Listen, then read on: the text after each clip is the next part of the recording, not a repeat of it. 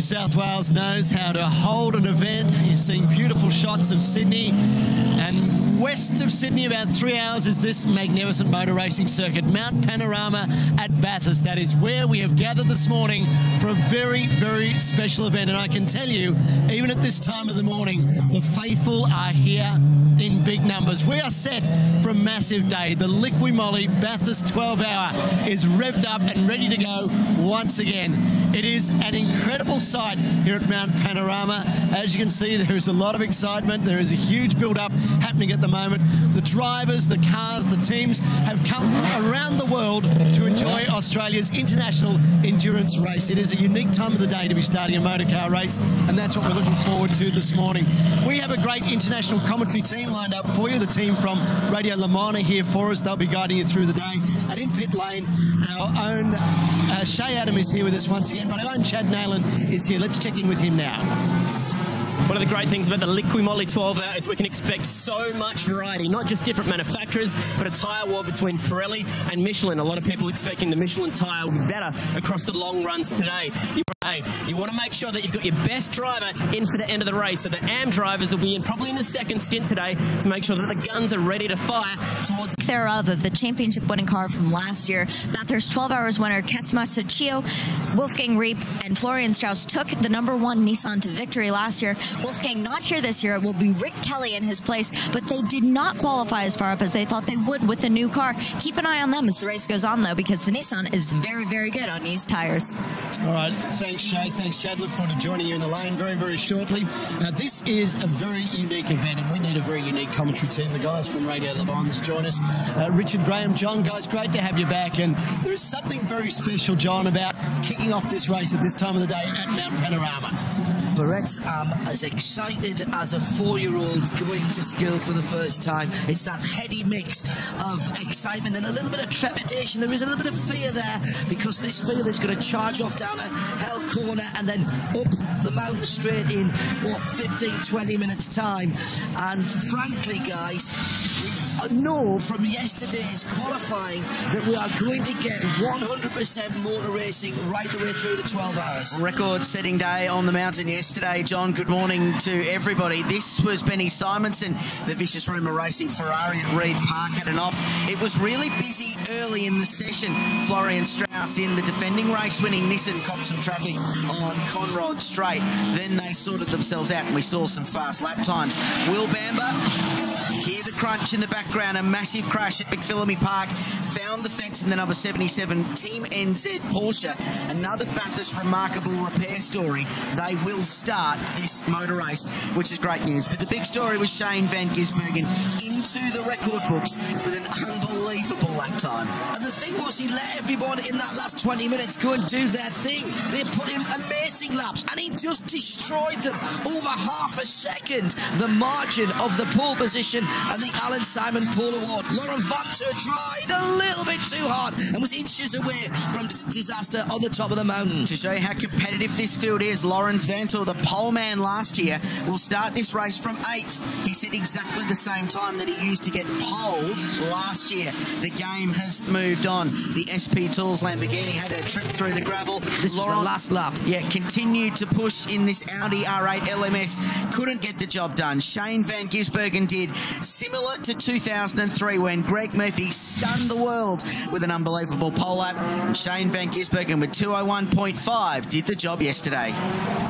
Yeah, it was a spectacular day yesterday, but what lies ahead of us today? 12 hours of intense racing. We know from the years gone by that this race really goes right down to the line. We're looking forward to it. We are closing in on a start just minutes away now, but in the meantime, let's get down to Chad, who has a German racing legend with him.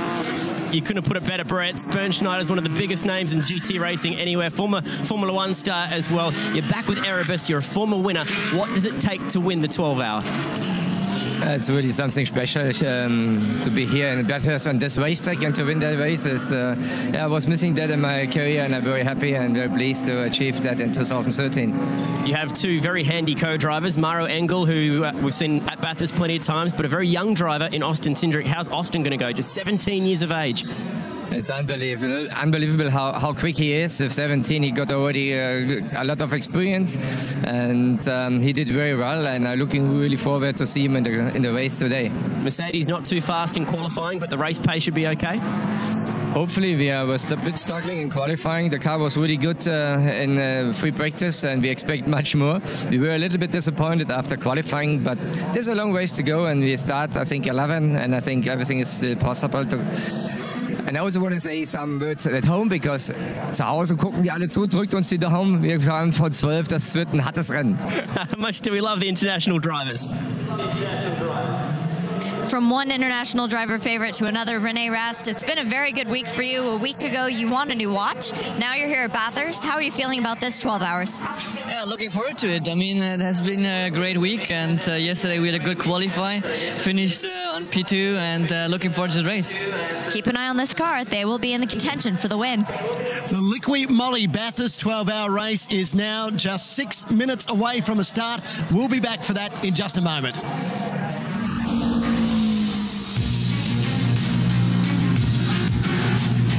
I've never driven the track like this. You need to have respect for the racetrack. Bathurst is just amazing. The walls are so close.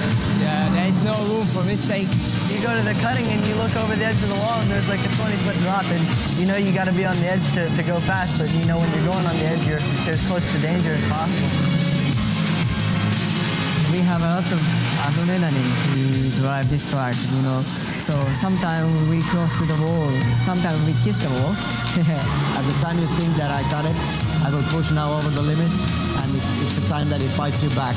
Definitely an incredible feeling, but it's also that adrenaline rush that makes you want to drive even faster.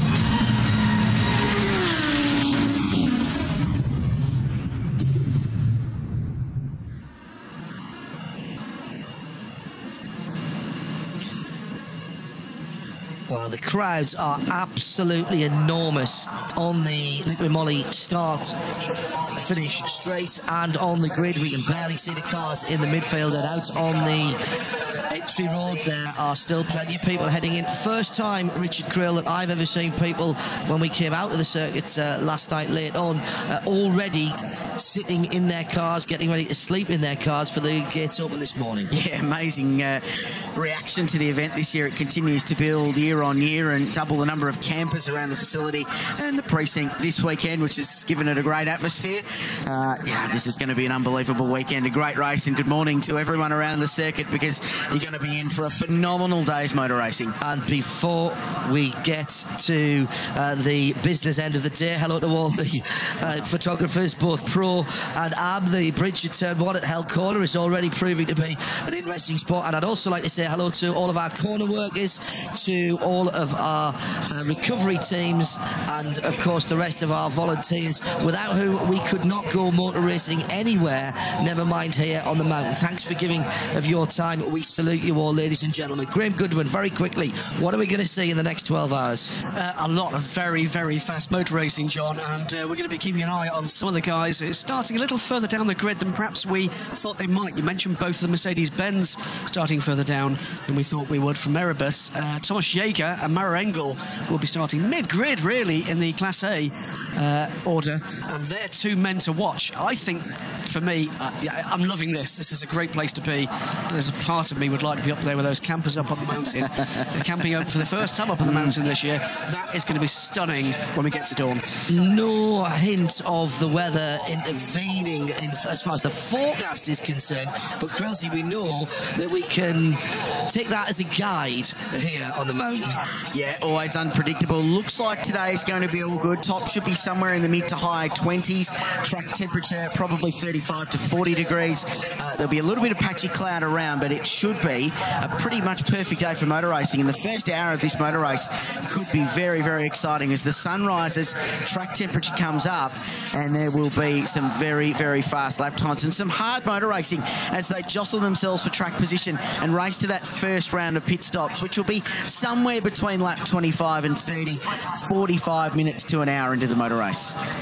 For those of you who aren't here at the circuit, or perhaps you are, don't forget to go to the Bathurst 12 Hours website. We've got a brand new timing and scoring system, and we will be able to give, or you will be able to have even more interest in what's going on with all the additional information that you'll find right there. It is a beautiful morning at Mount Panorama, and the crowds are in huge numbers here at the circuit for what is going to be the start of an incredible day. 12 hours of brilliant racing. We are on the grid. It is just being cleared at the moment. The crowd making their way off. In pole position, Australia's Shane van Gisbergen in the McLaren. What an impressive performance from him yesterday, guys. We are minutes away from a start. Have a great day. Enjoy it. We'll talk to you very soon. Over to you, John, and the team. Thanks, Barrett. Well, we're just a 3-hour drive or so away from Sydney on 6.2 kilometres of the best tarmac in the world. You can disagree with me, but you'd be wrong. And it's not just about the difficulty of the corners, it's about the differences of the corners and the rise and fall, Crailsy. 175 metres from the lowest point down at Murray's Corner to the highest up at McPhillamy Park. That's why it's such a good view from the top. 3 sectors will be referencing today: the splits at Reid Park and the exit of Forest Elbow on the run down to Conrod Straight. And the best thing about GT3 racing is that various cars are stronger in various bits of the circuit. What it generally provides is very, very competitive motor racing, with an Audi stronger across the top, the Mercedes very fast going up it and coming down as well. It's going to be good fun. This is how they line up for the Liqui Bathurst 12 Hour. 1 and 2, what a fantastic starting grid we've got. Shane van Gisbergen with that record-breaking pole position lap yesterday. But look at the names further down. We've got Rick Kelly starting the Nissan, and he is way down the field on row 7 on the inside, position 13. And Rick has been given the honour of starting because he knows how to fight traffic round here. 2014 winners from Maranello Motorsport for Ferrari, starting 16th.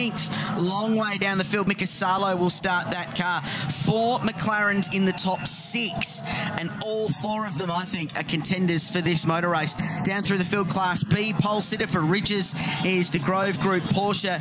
Earl Bamber, the Le Mans 24-hour winner, Scott McLaughlin, and the car owner, Stephen Grove, who will start the motor race there. And for BM Pro, the Invitational class, remember, race within a race within a race here at Mount Panorama. The mighty Daytona Coupe will start that class from pole position. We're not far away. The clock starts counting down from 12 hours. The moment the green flag waves to send them off on the formation lap, they will do the 1 formation lap. The Mercedes-Benz C63S safety car will pull into pit lane, and then we go motor racing at the end of this lap. And the first 6.2 kilometres behind that Mercedes-Benz safety car might be the only time we get to draw our breath properly in the next 12 hours. Set the countdown clock, settle yourself in, get your snacks and beverages, because you're not going to want to tear yourself away from 7 Mate and 7 throughout the day today. This is motor racing at its finest. Road racing on the best road racing circuit in the world. Mount Panorama and the Liqui Moly Bathurst 12 Hours for 2016, and the clock is counting. Let's make sure everyone gets off the green light in front of us. The Grove Racing Porsche from pole of the Ridges Class B takes off, and so does the Daytona Coupe from the BM Pro Class Invitation, and we are rolling, and my heart rate has just gone through the roof. I'm only standing here. What must it be like for Shane van Gisbergen, gentlemen, leading round this field of international superstar cars and drivers? It's a start in darkness like nothing else in world motorsport, racing into the daytime and into this evening. But what a fabulous, fabulous sight these cars make. Just coming into dawn. Well, what is? I mean, Bernd Schneider said yesterday, guys, he compared this favourably to the Nürburgring. That is the highest compliment you can pay in world motorsport, and you can see exactly what it is. 8 former winners on this grid of this race. A couple of former winners of the Super Cheap Auto Bathurst 1000. 2 Le Mans 24-hour winners. There's drivers from 15 countries, 11 manufacturers on the grid. It's a stacked field of talent. Who wins it, Crailsy? Impossible to tell you, but the McLarens are too hard to go past at the moment. McLaren looking really good, but you can't look past Airbus. I would say also Audi looking very good indeed across the top of the mountain. They own that part in speed. And don't count out last year's champions. They haven't shown, I think, all of their pace so far. The brand new for 2016 Nissan GT-R. That is what the pole sitter can see.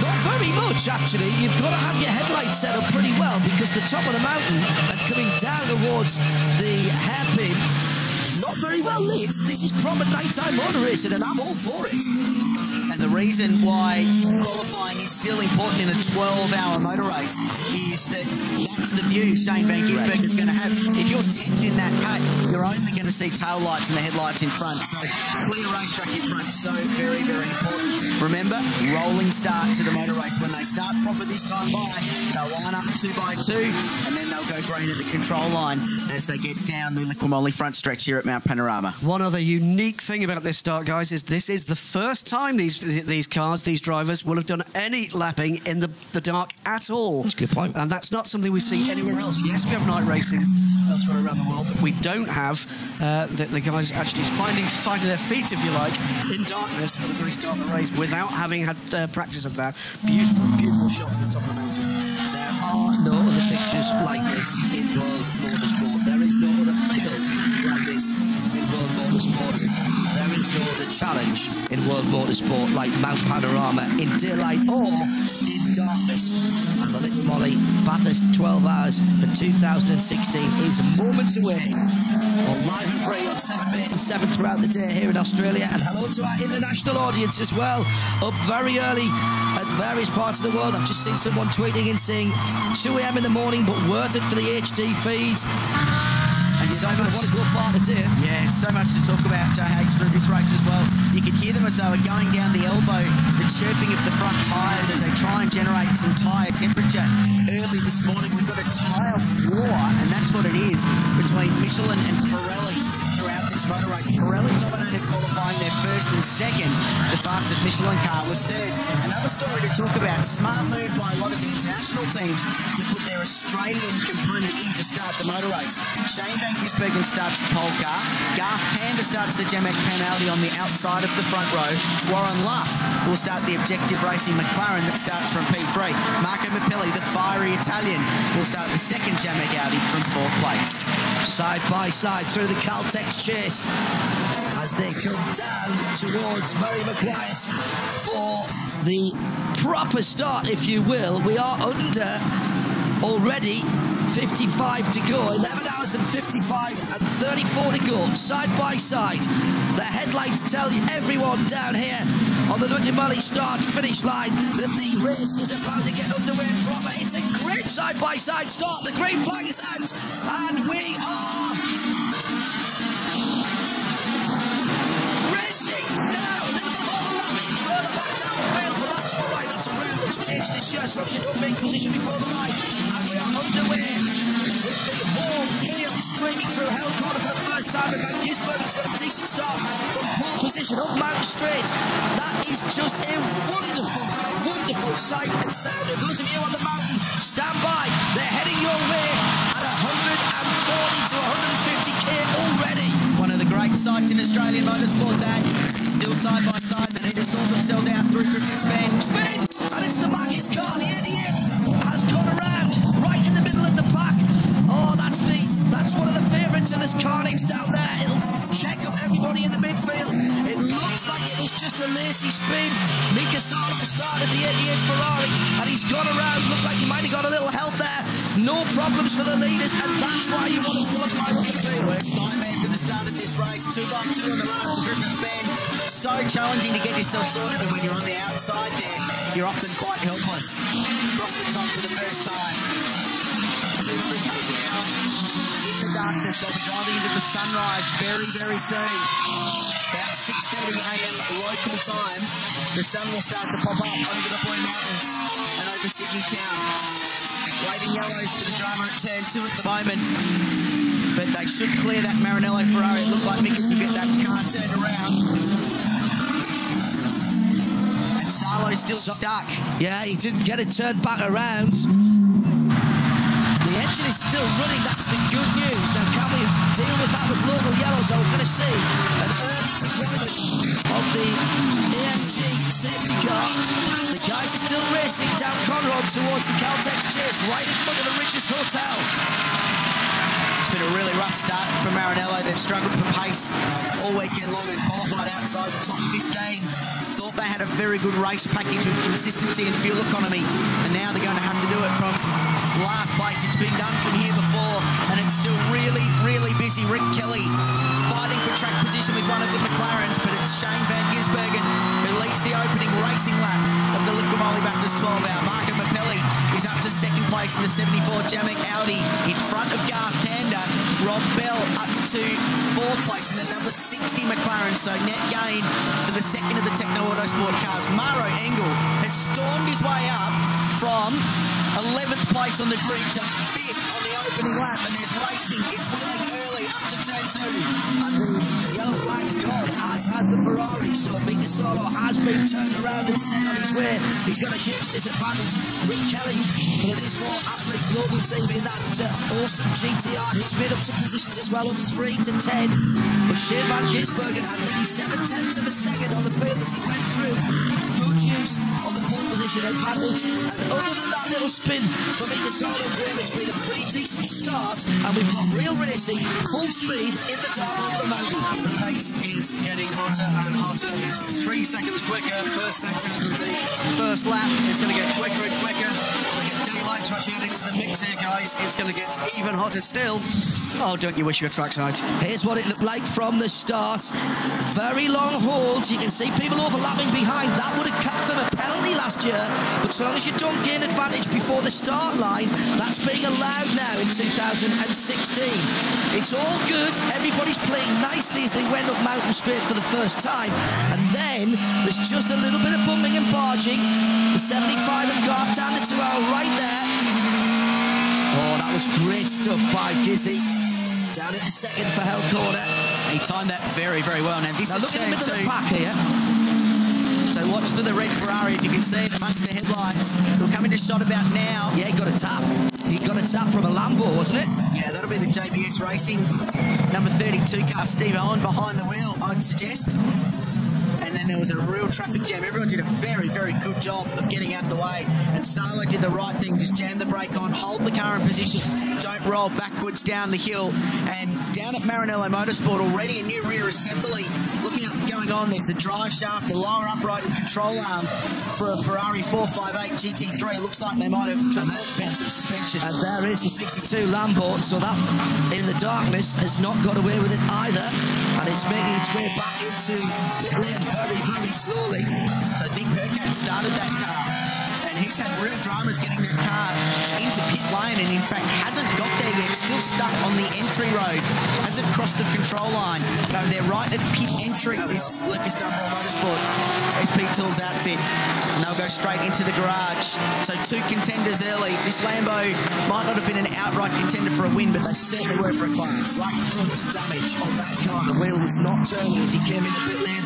So that means that the opposite side and the rear is going to be what is the worry for the Maranello Motorsports Ferrari. Sparks flying on the mountain as we ride on board with Garth Tander in 3rd position. Oh, wow. Good grief. Sun starting to have some effect straight on as they dip over the hill, and that will be difficult in an hour's time. They'll be driving right in to the bright sunshine as they dip off Mount Panorama. Well, I need to correct myself because Garth's lost a couple of positions there. He was 3rd across the line, but there's more than 2 tail lights ahead of him because he's dropped now behind the Erebus Motorsports 63 of Mauro Engel and Rob Bell in the Techno Autosports McLaren as well. So it's Van Gisbergen leading from Marco Mappelli in the Jamek Pen Audi in second, then the Techno car. Here is the Maranello Motorsports car in the pits in front of us as the racing continues. Oh, there's a pass for position. Down the outside, sneaky little outside move. Into the Caltex chase by Warren Love for the Objective Racing McLaren. And the Bentley goes through as well. Well, it would seem to me then, quite clearly, the problem that the 75 car has had all the way through the week, in fact all of the Audis, no straight line speed, graphically displayed there, Krause. And no straight line speed, was 2 274 kilometres an hour. So relative to everything else, that's not fast. And Garth with a sitting duck for Warren Luff to go cruising past. Maranello Motorsport going to work, and another Bentley goes up the inside at turn 1. So just dropping a few spots, Garth Panda, that will put him down to 7th place with David Russell going through. Rick Kelly now, former teammate. V8 Supercar Racing goes past in the Nissan GTR. Great start, Maro Engel for Erebus Motorsport. Started 11th in 3 laps. He's 4th. He had 4 of those places by the first turn. He went up the inside. 4 places gained by Maro Engel from the rolling start. Fantastic start from the Mercedes-Benz. So it's Shane Van Gisbergen, 7/10 of a second the margin. Marco Mappelli matching him sector for sector early on in the motor race. And the Audis are looking very, very strong in this early stage. Rob Bell up to 3rd. So it's McLaren, Audi, McLaren, Mercedes-Benz P4. Extraordinary onboard pictures with such a clear view of the dashboard of the Garth Tander car that you can even read the temps in front of the driver on the LCD screen. Gee, the Bentleys have been strong early, haven't they, as well? David Russell's stormed up the order a little bit in car 31 and car 10 with Guy Smith, the former Le Mans 24-hour winner, just behind them. So car 10 started 7th, 31 8th. David Russell storming up the field.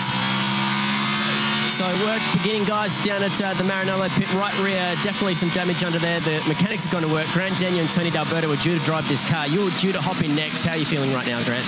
Yeah, pretty crappy. Very early start of the race, you know, turn 2. Nick Percat looked like he was getting a bit greedy, trying to slice up a few cars, and he was sort of a nose inside of Mika and just turned him around fair and square. So it looks like did some suspension damage. It was stuck in gear. He couldn't grab a gear to get out of there. Just heard that the gearbox is now okay and they can select. So it's just a matter of fixing some of the suspension components that broke. Tony, you didn't get to drive last year with what happened on the Friday with a crash, and it looks like more dramas this year. Yeah, I haven't had a great record here, and I was looking forward to completing the race today the best we could. We don't have the fastest car at the moment, but it is very disappointing. Puts us out of the day for a result, but hopefully we can fix it and just get some mileage. Hard luck, guys. Cheers. There is a never say die attitude that you can't help but like in all of the garages up and down the pit lane. We have the wildlife on track caution. The button has been pressed in race control on this new timing and scoring system. Our race director absolutely loving the fact that he can select pre-selected messages or type out to the teams, either individually or as a group. First time we've seen the Time Services NL machinery in Australia. And those of you further afield or following on the web can enjoy all of the extra information as well. I am loving the sparks across the top. I can't remember seeing as much of that in past years, Crazy. These guys are running it low and running it heavy at the moment. I'm not sure Warren Luff will be enjoying it from the rear end of that Erebus Motorsport Mercedes, but what a fantastic start for Maro Engel.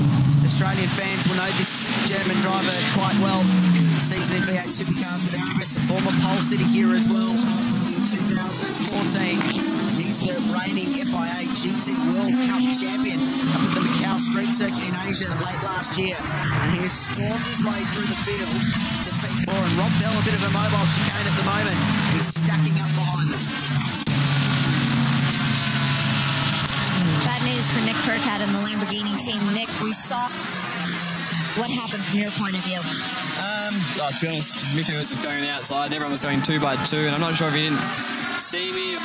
Turned in like I wasn't there, and we were side by side, and obviously drove across the front of the car, and then when he's spinning with the ABS in these cars, it's quite hard to stop them because it gives you a bit of a dead pedal, so it looked like he was spinning right, so everyone started going left, and he rolled back across the front of a few cars and got the front of this and broke the upright. And disappointing for Pete and Scott, obviously drive, and our shipment, everything coming here was actually got the spare to put on it, so setting for the team, and just gutted for everyone because, you know, it was unnecessary. Everyone else drove through 2 by 2, so I'm not sure what Mickey was thinking there. It's game over for the 62 guys.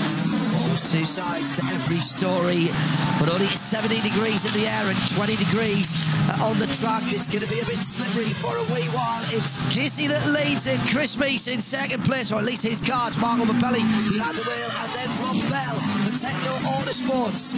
The action continues on the mountain when we return.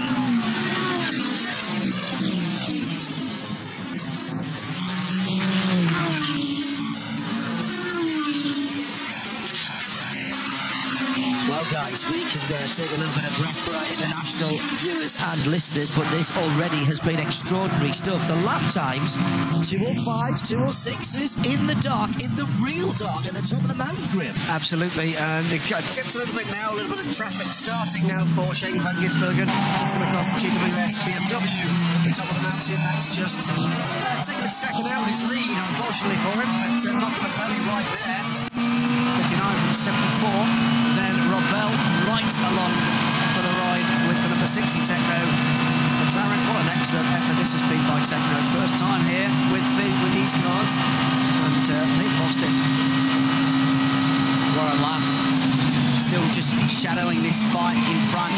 The Objective Racing McLaren 650S with Maro Engel and Robert Bell. He's got David Russell filling his, I'd say, rear view mirror, but it's a TV screen. You can see it just above and to the right of the digital display that is the dashboard in that car, and all it is showing is some pixels and some bright light of the Bentley Continental GT3 behind him. In fact, two of them, because they're stacked up with Russell and Smith backing them up. Rick Kelly up to 8th place. Contender from the front row of the grid down to 9th.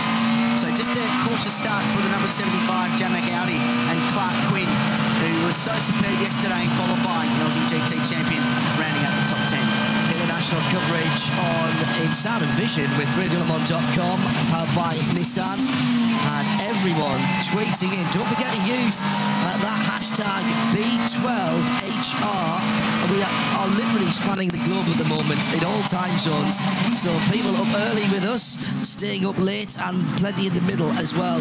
Just absolutely a gong at the driving that we're seeing here, and the quality of these pictures from our colleagues at Channel 7 Sport. Two things probably done there. 7 of the 300 are down with 11 hours and 41 minutes still to go, and we're just beginning to see these lap times come down as the temperature comes up and as the guys settle themselves in. Grim, your point I thought was very good indeed. They've not practiced in the dark, so if you've not driven around here before in this race and you're starting the race, this is the first time you've seen it in the dark. Experience really matters, doesn't it? As you said at the start of the race, that a lot of the guys have put their Aussie gun into the start for the start, and I think that's one of the reasons why. Watching as well, the number 36 car, way down the field, 16th place, but Thomas Jaeger bringing consistently some of the quickest laps of the race. Got caught up, I think, in that shenanigans between the Lamborghini and the Ferrari. The sunshine about to join us here at Mount Panorama.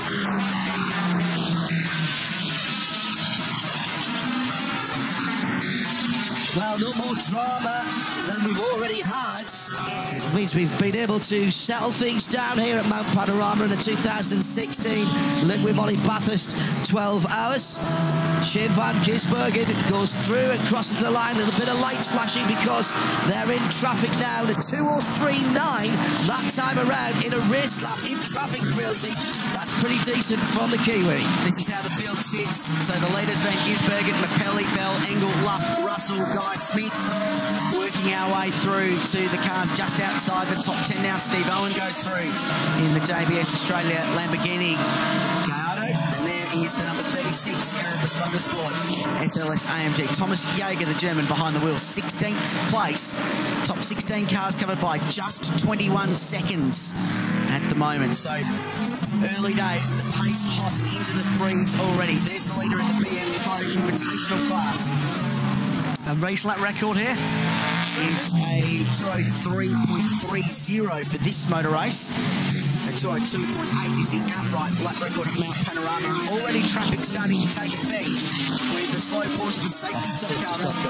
Top Mount Panorama. That car last year actually had a roll early in the race with contact with a faster car at the top of Mount Panorama.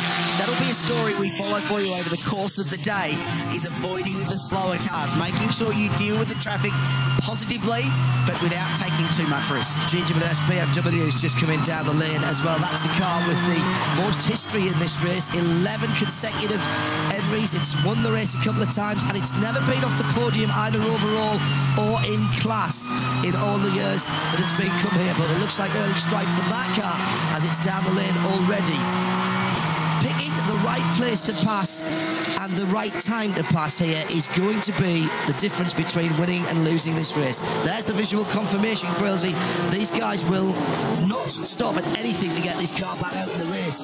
Fantastic history this car's got on the mountain. It's won the race twice back in the production car day and has started and finished every single one of the 9 races here at the Liqui Bathurst 12 Hour. And it's always finished on the podium, either outright or in class. So it's had a remarkable track record. Today hasn't started so well. I'll correct myself because Jake Camilleri actually leading the BM Pro Invitational class in the Grand Prix Mazda 3 from Mark Cars Australia.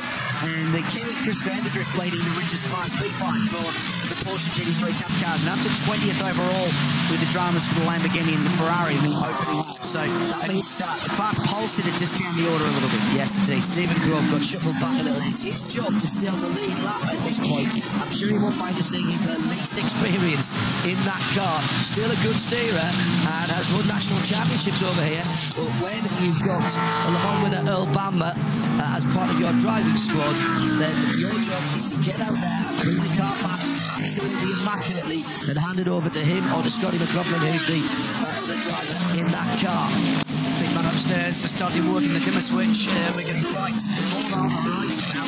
Daylight really is breaking on the Mount Panorama, and fabulously we can see the crowd now, John, on the other side of the circuit from us, and it's enormous. Great turnout for this motor race this morning. They're in for a really good day.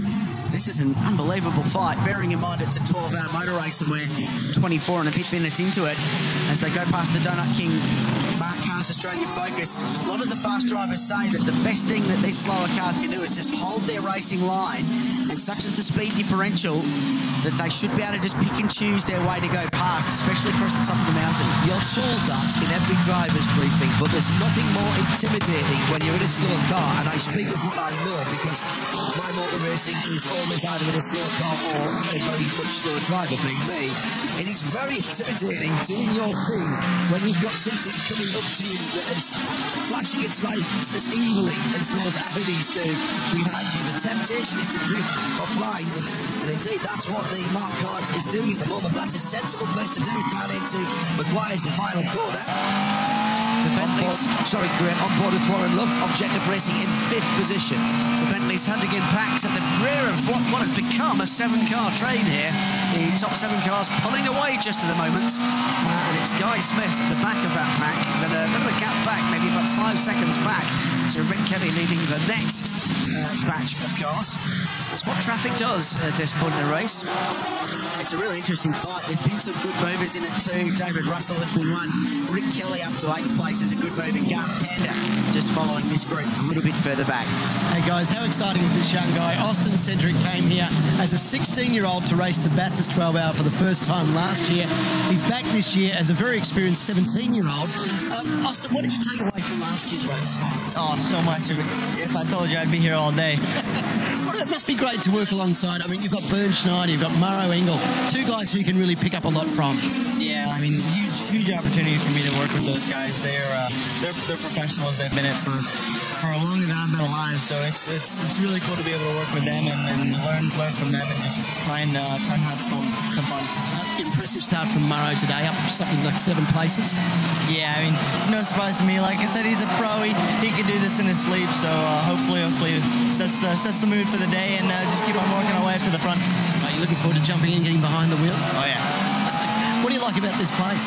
Oh, you just can't not like it. It's one of the coolest tracks in the world, between all the elevation changes, narrow walls, the scenery. Even once you take a step back and look at the racetrack, it's one of the coolest places on earth. Hope you get time to enjoy the scenery. Austin, great to have you back. Enjoy it today. Appreciate it. Thanks. And off the back of his outstanding run here last year for Benny Clemenco's Erebus team, he has just been announced as a full-time World Challenge driver for McLaren with K-Pax, a Flying Lizards run team in the United States of America. And those of you who follow this type of racing, and particularly the GT3 cars, will recognise that that is a top drive for that young man who came to prominence here at Mount Panorama. It would be ironic if that car beats 1, 2, 3 or 4 or all of the McLarens in the field this weekend, and they are now a very, very good shot at that. It's a great combination, and Maro's done a superb job easy. You can see the commitment required to pass some of the lap traffic, and we'd say slower cars, and we mean that in a lap term reference, but in straight line speed, often the slower class cars are actually quicker in a straight line than the GT3 machinery. The GT3 cars make all their speed across the top of the mountain in aero corners, the fast commitment corners with all the downforce they've got. But the Mark cars, even the Porsche GT3 Cup cars, and especially that incredible Daytona, are all faster in a straight line down Conroe. So it's probably easier for them to pass across the top. The problem with that is it's pretty much a single line racetrack for about 2.5 k's from the Audi cutting all the way across to McPhillamy Park, and that is the problem Warren Luff is facing now. Got to give a shout out to Rob Bell in the Techno Autosports number 60 McLaren, running third at the moment. This is Rob's first time here. His brother Matt is racing for Bentley. He's been here before. You'll remember him getting rather shuffled out of the mix toward the end of last year's race. Well, Rob hasn't driven here before, and therefore he was given the start of the race rather, I think, unexpectedly, because he hasn't driven here in the darkness before.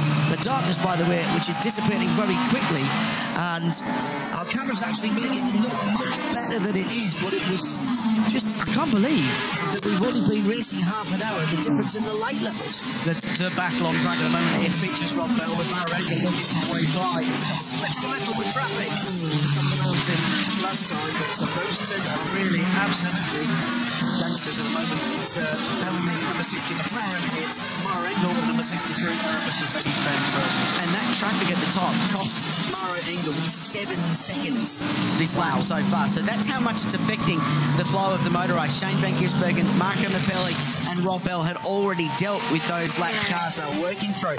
It cost Maro Engel 5 seconds in that middle sector alone. Shane Van Gisbergen is pulling away here, nearly 2 seconds up now. And this is the 12 car with Chris van der Drift. It's running with its brake lights on all the time, already been reported to the stewards for that. So we'll get a chance to look at that as he makes Chris van der Drift hit the wall. Oh, that was a kiss on the wall on the right-hand side. Coming down off Skyline through the S's. Now, did he get away with that as he's damaged the front right-hand side? You can see those brake lights are on all the time, and that's what brought it to the attention of the stewards, and that's why we were having a quick shufty at it. But we joined just at the wrong time for Chris van der Drift. Maybe he was just getting the message. Goes too deep, gets on the grass, and look at the right-hand side here.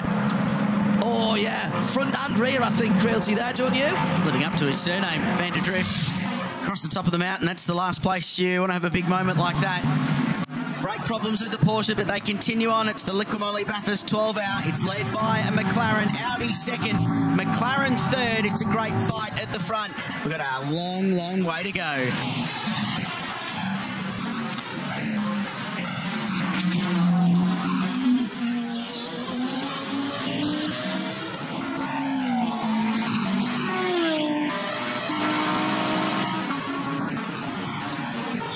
Well, Chris van der Drift got away with one there. As the bright orange McLaren driven by a Kiwi. And there's some synergy in that, is there not, Graham Goodwin? Very much so. It's, we heard from Chad earlier, the number 59 is a proud badge for McLaren. Beautiful orange livery is similarly significant. The 650S GT3 has taken the game on a great deal, hasn't it? The newest of McLaren GT3 cars. Just had this from Johnny P to @Specutainment using the hashtag B12HR. Meanwhile, somewhere in Holland, Peter Cox's TV has just blown up. I think you're probably right there. Keep using the hashtag B12 12HR. Oh, that is the BM. No, it's not. That's the Mark Carr's 94 car that has gone off, and that looks to be in the first part of the chase. Crailsey just runs straight on. Third in class at that point. And Jared McLeod at the wheel of that car, and we've got yellow flag. He's not going to drive that out of there. This will be the first deployment of the safety car. No, the Bathurst Regional Council takes great pride in the depth of their gravel traps and the ability to do the job to stop racing cars at a 290km/h corner. Marco Mappelli has just bashed out the fastest lap of the motor race in the Audi in P2, but that gap to Shane van Gisbergen of 1.5 might become 0.5 in just a second, because the Mercedes-Benz C63S safety car will be on the circuit very soon, you'd think. So car 93 buried in the gravel trap at the Caltex chase and stuck. This car was in the wall up at the elbow on Friday in practice quite early with young Nick Rowe driving, and copped quite a lot of damage. Mark Carr's Australia team did a very good job to get it back on the racetrack, qualified and start the race. Maranello Ferrari rolling out. That's good news. So car 94, Jared McLeod started that car. CCV Australia jumping on. Jared successful in the last 2 seasons in the Australian V8 Youth Racing Series, which is about the most Australian category you can possibly think of. And it's completely and utterly brilliant. Round here, they are bonkers good. Jared's dad, Peter McLeod, won the 1987 Bathurst 1000 with P. Brock. Wow. Didn't realise that was a relation. You educate me all the time.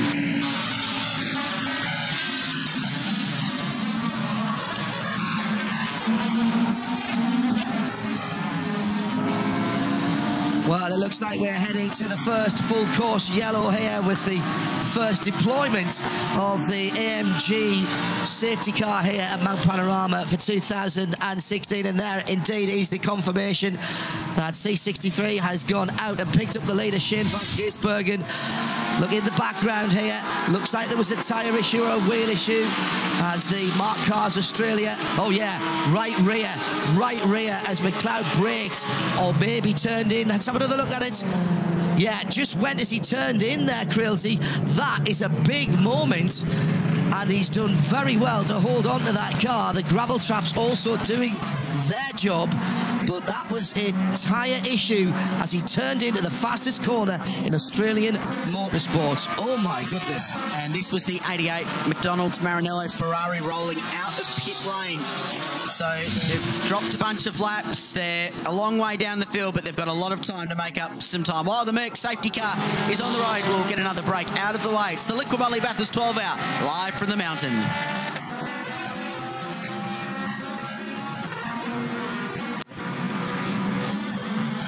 Well, already 1 or 2 drivers and teams making the call to come to the pit lane. Marcus Marshall, I think I saw there in the pits.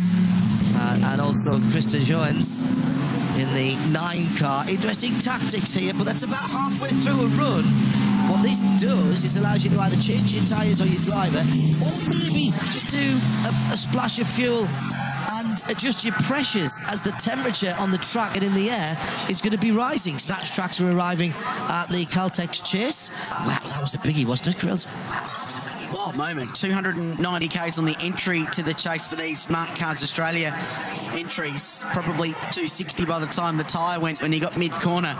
And then he was just a passenger.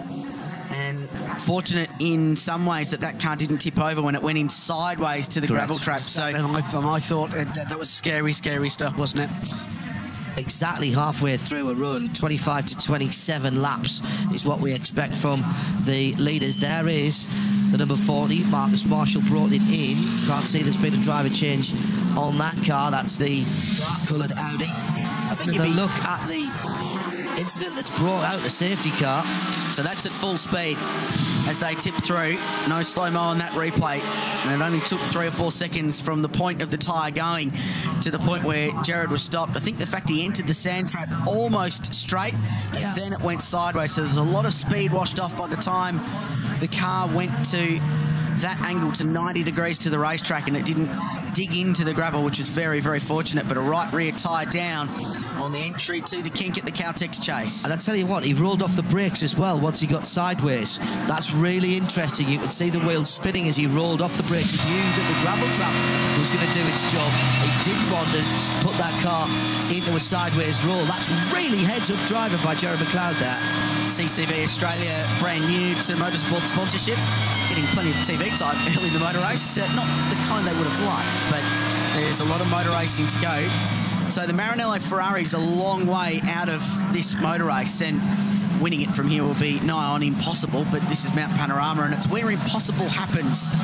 But they'll just look to have a clean day and try and tick their way up the order and get to the finish and get some of their very good drivers some track time across Mount Panorama this weekend. That was a comprehensive failure of that tyre, it has to be said at that point. Shot to go by the car still. Into recovery. I think once the line goes back this time, they will get that car pulled into the pit lane. Not short tractors, of course, when you have the local council that owns the motor racing circuit. 11 hours and 23 to go.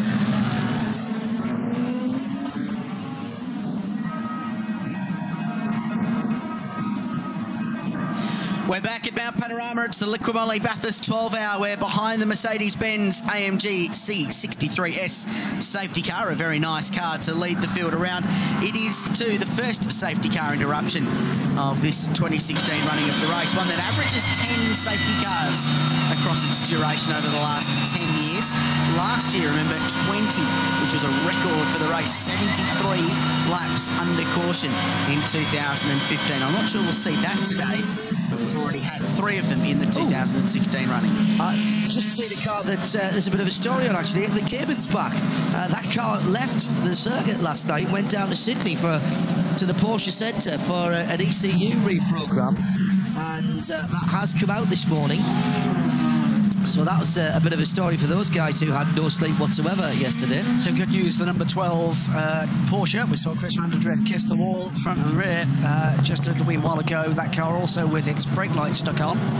Oh, big pool of fluid down by the 16 Porsche. So while we wait for that, the 12 car has been in and out. So I'm not... that is the Cayman. Not surprised people are stopping now. 15 laps in a stint's probably going to be 27 to 35 laps, somewhere in that vicinity, depending on your fuel economy, as Jared McLeod limps the Concrete Concepts Victoria Mazda back to pit lane. I'll put a new right rear on that, assess the damage and send it back out. These cars were made for long distance racing, so they're quite modular. You can pull bits off, put a new bit on quite simply, and repair any damage very, very quickly. They've been designed to stand the test of time in a long-distance motor race. He's going very slowly, and rightly so, because he doesn't want what remains of the right rear to be thrashing around in the rear wheel arch. But at the moment, I think he's got away without any major damage. Perhaps just a bit of brake ducting that's gone awry. Oh, is he going to make it? I don't think he is. He may need the flatbed. 3 talented youngsters in this car with Nick Rowe and Bryce Fullwood as well. Just to update you guys as to the pool of water, you can see it right now. That's actually from the GWS BMW. So they had something come away from around the turbo piping. I think it was a clamp, and it went through one of the hoses and has unfortunately dropped the water out of it. Now, the history behind that car, as Kralsey would be very well versed in, is exceptional. So unfortunately, the somewhat bulletproof BMW has had to spend a fair amount of time in the garage. Yeah, this is the car that's done 11 consecutive events here at the 12 hours and has won it overall twice. Just a quick thought about the Mark cars, by the way. They started their international motor racing career here with a couple of cars, 5 entries for the Mark Cars Australia team in 2 different body shell shapes now. They have come a very, very long way in a short time. Great Australian engineering at the Great Australian Motor Race.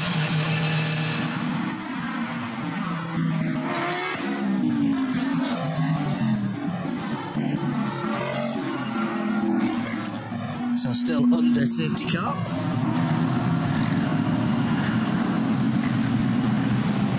Can't be long now though before we go back to green. RadioLeMans.com, around the world in sound and vision, powered by Nissan. Right guys, early thoughts. Graham, it's been pretty sensible, and we've seen fairly close racing. It appears to be as though the balance of performance here is not something we're going to hear people whinging about. No, I mean, impressive stuff from McLaren so far. Impressive stuff too from Bentley. Those two cars hunting in a pack at the rear of that train. But the Mercedes-Benz, they do look strong. They really do. My thoughts are that campsite setup was particularly impressive, and their TV was bigger than ours. Just a couple of things to remind our international and indeed the listeners here around the circuit and on the FM transmitter. Drivers, you are allowed no more than 280 minutes in a 3-driver team, 240 in a 4-driver team, no more than 3 continuous hours, and however much time you do in the car, you must take a 1-hour break minimum before you get back into it. So those are the numbers that you have to remember. It's going to be at least another 6.2 kilometres behind the AMG Mercedes-Benz before we go back to green flag and full speed racing. Just to give you a quick rundown of the classes in the richest Class B runners, it is the Watso Workspace Porsche, the 38 car, that leads. They're in 18th position in the Invitational category. Looking a bit further down, we have, in fact, that car's ahead of that. The Mark Cars Australia J Camilleri 93 car is leading that in 25th position. And all of a sudden, it's pretty close to daylight, isn't it? One more lap behind the Mercedes-Benz AMG safety car. We'll be back to green flag running. Shane van Gisbergen's hard-earned 1.5-second lead with some quick laps early has been completely removed, though there is one lapped Porsche, which is the number 77 Team NZ Motorsport Porsche that's had one of those classic late-night Bathurst repair jobs, is splitting himself and Marco Mappelli, who has been the fastest driver so far today. Rob Bell third for McLaren, and the safety car will be in this lap to return us to green flag running.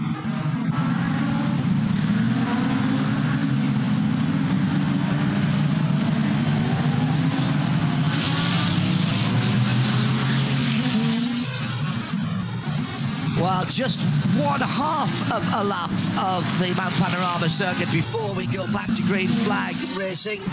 Everyone packing up behind Shane van Gisbergen. He's 1.5 seconds of lead is gone, but he has got a backstop in there with a 77 Porsche, Nick Foster. That car was in the wall at the top of the mountain yesterday with Will Bamber, Earl Bamber's little brother.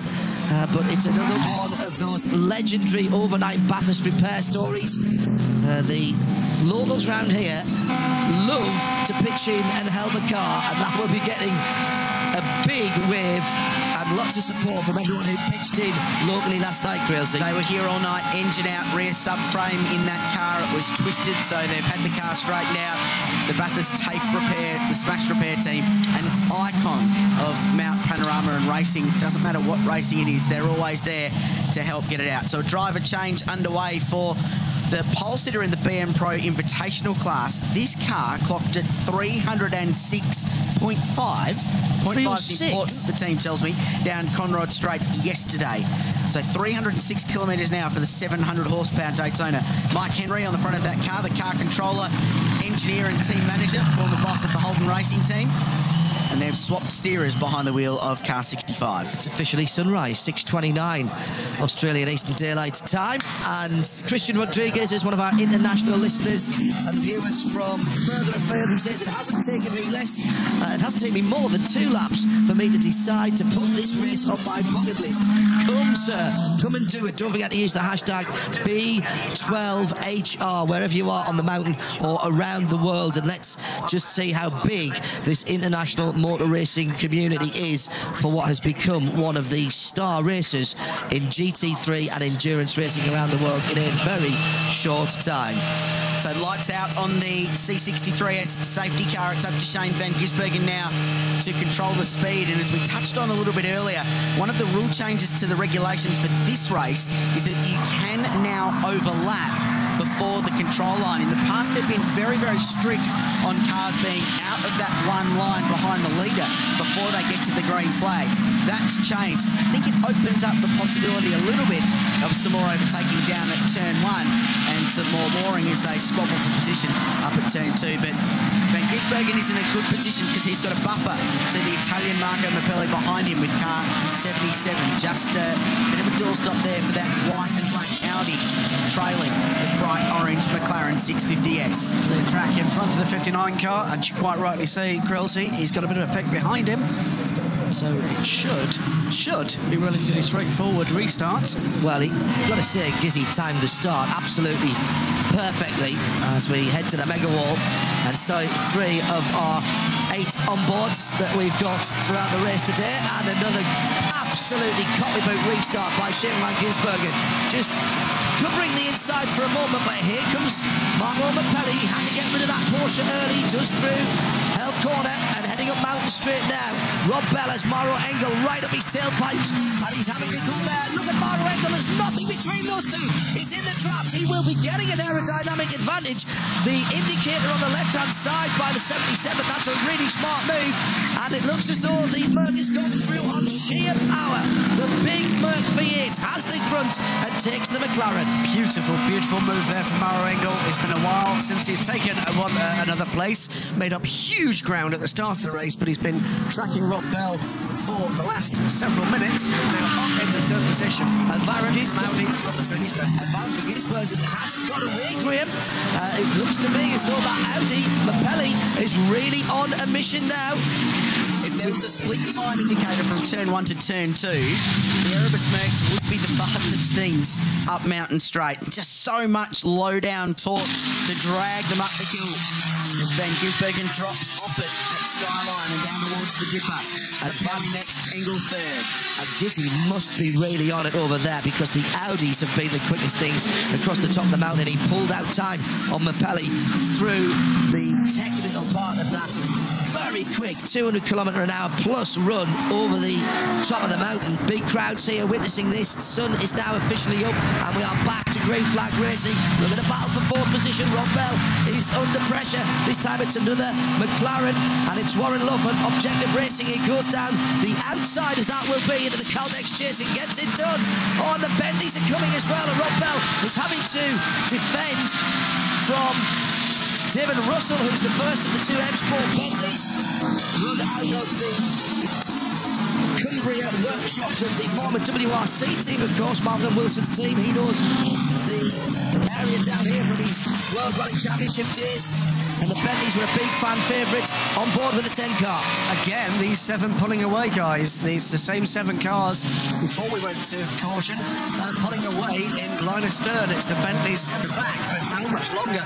They're looking pretty racy. 6 different brands in the top 10 at the moment, 3 in the top 3. But I think there might be a Mercedes-Benz to second soon enough because Mauro Engel ranges around the outside of Marco Mappelli and he'll grab that position. There's nothing like the torque of a 6.3-litre V8 on the run-up to turn 2 at Griffin's Bend. Mauro Engel, 11th this car started. P2 now, and he'll set out after Shane Van Gisbergen. This has been a mighty stint. I just wonder if Rob Bell is having trouble getting his temps back up again on his tyres because he has dropped off the pace. And having started the race in the darkness, having never been on the mountain in a race car in the darkness before, he held his position pretty well, but now he seems almost unable to defend. And of course, as I say that, he makes a liar out of me and pulls out a couple of cars lengths on the 2 Bentleys. Guy Smith in the second of the Bentleys, number 10, 2003 Le Mans winner.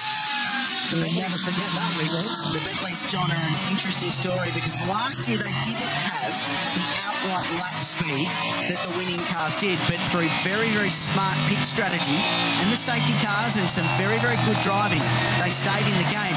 The difference year to year, these cars are faster now and they've proved throughout the weekend they've got the 1 lap speed to back up their long stint pace. So the Bentleys are looking very, very strong. As long as they stay in the top 6 or 7 all day, on that final hour sprint to the flag, which I guarantee you will get, they'll be in the game. And one thing, watch when we see the onboards just how relaxed the Bentley drivers are behind the wheel. Oh, and that was side by side in the Caltex chase there. And Rob Bell and David Russell were trading a bit of very expensive paint there. Who comes out ahead? They're still disputing it. Oh, Bell, that's broken. The 60 car has come out the worst of it. It's the left rear, and that was a touch, I'm afraid, by David Russell, sticking the big Bentley nose in where it wasn't required. Now, can Rob Bell get that car into the pit lane? The flames on the overrun, unburnt fuel out of the back of the Macca as he comes in. That's a very good piece of driving by Newcastle-born Rob Bell. That's Newcastle-born time, of course. Too early in the motor race for things like that to happen. Side by side, into the corner, there was no racing room, and contact was made, and that car has got damage to what I suspect is the left rear corner. So the Techno Autosport McLaren GT car crew will go to work. And the number 31 Bentley dived into pit lane as well, straight away. Damage to the right front grille, and I'm thinking that was a puncture there. Yep. But I think they may be copping a penalty for that. He was not alongside. The damage on the cars proves that one, Graham. He leaves the pit lane just as Rob Bell gets in, crabbing badly down pit lane. But Rob Bell's done very, very well indeed to get the car back. Well, he's right underneath us, and you can see that the left rear wheel is not pointing where it needs to be. So the Bentley did come in. They did do a right front change. That was a puncture. They also put some fuel in it. Now, don't want to go crawling through the regs this early in the day, guys, but what are the rules when it comes to changing a tyre while putting fuel in the car if it's a puncture? I know you're not allowed to do fuel and tyres at the same time, but what if it's a puncture tyre? Are you allowed to put fuel in it at the same time as changing a puncture? That could be a big question down here at the moment. Well, so long as the work is not going on at exactly the same time, Chad, that's okay. It was happening at the exact same time. Well, that could be interesting. Send that upstairs to the boffins in race control to have a look at that as the McLaren gets on the go jacks and goes into the garage. So you're only allowed a certain number of people over the line between the garage and the fast lane in pit lane. So you can throw the entire workforce at that car to fix it when they get it into the garage. That's a big moment. Shane Van Gisbergen bangs out at 2:02.6 and breaks the lap record in the race lead, but early drama for a couple of very key contenders in this motor race. The other point about using that one tyre, of course, is you're only allowed 12 sets of whichever tyre manufacturer you have chosen. So they have now gone off kilter in terms of a tyre. They didn't put the full 4 on. They brought one in from another set. They'll be trying to keep some unused tyres for the end of the race. Well, there's the end of the stop, and by then the fuel hose... Oh, no, the fuel hose is in. So it's about... The fuel hose is about to go in. Tyre off. New rubber on. Fuel hose is in. Yeah, fuel hose is in. That's going to be a penalty. And that was a sticker tyre going on there. So a brand new Michelin on the right front. That'll be a penalty. That'll be a pit lane penalty for the Bentley Scrod. And possibly one for the contact as well. I think that was a bit. I think there was a bit of a panic there from David Russell. I think you could see Rob Bell was dropping back off the rear of that pack, wanted by, and it was just the wrong place to go for that move. You know, one of the things we love about being connected to the world, not just here on 7, 8 and 7, but through our international syndications, is the amount of motor racing drivers from around the world who start sending us tweets. Johnny Morlam in the UK, morning JMO, or evening for you, as it will be, starts off early, saying that this one is still on his bucket list. And last year, Crazy, I think we must have had even 3 figures of well-done international racing drivers saying, I have to come and do this race. Dario Franchitti liked us on Twitter the other day, which I thought was a particular endorsement of our motor race. It's very, very busy in the middle of this field too. Lots of work going on the 60, but Rob Bell is staying behind the wheel of the car. His body language is not positive, though. You can tell he's frustrated with what's going on as the crew is working at the left rear of the car, but there is also work going on the door, the driver's side door, and they are currently rotating the tire, the front left, trying to see if that wheel has any damage. One of the scariest things I've ever seen, guys, is a car coming right towards you down pit lane as the driver is frantically steering away. He had no control over that car. Rob Bell deserves a massive round of applause for even getting the car back. And as we've seen in the race so far today, if the 88 can get their car back out on track, do not count out the 60 either. Lots of resources down there. McLaren to do the job as well, Shane. Some very, very good leadership. Really Rob was in strife after that restart because he was We watched the shot at the chase. He was struggling for raw speed. He was really battling to get tyres up to temperature, and he lost a couple of spots, and he was a whipping boy for everyone going past. And I think David Russell saw the opportunity and was in the toe, certainly down Conrod, and went up the inside of the chase. The door was firmly shut. It'll be interesting to see what the race control determination about that incident is. Another lap record for Shane van Gisbergen to a 2.298 this time, going quicker again. And that is now officially the outright lap record at Mount Panorama. That is the fastest lap ever recorded in a motor race at this circuit. By anything? By anything. 202.298 by the Flying Kiwi. And going quicker. These will be the perfect conditions. This is happy hour, but in the morning. Just after the restart as well, he's got a little bit of room before he catches the back of the field. So that happy hour in the morning at Mount Panorama has probably happened in the past, but perfect conditions, sun coming up, track temperature up, but ambient still quite cool, and especially the turbocharged cars, like the McLaren, will be producing very good horsepower now. And he's going on with it. This is another very, very good lap. And all of a sudden, he's put 2 seconds on Maro Engel, driver that remains in second place with that storming opening stint. Engel, meanwhile, has got his mirrors full of Warren Luff. Right, let's ride with the race leader.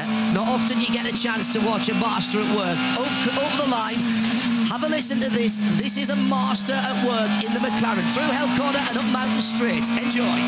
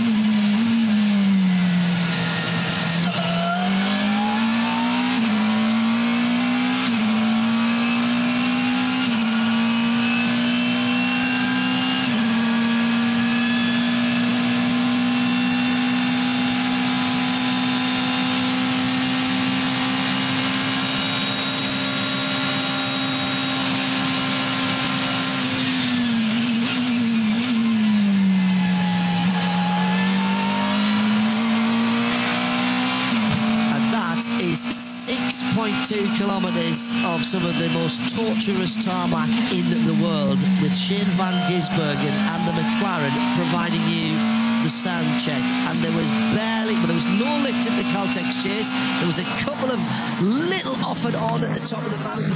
Extraordinary stuff. And if you were only listening and not seeing the pictures there, I'm sure that you had the mental pictures, because that was just extraordinary. And at times, Gizzy, with one hand off the wheel, just relaxing down Conrod Straight, and quite clearly the sun over the top of the mountain for the next half an hour or 40 minutes is going to be right in the eyes of all of the drivers. Well, it's Maro Engel doing so well at the moment from Erebus Motorsport, and the First Lady of Australian Motorsport, Betty Clemenco, is with me right now after 6 years in GT racing. This is a very pleasing result, Betty, to have Maro where he is. Oh, look, it's fantastic, but, you know, I know it sounds a little cruel, but this is what I expect of Maro. This is his level of expertise. He's proved it over and over now that he's going to be one of the GT legends. Your lineup of drivers this year is fantastic. You've got to be pleased with the guys you've been able to bring together. You have to say that again. I'm sorry, I didn't hear you. Your driver lineup this year is fantastic. Oh, I tell you, the lineup is as if it was made in heaven, because the experience and everything else. And Austin is 17-year-old in between two extremely seasoned professionals, and he says he's a human sponge. So, you know, Austin himself to be given the honour to drive with Bernd Schneider. I think they're going to surprise everybody. Betty, I don't want to jinx you, but what's the expectation today? You plan to be on the podium? I don't go down those paths, but I'd love to be in the top 10. We're in one of the older cars, but I think that my little fat bottom girls have still got it in them, and I think they'll show what they're made of. You're showing us already they're great cars, Betty. Have a great day. Thank you. Thank you. You too. Andrew Watson, welcome to the mountain. Your first trip here, but newly appointed McLaren GT driver. Your car comes into the garage, the mechanics fix it that quickly. That's got to give you a lot of faith in the team. Yeah, the guys are brilliant. All year they've been amazing, and just all credit to them. You know, they're a really great team, and they're really well gelled, and they shouldn't have to be put in that position so early. So yeah, all credit to the guys. Have been working hard here since Tuesday. You know, so it's such a hard week on them, and they were tip top and sharp there. So all credit to the guys. It was another McLaren that sat on pole, so we know you guys have the raw speed, but do you have the consistency through the race to keep it up front? Oh yeah, we've been quick all through practice. You know, Rob, Will and I all lapped within a tenth of each other, and we were looking really strong, you know, as a driver package. And the 650S GT3 has been really strong this weekend. It's the first time to the mountain, and it's had a year of development now in this new year, and yeah, it's been mega, and the cars felt really good, and getting to go for the track, and we were feeling comfortable, and we had every reason to be confident. But yeah, I don't really see any sense in what just happened, but not really going to comment on that too much. But yeah, it's just so annoying, you know, not even an hour in, first time here, you know, confidence was high, and it's got ended. But you know, all the guys at McLaren GT is a long way to go. There's no reason we won't still be up there. Long race to go indeed. Thanks. Well, Mauro Engel has been driving the wheels off the Erebus Mercedes 63, doing 202s across the top of the mountain. But he's lost 3.6 seconds since the restart of Shane van Gisbergen, courtesy of fastest lap after record pace after broken record again. A 2:01.567. 2:01.567 for Shane van Gisbergen, the fastest ever lap in race conditions over the 6.2 kilometres here at Mount Panorama, and he's pinging those laps out, Grilsey, as if he was shelling peas. Only 3/10 off his qualifying pace, Shane van Gisbergen going after it at the front of the Liquimoli Bathurst 12-hour field. Mauro Engel second, Warren Luff is third. We have got a race on our hands.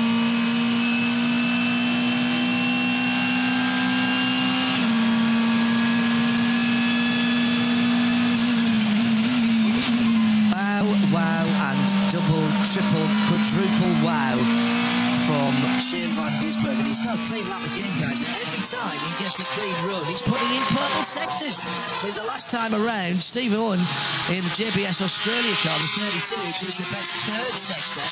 But otherwise, Graham, the fast times absolutely belong to Shane van Gisbergen. I mean, how demoralising this is for Mauro Engel when he's doing 202s and 203s, and it's not that he's not holding on to him, he's losing ground. Well, I think it's the difference, John, here between someone who's driving quickly and someone who's driving in historic form. You know, we've seen, is it 2? Is it 3 outright lap records from Shane van Gisbergen? Astonishing pace from the number 59 car. First of the top runners in on schedule. This is Benny Simonson for the 49 Delise Holmes car, 15th position. Del Felicia Holmes, big sponsor for many years.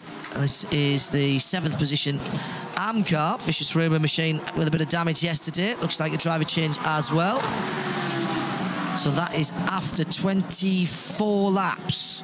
So that is the standard sort of run. That doesn't take into account any of the safety car periods that we've had. They're just going on. They are just going on their standard pit stop strategy, I would say. 24 laps would be at the start of a working window for pit stops here, and the Ferraris have tended to be amongst the more fuel-efficient cars in the GT3 formula here at Mount Panorama anyway. But solid stuff. and these guys have had a solid weekend. Clipped the wall at the start of qualifying yesterday, and Andrea Montermini, the former Ferrari Formula 1 driver, was a little bit frustrated with some incidents in qualifying once they got that car back on the racetrack. Had some choice words to say in perfect Italian. But nevertheless, this will be a strong contender, and these guys circulated all day last year and managed to get themselves in the top 6. Really solid performer, and arguably the best presented car in the paddock as well.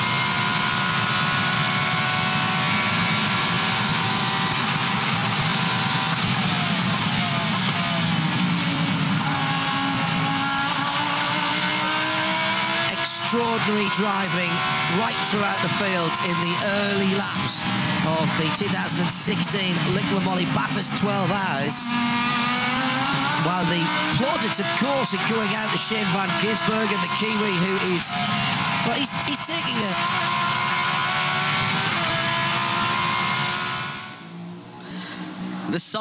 the sights and sounds of Bathurst in the Central West region of New South Wales. Amazing food, amazing wine and drinks as well. It's a wonderful place to come and visit. There's great nightlife, there's great restaurants. The local produce is amazing. I think it's time for breakfast, is it not? What a fantastic part of the world. So much to do and see here in Bathurst, not just motor racing at the famous Mount Panorama circuit, but while we're here, it'd be rude not to. The Liqui Moly Bathurst 12 hour continues on 7 around Australia, and it's an amazing motor race underway with Shane van Gisbergen leading the way at lap record pace, the fastest ever laps recorded in a motor race here. This is Steve Owen aboard the JBS Racing Lamborghini Gallardo. give some plaudits to the rest of the field's crazy. You know, while SVG's been out there taking a £4 lump hammer to lap records time and time again, everyone else is actually doing a pretty good job, and we are seeing improvements in the lap times, not only in the Darrell League Class A, but also in Ridges Class B and BM Pro Class Invitation. And right throughout the field, we are seeing a lot of green now on our timing screens, our new timing screens, which means people are doing their own best times. One of the other things those timing screens are telling us is just how quickly the pit crews are working. The 60 car, Rob Bell, we saw crabbing backly down the pit road, is back out and running after, I think it's under 8 minutes to make that repair. That's pretty spectacular stuff too. They've lost 4 laps, and I know that sounds like a lot, but they can make up time across the course of this motor race. 4 laps you can go back from. The Maranello squad have lost a lot more than that. It's going to be really difficult, but if they play a very, very smart strategy, they'll have to roll the dice, do something out of the box, but who knows, with the McLarens have had all weekend long, and the driving lineup, bear in mind, Will Davison will jump in that car at some point today. I just think it's impossible to rule them out of the motor race. 7 minutes and 48 seconds on pit road. That's not in the garage, that's pit in to pit out, and it was a very slow entry by Rob Bell, rightly so. They got him on the pit road. Now traffic, always going to be an issue here, and at the moment Mauro Engel is finding it, and he's going to have to deal with that as well as looking at his mirrors, because Warren Ruff of Objective Racing in the black number 11 McLaren has target acquired, but man, that Mercedes-Benz is coming in a straight line. Fight for second. McLaren's unbelievable across the top. Mercedes unbelievable up and down the mountain, and this is what we talked about. The joys of GT3 racing at Mount Panorama is that different cars for different strengths at different parts of the circuit. Luffy needs to clear this Donut King Mark forward focus nice and quickly, and does so with definitive touch of a man that's had plenty of success here at Mount Panorama in the Super G Bordeaux Bathurst 1000 in October. Plenty of endurance racing experience in GT cars. Drove with Craig Lowndes a couple of times in the 12 hour in Audis. Now linked up with the Queensland-based Objective Racing outfit running this amazing McLaren 650S. They've got a great squad. Tim Slade will be in that car later on today, as will the young Queenslander Matt Campbell and Tony Walls, the amateur driver, the semi-pro driver in the field, I suppose you could say, in that car, and the guy that's put this whole program together. He too has been doing personal best times that he's ever done around Mount Panorama this weekend. That battle for second position is allowing Shane van Gisbergen to get away. Now 8 seconds clear of the 63 Airbus Mercedes-Benz, tracked by the Objective Racing McLaren. And that time around, I think probably one of the very few since we had the green flag that Shane Van Gisbergen wasn't the fastest car on the circuit. Marco Mappelli did a 2:03.7, 2:03.4 for Guy Smith. The Bentley's beginning to get into their stride again now, but a 2:02.8 from David Russell. After that coming together, David being a little bit ambitious on Rob Bell coming into the Caltex chase. That is a very quick lap indeed as he's working his way back from 15th position, but he crucially stayed on the lead lap there. And no news from race control about any penalties for that contact with McLaren and the car 31. Side by side into the Caltex chase. Bump between the two cars, damage to both of them, a right front puncture to the Bentley. And no query as well, interestingly enough, about the pit lane potential issue with refueling and putting the tyre on at the same time. So query race control, we don't see what they come back and say. But crucially still on the lead lap and still right in the game. At the moment he gets a safety car, they'll be right on the back of that leading queue. It reaches Class B, by the way. Chris van der Drift is back into the pit lane, having led that category. Problems still with the tail lights, the brake lights on that Mobil 1 New Zealand car. There it is down in the pit lane. That means Richards Class B has got David Wall at the head of the Porsche class, the Watto Workspace 38 car. And Chris van der Drift is about to lose second place to Nick Foster in the 77 car. There's a story. That's the car that was repaired overnight. Driver change for them, a 12 car this time around. Came in from second position in Class B. But we'll lose that, as John says, immediately. Chris van der Drift has done a really good job in that car all weekend. Young Kiwi has got quite a bit of international racing experience. A handy open wheel driver. They breed them good over the ditch in New Zealand, don't they? Remarkable talent. And the synergies between what Shane Van Gisbergen did yesterday and what Greg Murphy did here in 2003 when his lap of the gods, as it's been referred to, just moved the game on for lap times here to such an extent that people couldn't quite believe it. And that was the same as what happened with Van Gisbergen yesterday, into the ones for the first time in Bathurst history. Look at the eyes of Rob Bell behind the wheel of that number 60 car, back out on track after just 7 minutes and 48 seconds. He will have been as annoyed as any Newcastle United supporter being beaten in the local derby could have been for getting hit earlier on. Super slow-mo, McPhillamy Park, Flying Finn Mikasalo behind the wheel of the Maranello Ferrari. Look at the commitment across the top. Looking to the next apex there. Clearly, isn't it great with no tinted visors that you can see how these guys are working? Unbelievable pictures from the top of Mount Panorama and the commitment driving into the rising sun. They'll have to deal with that for probably 45-50 minutes before it gets high enough to pop above the windscreen on those cars as they dive off the top of Mount Panorama. You're really driving by feel over there anyway because there's no real reference points when you turn in and the road just disappears off to the right. Remarkable bit of bitumen. Van Gisbergen continues to lead in a nice friendly way for the Porsche. Just did the right thing and pulled to driver's left to go past. You can see on the steering wheel, Shane's got a lot of controls to work with. GT3 cars, if you're not familiar with them, have things like traction control and stability control. The driver can manage those settings with a knob on the steering wheel, ABS brakes as well. The pro drivers, the guys that drive for a living, generally don't utilise those systems as much. So they'll turn the dial on the steering wheel down, not use the ABS so hard because they can have more feel in the car. The ESP especially. The amateur drivers jump in, they wind those settings up and the cars become a little bit easy to drive. Number 1 on the side of Rick Kelly's Nissan Nismo GTR. This is the new for 2016 version of the car. Started off at 13th position on the grid, now 6th. Steady moves, couple of places on the first lap, 3 places in fact on the first lap, and has been picking off 1 or 2 of the faster cars around him. Now spoke to Bob Neville, who's integrally involved in the team yesterday, and he says that they were a little bit disappointed with the car's run during qualifying yesterday on new rubber, and what they have got is a car that will go very well on tyres that have done a lot, and I mean a lot of work. So watch for this car. There's a bit of a street sleeper coming later on in the race, and later on in the race, of course, is when it all counts.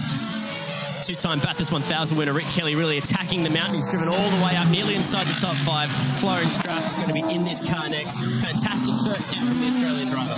Yeah, absolutely mega. He started from 13, now already in Big 6. Car's looking good. I haven't heard that he, is complaining about anything on the car. So, yeah, looking forward to my stint, and hopefully I can get the same rhythm as Ritters.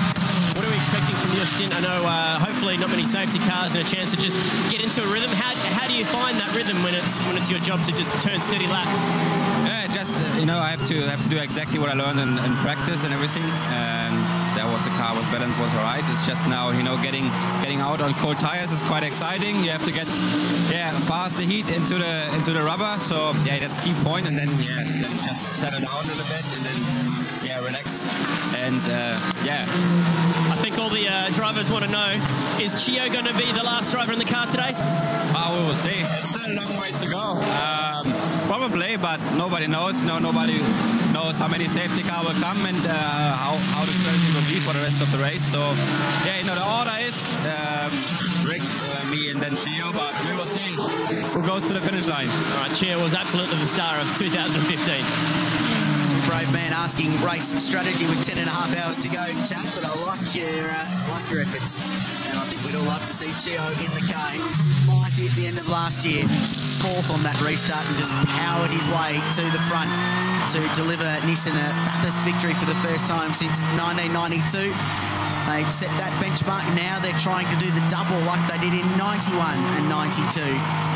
Remarkable scenes at the end of last year's race, and it's been such a global talking point. And it kicked off a remarkable year for the Nissan brand in motor racing around the world, JH, where they went on to win the Blancpain Endurance Series. Australian Matt Simmons won the GT Academy at the end of last year and will race in that championship this year. He's here this weekend helping out this program and learning behind the scenes. It's a remarkable year for the brand in motorsport around the world last year, and it all kicked off here at Mount Panorama. And wouldn't they just love to do that again? And those onboard pictures, by the way, big lines of tyre rubber coming out of Forest Elbow. And the onboard's so good, by the way, that a GT3 driver of some repute in the States, Mike Headland, saying, I think he might have a bit of a problem shifting down there, or did he lock the wheel up into one of the corners? That's how much information is going around the world to our international audience. Hello, Mike. No surprise that you're watching this. Coming down to Forest Elbow, Creelsy, is this commitment from Rick Kelly or what? Watch those tortured rear tyres light up here. Yeah, big slide on corner exit. 600 horsepower of twin-turbo V6 power put to the ground, and this is part of the challenge, passing slower cars up really tight bits of the racetrack, and that's a lot of fluid leaking from the back of the GWS personnel BMW. They've just gone out of the pits, and it looked bad when they went out. It's getting no better.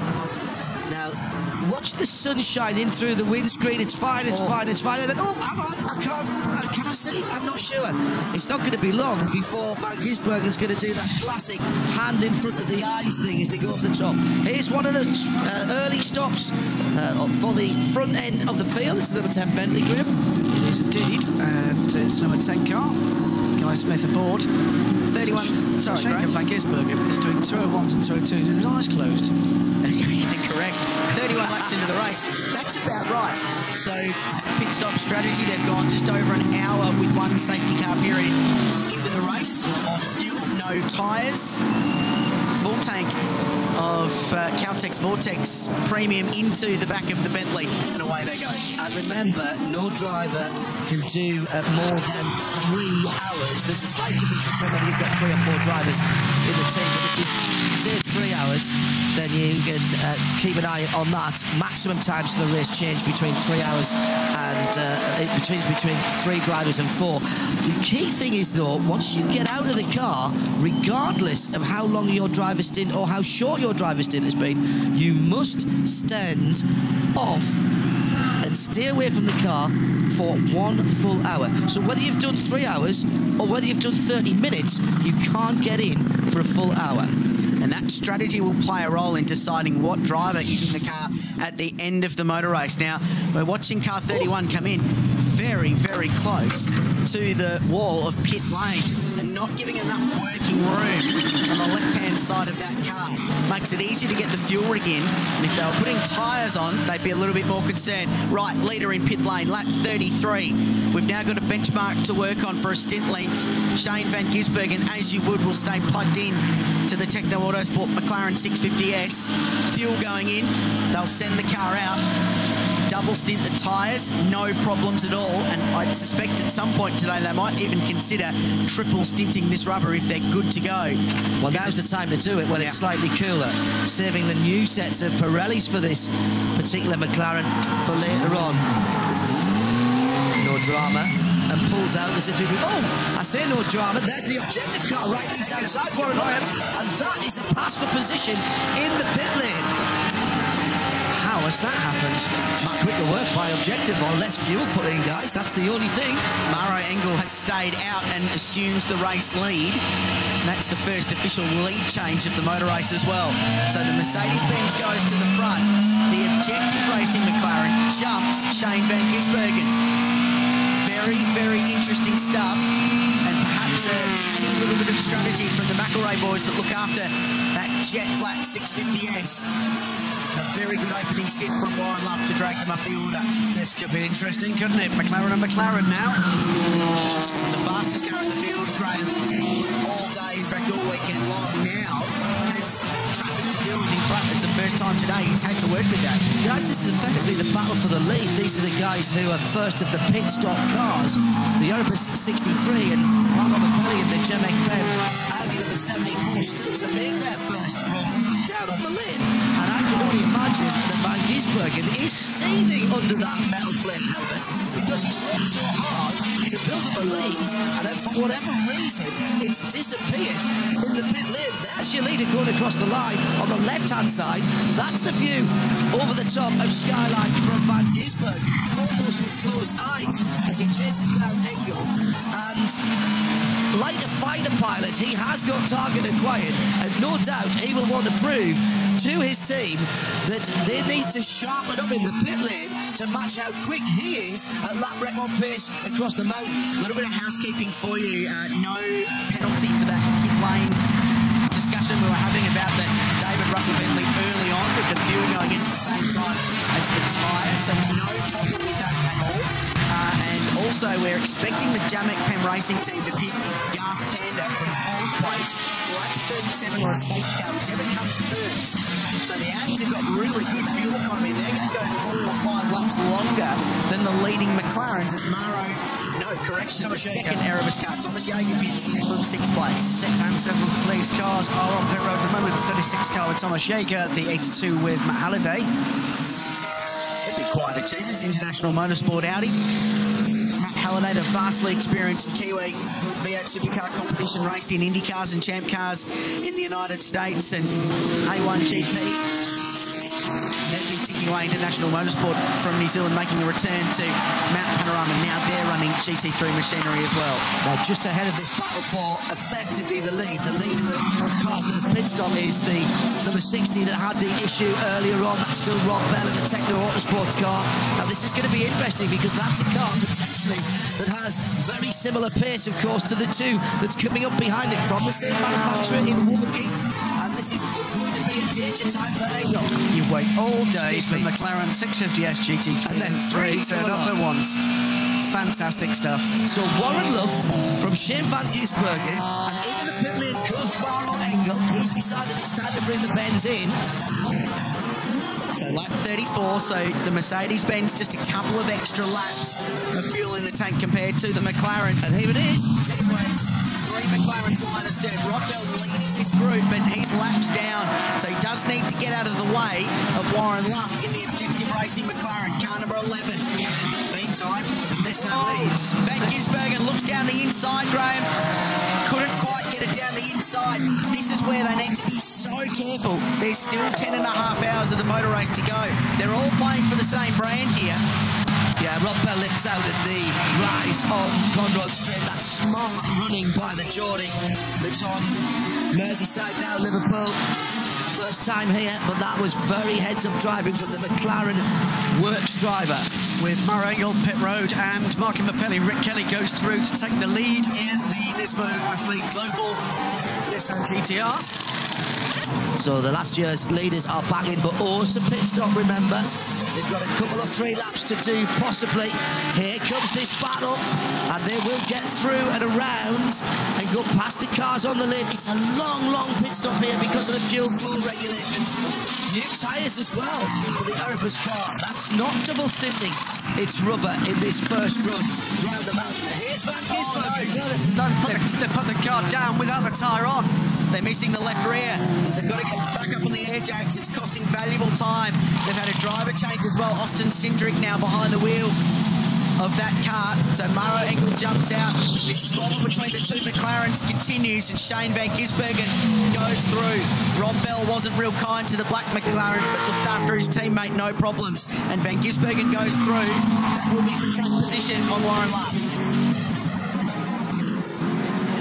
You guys might have noticed that there was a driver change going on while they did new tires. Maro Engel used up all the Michelin rubber that he could to try and get to the front, but the amount of brake dust that has come out from the wheels is extraordinary. The pit lane looks like a sandbox, especially toward the front wheels. They really pushed hard, and now it's going to be up to Austin Cindric. They did get the wheel on, so he's back out. His second time running around the mountain. He did it last year in an SLS, and remember how impressive he was in his first stint? Keep an eye on the 63. Now, just a quick thing about the fuel rigs down here for the 2 McLarens and why we saw the 2 position swap between the Objective McLaren and the Techno McLaren. I had a quick chat to some of the guys at Objective, and they believe that it's because they have their Australian GT fuel rig, where the Techno team, because it's their car from Europe, they're actually using the European long paint equipment. So I just wonder, guys, if that was the difference between 6 and 7 seconds. Now, across the course of a 12-hour race with 10 pit stops, that's an entire minute. So I don't care if you've got Shane Van Gisbergen in your car. When one McLaren saving a minute in pit lane, that is a huge free kick. Good spot, Chad, and I agree with you completely. And pit stop strategy plays such a big role in this motor race. Spoke to Tony Walls earlier on the weekend, and he was pretty happy with life about the equipment that they had for the weekend. So this is the move. Luffy just squeezed offline there on entry, and Van Gisbergen showed the nose and went through at turn 2. Pretty textbook stuff. Luffy just elbowed out wide just a tad. Now, this is Austin Cindric straight out of pit lane with a red Ferrari in his rear view mirrors. Watch what happens at turn 2. He gets in on Colt Michelin's, understeers badly wide and almost puts the thing in the fence. Good catch, but you just need to be so careful on cold rubber, bearing in mind everyone else has double stinted their tyres. They've put new ones on. Marcus Winkelhock doing exactly the same thing at the Caltex Chase. The Phoenix Racing. Just a $500,000 grass cutting from the lead. From the lead, yes, absolutely.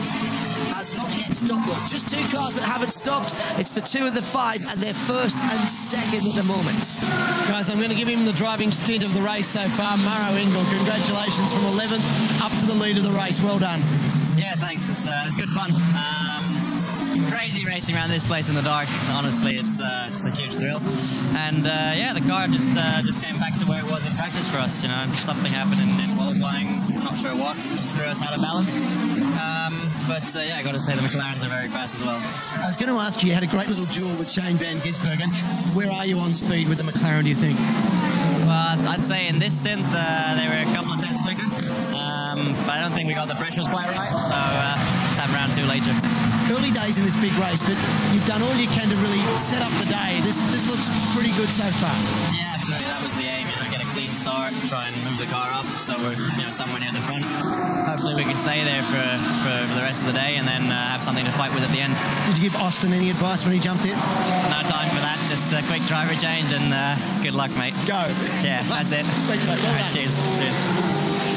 Pretty happy and relaxed about life is Maro Engel. A really good stint as the 2 Audis that have moved to the lead of the race peel off into pit lane on lap 37 of the Liquimoli Bathurst 12-hour. We've got fast pace, we've got pit stop strategy, drama and controversy. It's just a usual day at the office at Mount Panorama. A big day still to come as the Liquimoli Bathurst 12-hour continues.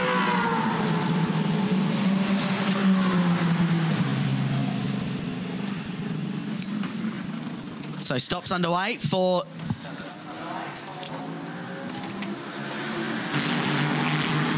Stops underway for the Audis that moved to first and second in the race through the pit stop shuffle. Phoenix Racing finally got to lead a lap, and the GT Motorsport car out of the Melbourne Performance Centre stable did the same. It's a very good performance. Young Barton Moore from Sydney behind the wheel of that car. There will be people saying, why does that make any kind of difference at all? Because they're going to drop back down the field, Phil. So yes, that's true. But that extra fuel mileage that they're getting just gives them more options, doesn't it? They're going an hour and a half on a stint, those Audis, 37 laps compared to 31, which was the Bentley, the first Bentley that stopped on strategy. With a couple of safety cars. With a couple of safety cars. So the Audis are, at this stage at least, getting better fuel economy. And much like Chad mentioned with the shorter fuel stops for the Objective Racing McLaren, going longer in a stint gives you the same result. They're staying still a long time down here at GT Motorsport, struggling to plug in. I think that's Greg Taylor who's jumped behind the wheel, looking to get the radio plug into that car. So pit-to-car communications compulsory. The team must be in communication with the driver. Helps the strategy as well, of course. Safety aspect there. It's got him plugged in and good to go. These guys have been the quiet achievers this weekend, just circulating under the radar a little bit, but with really good pace overall. Nathan Antunes and Barton Moore, two very fast racing car drivers. You were talking about pit stop times. The two fastest pit stops, McLaren and Bentley, 1 minute and 3 seconds. And, you know, that's a huge advantage if you can turn the cars around, you know, and take... If you can take a couple of seconds off people, it's an advantage. If you can take tens of seconds, as we saw with the McLaren there, then that's something that they're going to have to address, because otherwise, you know, as Chad said, you're going to have SVG driving the wheels of it all day. You're not going to stay ahead. Simple as. The arithmetic does not stack up. It is Gizzy, though, who's back at the head of the field, but just by 7/10 of a second from Warren Luff. 59 from 11, the two McLarens from Bentley team. M Sport, Guy Smith, the number 10 cars, just gradually. Well, I was going to say stealthy's there in the third position. I'm not sure something that large can be perhaps that stealthy. Rick Kelly, he's had a good opening run as well. Started 13th, now 4th, although he's a little bit further back down the field. First two together, and then a good 10 seconds and 10 seconds between the next two. So just beginning to settle into a green flag long run.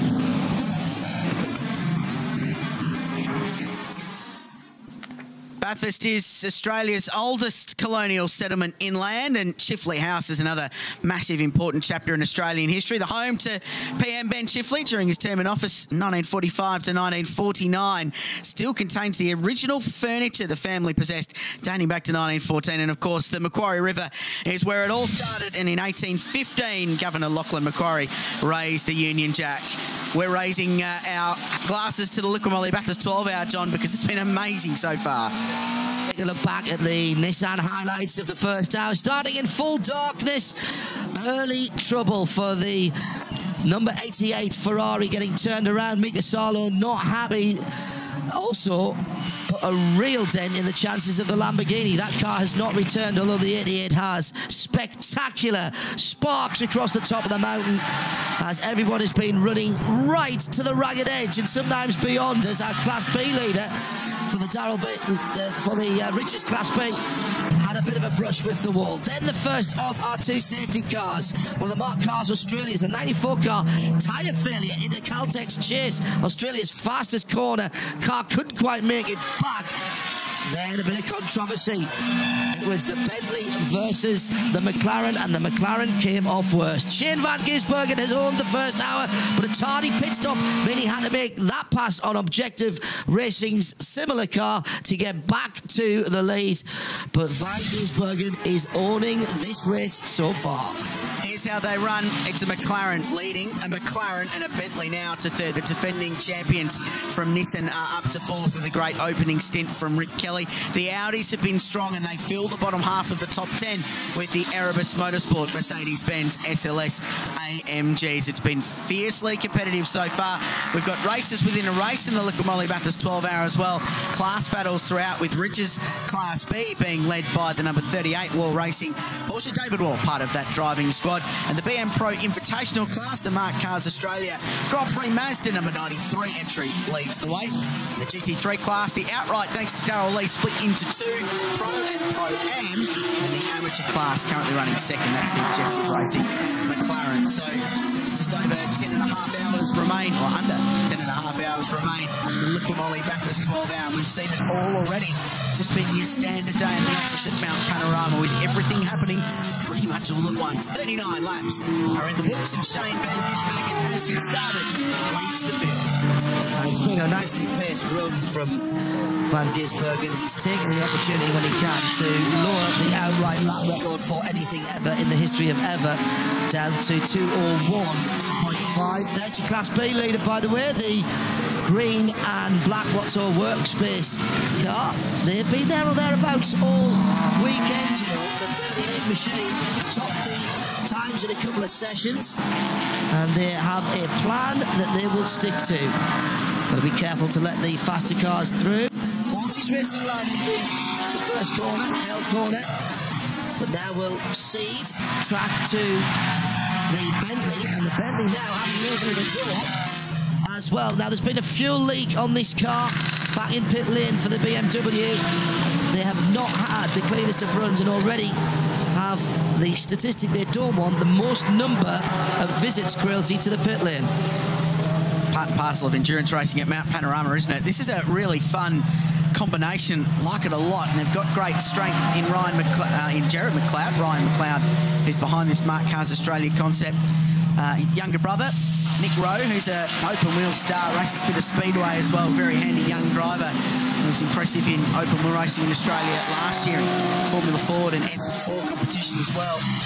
And Bryce Forward, who's been racing in the development series of AX Supercars, very, very handy young man. A lot of tuition from Paul Morris, former 12-hour winner, going on there. And there is the class leader in the BM Pro Invitational Class 2 Camilleri in the Sticks, Darryl Lee Sticks sponsored machine. Now this is a really interesting Mazda because it is in direct relation to the Fords from Mark Car Australia. Same tube frame, same V8 engine up front, and just different bodywork. And we should, by the way, say hello to Keith Kasulke, who's been an integral part of this programme since we debuted a couple of Mark Cars Australia machines here a couple of years ago. There. Keith recovering from a nasty incident in Phillip Island. He was actually testing his Ascari GT3 car down at Phillip Island, and there was a fire in that car and got quite badly burned, spent quite a lot of time in intensive care. He's out, he's on the mend. He'll be watching this race from home. Our thoughts with Keith and all his family. Hope you're getting better, mate, and I know you'll be thoroughly enjoying the progress that this fantastic team, the genesis of which is up in your native Brisbane and Queensland area, they're doing an amazing job. There's an amazing fight on the racetrack too. For track position, Audi, Bentley and Mercedes-Benz. 8th down over. The Audi, silver and blue accents on that car. Sitting in 8th position with Steve McLaughlin and Jarek Pencar. Holding off some big names. Austin Cindric making his early moves in his career. Then it's David Russell. Now this is for position. This is for position with these 4-5 cars with the Lamborghini in the background. It's just lost the place. Well, this is for position. The Audi is a sitting duck in a straight line. It's amazing, isn't it? They are absolutely helpless on the run down to Conrod Straight. So if they're involved in a pitched battle towards the end of the motor race, they might find themselves in trouble if they come up across an SLS or a Bentley. Very good point. Very good point. And if you're having to lap someone as well, when you're in traffic and it's a quicker car, they've lost what? They've lost half a second there at least, and that's 5 or 6, 10 car lengths. You should be able to get used to it after doing a couple of these races, shouldn't you? But I never cease to amaze the level of feistiness in the racing early on. And the Bentley goes down the inside. David Russell with a move. Clark Quinn is in the Darryl Lee Sticks McLaren. Did a 2.5 yesterday, the former Australian GT champion, and he's now running side by side with Austin Cindric. Last of the late breakers into turn 2 at Griffin's Bend. I'm impressed that McLaren could stay with the grunt of the Mercedes. He goes all the way around. Can he get it to the apex? He can. That's an audacious manoeuvre. Just showing how nimble that McLaren is. And now he's off in hot pursuit of the Bentley for 8th position. So 7th, 8th, 9th, 10th, all battling together there. It's still Van Gisbergen ahead of the field by just on a second from Warren Love, 59 from 11. The two McLarens. But here's where the action is. As ever, it tends to be just congregating on the top of the mountain. Now, here's a bit of a mistake. That is not the racing line around here. Even I know that. 92 car going all four wheels off for Hadrian Morale in the Mark Cars Australia machine. But no harm, no foul, really. We saw that group of cars, by the way, passing the second place Class B car. And that is a minute back now from the leading Porsche. What's a workspace car? Well, the craziest moment of the race absolutely has to be when the Mark Sports car went sideways through the chase. Jared McLeod was the man at the wheel. He's now out of the car. He's A-OK. Jared, what on earth went through your head when that tyre blew? Yeah, didn't have much time to think about anything, but I thought I was Fabian Coulthard from a couple of years back in the 1000. But yeah, I think we've picked up a bit of debris from turn 2 at turn 1. Sorry, turn 2 at the start. I had to go right offline on the grass, and the car was very sketchy for the first few laps. I think we had a slowly deflating tyre, yeah, let go through the chase, and the rest is history. That's fairly ironic since you actually work for Lucas Dunbar Motorsport, and it was probably a piece of the debris off that car that cut your tyre. Yeah, well, thanks a lot for that, Nick. But no, anyway, look, we'll, you know, it's disappointing for CCV Australia and all our sponsors and the guys at Mark Car, because we have a very strong driver lineup, but the crew got the car fixed really, really quickly, and we'll soldier on and bring it home for the team, and we're trying to get all 5 cars home to the finish, so that's the goal. Great work keeping that thing on all fours. Well done, mate. Thanks, Dad. Ah, yes, Fabian Coulthard. That was a piece of videotape that went all the way around the world. 2010 here, Crailsy. Isn't it amazing? You can just reference any bit of Bathurst history and everyone goes, oh, yeah, I remember that. Yep. Everybody's seen it. It doesn't matter where you are in the world. You said a little earlier, John, that we're getting racing drivers from all around the world watching him. We've got another one, Martin Short, tweeting in, saying he's as impressed with SVG as he is with Sunderland holding Liverpool. Martin Short actually has experience at Mount Panorama. He saw his motor out for the Bathurst 24 Hour. He did. 2002, very long time ago. Coming back into GT racing in the UK, has just bought a BMW to come back into the sport. We wish you well with that, Martin.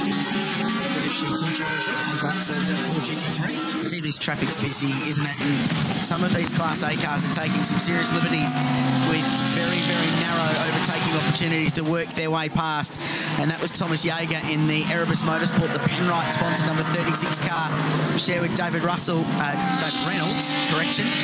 Currently 6th outright, 42 seconds behind Shane Van Gisbergen. I was going to say that scrap we saw before for 8, 9 and 10. As Van Gisbergen crossed the line, they were getting up towards Reed Park, so more than half a lap behind.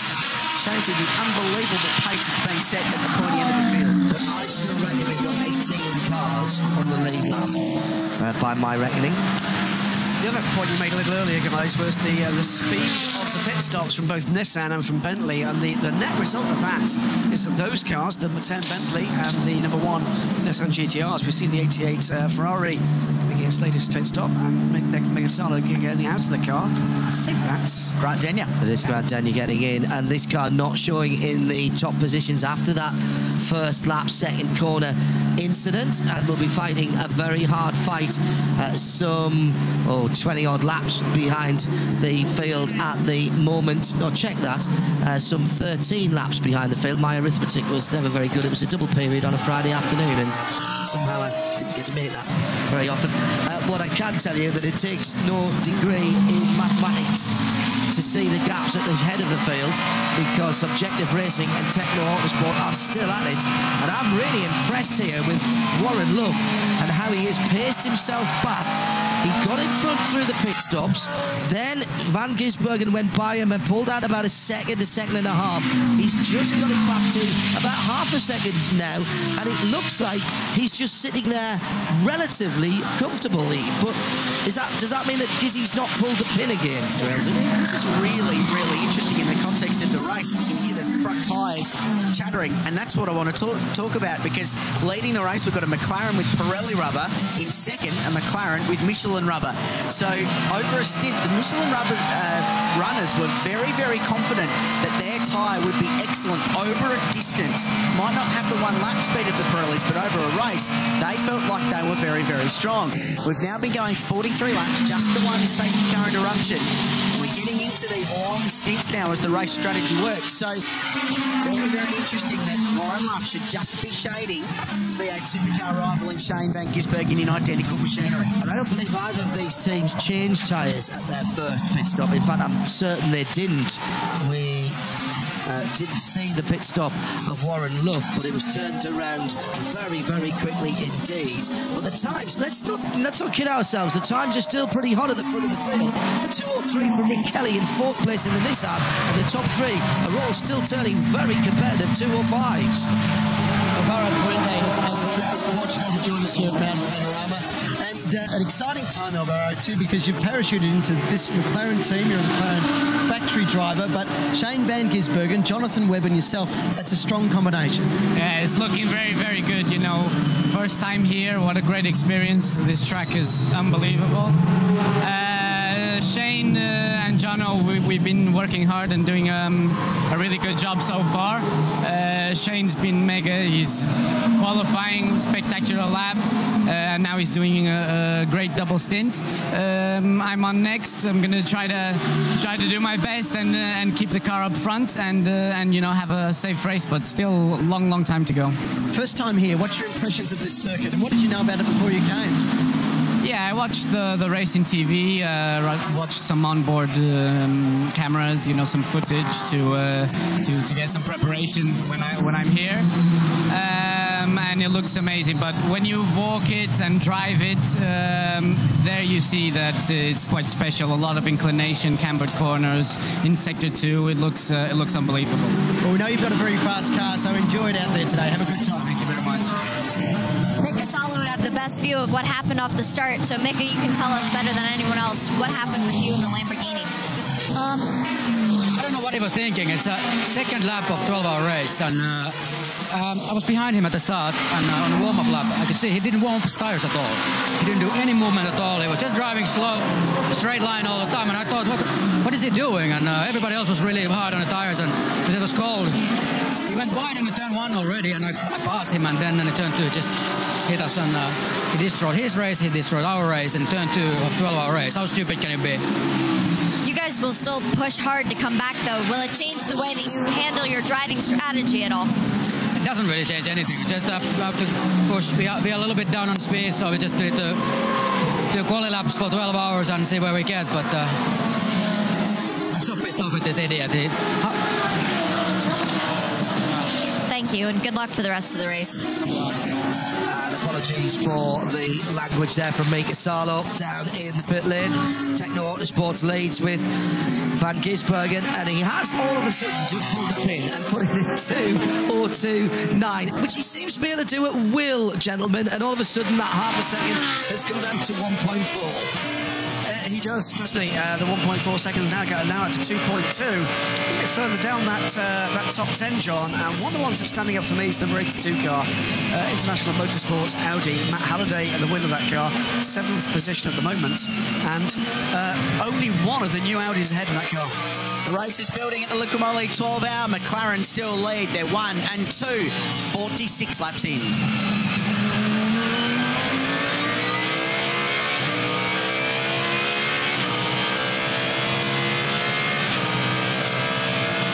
Just getting some news through.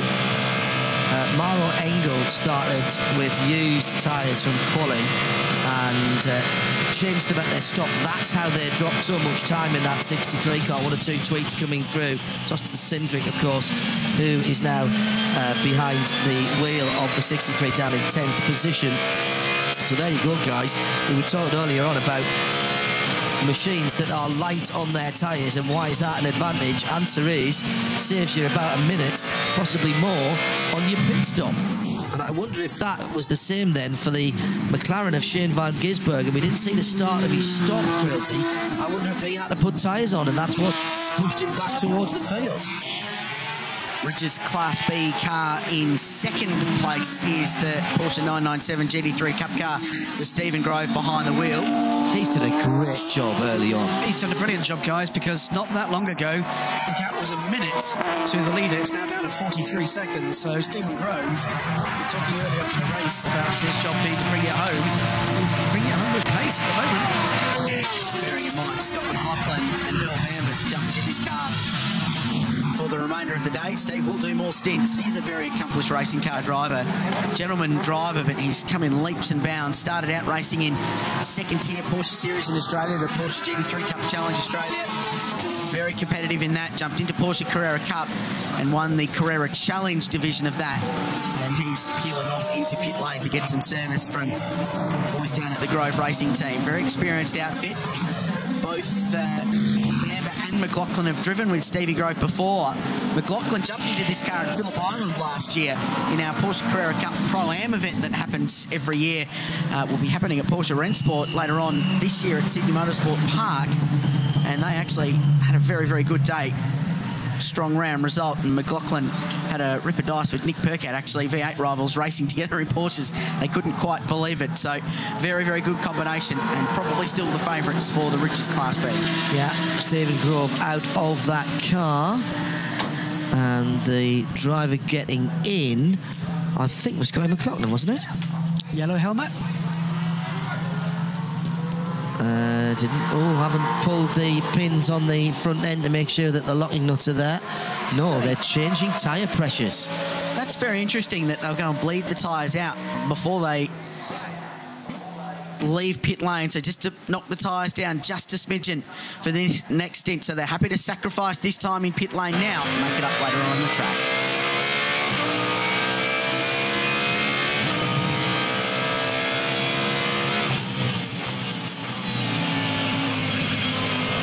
Welcome back to Mount Panorama. Audi's looking strong. McLaren's leading the way. There's so much to talk about, so much to see. Across the course of 12 hours, we're moving on up to 2 hours in the books in this motor race and nearly 50 laps. And this number 5 Audi has been one of the very strong contenders, with Greg Taylor currently behind the wheel. And for once, he gets a, well, for a moment, he gets a little bit of a view of the mountain to himself as they go through the Audi cutting. And that Bentley was very quick. Just a few moments ago, this was the leader, one of the leading contenders, the pole sitter in the Ridge's Class B category. Stephen Grove getting out of the number 4 Grove Group Porsche. Very standard stop until right at the end. Very strong squad. Yeah, and at the end of the pit stop, we saw they just adjusted tyre pressures, so they're double stinting their tyres as well, at least. So they're keeping the same tyres on the car. But what they did, and you'll see it as soon as they finish refuelling the car, refuelling the bonnet of the Porsche, of course, the engine hanging out over the rear axle, they actually ran out and bleed the tyre pressures down a little bit. So knocked some pressures out, and then they sent the car back out on the road. But they're looking strong, second in their class, right about now, 48 laps into the race. Well, helping with the driver change was Scott McLaughlin, actually taking the role of assistant in helping El Bamber get into the car. Scotty, you're going to have to be patient for another, hour, 2 hours before you get a drive?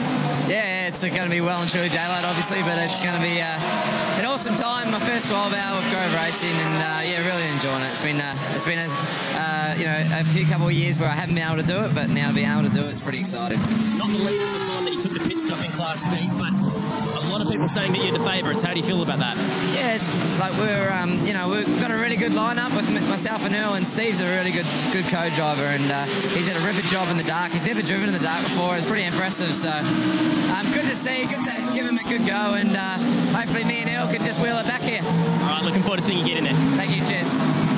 Earl Bamber, who was this year's outright Le Mans winner. One of his friends and colleagues says that's damage to the back of the 69 car. For the number 69 car. So actually, we're being told now to spin in the dipper, which of all the places at Mount Panorama, that's the narrowest and most perilous to have a spin. So this is one of the leading contenders in class. Alex Osborne behind the wheel and place. Always He's got to be careful, and that's not rubbing on the Michelin tyres there, because that will not take long to do damage. And in fact, he's in the lane. He's come straight to pit lane, turning off driver's left, and I think that's very, very smart indeed. It may just be the rear balance, the rear bodywork that needs a little bit of engineering adjustments there, but you cannot risk that doing damage to your tyres. Small misjudgments, big consequences here at Mount Panorama. We've said it year in, year out. Drive the clean race. Oh, that's been a bigger hit than it even looked. The tow hitch has been rolled right in. Well, they've sent him. Bentley exhaust That'll cost underneath the engine, yeah, so there'll be some bit of horsepower going up the hill for the 3.6 litre Porsche Flat 6. I wouldn't be remotely surprised to see this car back in again next time around. Now they've had a look at what the issue is. I suggest to you we might well see that car back in next time around. This Class B battle is very, very competitive. One of his colleagues and former rivals in racing made sure that we knew that Earl's nickname was the Earl of Bamba, which I thought was particularly good. He's behind the wheel, Le Mans 24-hour winner, flying Kiwi. A bit of racing in Australia, in Australian Formula 3. Was very, very strong. A little bit of Carrera Cup as well. And this continues its strong performance. Rick Kelly still behind the wheel, currently P4. Yeah, that's been a great performance from Rick, up from 13 into 4th place at the moment. Just had a bit of a sneak peek at the Nissan Motorsports International race plan for today, and as they're doing with Rick at the moment, they're going to double stint their 3 drivers. So Florian Strauss is getting set at the moment. Their economy's been very good too. They were one of the last to come in and refuel. They figure they can keep Rick in there for about another 30 minutes or so before they pluck him out and they'll drop Florian in. They haven't decided yet who will drive the final stage of this race.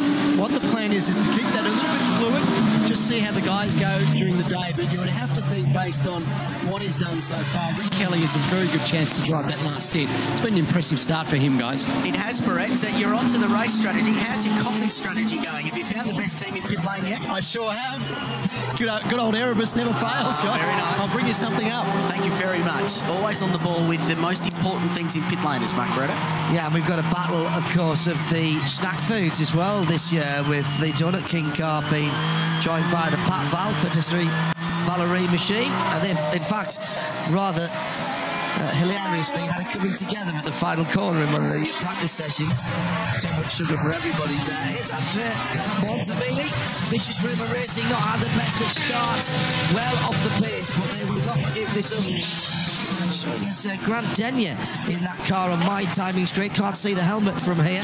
But, Grant in the Maranello Ferrari. Excuse me. Red Ferraris. Yeah, based out of the same garage. This is the Vicious Rumour car that crashed in qualifying at the start of yesterday. Benny Simonson just whacked the wall at Reed Park, lost the rear of the car, broke the rear wing mount and the rear suspension. They got it fixed, got out and qualified. And then the man behind the wheel, the feisty Italian, was a little bit fired up when he felt aggrieved by some traffic on his hot lap. And in perfect Italian was expressing his disappointment. But lapping well. And Shea Adams got more on that car. Renato Lombardo, you just got out of the car, looking a little bit hot. Shane, we'll get back to you in a second. This is the second place car. Warren Love has put it in the wall, and there's big damage to the left-hand side of the McLaren. He's just come up through the Audi cutting, and he's not going to get very much further. The safety car will be on standby, but that car is out of contention for the lead, and that has been a big hit to the left-hand side. Crazy. What has happened there for Warren Love chasing Shane Van Gisbergen for the lead? Massive dramas, and the car stopped, and he cannot believe it. Disaster for the car in second place. Such a strong opening stint. Stopped at the top of Forest Elbow. Rear left wheel tucked under, I'm afraid, and no further for the moment for that car. It's going to require assistance. He's belted the wall somewhere and belted it hard, and we're told out of the dipper, so exiting the dipper, glancing the wall on the outside.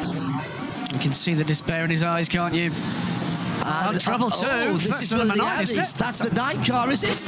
No, that's one of the Jamek That's Pemmittry. 74. 6th place cars, a second and 6th. This car ran second early on and it's got massive damage to the right rear corner. Now that looks like a tyres let go. That looks like very similar to what we saw with the Mark Cars Australia right rear tyre. Don't think that's been contact with someone else. I stand to be corrected on that as many times I am. It looks exactly that, John. So big drama and 2 favourites. You've got to say the Jamek Pep cars have been fast when they've needed to be all weekend, and the objective car running in 2nd position. That means Guy Smith is up to 2nd, Rick Kelly in the Nismo GTR to 3rd, Thomas Jaeger in the Erebus Motorsport Mercedes-Benz to 4th, and rounding up the top 5, Matt Halliday in the International Motorsports car, and we're going to see another run round the mountain by the AMG safety cars. Amazingly, that Audi is running again, and he's just got to get through the rest of the chase and into pit lane. 5 mates in the top 5 now. The leading Audi, John, is an older car. The International Motorsport, in fact, the 82 car, has been just tickling up that order from the very start. What a great run they've had, but this is high drama for the 11. 2 leading contenders that have run in the top 3 or 4 all morning, if not out of the motor race, are going to be out of contention. And that's huge damage. There'll be structural damage underneath that. The right rear corner for the Jamek Pem car. It's Marco Mappilli, the young Italian behind the wheel. So impressive in the opening stint of the motor race. Damage to the right rear of this car. Warren Luff, they were running so well, just stroking that car along, following Shane Van Gisbergen, not driving it too hard. And what we understand, he's whacked the wall out of the dipper. We don't know what's happened to car 74, but this was a key contender in the motor race and a very, very strong outfit. Andy McElroy left of screen, team boss down at McElroy Racing. And Lee Guy on the right, the engineer. Very smart brains trust, trying to work out what's going on. And there'll be pit stops now, you'd bet, soon as well. 74 makes it back, but with the tyre flailing. What a place, and how much drama can you have in a day at Mount Panorama? We're only 2 hours and a minute into this motor race, and the leading contenders are finding dramas early. And there's proof that when this place bites, it bites hard, and that's a very nice look that Audi probably would prefer you not to see of the structural underpinnings of an Audi R8 LMS. Tyre letting go at the top of Conrad's is what we're hearing for the 74 car.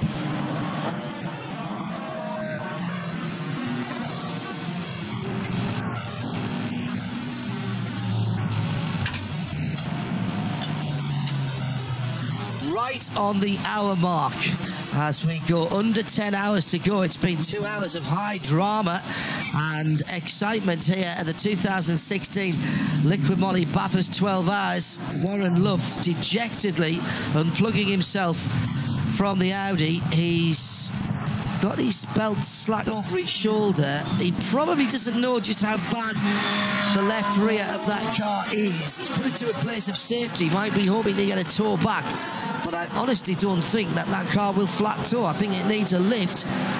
RadioLeMans.com, live from the mountain, sound and vision perfectly synchronised thanks to Nissan, who are up into 3rd position at the moment, and in fact have pitted from 3rd position. The 74 goes into the garage, into its pit box, so there's some damage being done around there. Yep, that looked very badly damaged. One rear corner. The right rear, sorry.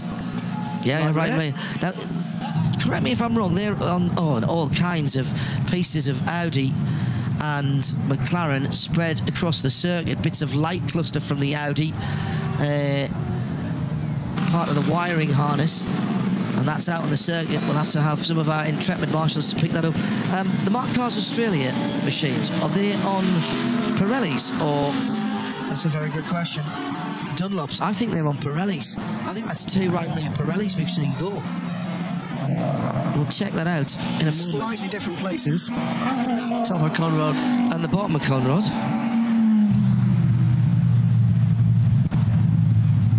So that's the bits and pieces of the Audi. Debris littered right across the circuit. That will have gone with a heck of a bank. Of course, winding up there to full speed. Well, you're talking about 170, 180 miles an hour at that point there. Did extremely well, in which case to bring that car back. There's brake ducting, there's pieces of the wiring loom. Now, we've got a replay now of the objective car.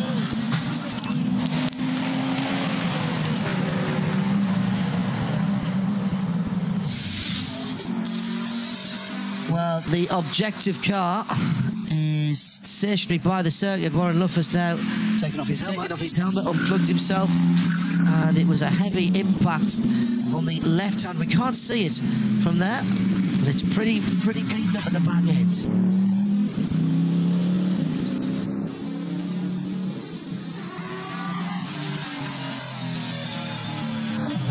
Warren Luff in contemplative mood at the top of the mountain, unplugged from the objective McLaren. He probably doesn't know just how much damage is done to the left rear of that car, but the left rear wheel folded underneath after heavy impact to the concrete. Didn't see him make too much of a mistake, but must have got offline by the odd millimetre or two, and that's all it takes. We're under our second safety car period. Jamek Peb 75, Steve McLaughlin in the pit lane. Comes in out of 10th position. Van Gisbergen continues to lead in the 59 car, and that's who Warren was racing before he hit the wall. In second place, it's Bentley and Guy Smith, making it a 1-2 for the British marks. Defending champions at Nissan Motorsport decided to take that pit stop opportunity when it came up under safety car. Rick Kelly out of the car. Rick, great stint this morning from 13th up to 4th.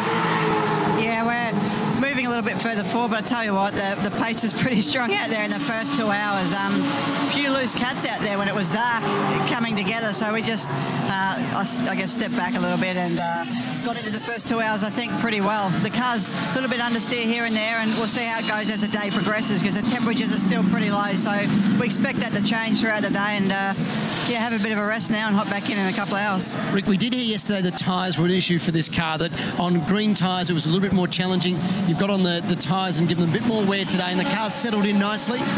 Yeah, it's a very, very good race car.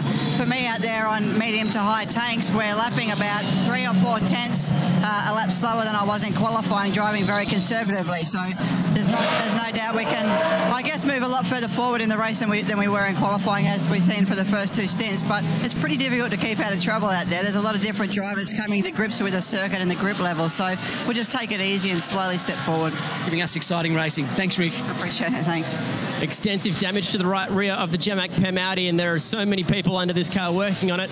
Christopher Haase is now in the car. Marco Mappelli is out. Marco, talk us through the wild moment on Conrad. What happened in the driver's seat? Well, I had a little contact with the wall 2 or 3 laps ago, but with the front, so I don't know if I touched the rear. So yeah. And then just down Conrad straight and then bang? Yes, that's what happened exactly. No warning at all? No warning from the side, no vibration at all. So I don't know if it's some problem or it was causing of touching the wall. But after the tyre exploded, you didn't hit anything. That's an amazing bit of driving. No, that was just lucky. I think you're downplaying that. You did a fantastic first stint, very unlucky, and hopefully we might be able to get this back on track. Thanks.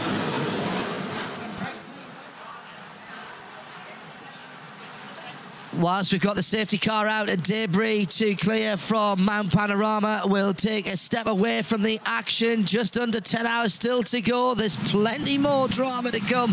Oh, that looks expensive.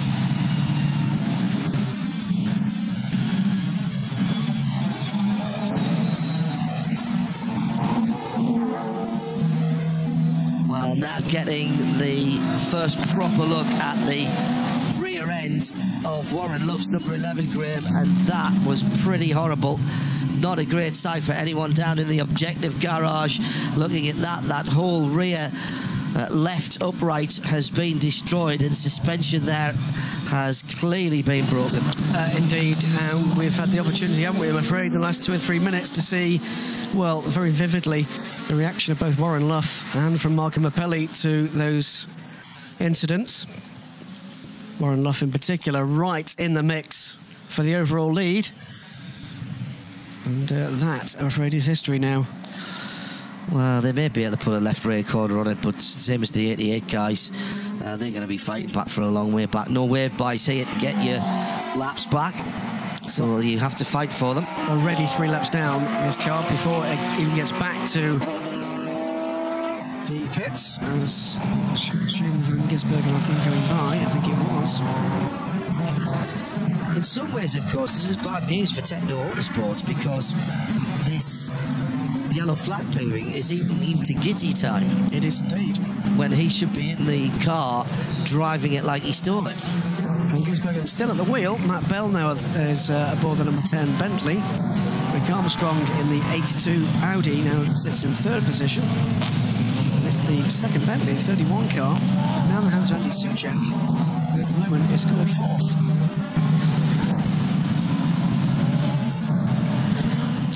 So are Bentley going to repeat their extraordinary strategy from last year? With those pit stops, it's now Van Gisbergen from the Nissan. Florian Strauss runs 2nd. Then both the Airbus Mercedes-Benz. There's another team that knows how to play the strategy card here, John. Yeah, and you've got to be careful here, because the pit stops are very, very long, given how long it takes to fuel and tyre the cars. You really don't want to get off kilter too much. But I can't see this happening, coming back very quickly. The clean-up, I mean.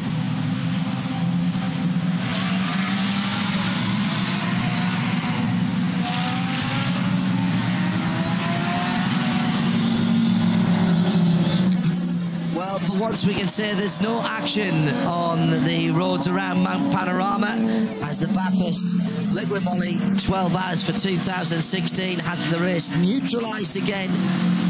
Warren Luff out of 2nd position. Now listen, more than watch here, listen carefully as Luffy comes through. Not 1 but 2 impacts. Definite 2 impacts there. Thud and thud. I reckon he caught the right-hand side with the front and then pushed himself into the left grillsy there, and that's what did all the damage. Big impact, big entry speed as you run down the hill. It's not a massively fast corner, but the walls are very, very close. You could hear the screech of tyres as he realised he was going in a little bit too quickly perhaps, and then a double impact, and apparently they're struggling to open that door to get him out of the car because of the size of the hit. Renato Lamberto knows about driving through difficult weekends. You've been battling with the flu, and now you've actually shared it to one of your co-drivers. Got out of the car and sat on the floor first. Are you feeling okay? Feeling much better now, thank you. Yeah, Benny and I've been fighting this cold for the last couple of days, and Benny woke up this morning not to crash on himself. And for 2 of us in the car, I had no cool suit. I was just getting extremely hot, and also after quality, the car's not the same as it was in practice. So really, really physical car for us to drive, especially over the top, and I just wanted to make sure I could hand the car over safely to the rest of the team. What was the biggest difference in handling between the car before the incident and after? Well, the Vicious River team did an amazing job to get us back out in quali, but obviously rear contact and the rear of the car just isn't as hooked up as it was. It feels very, very nervous, and look, we were pushing as hard as we could to make sure it was still safe, and as I said, to hand it over. You know, some of the best guys in the world, Luffy's just done thousands of laps here, and just small mistake maybe, and we just don't want that. You know, we've fought from the rear last year to get to the front. We know what we need to do, and hopefully we can just chip away and get there. It was a great drive, and with 2 of your guys feeling a little bit less than great, I'm sure it'll be a fan favorite. Thank you, Renato. Thanks very much, Shay. Cheers, guys. Thanks very much, Shay. Renato Lamberto, good driver, very, very handy behind the wheel, and those guys will be in the mix at some point. You'd think the Vicious Rumour Racing, probably the best team name in pit lane. The lights are out on the AMG C63S safety car. Shane van Gisbergen leads, did not stop, so retain his track position, but the lapped traffic between them is something to behold. Now, the car second in queue is the Phoenix Racing Audi R8. Alex Davison behind the wheel. They didn't hit either, so So they've elected to stay out and try and get some early track position. Trying to get back to the lead lap. Correct. The first car off the lead lap in 9th position.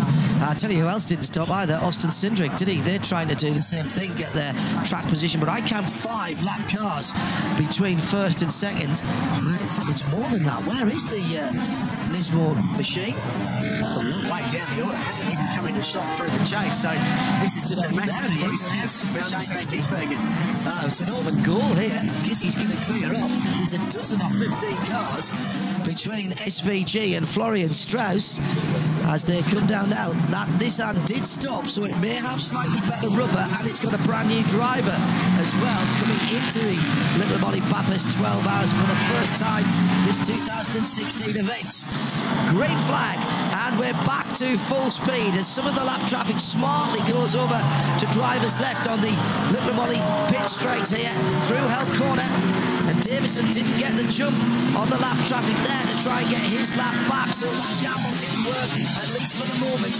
Here comes Florian Strauss. It's going to be like he was back on Gran Turismo. That's how he started his motor racing career, in the Nissan GT Academy. That Nissan's quick in a straight line, guys. 11 cars when it went green between first and second position. Most of them are there in that group in front of Strauss now. 3 wide almost. It's so busy, isn't it? Turn 2, Griffin's Bend. The run up to the top of Mount Panorama, the JBS Lamborghini clears the group. They've been the quiet achievers today. Roger Largo behind the wheel, just circulating. But look at the vicious Rumour Ferrari, boxed in, nowhere to go behind these 2 Porsche GT3 Cup cars. Now, I'm really surprised Techno didn't pit the leader at that point, because Shane van Gisbergen is getting tight on the 3-hour limit. He's only got... no, that's I'm talking wrong. Sorry, it's okay. It's going to be 4 or 5 minutes, but he'll get this stint.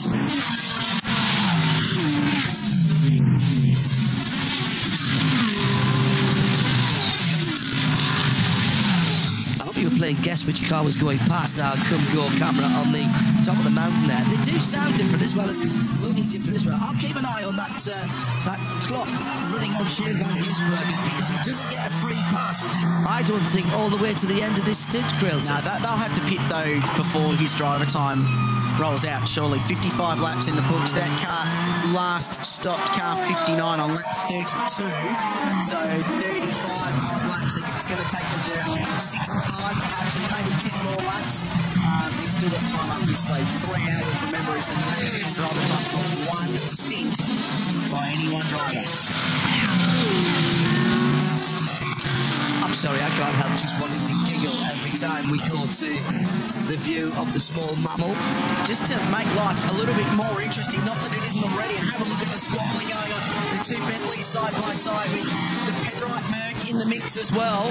And finally, the Vicious Rumour Racing Ferrari completes the process that started 6.2 k's ago and gets past all these cars. The Bentleys attacking in formation. They go through. Florian Strauss gets these cars done as well. So that was a really busy period, but there's oil dry down on the exit of the chase, the kink in the Caltex chase. So you go wide there. Not only are you doing 290 k's an hour, but you're doing it sideways in the dust. And what is mired in the traffic done to Florian Strauss's position? Answer, he dropped 12 seconds last time around to the race leader. Passing 5 cars as he did so. That's been the problem, John. 11 cars between the 2 when we're green. 6 by the time we cross the line this time. There's going to be a couple less than that at the end of his lap 56. And Earl Bamber has just had a massive change of roles, because usually in his career as a factory Porsche driver, he's the one in the faster car, passing all the slow black machinery. Now he's the one having to dive out of the way for the faster cars coming through. And Matt Bell, who's behind the wheel of the number 10 Bentley, we're on board with that car now. He's having to work very, very hard and almost gets into the back of the Hallmark Property Group Audi, and there's massive dramas at McPhillamy Park. The Audi checked up, and they're side by side on the skyline. Hold your breath stuff with 9.5 hours to go in a motor race. It shouldn't be that difficult, but it really is, just trying to clear these cars. There's a little touch there, the 33 Mercedes-Benz just running into the Audi ahead of it. No harm, no foul though. The 33 car with Alex Capardia drafted in at the last moment to that Mission Motors machine. And Alex doing a sterling job there. very well thought of, has done a bit of prototype racing back in Europe and started this year off out in Dubai for the 24, finished last year out in Dubai, in Abu Dhabi for the 12 hours. Looked a wild lap that, didn't it, for the Audi? Looked as if Rossini was actually really struggling for control over the mountain. More intense than the campgrounds at Mount Panorama. That was busy.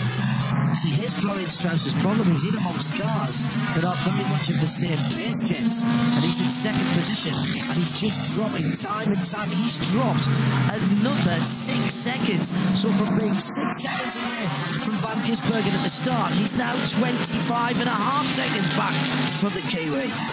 So I can tell you here in the Bentley garage, the boys are feeling very happy. David Russell and Maxim Soleil, teammates down here, watching the monitors very closely as their two cars sit 5th and 6th at the moment. But David Russell, a great stint this morning by you to set this car up. Yeah, it was. It wasn't too tough this morning. It was pretty good. I really settled into a good battle pack. I knew who was in front of me, who was behind. Everyone was in a good flow. We had, anytime you get lap traffic, it ebbs and flows a little bit. You get a bad run, but sometimes then you'll catch back up to the pack again. It was good, a little bit disappointing with earlier in the stint. Caught up to the McLaren. I don't know whether he warmed his tyres enough. He was struggling a little bit, and yeah, got to move up the inside, and he tried to make it stick around the outside, and we made contact. We got a puncher, which was very disappointing because we would have been in a very high position come the stop. I was happy after that. We recovered well, and with the safety cars and all that sort of stuff, we're in a good position now and ready to battle hard for the rest of the day. How good is that Continental GT 3-field to drive? It's awesome, to be honest. The lead up to the race, getting comfortable. It wasn't until then that I've been able to feel it throughout a whole fuel stint as well. So as it got lighter, I'm going, come on, bring it on, keep going, because it really does feel awesome to drive. And once it gets a little bit lighter, you can sort of throw it around a little bit more too, which I love. Have you told Maxim much about Mount Panorama, what it's like to drive here? Well, he turned up here and he's straight on the pace. So he's done an unbelievable job. It's awesome to join guys of this calibre and be a part of this team, that's for sure. Maxim, first time here, what are your impressions? What does the circuit feel like to you? Unbelievable. I mean, it's a hectic track. It's especially over the top, but we have a very good car there, so it feels very comfortable. The team's going well. I know early stages, but you're in a good position. Yeah, I mean, he had a little bit of a quick day, but that's okay. I mean, we're back now, and we just have to keep out of trouble and be there at the end. Great to see you here. Good luck. Thanks. Nose to tail stuff, guys, from second down to 6th with the Florian Strauss's Nissan GTR in clear traffic now, but followed through by both the Mercedes-Benz, both the Bentleys, and fabulous stuff, by the way, down the Caltex Chase behind the Daytona. But those two drivers will be very happy they weren't watching the television there, because there was hardly enough notice. Let's have a close look at the rear wing of the second Bentley in this queue.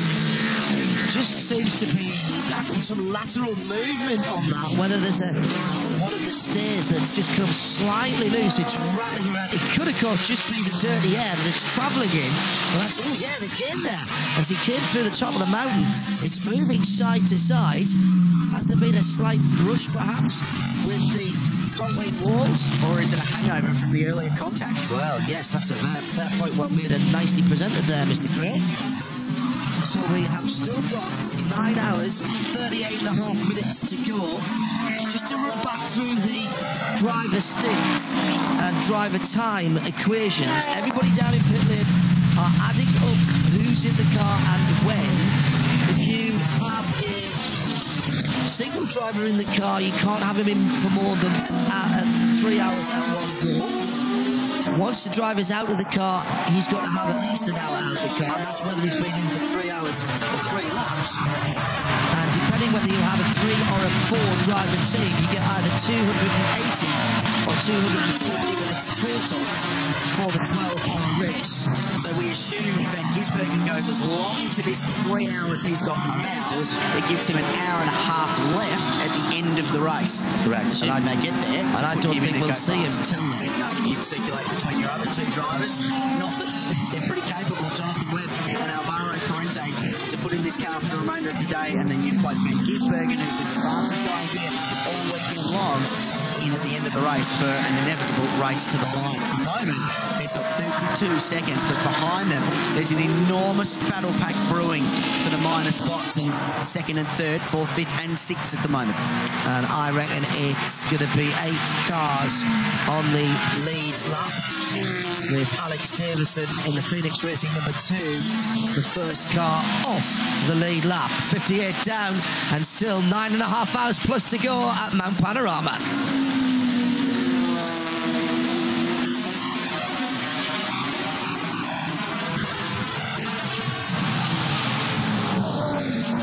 RadioLeMans.com on the grounds of Bathurst, powered by Nissan for our international feed. Thanks for tuning in and staying with us. Don't forget, streaming vision syncs perfectly with the sound. Available on the Bathurst site and on RadioLeMans.com. Thanks to our colleagues at Channel 7 for giving us the opportunity to be part of this just phenomenal race already.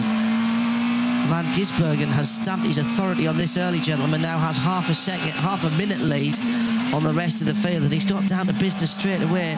Once again, fastest guy that time around. I can count the number of laps that he hasn't been the fastest lap. Easier, Crailsy. I think it's about 4. Yeah, relentless, I think, is a word to describe the pace out in front that Van Gisbergen is setting. They've got an amazing brains trust in operation down there at Techno Autosport and McLaren GT. 15 people have come down from Europe to work on this operation, including Andrew Ciccoldi, who's not only a very, very capable racing car driver, but the boss of McLaren GT globally. Steve Hallam, former McLaren Formula 1 team boss, will come back to that because there's 2 cars in the fence at the elbow, the top of Conrod Straight. One of them, the Donut King, Mark Carr's Australia Ford Focus. The other, the Pat Val Porsche. Yeah, it's the 2 confectionery cars that have got together again. Mark Griffith in the 54 with a little bit of unburnt fuel underneath there. Don't worry about that. That's where the exhaust comes out. It looks much worse than it is, but that car is not moving anywhere at the moment. Who was in the Pat Val car, guys? The Porsche was dropping a lot of fluid, an awful lot of fluid. It's a 69 car, isn't it? Yes, it is. And that would be... That's Alex Osborne. Yeah, that's and he was... second instant for Alex, I'm afraid. Well, I can't believe that these 2 cars, sponsored by the confectionery companies, have got together again. It's a Forest Elbow, by the way. Takes the biscuit. It really does.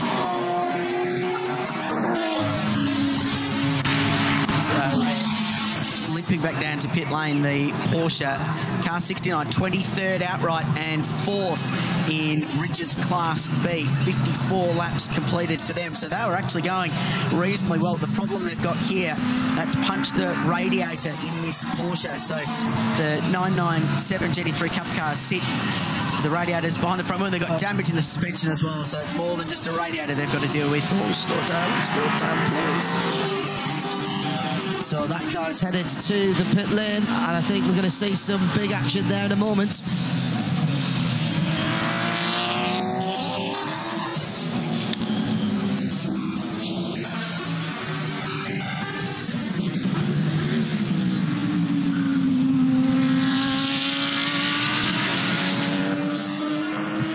Welcome back to Mount Panorama, and it's been a clash of the sweet products sponsored machines up on the mountain. Remarkably, these cars have been together a couple of times already. The Donut King machine just going a little bit wide and getting absolutely nailed by Alex Osborne in the Pat Val, the Patisserie Valerie Porsche, both ending up in the tyres at Forest Elbow. Big damage to the Porsche, both the radiators and the front suspension. That is such bad luck. I'm not sure that the 54 car, Crailsy, was doing very much wrong there. Mark Griffiths just having to modify his line because of the cars ahead of him. Homer Simpson's worst nightmare, that scenario, isn't it? So 2 cars in the fence, they're limping back to pit lane and have both got there, but with damage, and that Porsche was 4th in Class B at the time of that impact. I'll tell you what, guys, the Techno boys were licking their chops when they saw 2 cars in the fence. Everyone leapt to action. Byron Parente grabbed his seat insert. The entire team ran out to pit lane. The safety safety car they were hoping for did not come out. It looks likely that SVG is going to have to take a green flag stop in the next few laps, and that will hurt their chances and definitely make it harder a bit later on. They're really hoping for a safety car, didn't come out. So a clash between two of the class... Well, there have been class contenders all weekend in the Ridges Class B for the Porsche and the BM Pro Invitational, the I-Class for the Donut King Ford Focus, and they have come together again. They did it at the final corner in one of the practice sessions earlier on, and we had a bit of a laugh about the two competing confectionery brands, and they've done it again. And this time, I'm afraid, there's broken machinery there, and there may be words between those two teams.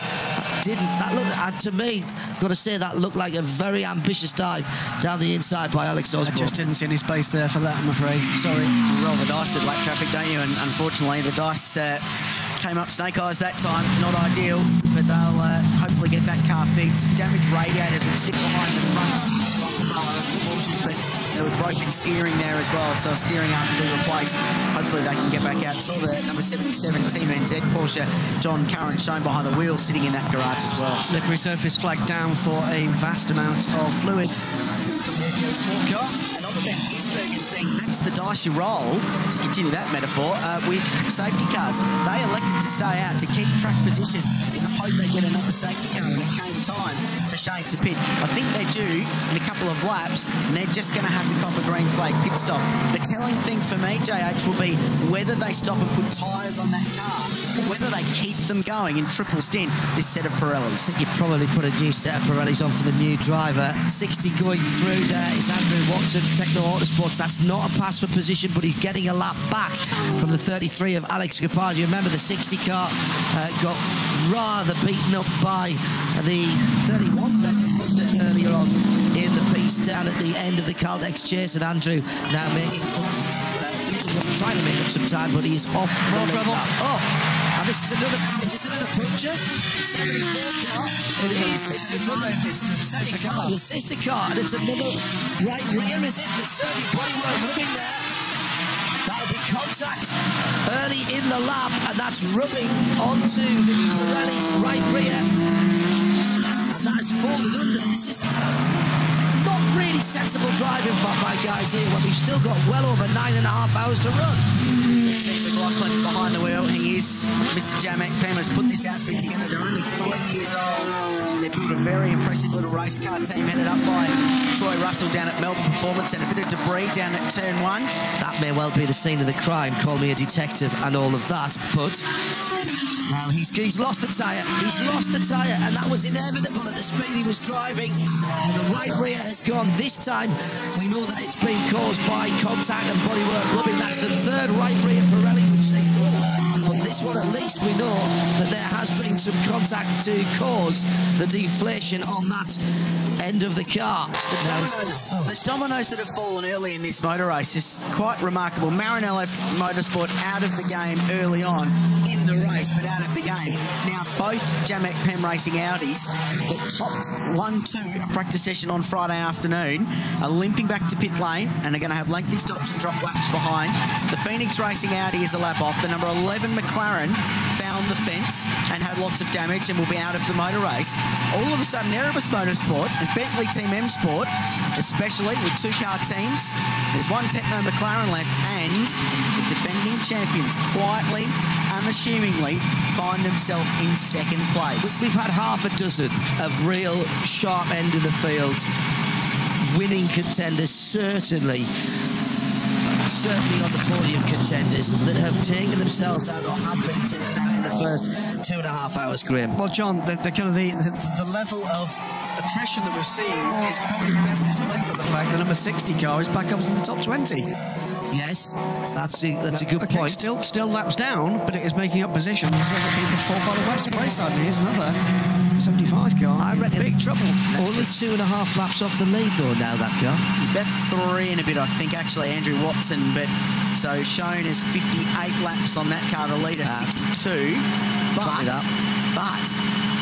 they're still in the game. Attrition will help them get up the order board. And Andrew Watson's been doing a very good job behind all of that. Young man out of the UK has been racing British GT, unfamiliar to Australian audiences, but every year we seem to unearth a great new young talent once again, Techno Autosports denied the safety car they want to get Van Gisbergen serviced and away under yellow. So they continue to circulate. 63 laps now in the books. So they're 30 laps on from their first pit stop. I think they've probably got 2 or 3 more to go. It's going to be lap 66 or 67, and we'll see them in pit lane, whether there's a safety car or not.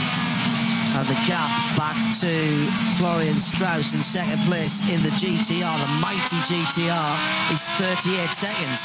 And that's nowhere near enough to get that number 59 bright orange McLaren turned around and back out on the circuit without losing positions. I reckon going to come out somewhere. We could lose the top 6, to be honest, because there's only something like 48, 49 seconds between all the cars on the lead lap. He'll definitely lose the top 6. If he's forced to pit in the green, it'll definitely lose the top 6. Should say, by the way, Andrew Watson is the McLaren GT Academy winner from last year and continues with McLaren in that role again this year as a 75 car does make it back. So good driving from Steve McLaughlin to get back to pit lane. Race control would have been keeping a very close eye on that just to see if there was any further damage and pieces falling off that car. So the same chunk of the rear bar has come off on that we saw the sister team entry with the red highlights. And they'll do a driver change there while they can. There's no real hurry. See there, the driver slotting a seat insert into the GT3 cars. You'll see 1 or 2 of the Porsche guys just moving the seat forward on effectively runners, just like you would on your street car. Now, intelligence from down in the pit lane is that Van Gisbergen should be coming next time around. So likely the next time by at the end of Shane's lap 65. It's pretty remarkable though, guys. Last lap, the 64th lap on this set of tyres, 2:02.79. Last year, lap times like that in a race, you would have been the biggest hero in the world, but today it's fairly run-of-the-mill. But 64 laps onto a set of tyres, and they're still doing mid-2:02s. Fantastic stuff. Don't forget that car takes a long time to turn around. The fastest single pit stop we've seen for fuel only is 1 minute and 3 from the Bentley and from the Nissan. It took the guys at Techno 1 minute and 14 to turn Van Gisbergen around last time. They cannot afford any issues as the guys at Jamek Pen are just having a good look at all the suspension parts. They're taking out the guard liner. SVG definitely on an in-lap. He's on an in-lap. He's just done the fastest first sector of the race, 49.75 seconds. So that's someone who's light on fuel and high on ambition. Going to work on that Audi soaring away at the back. And Shane's had to deal with some traffic as well on this lap. You're never left wondering with Shane Van Gisbergen. No. He's got to deal with this, but he should deal with them on Conrod Straight. But he will be pit lane bound. Alvaro Parente's ready to go in pit lane. Fuel rig at the ready. Now they've gone back to using car 59. In the first pit stop, guys, they actually used car 60's pit bay and also their fuel rig. So I wonder if they're going to get any extra time out of using their original car 59 rig. Chad, am I right in saying Roland Dane is down there watching on? Roland's been down here the entire day. Had a very long conversation with Dave Stewart after the first pit stop when they saw how slow it was and that they were going to be at a bit of a disadvantage to their friends, the other McLarens next door. So, Roland is always going to try and fight the fight, isn't he? Well, expect a very fired up Shane Van Gisbergen at your feet when he comes in, Chad. He's already pulled the helmet communications out. He immediately slackened off the belts as he was headed left-handed into the lane, and he pulls up now for what we expect to see him getting out of the car. Yes, he will have to. And out he gets. Alvaro Parente with the distinctive Portuguese helmet colour will get helped into the car. Defending race winners currently in the Caltex chase and exiting that corner now. So pit work underway, fuel going in, leader about to enter the final corner. Maguire's turn and cross the Liquimoli front straight and assume the race lead for the first time today. The Nissan GTR Godzilla back in front on Mount Panorama. In the right-hand side door, one of the Techno guys replacing the fluid system, the pressurised progressive system from the guys in the middle of the UK. I know Dave Ward and Howden Haynes are watching on our international streams. Hello, guys. new set of tyres there, mate. Exits the base, so brand new tyres. They almost did 400 Ks on one set of tyres, and Van Gisbergen punched out the fastest first sector of the entire motor race on that set of tyres before he pits. So if you're on a couple of laps old tyres at the end of the motor race, I don't think you'll be too concerned.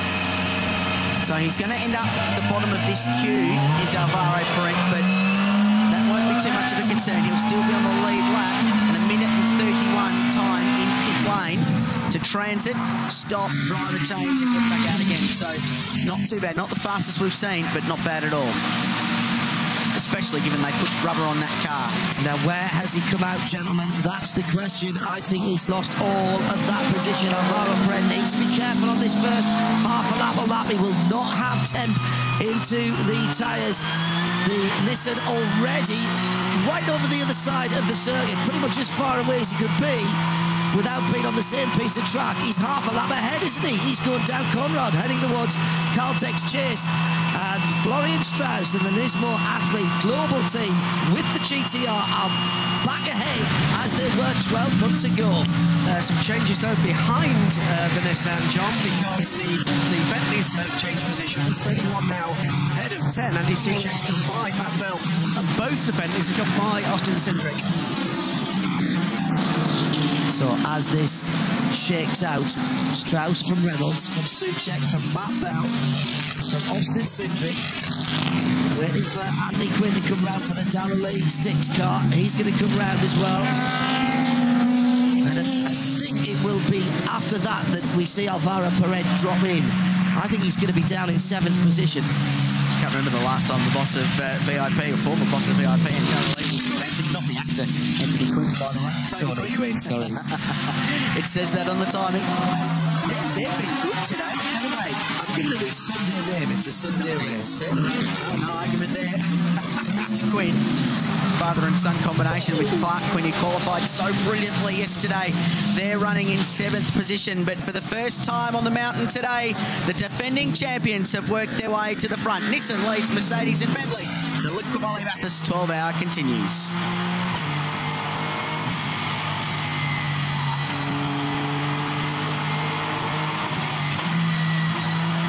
Plenty of action and plenty of strategy, gentlemen, playing out here. Graham, it was a calculated risk for the Techno guys not to take that opportunity to bring Shane Van Gisbergen in when everyone else pretty much came in behind them. And really, they had to take it, do you think? I think they think they've got the pace in the car either way. I think they believe they can catch back up with that train, simply the pace they've got in the McLaren. And for what we've seen for the first, 3 hours of this race, who could say they're wrong? The only other team who haven't done their second stop, by the way, in the sharp end is Erebus. Austin Cindric was plugged into that car at the first set of stops, and he's on the lead lap in 5th position, but he's yet to make his stop, and he's been out there for 1 hour and 15 minutes, so he's going to have to come in shortly. The other car in the top group, if you like, that hasn't yet taken a second stop is a car that I'm beginning to wonder whether or not there's actually something wrong with it, and that's the number 2 Phoenix Audi. It just does not seem anywhere close to the pace. Well, 208 last time around, a 206 the one before. Could be in traffic. Alex Capardia, who's in close company with that car, is also doing 207s and 206s. Might have just been a big bunch of traffic. RadioLeMans.com, live from the mountain, synced in sound and vision, and thanks to Nissan. And don't forget, after the race tonight, closes off tonight, we will have, for the first time from Bathurst, Michelin post-race tech. And that might have to be hosted by Johnny Palmer, at least for the first part. He's hearing that for the first time back in London, because I've got to help close off the TV programme with Mark Beretta. So start thinking about questions, etc., that you'll want to ask at the end in a mere 9 hours and 18 seconds. Engineering myself to a standstill here with the stop numbers, but so 65 laps in the last stop for car 59, Shane Van Gisbergen to Alvaro Parent. Everyone else stopped on 54 under that safety car. So they've got 10 laps already up their sleeve. Now, if we were to run green for the remainder of the day, that gives them a shorter final fuel stop. The chances of us running green to the end of the day are almost negligible, you would think, with it being a big race and Mount Panorama and everything that goes on. But either way, they've got a strategic advantage at the moment, McLaren, and a pace advantage if it means they sacrifice a little bit of track position early on. Well, the figure to look for the top 7 is 66 seconds for the top 7. Just how much longer will it look like that?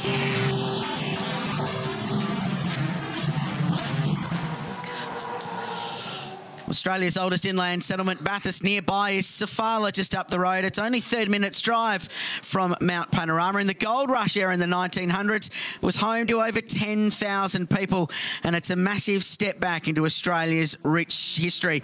You can eat, stay, saddle up, or even try some gold panning just up the road, 30 minutes from Mount Panorama. Let's take a look at the Nissan highlights. There's been plenty of them. Tyre failure on the right rear for the Mark Cars Australia 94 car. A bit of a kiss off the wall for one or two people. Some have got away, some haven't. It was all about Van Gisbergen at the front of the field, and the 11 car chasing them down when Wick had a big one into the wall. And that is a very second-hand machine.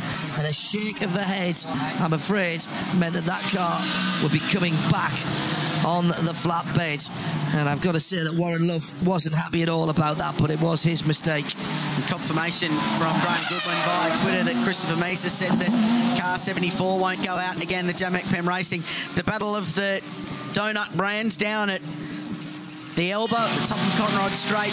Both those cars got back to pit lane and we avoided a safety car. And then for Jamek Pem Racing, the day got worse because a rear tyre issue after some contact at turn 1 for the 74 car with Stephen McLaughlin behind the wheel. Meanwhile, Shane Van Gisbergen plowed away in front at lap record pace, pitted just a few laps ago and handed over to the very fast Portuguese driver Alvaro Parente. Works McLaren driver, been at the top of open wheel racing as well. John, here's how they run. Yeah, the Nissan on Michelin's leads it because of that green flag pit stop for the long-time leader when they brought Shane Van Gisbergen in. It's Bentley on Michelin's in second, and indeed the top 5 tyres on the cars are all Michelin's at the moment. It is the Parente-driven 59, the best of the Pirelli runners, with Tony Quinn leading the AM category in the Darrell Lee A-class. Classes A and M and Pro for Darrell Lee. The Nissan in front there, in front of the Tony Quinn McLaren. Thanks to Ridges, Class B is being led by the Wall Racing Porsche, and the BM Pro Invitational class. Morgan Haber in car 93 is currently running 16th outright in that Mark Cars Australia entry and doing a very good job. The youngster from Mackay in far north Queensland. Very nice tropical part of the world, but he is currently 16th. Car 93 has been in the wars throughout the weekend, but going well. And this is a little bit of drama down on the exit of the Caltex Chase with another of the 5 Mark Cars Australia entries. I think that was the 49 car. Was that Andrea Montemini getting involved there as well on his outright? And Lindsay Kearns is behind the wheel of number 91, the Repco car, and we're seeing a change of position as well. And Suchet goes to second in the Bentley, gets past David Reynolds in the Erebus Merc. And that's what you're looking at there.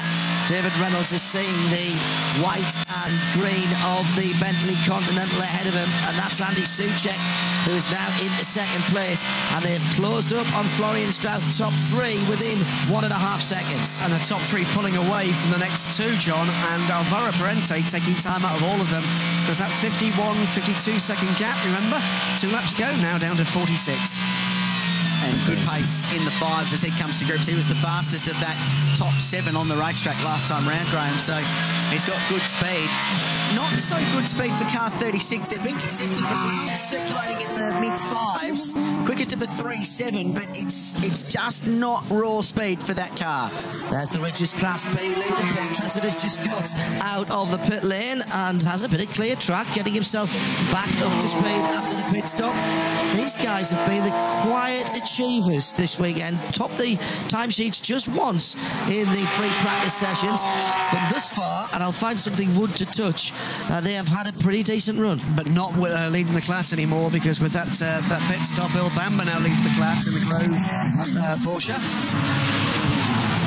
BM Pro Invitational class. Here's the Darrell Lee Sticks, Mark Cars Australia Mazda-bodied car, and Morgan Haber behind the wheel. If you've not seen this program before, it's pretty remarkable. The brainchild of Ryan McLeod, former starter here, who's raced V8 supercars and raced at a very high level, needed a user-friendly, affordable, strong and competitive global endurance racing product. Space frame chassis, V8 engine, anybody you like, and it's a very strong racing car. And Morgan currently 18th on the road. Before we went to break, we saw the 75 J. McPenn car come in with a bit of issues, tire related. It was Rene Rast who got behind the wheel, and they did not have to bring the car into the garage for repairs. But Steve McLaughlin, you got out of the car. What happened to cause that right rear flat? Well, we're having a bit of a duel with a couple of fellow Audis, and unfortunately going into turn one of them obviously misjudged and hit the right rear and pushed a bit of bodywork onto the tyre. So as you can see, when we went up Mountain Straight, eventually it let go, and then we had to sort of work our way around to the pit. So it took quite some time. We lost a few laps. So yeah, we put Rene in the car, see if we can get the car back up. Originally supposed to have Craig Lowndes in the car with you this weekend. What's Rene been like as a fill-in? Oh, fantastic. I mean, you know, he's first class, really. He's probably the fastest driver here in the field, I think. So, yeah, you do a fantastic job. I'm sure we'll get the car up a fair way, but, you know, it's really ruined our chance for a podium. So we'll just run the rest of the day. Unfortunately, the sister car's out, so hopefully we can get one, bring it home. Yeah, never give up hope. And as he said, the sister car, the 74, right over his shoulder, you can see the chassis, so that one's not getting back out. And hello to Craig Lowndes. He was listening into our Radio Le Mans coverage of the early sessions. His newly liveried Caltex V8 supercar is here on display in a fantastic fan area just on the far side of the track from us. Shame Lowndes is not here, but I have a strong suspicion he's got some unfinished business with the Little Molly 12 Hours, and he has already told us via social media he'll be back next year. Quick update on that BM Pro leading, Class I leading car, the 93 cars, just had to come through pit lane for a black flag. That was for coming into pit lane while the pits were closed on the safety car. It's dropped them back a little bit on the general classification, but I reckon that will still leave them in the lead of the class. Morgan Haber still behind the wheel. This is the battle for the race lead. Andy Soucek has been closing in on Florian Strauss over the last couple of laps. Couple of tenths of a second a lap, and now the Bentley hauling in the big Nissan GTR, two of the biggest GT3 cars by physical size in the sport, and they're 1 and 2 at the moment. They're split 1.8 of a second.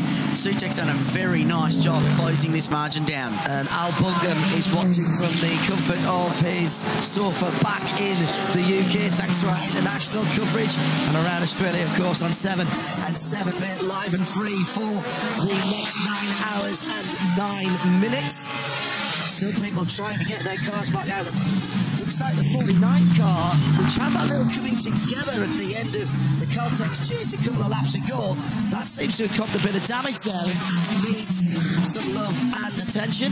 Meantime, the battle for the lead is getting very interesting indeed through Forest Selbo. Now, let's see the comparative speed of these two very big GT cars as they come down the hill back towards us. And this is one of the great things about GT3 racing, John.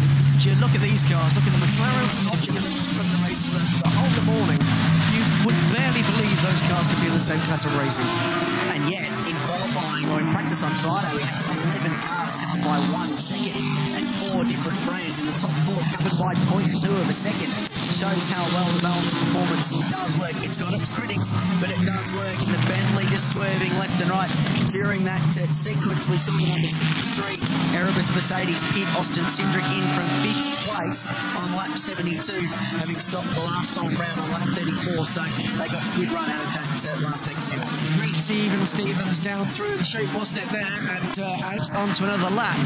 But Andy Soucek seems to have target acquired here. Yet to lead today, the Bentley, any of them. So this could be the first time the Nissan has been in front for some time now, having inherited it when Shane van Gisbergen pitted the McLaren. Serious question here. If you're a team manager of either of these two, what are you saying to your guys on the phone at the moment? Because we have got 9 hours and 8 minutes to go. It doesn't really matter who leads right now. So do you tell Suchek, just stick with it? Or do you say, get by him and pull away? I mean, there's going to be another safety car, surely. Do you tell Suchek just stick behind him? And does Andy listen? That's the question. Well, the prestige of leading a motor race at Mount Panorama. The view out the back of the Nissan is filled with Bentley. So Florian has been in front for 8 laps. 61 laps lead for the McLaren of Shane van Gisbergen at the start, and some traffic at the top makes it very difficult for Florian Strauss, one of the defending race champions, to get a clean run using all of the road. The Bentleys have been particularly aggressive over the curbs at the top of Mount Panorama, and especially down through the S's there. They can only take so many liberties with those before race control looks at that and gives them a rap over the knuckles, because it will start to be extruded as shortcutting the corner. It's interesting, isn't it? Talking to people immeasurably cleverer than me, of which the whole planet would probably suffice to say. The GT cars tend to use the curbs a lot more, but as GT3 cars become more and more sophisticated and more aero-dependent on the wings, and particularly the underbody and the accoutrement around the front and rear of the car to manage air under and through the car as well as around it, then you've got to make those parts of the cars quite robust. That adds weight. Weight is the enemy of speed. So there's these huge compromises going on when people are designing the cars, conceiving of how they might be driven by guys at the very top of their game. There's some curbs here that you can take, some curbs that you absolutely can't. Looking at the dipper on replay, and this is a big moment. The Jamek Pem Audi very, very wide. The last thing they want is more damage. Did he get away with that? Time in pit lane, yes he did, just somehow. But there was a change in position soon after that. Andrew Watson crossing the line ahead of Ready Rest. Well, Renault's been pushing very, very hard, and we're setting faster sector times for that car for the race. So he's got the head down and trying to make up as much time as they can. Dropped a couple of laps off the leading battle. Nissan will be going to around about another 10 or 11 laps before Florian Strauss gets short on fuel, and they'll want him to try and keep this pace up as long as he can and hold on to that position at the head of the field. Small mistakes bite hard on top of the mountain. Check out the damage to the left rear. The brake rotor shattered on that McLaren, sticking out through the rim. They do have some spare parts here. It looks kind of optimistic at the moment. Warren Luff's putting on a bit of a brave smile. Talk us through the moment on top of the mountain, because we didn't get to see a whole lot of it. Yeah, look, I just made a small little mistake and clipped the wall going over the top of Skyline on the right, and it just put us offline going down through the left and then the right. Once I got out on the marbles, the back came around, just tagged the wall. It was only a small hit, but obviously, as you can see, the damage put us out of the race. You've driven an Audi, which is a left-hand drive. Is there anything in that? Was it a left-hand drive kind of mistake, not knowing where that wall was?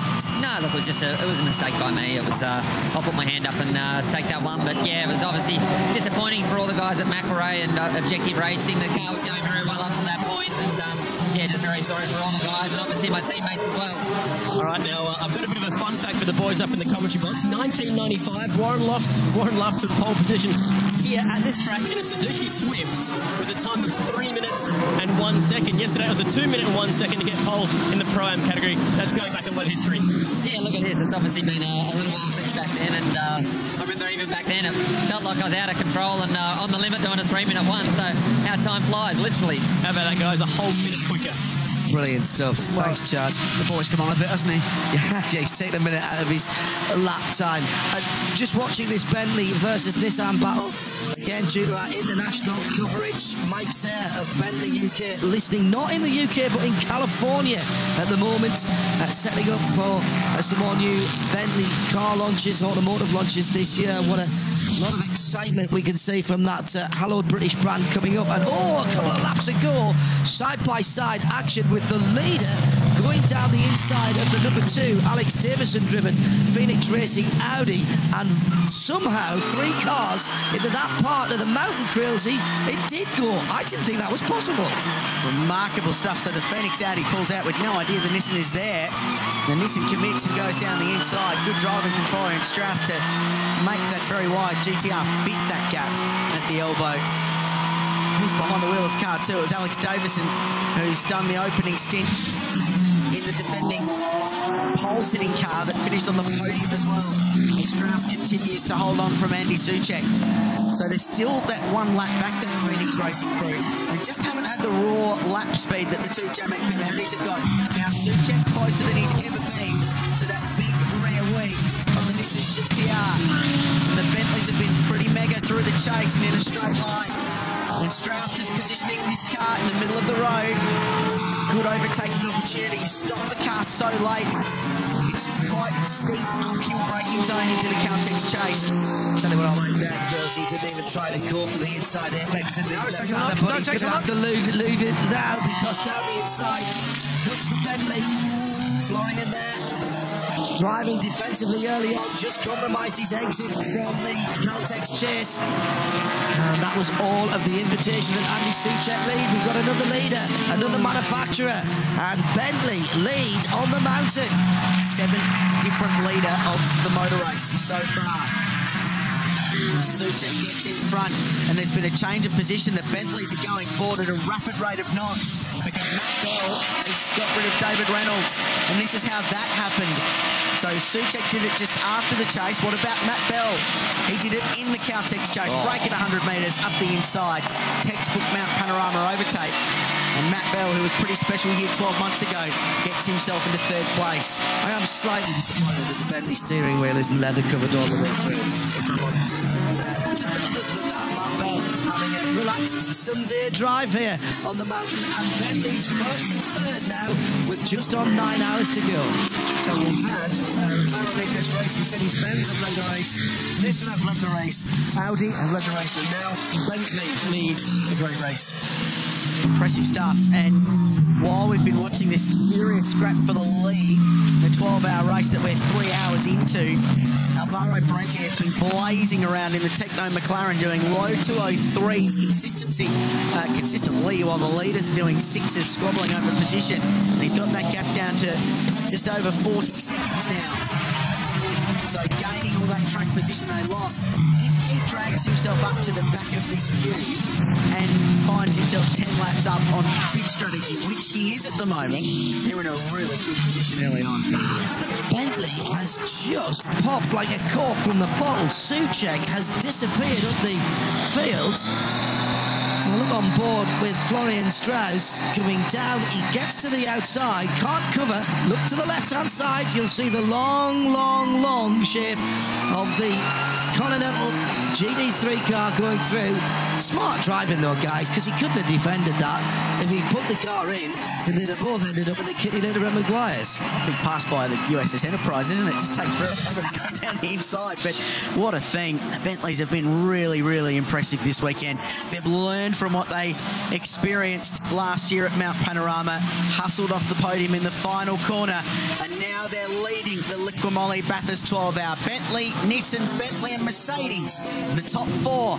9 hours to go on the mountain.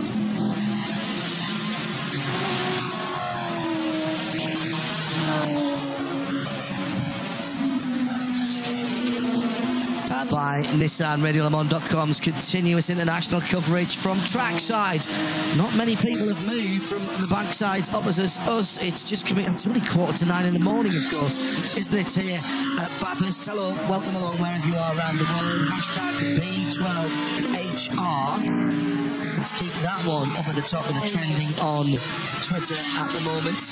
Lots of information. If you're not already following the event, make sure you are, because lots of information on the Bathurst 12-hour Twitter feed.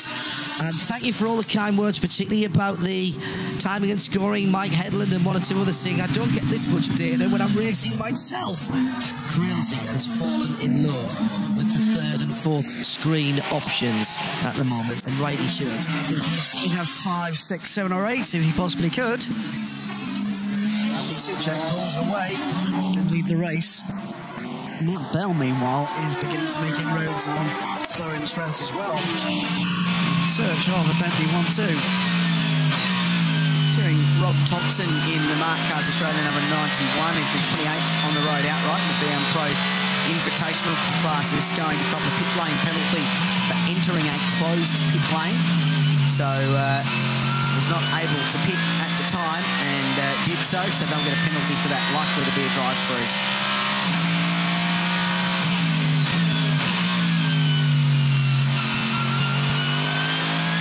It's David Reynolds, 4th place. Is that Florian Strauss just ahead of the Bentley? I think it might be. It is. Yes, it's only half a second, Gooders, from Strauss to Bell. Matt Bell took 3.5 seconds out on that last lap. Yeah, it's 7.2 for Florian, last time by 4.9 for Matt Bell, and David Reynolds as well, 203.7, so great speed for Reynolds. It's a 5.3 for the 36 car. So it's 1.8 to the leader, then just 0.5 back to Matt Bell. So we could be seeing a Bentley 1-2 very, very soon.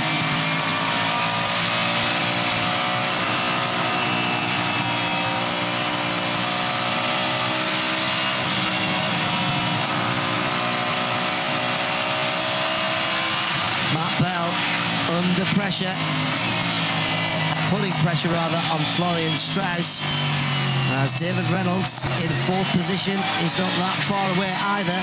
All of a sudden we've got a 4-way battle at the head of the field, and still just on 9 hours to go here at Mount Panorama.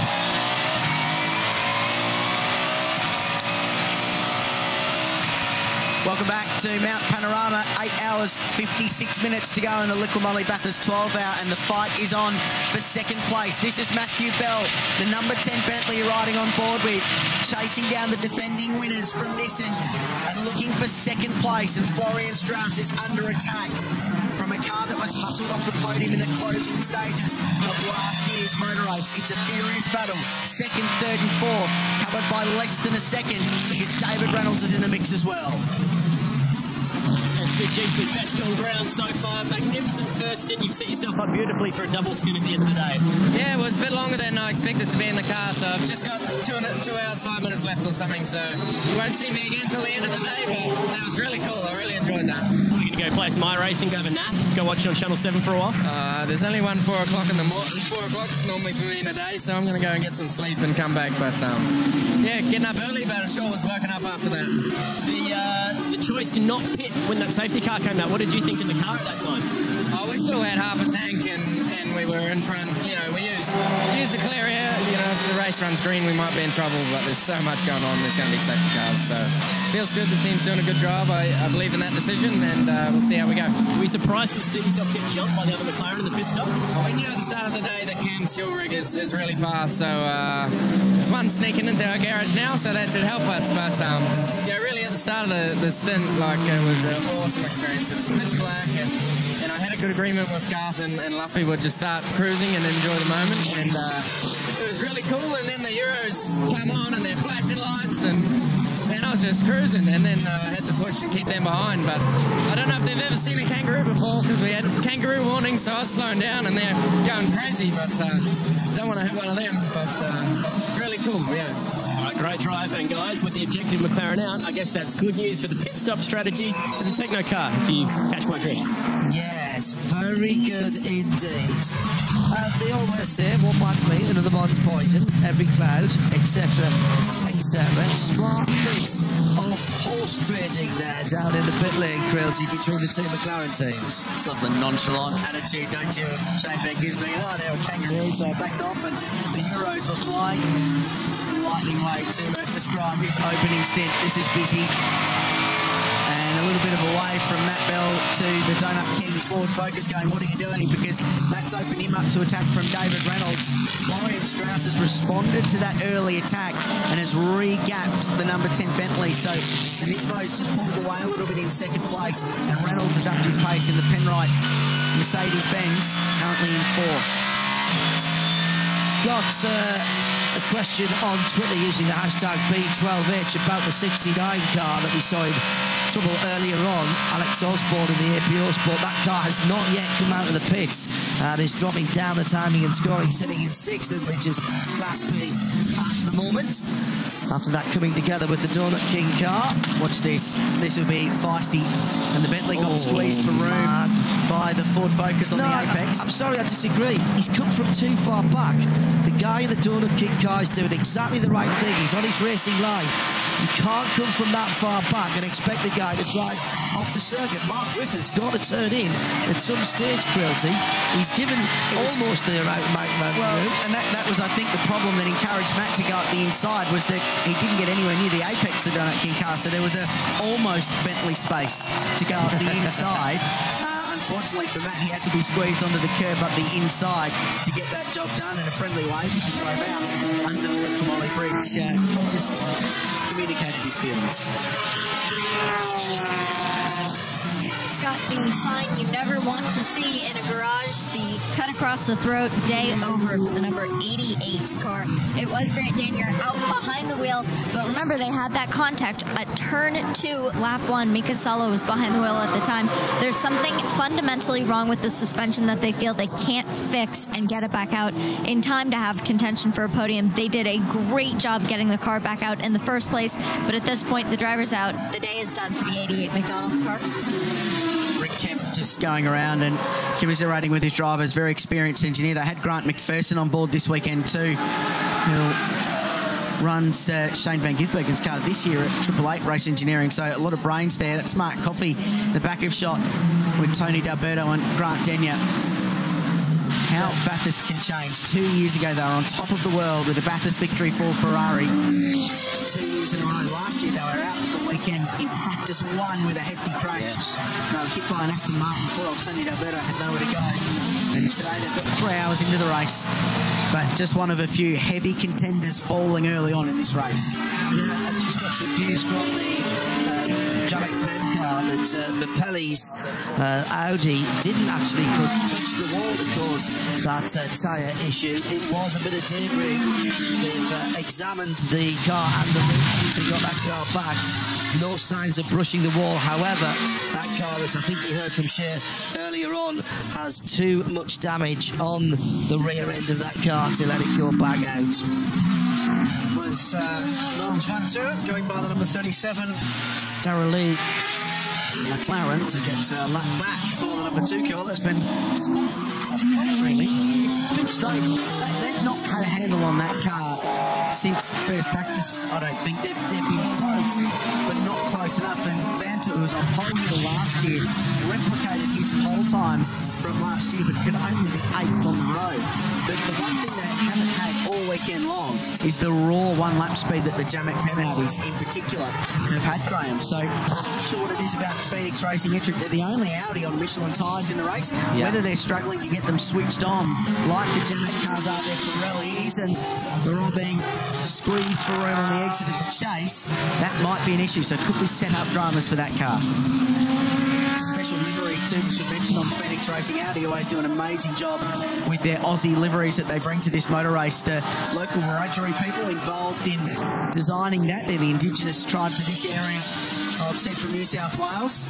And it's a spectacular looking race car. I'm loving these longer green flag run, guys. I know that these safety cars pack the field up, but what we're seeing here is the real differences in performance of driver, tyre and manufacturer. And I know Paul Trustwell, part of our team here a couple of 3 years ago, is tracking this back at home down the inside for Andrew Watson. That's another car that he's passing but not making a position there as he goes through. Still sitting in 15th position, 8th in class, just a handful of laps off the lead. 4 laps off the lead. What I like about these long green flag runs is that everyone has to do their own strategy. You don't get dragged back, Crailsey, to everybody pitting on the same lap. And we've got the Nissan will be coming in 2 or 3 laps time, I reckon. And they'll then have to make a decision about leaving Florian in. We heard that they wanted to double stint at least all of their drivers in the opening section of this race. So 75 of the 81 laps complete under green flag conditions so far. So just the 6 laps under safety car, around 28 minutes worth. So it's safety car period, not a lot of laps though. And Florian's under a world of pressure again, dealing with traffic. The problem he's got is that with the gap to Andy Suchik out in front, Florian's getting to these lap cars and they're not quite aware that the Nissan's there, and it keeps allowing Matt Bell just to drag himself up behind that entry. Matt Bell, remarkable story.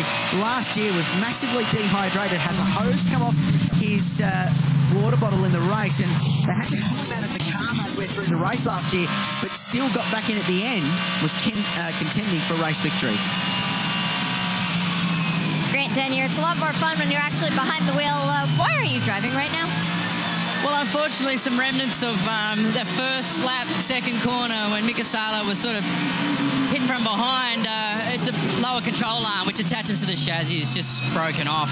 And lucky it didn't do it in a place of high speed. So if it had happened at the top of the mountain, I would have needed a parachute to come back down. She would have been pretty ugly. So unfortunately, that's it for us. But I really feel for everybody. You know, it's a life dream to drive with an ex-Formula One driver like Mika Salo and Tony Verlander, and you know, to be a factory Ferrari driver, but it just wasn't going to be our day, I'm afraid. Still get to keep the overalls. Thanks, Grant. Yeah, I'm going to wear them on the plane on the way home. Is that uncool? Not at all. Very good. Very good. Love that kind of enthusiasm. Just a quick note. One of the many... Oh, dear me. This is second, third and fourth, guys. Nose to tail to nose to tail. It's terrifying, isn't it? Marley, hold your breath. And they're 9 seconds away from the leader at the moment, gents. Andy Soucek making hay while the sun is definitely shining. Just a quick mention for that little Cayman they're going by right now. That is running second. Was there a touch there? Or did he just pinch the corner? I didn't see a touch. Put the lotto on right now, because he's never going to be any luckier than that he didn't get collected or hit the wall. The 16 car goes sideways, and Fabian Hemplecht will have thought all of his Christmases and birthdays have come together. He's completely ruined a set of tyres and probably a set of underwear as well, but he has survived, and so has the car. Now let's have a look. So Nissan goes by. It's the Bentley. Watch the Bentley. Was there a tiny little touch, or did the Porsche just pinch the corner, Krills? No, just pinched the corner, got on that curb, so the unloaded side of the car, very light on the inside, fast bit of road. Luckiest human being on the planet at the moment to keep it out of the fence, and this will show it very, very clearly. So Florian went round. The Cayman did the right thing by staying driver's left hard on the inside and really got himself into trouble. But Matt Bell had a big slide too, because he was out a little bit wider than usual out in the marbles. You know what? That side draft on that. That Bentley moves a lot of air. And there's the guy who really suffered, having to check up David Reynolds. Fantastic avoidance Reynolds there. Could easily T-bone the Cayman, but we've got the 31 car, Andy Soucek. Race leader. And pit lane now. So the race leader pits, crucially. No tyres coming out, guys. And a driver change going on. So from dramas early in the day, David Russell starting the motor race. Soucek hauled this car into the race lead, but now pits. The Bentleys haven't been the most spectacular on fuel economy, but they've been solid. And the number 60 McLaren is in as well, with Andrew Watson behind the wheel. They've climbed back up to 16th place. There's still 4 laps from the race leader, though. What I'm interested in there is, oh, it's a little stall. Not even a thought of getting a new set of tyres, even though they put a new driver in. So that is good tyre mileage for the Bentleys. So third stop for that car, so double stint your tyres in the first stint, double stint in the second as well, I suspect. So they'll put new rubber on perhaps at the end of this run. Unless they're going to triple this and give the new tyres to the third incoming driver. It's an odd one, isn't it? Not changing your tyres when you get in and then changing them halfway through. We should mention 12 sets of brand new tyres, irrespective of brand, across the course of the weekend. How you use those is entirely up to you. The race is evolving and changing. The Bentley's just pitted. The Nissan will find itself back in front. There's so much going on throughout the field. 84 laps into the Liqui Moly Bathurst 12 hour.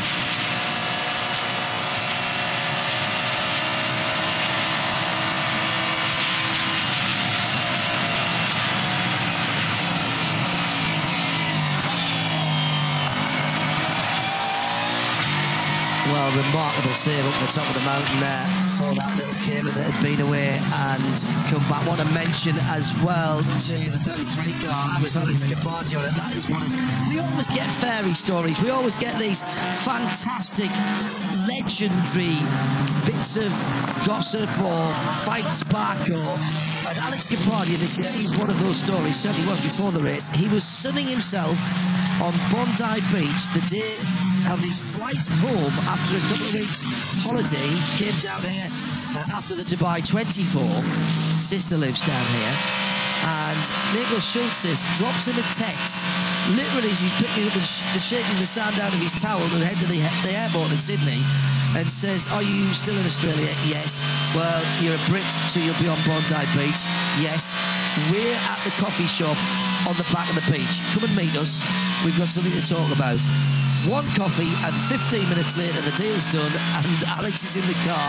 And by the way, credit to Qantas, who allowed him to change. He's in the pit lane now, by the way, Alex.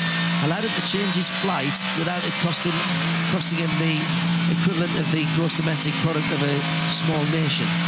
So Alex brings the car in, perfectly on cue. Talking about him, he must be tuned in on 87.9. He's going to get out of the car. Yeah, I think he has to. He's getting close to his driver time. Excellent stint from him. 8th overall at the point. And second in class. He pulled himself up from way down. And that's exactly what he is there to do. To get that car around, bring it back in one piece. Haven't they been impressive? Quite achievers of the day so far. But what happened a moment ago when in the Cayman? You're the one that's putting the curse on these cars, apparently, Graham, as according to social media. Now they'll go for a set of tyres on this. Ever was it so? Yeah, they'll go for a set of tyres on this, and I've got to say that they were a little bit tardy getting the driver change done there. If they'd wanted to do that without changing tyres, it's still not done.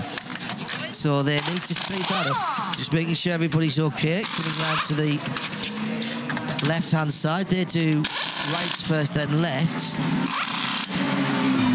This car's done a 4 flat, 2:2:04.0, which is a pretty impressive lap time given their relative lack of experience at Mount Panorama. So solid stuff as car 10 pits. Number 10 Bentley from second place. 86 laps into the Liqui Moly Bathurst 12 hour. Puts Florian Strauss in a good lead, but he'll have to pit in them all.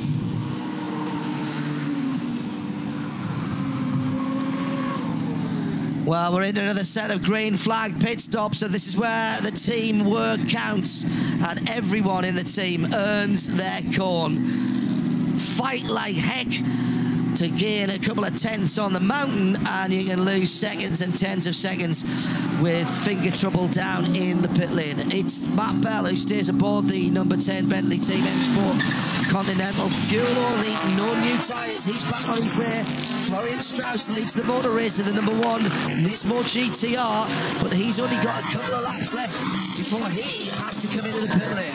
1:04 in pit lane. Very, very good start. That's 1:03 and 1:04. Bentley and Nissan are the pit lane kings at the moment, and the Nissan team are going to have to do that to have any chance of holding on to the lead.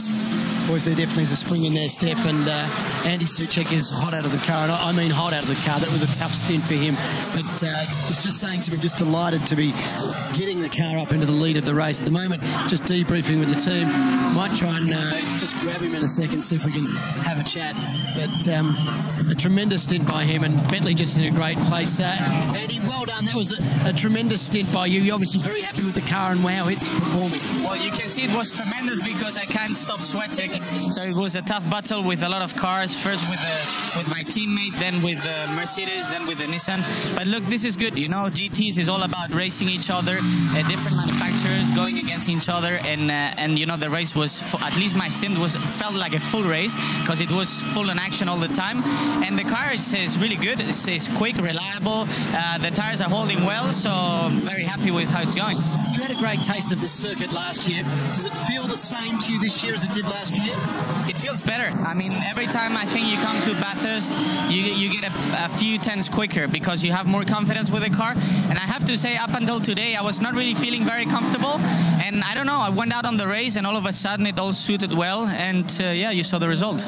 The car was impressive last year, but it looks as though you've gone away and a year on you've really progressed the car. Does it feel like the car's got more endurance? Well, we are a bit surprised because we didn't really do many changes on it. So funny enough, we arrived here at the first session, the car felt already straight away with the same baseline than last year, a lot better.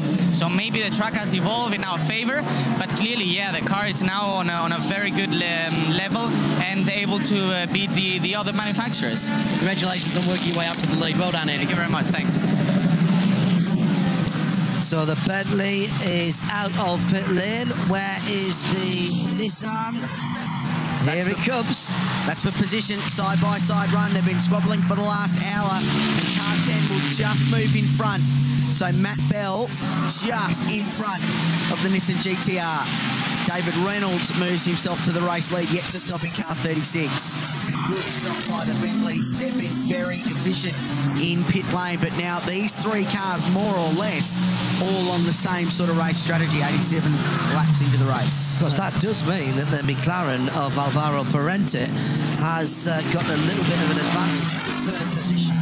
They've already made their stop earlier, so they'll go deeper into the race. Parente's lap times have been spectacular over the last 5-6 minutes, into a 2:02.8 last time around, and he's now 20 seconds back from the leader.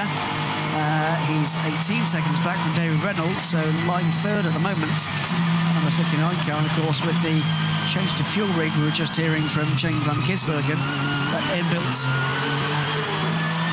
88 laps into the Liqui Bathurst 12 hour. The pit stops are underway. Mercedes lead the way with David Reynolds.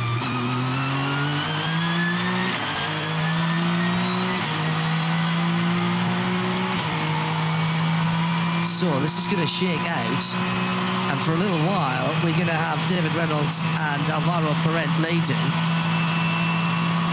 just before they have to do their pit stops that coincide with the ones we've just seen. How did Maxime Soule manage to get 4 pit stops in and still be in the hunt? They must have done their strategy perfectly. That's making sure you get the yellow flags. Remember the puncher? Oh, yes, of course. That was the extra one. Got the puncher in and out on the right front without losing the lap. Well, remember, Chris. He's not writing this down, folks. Honestly, he does have a huge storage device fixed in his head. How do you like that, Simon?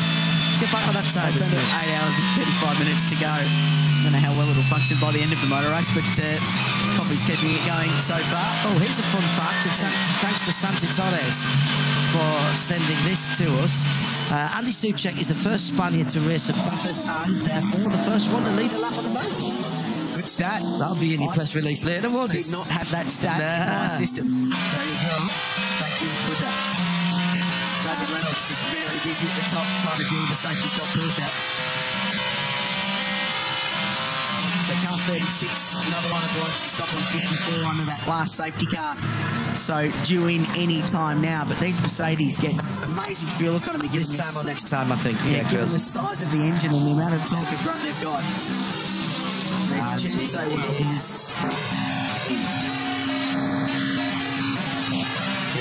yeah. Okay. Does he rumble underneath us? He does. And that's another free pass for Alvaro Parente, and he will put that McLaren back in front. So they're 10 laps out of sequence with everybody else on this lead lap at the moment. So it's been very, very good for Alvaro. He's had great speed. And now we'll reassume the race lead, having led this car at least for a good portion of the early part of the motor race. Staying in, David Reynolds. Looks like fuel only again for the Penrite car.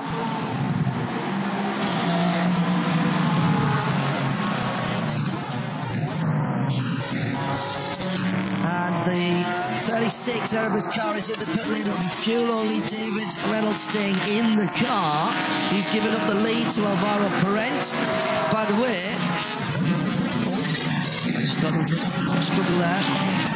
That's another change of lead as well at the head of the field.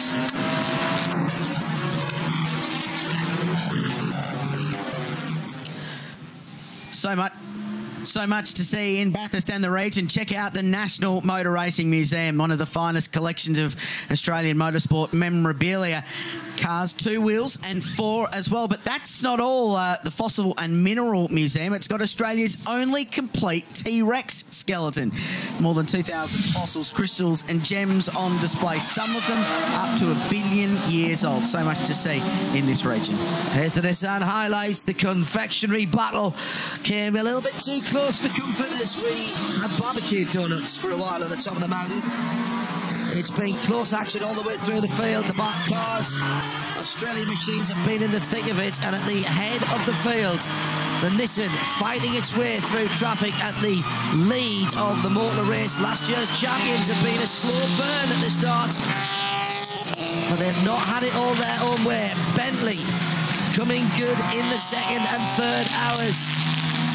And Maxime Soule becomes the first Spaniard, Andy Suchek becomes the first Spaniard to lead a lap over the mountain. He's handed it off to his teammate, Maxime Soule. How's this for luck, Crailsey? Got to put the lottery on this weekend, haven't you? Happy Bathurst Day to the Cayman GT4. The sign in the background summed it all up. A very happy day. The Donut King Mark Cars Australia Ford Focus has been in the wars. The GTR shining though. Didn't have the 1-lap pace in qualifying, but race pace for them has been very, very strong. As it turns out, Alvaro Parente has returned the McLaren to the race lead with his pit stop shuffle sorting its way through, and the Pirelli shot McLaren in this ongoing tyre war. Mercedes second, Bentley third and fourth, and going very, very nicely with the Nissan sitting fifth, but still very much in the game.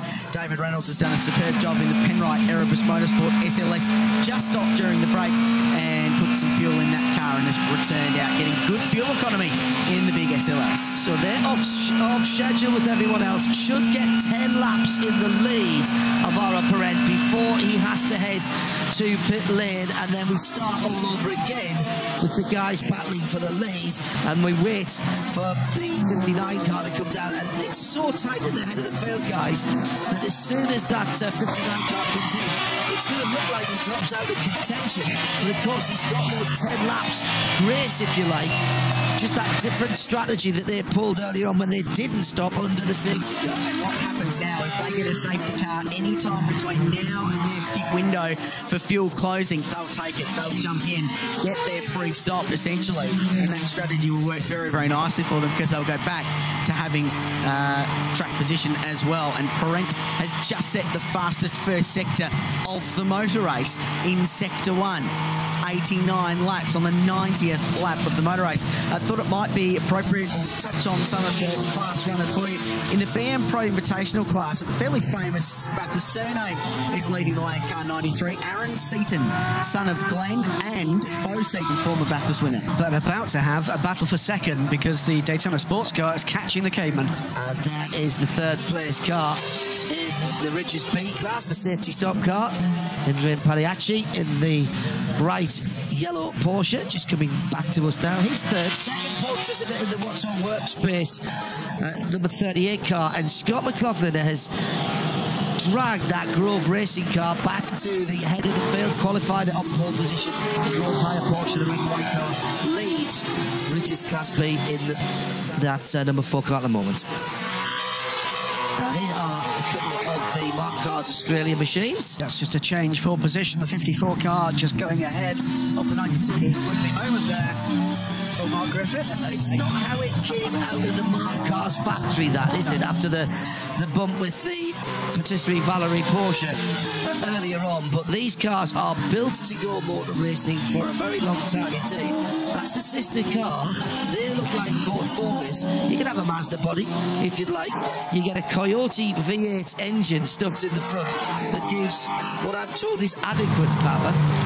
If you're standing trackside here, by the way, and watching Alvaro Parente, you've just watched the second fastest lap ever around this place, because a 2:01.674 last time around for Parente compares to Shane Van Gisbergen's 2:01.567. Here's Aaron Seaton, son of Glenn Seaton, as I mentioned, double Australian touring car V8 supercar champion, legend of the sport, never able to crack it for a Bathurst victory. Aaron Aaron's been a really busy boy in the last 2 years as his racing career develops. He's been racing Porsches in the GT3 Cup Challenge and doing it very successfully. B-class champion in that field. Really competitive young racing car driver. He's been racing Speedway too. It's the Contender GT4 that survived the rivals moment we've seen today at the top of the mountain and in front car for Scott McLaughlin, factory Volvo driver in the supercars, leading the way in the Ridges Class B for Porsche GT3 Cup cars. Leads Paul Tressida by a lap, so he's got good margin. Earl Bamber drove that car extremely well. Steve Grove, who started the race, thought did a superb job to stay out of trouble, was consistent and fast, and he knows all too well to hand over to his two gun drivers and let them do the bulk of that heavy lifting throughout the day. That was in the dark though, and when everybody was as bright as they're going to be until the last couple of hours, that was pretty decent. 36 then. Went down the inside, nice bit of manoeuvring. That's a classic overtake here at the end of Conrad. Just got to a really fast point of the motor race too, because Vettel's just done the personal best lap for the Phoenix Racing Audi with a 203.6. Alvaro Clem, as Graham mentioned, did a 201.6, and then he's just done a 201.8. Absolutely flying the race leader, and the margin out to 41 seconds. So very much aware that he's going to have to pit, perhaps under green flag conditions. He's trying to build that margin as much as he possibly can before he has to dive to pit lane. If I remember rightly, it was 38 seconds for Shane Van Gisbergen, wasn't it, when he came in? Yes, He is already building up more of a lead in this phase of the race. The difference now is, Graham, that with the splits of that top 7, he'll probably slot into 4th place with that margin he's got, just in front of David Reynolds perhaps. Reynolds a minute and 3 behind the race leader, and the average pit stop time we've seen is about a minute and 3 seconds. So, fellas, we've ticked off nearly 90 minutes of green flag running. You think back to last year's race, I think an hour and 5 minutes is about the longest stint that we got in without safety cars, and that's going to affect a few of these AM drivers. First of all, it's a long stint for an amateur driver to be turning up to 2 hours, but have a look at Florian Strauss, because for Florian, there's a good chance that he'll have pretty much eaten up the minimum driver time that he needs to in the Nissan if it continues to stay green. If we do get a safety car, we might see some AM drivers have to triple stint to get that minimum time out of the way. So this is actually entering a really interesting point of the race in terms of strategy and how you handle your unseated driver. Yeah, that's a good point. And on the onboard at the moment, just by the lap 93 marker on our screen, look down there. Is that a seat belt? I think it's that's a lap not belt. fastened. That may well be the lap belt that isn't fastened on Strauss's right leg. It should be bolted into the central buckle. He may have just knocked it and he then pushed it out of the way. But that, to me, is the seatbelt on the bottom left corner there. Thanks, guys. You can see the red webbing belt with a very shiny buckle. And that should be across his right thigh and bolted in, and is not. Now, if I've spotted that, it may be that race control have. Now, you have multiple straps, and the shoulder straps, clearly very, very important. They don't like to see those unfastened or not fastened properly before you go out on the circuit. It's been a source of some controversy in the United States in the IMSA series that I get to have my head explored at as well. So that might just have been a little bit of finger trouble. We talked about how those little things can have big consequences here. Oh, and there's a big slide going into turn number 2. Griffin's bends as he heads up towards the Audi cutting now. The other side of that, from Florian's point of view, is he won't be sitting as solidly in the driving seat as he perhaps might want to. He's probably pulled down the shoulder straps just a little more just to keep him sitting in that car where he wants to be. Here's that Kevin. Yeah, 16 car, looking splendid. Still second in the invitational class. Aaron Seaton leads that in this car, couple of laps behind, 1 lap behind in fact, so just dropped a little bit of spot. These guys had an enormously challenging race week, but it's all coming together for race day.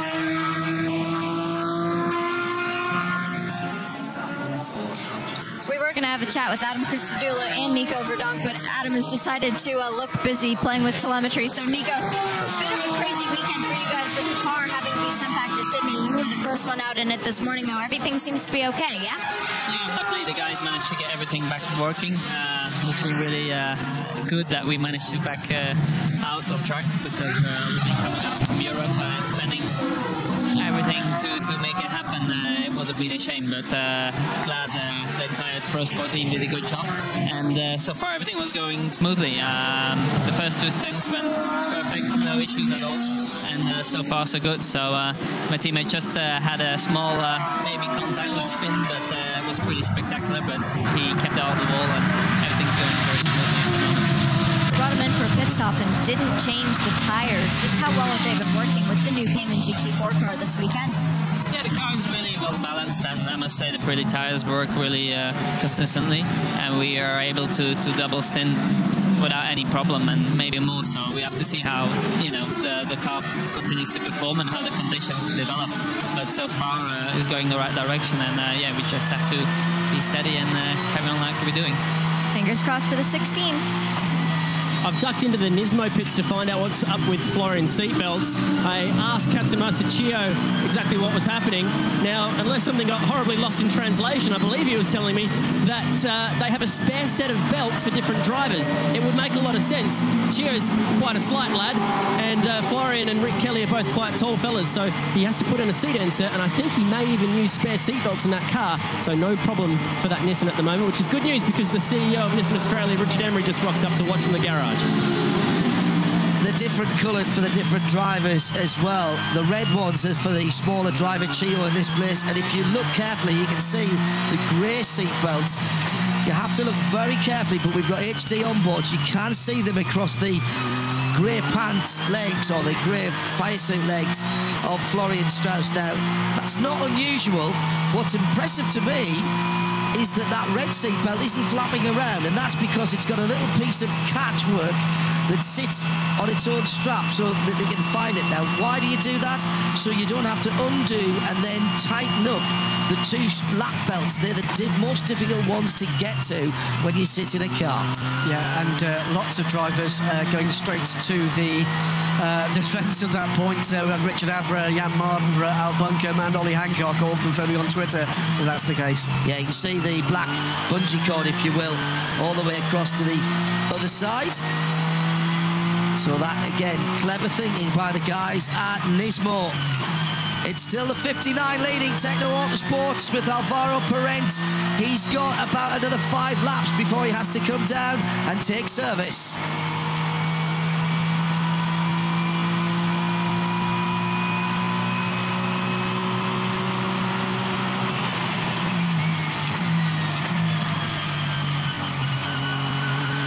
Well, this is great stuff.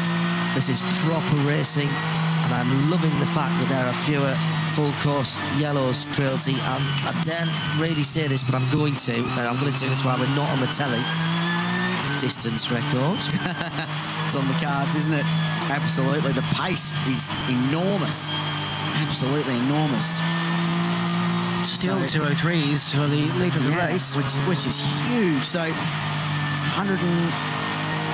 2,851 laps have been completed by all participants.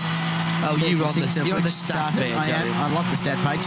94 laps complete by the race leader, so already coming up to that 100-lap benchmark that we all like to get to. It's a bit of a tick in the box, just mentally, other than anything. Yes, just a quickie for those listening and watching around the world via RadioLeMans.com and our other syndicated streaming partners, of which there are a couple of. The leader is in the pit lane, by the way, Parent not getting out. You can rewind the video on that player, so that is something that you can play around with yourself. You also probably have just as much information as Crailsy has through the new timeservice.nl timing pages. Parent looking nicely settled in that McLaren. So 30 laps in, 65 laps to 95 on the dot. Pits, solid, no problems there. He'll drop a couple of positions, but it won't be so severe as when Van Gisbergen pitted, because they're less cars grouped very, very closely together. The two Bentleys go through. We wait for the GTR next. So come out behind the Nissan. Should get out in front of David Reynolds, perhaps. It's going to be very, very close between the Erebus Mercedes and the McLaren. The McLaren has been the faster of the two cars. Mercedes. And Reynolds goes through just, but crucially, Alvaro gets out in front of those two lapped cars. Yeah, that's a big, big push for him. So comes out P5 in front of 6th place Austin Cindric, the second of the Airbus Mercedes. While all this is going on, way back down in the order, way back, 7th position, Lawrence Vantura is putting in some stunning lap times. Is he the first guy off the lead lap now, Vantura? I think he is. 7th, okay. Well, that's still got half a chance from there.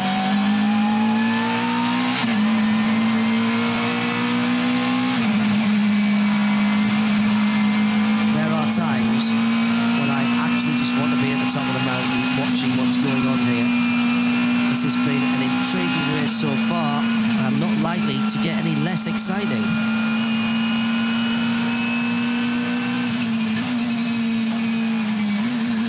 Beautiful sunshine at Mount Panorama, living up to its name and its reputation. Just a few moments ago, the McLaren of Techno Autosport, right on cue, coming in for regular service, no tyres profit, just fuel. Alvaro Perret, Portuguese driver, rejoins and takes up 6th position as he heads up the mountain again.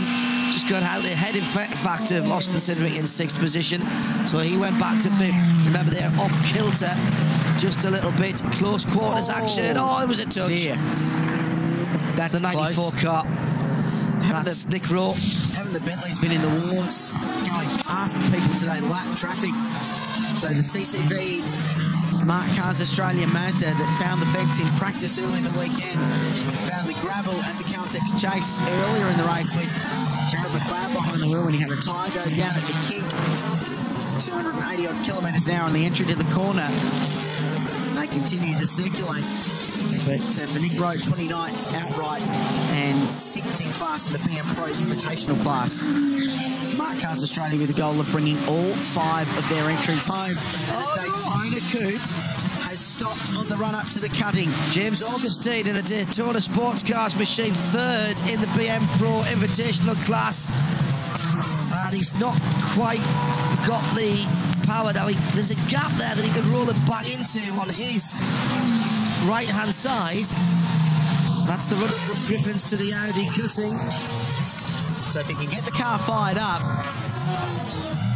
it would be a very good thing, and maybe stay away from safety car. He has. Gets it fired. Who would have been very annoyed at the safety car right then would have been McLaren, having just stopped Alvaro Perret under green and lost all that track position they'd worked hard to gain. The question is, though, Crazy, will he get it back? That's a coughing and a spluttering. If they've run it out of juice, I'm not sure when they last stopped. Maybe switching to a reserve tank, but limping back home, and Jay Augustine will bring it back. So he's getting it changed up really quickly, Crazy. I think you've hit the nail on the head there. He's getting forward progression, keeping the revs down. So he's either had an alarm and he's trying to get it back, or he's a bit short on the motion juice. If you missed us early on, this car yesterday, Mike Henry, team boss down there, was very, very proud as punch to tell us that was clocked on their own data at 306.7 kilometres an hour down Conrod Straight. The fastest car here by miles. And they've performed extremely well. This is extremely busy. An Audi, a Porsche, and a Mark Focus, all on the same little bit of racetrack. And that was Scott McLaughlin going through in the class-leading Grove Hire Porsche, the number 4 machine, heading up the Ridges B category. Been 11 different leaders in this race, or 11 lead changes in this race. The Bentley, the most recent to go to the front. Well, guys, another reason to love the 65 Daytona Sports Coupe is that it is a fly-by-wire throttle. Unfortunately, that's what's been causing them a bit of issues. They've been having throttle issues, which is not something you want over the top of the mountain. At times, it's not kicking it at all, and at times, it's not coming off. So they will be bringing the 65 straight back into the garage. The Motec guys are already ready to go to work, and they're hoping they can get it back out fairly quickly. Good news is they were due for a stop soon anyway, and they've already got their next driver suited and booted, so there won't be any delay in terms of driver changing.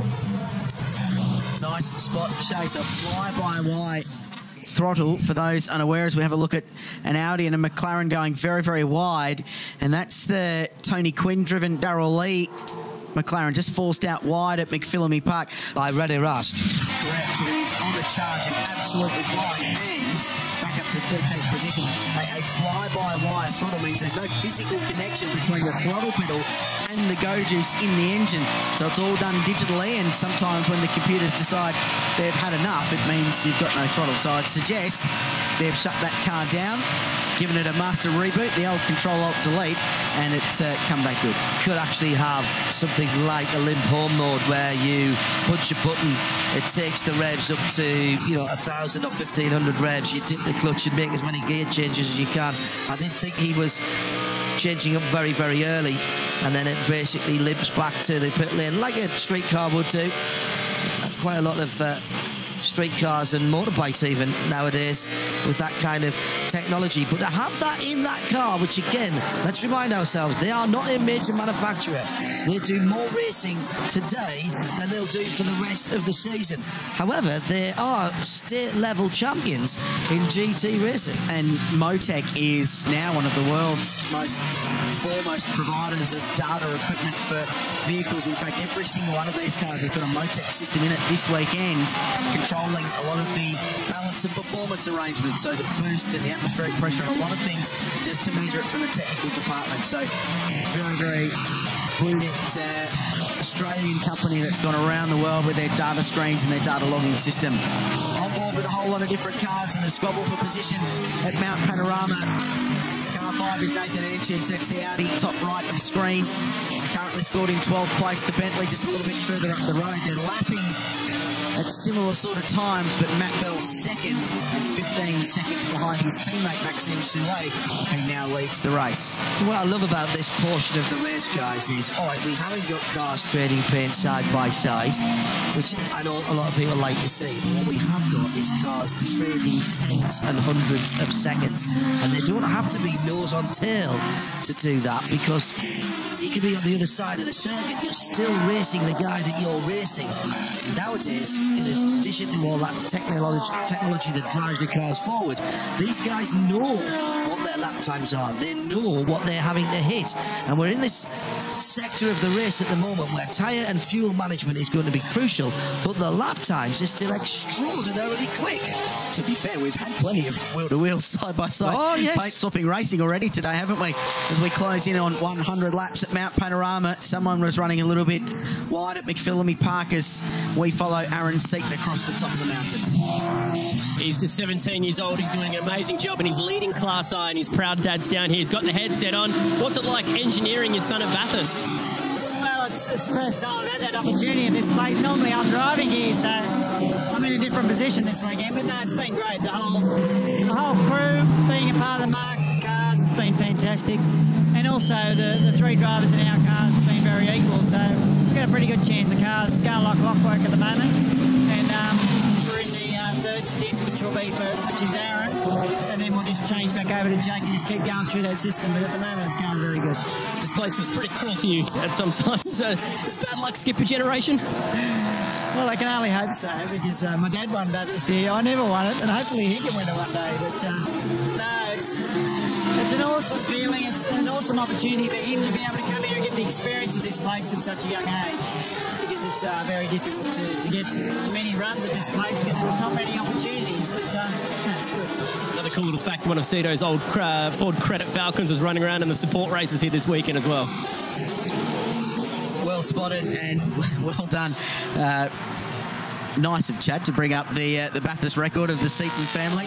Well documented Glenn's troubles at this place, but one of the best drivers. It's not well known fact that Glenn is also one of the brightest talents in pit lane in terms of suspension development and engineering, and is responsible for the setup of a whole lot of racing cars around Australia and dialing them in, and his Glenn Seaton Racing suspension package is very, very good indeed. Here's a battle between Audi and Ferrari, and Graham, you saw a point before about the number 40 Superbar and Supermarkets Handley surveys. Audi, Fido Honduras, did the full 3 hours, the whole 9 yards he did, which is pretty impressive, isn't it? The car. So his driving stint's out of the way then. That's pretty good. opportunities they get to play with their other drivers too. The rest of the race, just over 8 hours to go from Mount Panorama, and it's Bentley who leads the 2016 Liquid Moly 12 Hours.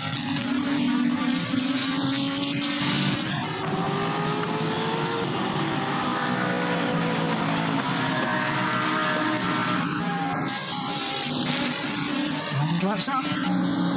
So that's a milestone, and we've got there very, very quickly.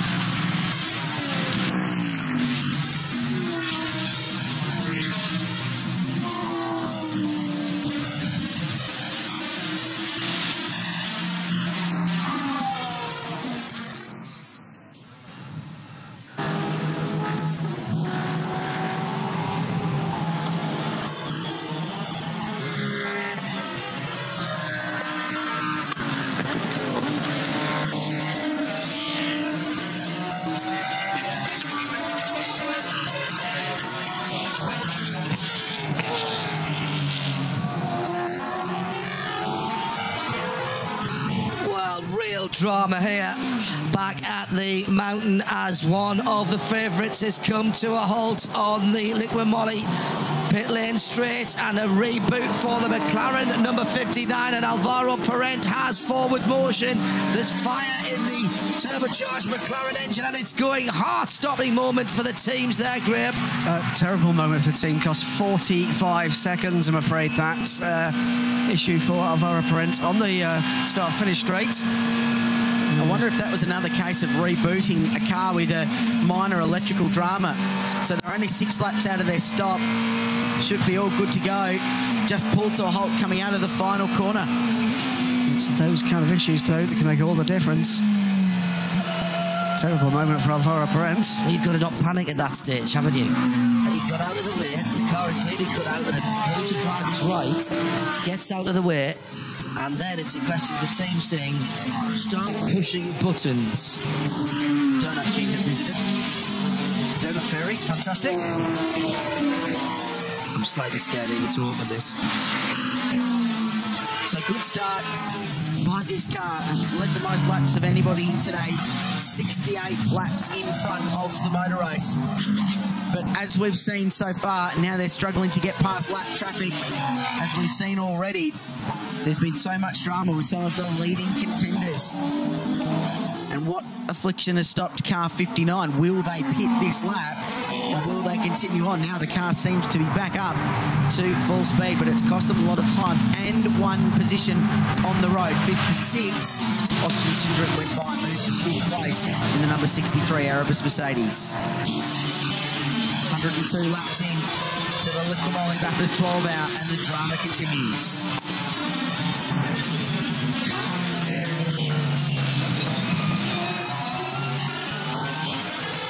So much going on at Mount Panorama all around the precinct. Race control are busy watching on. There's cars doing all kinds of things on the road, and there's more drama than you can throw a motor race at. This is the Erebus Motorsport number 36 car. It's currently running in 4th place. But during the break, Alvaro Parent stopped former race leader running in the top 5 in the McLaren 650S GT3. It just stopped. The car shut down on the start-finish straight. Went through a sequence inside the car. They got it fired up and it rolled again, but massive dramas and 45 seconds lost for a car that has led 68 laps of this motor race to date. Nothing like a hard reboot. The folks down here at McLaren were obviously, understandably, quite nervous about what happened. Alvaro on the radio saying that he couldn't select a gear, so that was the issue. The car just pretty much had a digital box full of neutrals, but the full reboot managed to get that car started again, or as they call it, a power recycle. So they managed to get that thing going again. It's pretty cool, this whole techno operation. You've got guys like, obviously, Jono, who's up on screen at the moment, but all the factory guys from McLaren are here. That is the car that Shane van Gisbergen drove to victory in the Blancpain Series in Europe. Got a quick shot there in the garage of Bas Leinders, in charge of McLaren GT for the very first time. Bas, widely known, of course, for his role at the top of the now defunct four-wheel antics, at least, of the Mark VDS racing team, but now firmly on board with McLaren GT. So many electronic systems in these cars, and a lot of it controlled by the steering wheel. This was a moment over the top, side by side for Erebus Motorsport. Had a big slide, a very big slide. Car 63, the 17-year-old American Austin Cindric behind the wheel. Very, very lucky indeed. Great car control. I haven't seen if Tim Cindric's here this weekend. Watching on, of course, the president of Penske Racing globally. Large impact in Australian motor racing now with a two-car team this year with Scott Pye and Fabian Coulthard in the V8 Supercar Championship. Multiple cars in IndyCar and NASCAR as well. Don't forget, if you're going to be tweeting about the event or asking us questions here, hashtag B12HR. And Tim is apparently down in the Erebus camp watching his boy do a very, very good job running in the top 5. And those two cars have just pounded around all day, relentlessly and reliably so far, 4th and 5th in what could be the swan song for the SLS AMG. Let's move from Germany to Italy, Lamborghini, and the number 32 JBS Racing entry. JBS Racing Australia. Luke Youlden is behind the wheel. He'll be your chauffeur for 6 and a bit kilometres of the best racetrack in the land. Enjoy this.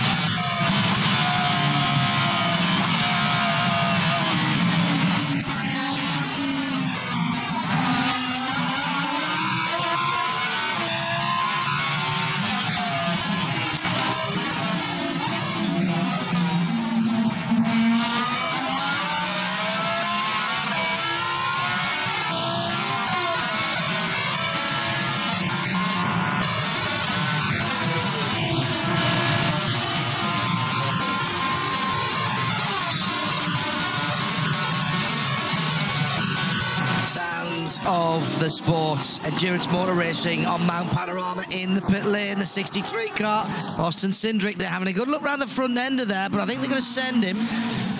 It's tyres to go on. A new set of rubber. That seemed to be quite a late call. A little bit of damage to the left rear on the diffuser. Should be scheduled stop for these guys. Last stopped on 72, and that backs up the economy that these guys have been getting. It's a good stint by Austin. We mentioned earlier in the coverage that there's been 1 or 2 young guns that have come to this race from overseas and have been particularly impressive and have stood out. We've got a car rotated on the exit of the Caltex Chase. I think that's the Cayman, isn't it? The 16 car? It is. Their challenging weekend continues. If it is. Fabian Humphreys behind the wheel, 20th place on the road, and 2nd in BM. Oh, he's not got away with that one. He's wiped the rear spoiler off. Remember, he was the guy who had the luckiest of lucky spins at the top of the mountain, being passed by the battle for 2nd at the time. And this time, Humphreys has gone around. Safety car. Has to be. Oh, big damage to the rear of that car. Unfortunate after an enormous weekend of challenges for this outfit. It involved taking the car back to Sydney for repairs overnight, and the number 1 Nissan pits, and I suspect a whole lot of cars are going to do just the same. Driver change on for Nissan, and Katsumasa Chiyo will jump behind the hero of the race last year for Nismo. What do you do now if you are Techno Autosports? You've got to stay out, haven't you? You've got to try and get that lap back. I suppose they're going to have to go with that strategy, given that they lost that 45 seconds when the red car just ran out of fire. The 16 car, guys, was actually running 2nd in the BM Pro Class. Yes, it was. At that point. Yeah, I think Erebus may well pit, though. We've just seen one of their cars already in. Good timing for Nissan. Techno will stay out, bearing in mind that they did lose all that time. They did drop the lap, though. but I wonder if they pit and top off that car, which will bring them onto a similar strategy to their main rivals around them. Could do. And he's been caught up. Alvaro's been caught up by a whole heap of slow-moving cars who are coasting back to the control line. So this is actually going to cost them a lot of track position. So they're staying out, but he's been bottled in behind a whole lot of cars coasting around, and that's going to allow Chio in the Nissan to get a leg up here and moves out in front. There was a red light flashing on top of that. No, that was an intervention vehicle, so that's okay. Wasn't the Mercedes-Benz C63S safety car. I get a little bit antsy about safety cars and allowing cars past here after what happened last October. You might remember Jamie Whincup in a moment that may have decided the Bathurst 1000 last year. So replay. Look at the top of the screen here. So mid-corner now, exiting the corner, so he's dropped 2 wheels off John on the outside, and it's fired the car off backwards into that outside tyre wall. That's what happened at very high speed. And this is a replay of Alvaro Perrin. He's going to start waving his hands any second now, isn't he? Now, he's not allowed to overtake these cars, correct? That's all the most European thing that can ever possibly happen. And so he's boxed in here. He cannot pass them because they are under a full course caution, a full course yellow. But of course, that's allowed the Nissan to gain an enormous amount of time and track position. So this hasn't worked particularly well for Techno Autosport. It does allow, however, them to service car 60 under safety car, and Andrew Watson will jump out of that car. Just one point here. That's incredibly good access in that McLaren. So 105 laps in, we're under our 3rd safety car period in the 2016 Liquimoli Bathurst 12 Hour. While we're under safety car, we'll jump away to a break. More of the 12 Hour on 7 right after this.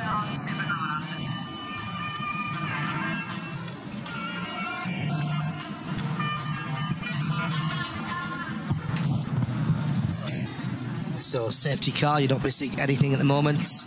Team Medical Australia on site, but not required to do anything other than give the driver a lift back to the pit lane. Hello to Dan and everybody else who works on Team Medical Australia. You have our thanks and admiration.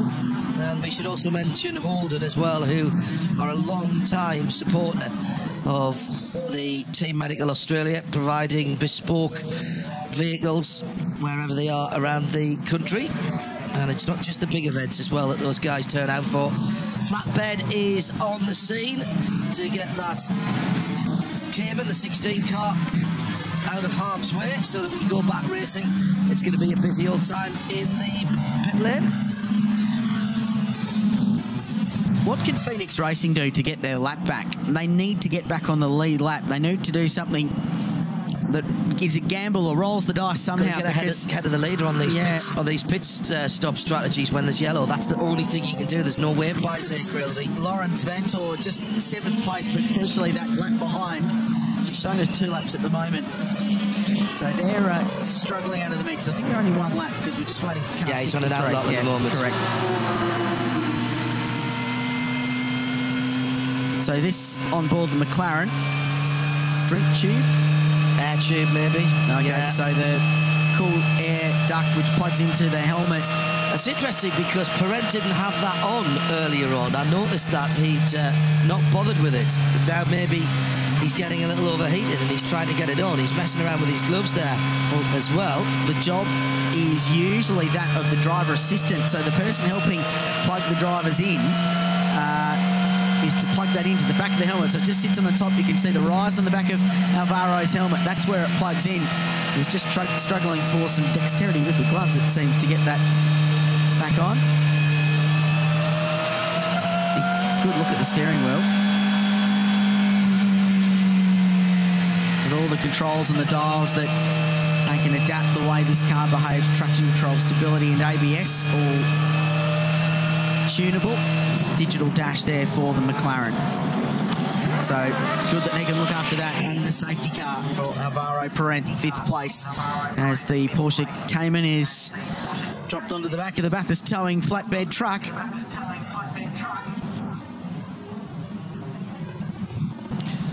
Soule still leading then by 2.5 seconds behind the safety car.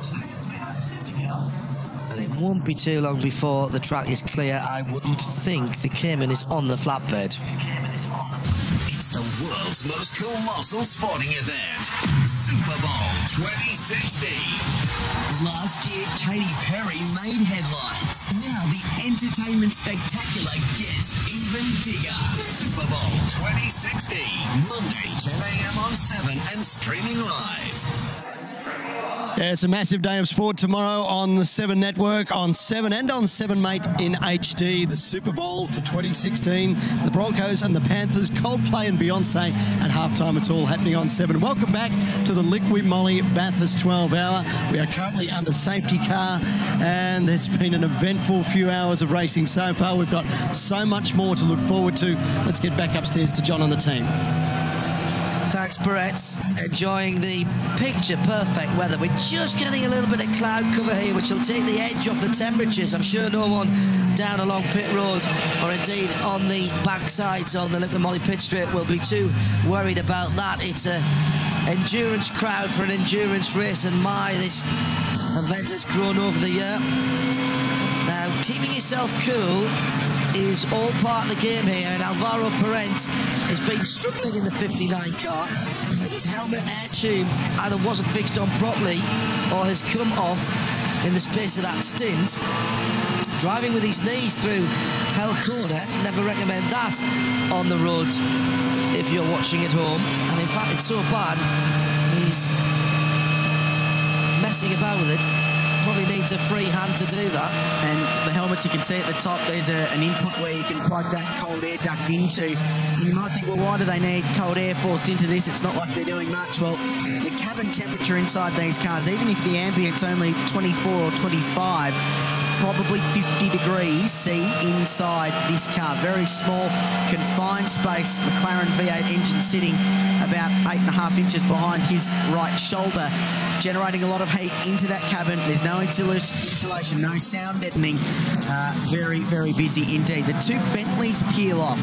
So they're going to take their service now under safety car, but they're doing it fairly late into the safety car. Well, everyone's stacked up, so they're going to end up right at the very back of the queue. They won't lose an enormous amount of time. I think that's because... Did they grab a lap there? On the 63. On the 63? Yes, I think they did. I think they did. Yeah. Bentley is not ready for their boys to come in. There was a cleanup from an oil spill 2 pit boxes ahead of them, and both cars will now need new tires because they've just driven through the oil dry, so that's not good. So this is a strange strategic gamble. Generally in a safety car, you dive into pit lane right away to minimise the amount of time you lose and not go too far back in that queue. But they've decided to pit both at once. There's driver changes going on, fuel going in to both cars. So one pitting from the lead and the other from third. And that will allow Erebus Motorsport to get in front. So new Pirelli's going on, which stands to form their 4th pit stop. They put new tyres in on the 2nd stop, doing the same on the 4th. So they're double stinting their rubber. They both stop very, very close to the red line, which delineates the garage and the working lane of pit lane. And how's that for synchronicity between the two Bentleys? In at the same time, out at the same time. Remarkable teamwork, M Sport. One very quick correction, and there are Michelin's, not Pirelli's. Oh, correct. We are left slightly wondering why they would have done that so late in the safety car period, because what they've done there, guys, is given them a whole bunch of real estate and track position. They're still clearly going to be on the lead lap, but they put themselves right at the back of the lead lap cars. I reckon that we dropped the Erebus 63 off the lead lap there, just where the safety car came out, and it's got to be a calculated gamble to say, let's do that pit stop now. Yes, we're going to lose some ground, but we're only losing ground to the 5 cars ahead of us that are, sorry, the 3 or 4 cars ahead of us that are on the lead lap. Is that working for you strategy-wise, Grills? Yeah, that fits, because they'll be 4th and 5th. So what happens is David Reynolds will jump up the order to 1st, Katsumasachio will jump up the order to 2nd, and Alvaro Parent will jump up to 3rd in the McLaren, and the Bentleys will be lying astern 4th and 5th, and then they've got a lap buffer to Bernd Schneider in the Erebus Motorsport car. And they've got 10 minutes more fuel on board than the guys around them. To stop just a little while ago. It's robbed Erebus of a lap somewhere along the line, unseen. and that car's just dropped off the lead lap. The way their strategies worked and the timing of the safety car. It's because the Nissan guys got in and out so quickly when the safety car was called. He's not a lap down. The first car on the train is the 63. Then the third car is the 36, so he's just on the lead lap. No, he's not. Well, that means he's going to have to get a wave by. Yes, I see what you mean. He's on the 36 is leading the pack. Sorry, leading the race. Leading the pack here is the 63. So the 63 we can see there is actually still on the lead lap, albeit by about 10 metres. Howdy. Matt Bell got out of the car looking a little bit better than he did last year at this point. We were just saying great first stint, but why did they pit you guys so late? I don't know. The team's called. We just sort of do as we're told when we're out there, really. But stint-wise, yeah, it was brilliant for us. In the first half of the stint, lap at P3, caught the Nissan. Struggled to do anything with him because we're sort of quick in different areas, but did a pit stop, jumped him in that pit stop. Great work by the Bentley M Sport guys there. And then, yeah, just got my head down, really.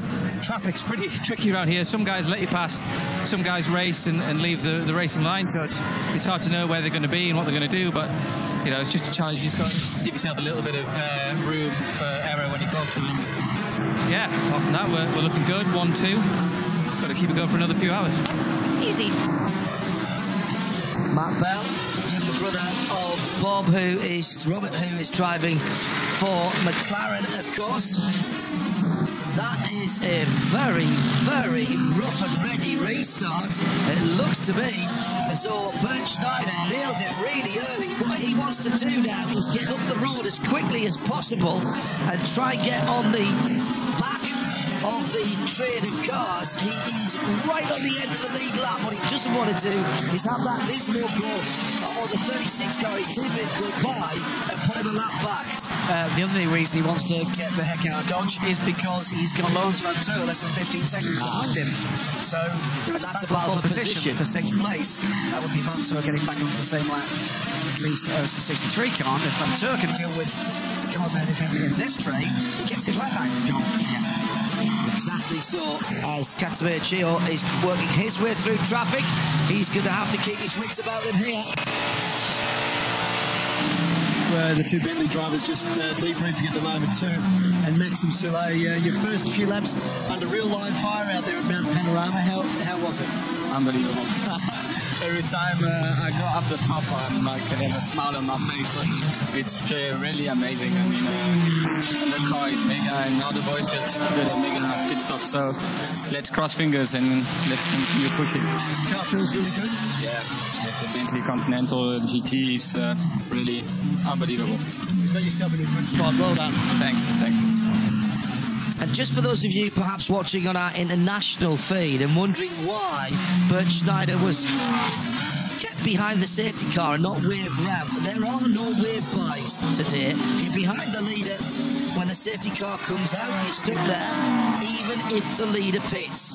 So what Bernd Schneider needs is some friendly support from his teammate David Reynolds to let him go away, and then next time they get a safety car, he'll be able to go around to the back of the queue because the safety car will pick up David Reynolds. So that's at least in theory, as Perrin goes side by side with one of the Jamek Pim Audis, the sole remaining Jamek Pim Audi. It doesn't actually get past him. It's Rennie Rust.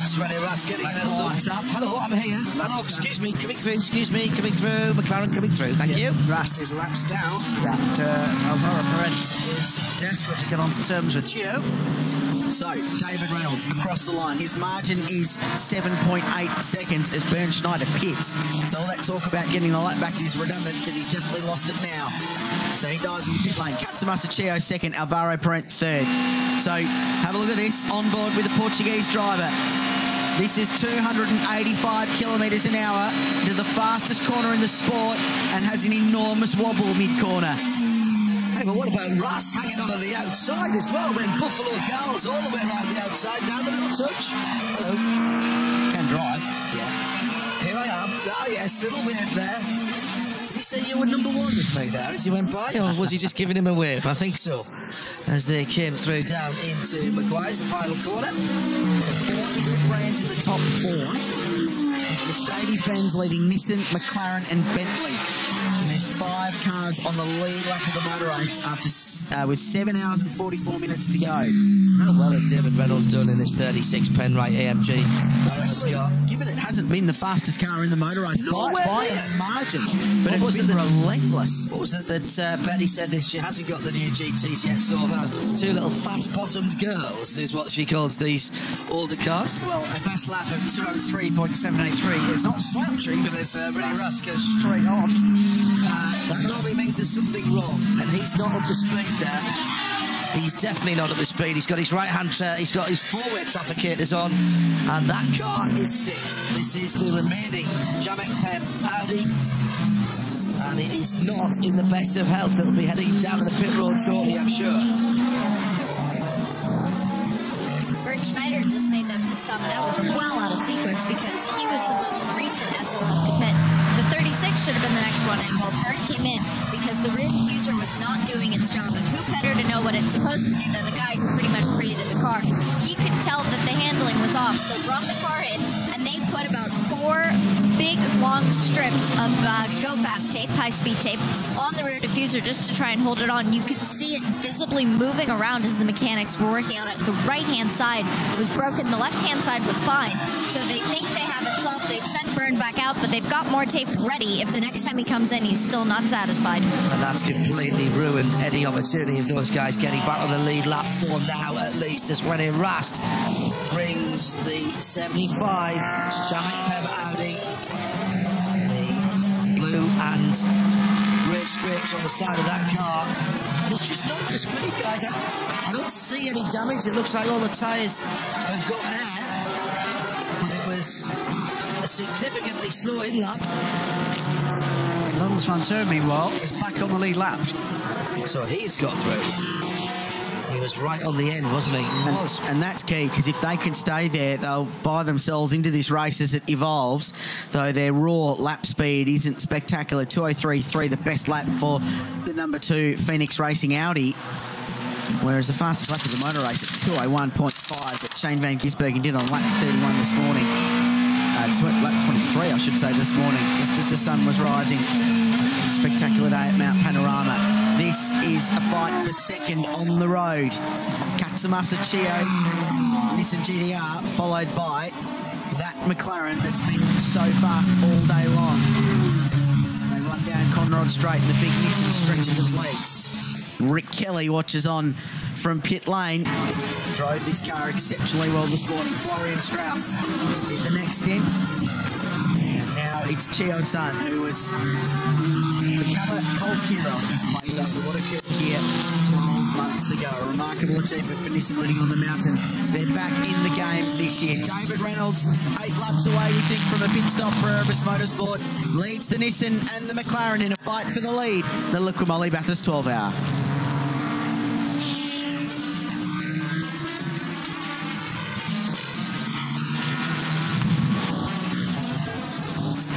Being picked up by Nick Holland for seeing trafficators in the construction and use regulations of 19 whatever it is. They are called trafficators. Indicators, 4-way flashes, call them what you will, but they were on the Audi R8. It's Radio Le Mans live from the mountain. That cloud just diffusing the light a little bit now into our booth, which is 3 sides of glass right on the start-finish line on the Liqui Moly pit straight. Richard Krill, Graham Goodwin and John Hindhoff, along with Chad and Mark Beretta in the pit lane, Channel 7 colleagues. Hope you're enjoying this synchronised broadcast. Sound and vision brought together with some elegance, I'd like to think. Around the world, a huge audience. I cannot keep up with the tweets as in comes the 65 car. Now it's dropped down to 6th in the BM Pro Invitation class. James Augustine in the driver's seat at the moment of this very good... And it's into the box. Something's happened there, John, because that car was challenging for second in class. Yeah. Pretty recently. 63 car slow and can still hear the diffuser rattling the ground through McPhillamy, says Lachlan Hines. Hello, Lachlan. Nice to know that you're up there. tweeting in hashtag B12HR, hashtag B12HR. So expect to see then the 63 car back in shortly. Bernd Schneider at the wheel. Guys are going to work down. Now that is literally underneath our feet. They are the first garage in use. James Augustine's out of the car. And I wonder if this is a recurrence of that fly-by-wire issue there into the pedal box area, and they've got the engine cover off. Love it when drivers get involved. Michael Henry with the glasses on. No, it's just about all there is to know about this car. Yeah, they're taking the airbox off, Crazy. I think this is another part of that throttle, fly-by-wire throttle problem. It's a tight engine bay, isn't it? Yeah, but the whole of front end of the car can come off. You've got that inspection bit where the bonnet is, and then if you really want to get into it, you just pull the front wings off and the whole nose section. They think they could do the repair without necessarily stripping that car down, so good luck to them.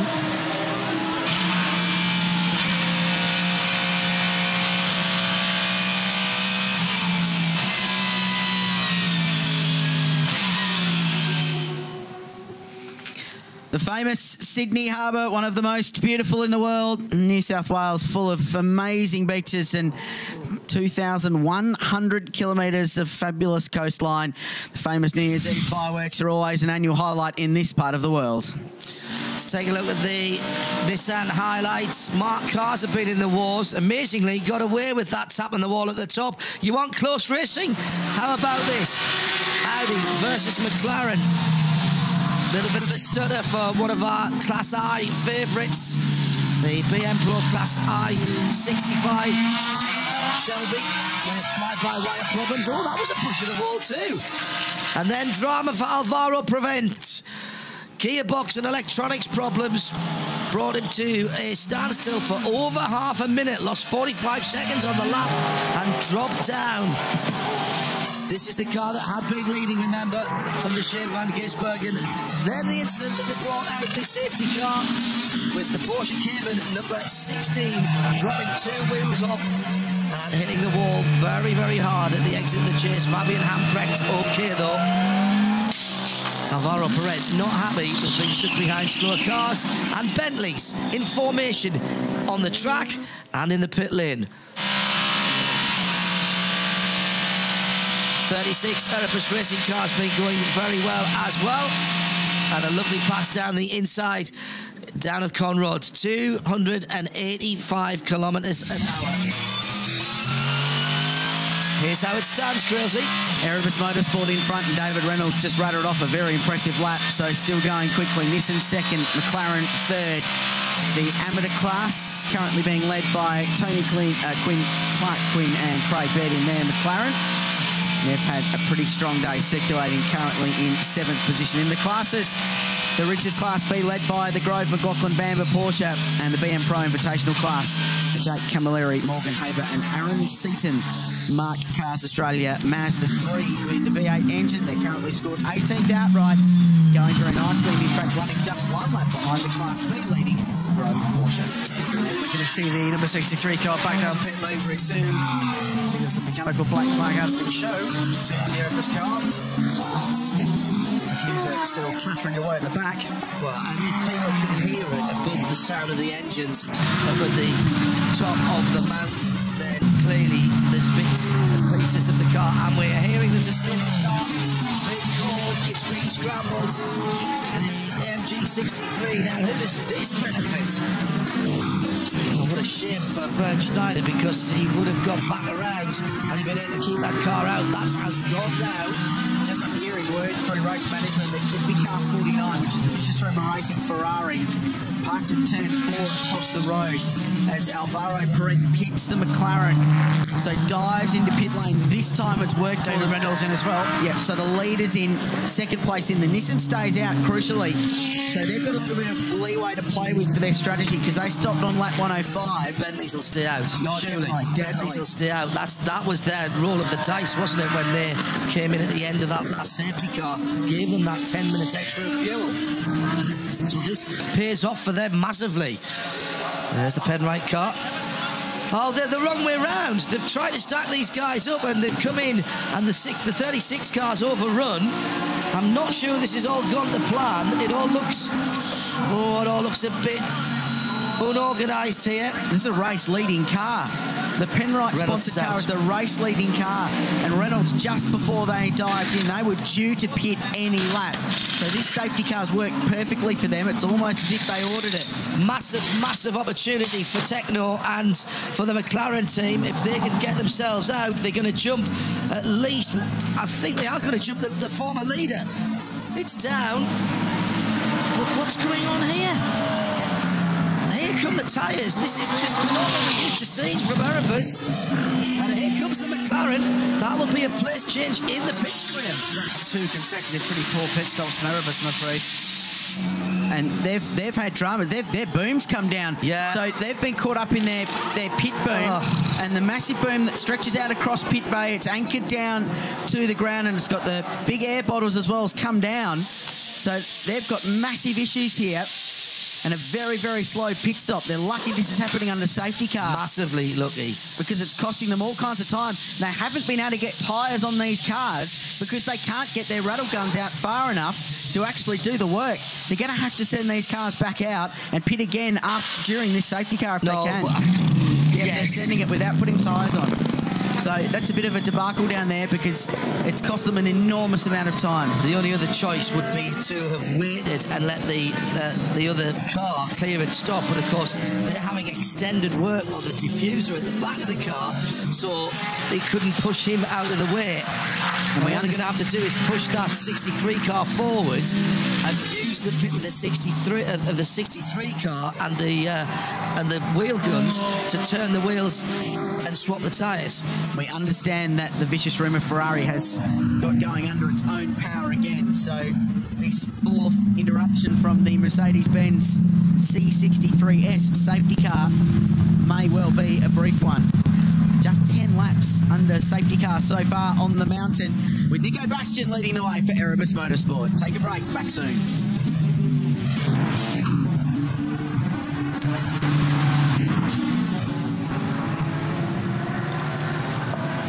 We're just not used to seeing that from Erebus Racing, guys.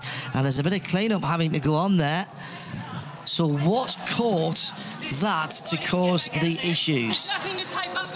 The 63 is getting remedial work on the diffuser underneath the rear differential and the rear bumper of the car. So they got meatball flag for that, the bad sportsmanship flag for a dangerous part of the vehicle or a piece of bodywork that looked like it was going to come out. So that had to pit. They were told to go to pit lane to fix that drama. But the sister car has been the biggest drama out of all of this because it's cost them an enormous amount of time. Nico Bastian is back behind the wheel. David Reynolds' stint was superb. But they will go to the back of the lead lap. But I'm pretty certain they didn't get new rubber on that because the pit boom had come down. Yeah, you're absolutely right, Crailsy. What happened was, as the car went up, it went up very slowly because clearly the air taps weren't turned on quite full. And without the air pressure, of course, you can't use the air guns for the single lug nut right in the middle of these racing wheels. Incompressible jacks going in under the air jack stand so the car doesn't collapse. It's a requirement for anyone to go underneath the car. They have to have that safety feature in. And look who pops out in front. Look who's had, so far, a very, very solid, strong, safe kind of day. So let's watch for the boom. And it gets yanked out there and falls on the car. So it just tangled up. So it wasn't that they ran into it. It was just the crew guy coming out with the airline to jack the car up and a kink in it or something that just shortened up that line enough to put pressure on it and pull it over. Still had presence of mind to wind some air into it so they could get the car up off the ground and at least do some work and get fuel in it. But that's a major issue and it's cost them a lot of track position. They're right at the very, very back of the queue. So they're still on the lead lap, but they did not put tyres on. And Nico Bastian, the German, now behind the wheel of car 36. Crucially, they stay in the lead lap. And that's all that matters. And they can take another stop for tyres when they need. But as it is, his tyres haven't been wearing too badly today, and they've been getting plenty of life out of them. Plenty of drama on the mountain. Yeah, and in the pit there, and everywhere. Can't write a script for a lot like this, can you? It's videomod.com live from Mount Panorama. Sound and vision locked together, and we've still got another 7.5 hours of this to go. There's no writing of headlines yet.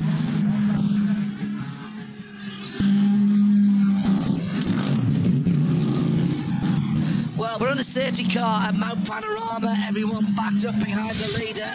A couple of moments ago, Erebus really sharp in the pits. Looked like they were having a bit of a nightmare. Adam. It all went wrong at the Erebus garage when both cars pitted at the same time, but that was not the biggest of their dramas. The air hose rig actually came down right in front of the 36 that had been the car that was leading.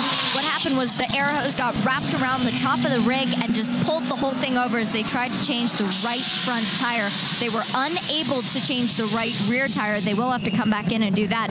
They did get the left side changed as far as I could see and got him back out. But meanwhile, the 63 was getting work. Bernd Schneider staying behind the wheel of that one. The rear diffuser, which had been causing so many troubles on track, had been the result of them getting the meatball flag, has been ripped off the car. The crew members getting up under it to actually unscrew it completely. So Bernd Schneider is now back out on track around Mount Panorama with no rear diffuser. Good grief. Good grief. That is an understatement, Shay. Thank you. Just a little calamitous there in the pit lane, and you don't usually, like, you don't expect to see that at all from Benny Flamenco's team, Crailsey. That was, they caught unaware and it went from bad to worse. They're very, very well drilled. They're smart. They understand this race. They understand pit stops. They've done them 1,000 times, but this place can throw up those little 1%ers that can change the game. As we mentioned, fortunately, with Nico Bastian now behind the wheel, they're back on track. And that'll be Bernd Schneider, sans rear diffuser. Now, what that means is that the rear aerodynamics on that car will not be functioning as per AMG design specification, and their rear grip will be severely limited. So the handling balance of that car will be a challenge. If anyone can deal with it, it's Bernd Schneider, a guy that basically developed the car from scratch, but it won't be as effective as it was. The lights are out. This is where you find out that he just goes and does the car's fastest time and makes lighter out of everybody in the aerodynamics and scratch their head. Katzenberg Chio then will lead them to the restart grid, but with Lawrence Fanter right behind him, so Chio's got back ahead of Yes, so Lawrence still one lap behind. So the car second in the queue is 1 lap behind. Needs to get past the Nissan, then it gets back on the lead lap of the motor race to get themselves in this game. If I was going to say, if I'm Katsu, I might have let him go there and let him get on the road. You've got a few cars between you and the Bentleys. That's the guys that you're racing. David Russell back behind the wheel in the 31. Stephen Kane, the Irishman, in the number 10. And they're fighting their way through. See the big flashing headlights. So the last safety car, remember, the Bentley stopped right at the very end and went right to the very back of the queue. And in that green flag period, they were able to work their way forward, and now they've got track position again. So because they didn't have to stop, it's worked quite well for them. And David Russell in car 31 is second on the road and closing in on Katsumasu Chio. He's got to do lap traffic first, including Luke Gilbert, who's very fast in his own right in the JBS Racing Lamborghini. Stephen Kane third. Jonathan Webb is now shown behind the wheel of car 59. So he's taken over from Alvaro Parente and will find that car for the next stint. Nico Bastian fifth, 7 seconds from the lead, and the last car on the lead lap. How many laps are done? Well, it's 115 as we inch our way forward to that iconic 1,000 kilometre mark on 161 laps of this place. Yeah, we'll go there and beyond, of course, today as we have 12 hours on the clock with still 7:25 to run. There is half a chance still of a distance record. I think we could have one, possibly two very short safety car interventions, but the pace of these cars, Crailsey, when they're under great ground conditions, is absolutely astonishing. It's the fastest race we've had by far. The distance record set in 2015, 296 laps. We're at 116 right now, just over 1,830 kilometres. And that race, we had 9 safety cars for 31 laps under yellow. So far today, 4 for 11 laps under yellow. The national audience is growing by the moment. Marino Franchitti checking in with us. Thought he'd have a quick look to see what was happening before he went to sleep. Can't turn it off now. Congratulations on the 4th drive. Marino, nice to know that you're with us. Well, after all that Erebus drama, who better to talk to than Daniel? Daniel, that was a bit of a crazy pit stop. What happened within the team? Basically, the Schneider car was meant to go to Bay 1 and it was changed to Bay 2, which is actually the way we don't function. The first car on track should always go to the front bay. So with that going on, and then we had to change the tyres from the Bay 2 to Bay 1, and the Schneider car was always going to be a longer stop, so it should have always gone to Bay 1. And with the Dave car overshooting because he got stuck, the boom don't like a reach. So unfortunately it happened, but no one got hurt. It cost us time, but it's a long race. We can always catch it.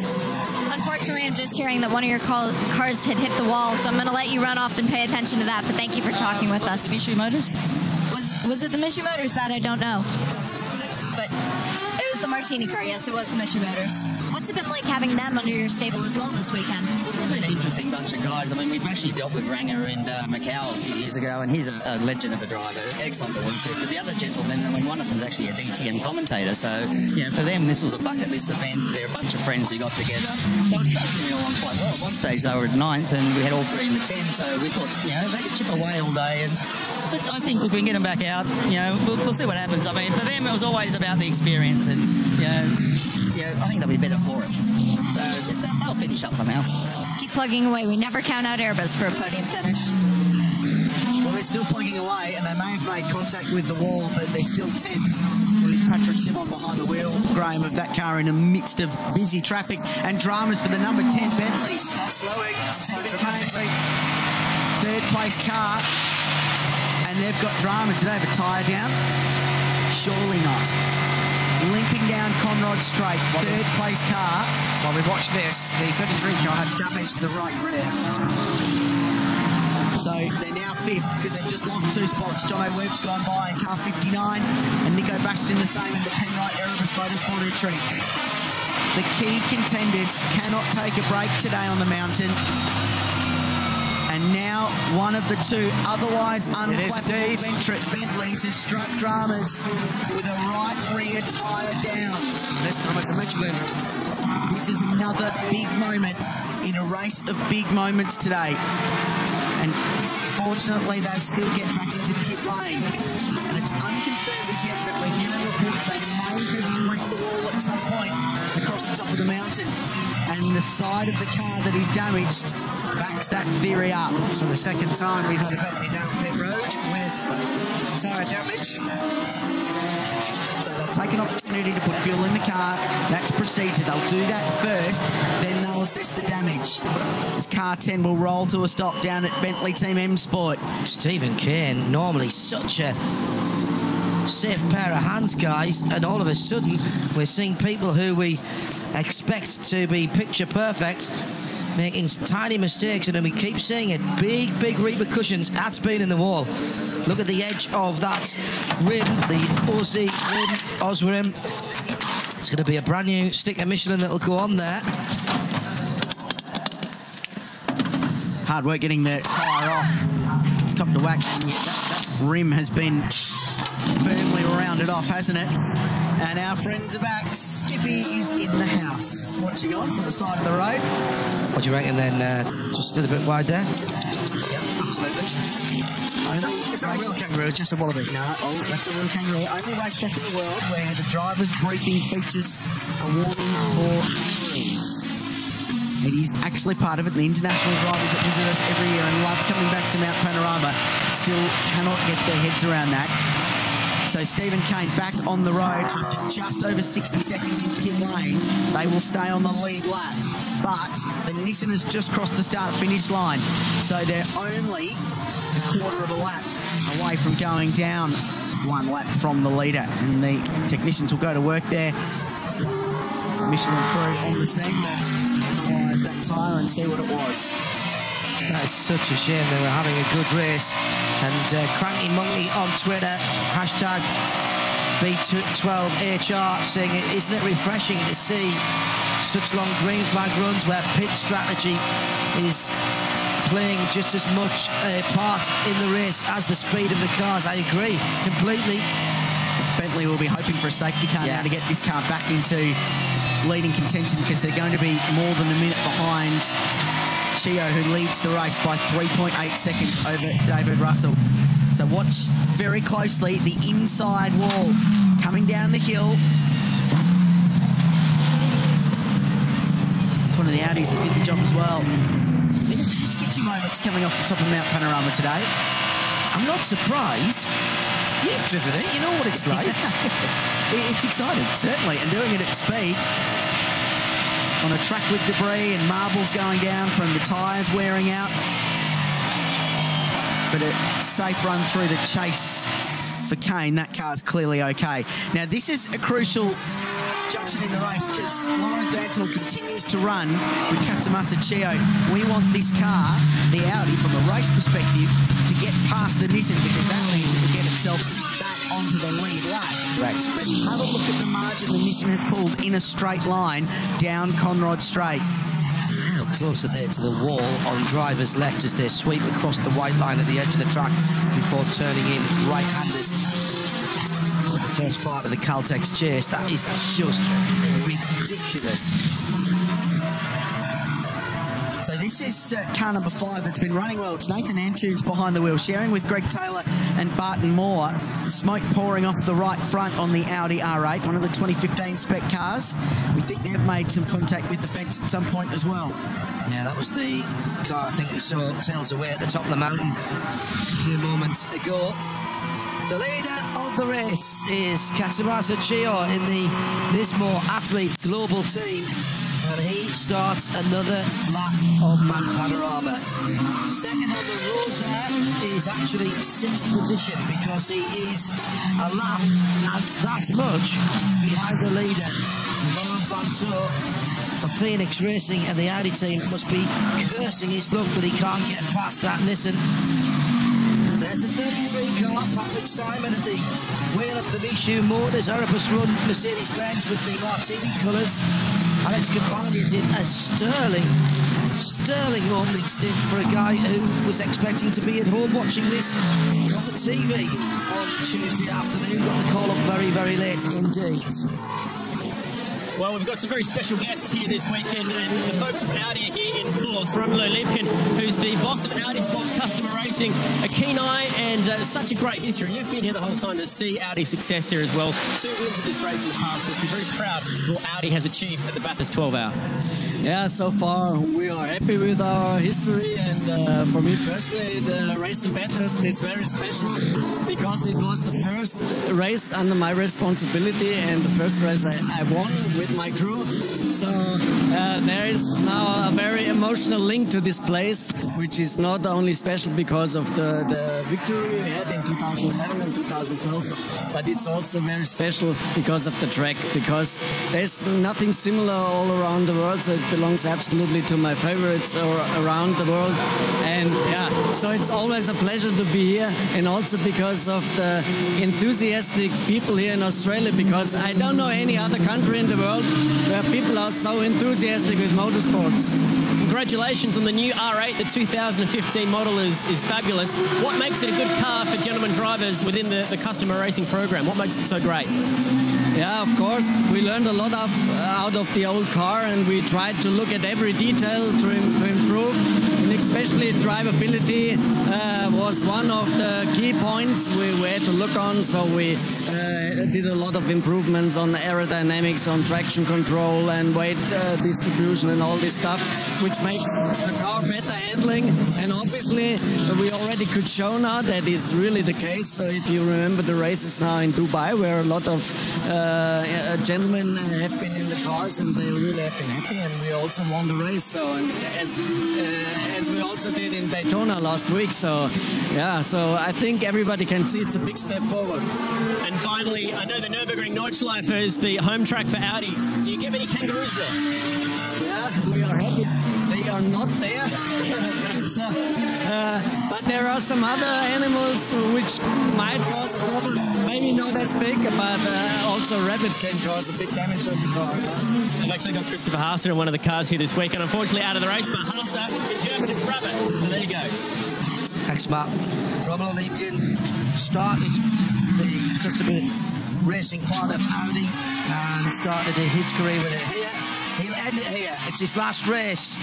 Chris Renker takes over that on March the 1st. We wish him the best as well, and they'll be back racing, as we will, when we come back to the mountain.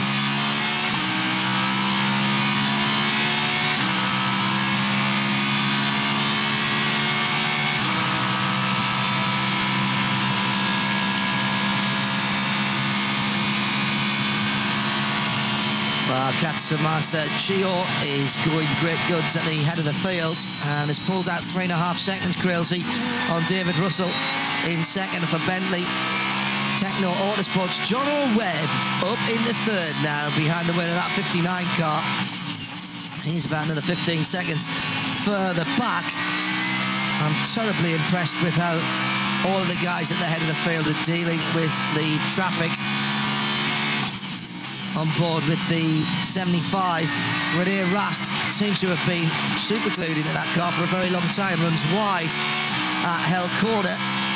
The problems with right rears and dropping them off the circuit that some of the left-handers won't be helping. It's the rejoin that puts the stress on the inner wall of the tyre.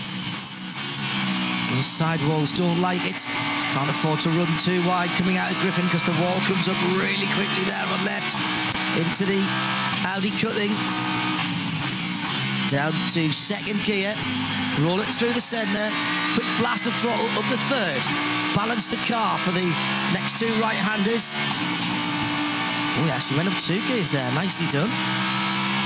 And at this point, you have to absolutely know and trust that the circuit is exactly where you left it last time around, because there are no visual points for your turn-in.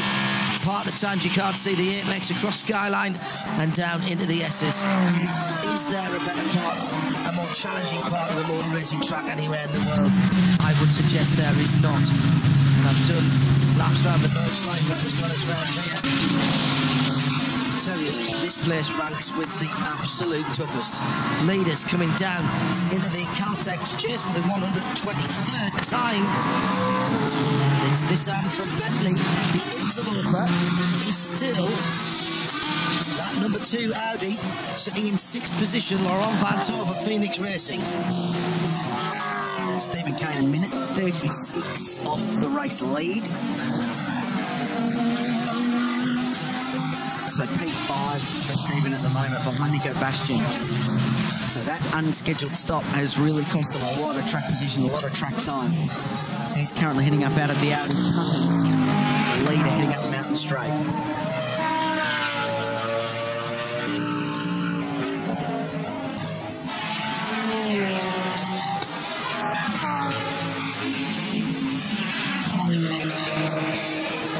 So the Audi R8 LMS across the top of Mount Panorama. We're back at Mount Panorama. The Liquimoli Bathurst 12-hour continues on the 7 network. Coverage across the day, across the network, and a race that's evolving and developing as the day goes on. There's only 7 hours, 11 minutes and 6 seconds left in this one. We've got 123 laps complete. We're inching our way towards 1,000 kilometres. Defending champions find themselves out in front. Katsumasa Chio leads the race. David Russell is in second for Bentley Team M Sport and making it 3 different brands in the top 3. Jonathan Webb is behind the wheel of the Techno Autosports McLaren. 4th place, Nico Bastian for Erebus Motorsport, just 21 seconds off the race lead. There are 5 cars on the lead lap, back to Stephen Kane in 10th place. In 5th place, in car number 10 is about 1 minute and 30 seconds off the lead. We've had 6 different leaders for 13 lead changes so far in this motor race, which is creeping up towards record territory already, and we're not even halfway through. John Hindoff and Graham Goodman alongside me for this great motor race, which is telling us so many stories this year. Crucially for Stephen Kane and for the number 10 Bentley Team M Sport squad, he stayed on the lead lap. Laurent Vantour in the number 2 Phoenix Racing Audi is desperately trying to get back on the lead lap. as we watch the view from Nathan Antunes, GT Motorsport. Number 5 car heading down the long Conrod straight and turning. There's not even a hint of a lift easy. That is easy flat now into that right-hander. Closing up on the back of the 33 of Pat McSimon. So those guys have got laps between them. Nathan Antunes with a lap and almost 2 laps now as he goes through on that 33 Mercedes-Benz. Almost a touch as the Audi went by. See clearly the damage to the rear of the car where it had a brush with the wall just a few minutes ago. There you go, that corner. 27-year-old from Sydney, very hugely experienced karter, Nathan Antunes, was again in that, and then went to open wheel racing, took the overseas junior open wheel category path and went to Europe, raced in Formula BMW in UK, Formula Renault and F3. Raced in the German Championship actually, the Recaro Cup. How close was this coming out down under the Liquid Moly Bridge? That was pretty close. He was also a member of the A1 Team Australia squad in the now defunct A1 Grand Prix World Cup of Motorsport Open Wheel Series. But of late, he's been racing with Rod Salmon in an Audi R8, winner of this race, production car days, in Australian GT. So getting lots of time in the Audi R8 with Bart Moore, 2 really fast drivers in that Audi. Greg Taylor's been getting up to speed as well, the GT Motorsport outfit. So run under the Melbourne Performance Centre banner there, the Audi Sport customer racing operation for Australia, after an enormous fleet of 6 cars this weekend. Nico Bastian comes off the top of the mountain down towards Forest Selborg. And the sense of relief as you get to that point on the circuit must be palpable. I've only done half a dozen laps in any kind of race car around here, and that was under fairly strict supervision here last year. But you do think, I can rest for a bit. It is unpleasant. It is, yeah, the drivers just settle themselves in the seat, often give the seat belts a bit of a pull just to tighten them up a little bit. Relax your grip on the steering wheel, flex your fingers. If you start gripping too hard, you pump up your arms and you get tired quickly. Now the pros do that all the time, that's what they're expecting to do. But really, even here, everything is just on a different level. So this is the ongoing story about traffic, and car 36 just worked his way through it right past. He didn't know, did he? He lifted right off. He didn't know. He wasn't sure there. There's no way he could have been sure that he wasn't going to get moved over on that. Threading the eye of the needle at Mount Panorama at 160 k's an hour. Chatting to a couple of drivers, talking about that change of direction at Reed and Solomon Park as the race leader finds himself in quite a bit of traffic. International Motorsport Audi just jumping out of the way. At the top, as car 1 goes through. They say it's just a lift on qualifying runs. You're just off the throttle and then straight back on it to settle the nose of the car and get it turned in at the top there. And Chio in a world of pain with this traffic, it's costing him a lot of time. This could be good news though for Vanter in the multicoloured Audi behind. He has to back out of it, and that means David Russell and the Bentley gets the opportunity to make some ground on the guys ahead of them. The problem is when Vettel gets anywhere close, they then get to Conrod Straight. This is exactly the same problem he had last year when he was trying to fight for the race lead against the Bentley in the older spec R8. He did everything he could to try and go past, including sailing around the outside at the elbow, but it's just not quick enough in a straight line. The way the balance of performance works with weight and rev restrictions and the air inlet on these cars, it's just not quick enough in a straight line. Amazing across the top, not good enough down Conrod Straight. Affects their ability to race in race conditions. So that's on from going back to green flag running. Still, Lawrence Vantore has not managed to find a way back past the Nissan, and now is under pressure from David Russell. And he's going to be getting the blue flag now, and race control are going to be watching him. While he was sitting behind the leader and not slowing anybody up, there's no need to get on the telephone and tell him to move over. But right now, he's got real problems because he's slowing down the second place car. If he could have got in front of the Nissan, I think that would have been okay, but he can't be blocking now and trying to save that position from the Bentley. The blue flags normally mean there is a faster car behind you, and depending when they're right in front of us, they go waving. That's That's because the marshals now know that this is important. Stationary blue flag is watch yourself, waving limbs. You do have to think about moving over, and you can't just ignore those for too long. Problems for Vicious Rumour Racing. Is that a little puncture? Tony D. Felice behind the wheel of the car now. The car owner sat out the race last year, elected not to run. Sitting down at the right-hand side, crazy there, isn't it? Yeah, and he'll take the shortcut down through Skyline. Right in front of the leader if he's not careful, and he does come right out in front of the leader. And Katsuma's Gio just sees the race lead, or possibly disappear. It's cost David Russell a world of time. Around the outside there, he got checked up and had to back right out of it in the Bentley, so it's cost him position as well.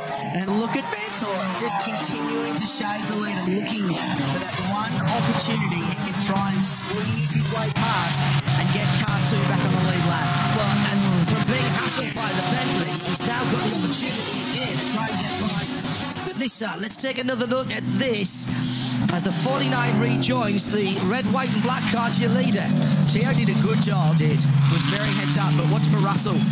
The Bentley comes into shot. It's really one lane through there. Even Shane Van Gisbergen couldn't pass Bernschneider around the outside there 2 years ago. And the issue is our camera can see that, but as Russell comes in there, he can see concrete. He can't even see the Ferrari on his exit point from the corner. Renault Rast, who is just as fast and feisty as ever, trying to work his way past Will Davison, who's now behind the wheel of the second Techno Autosport McLaren, delayed early on there on 121 laps compared to the 126 completed by our race leader, and a car off the road just dropped some wheels off on the exit of Murray's corner. Good to see Will Davison behind the wheel. Was delighted with the way this car performed after practice, and also thoroughly enjoyed the opportunity he got to qualify,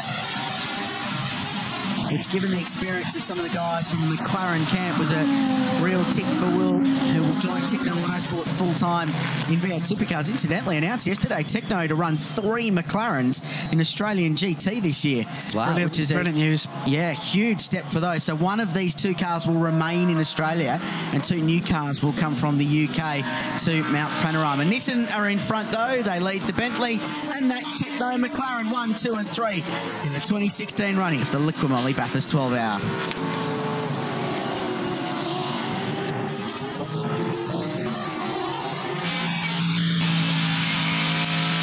I know, guys, that we've seen parts of the race that have had more side-by-side racing than this, but I am loving this. This is a proper endurance race on a proper circuit.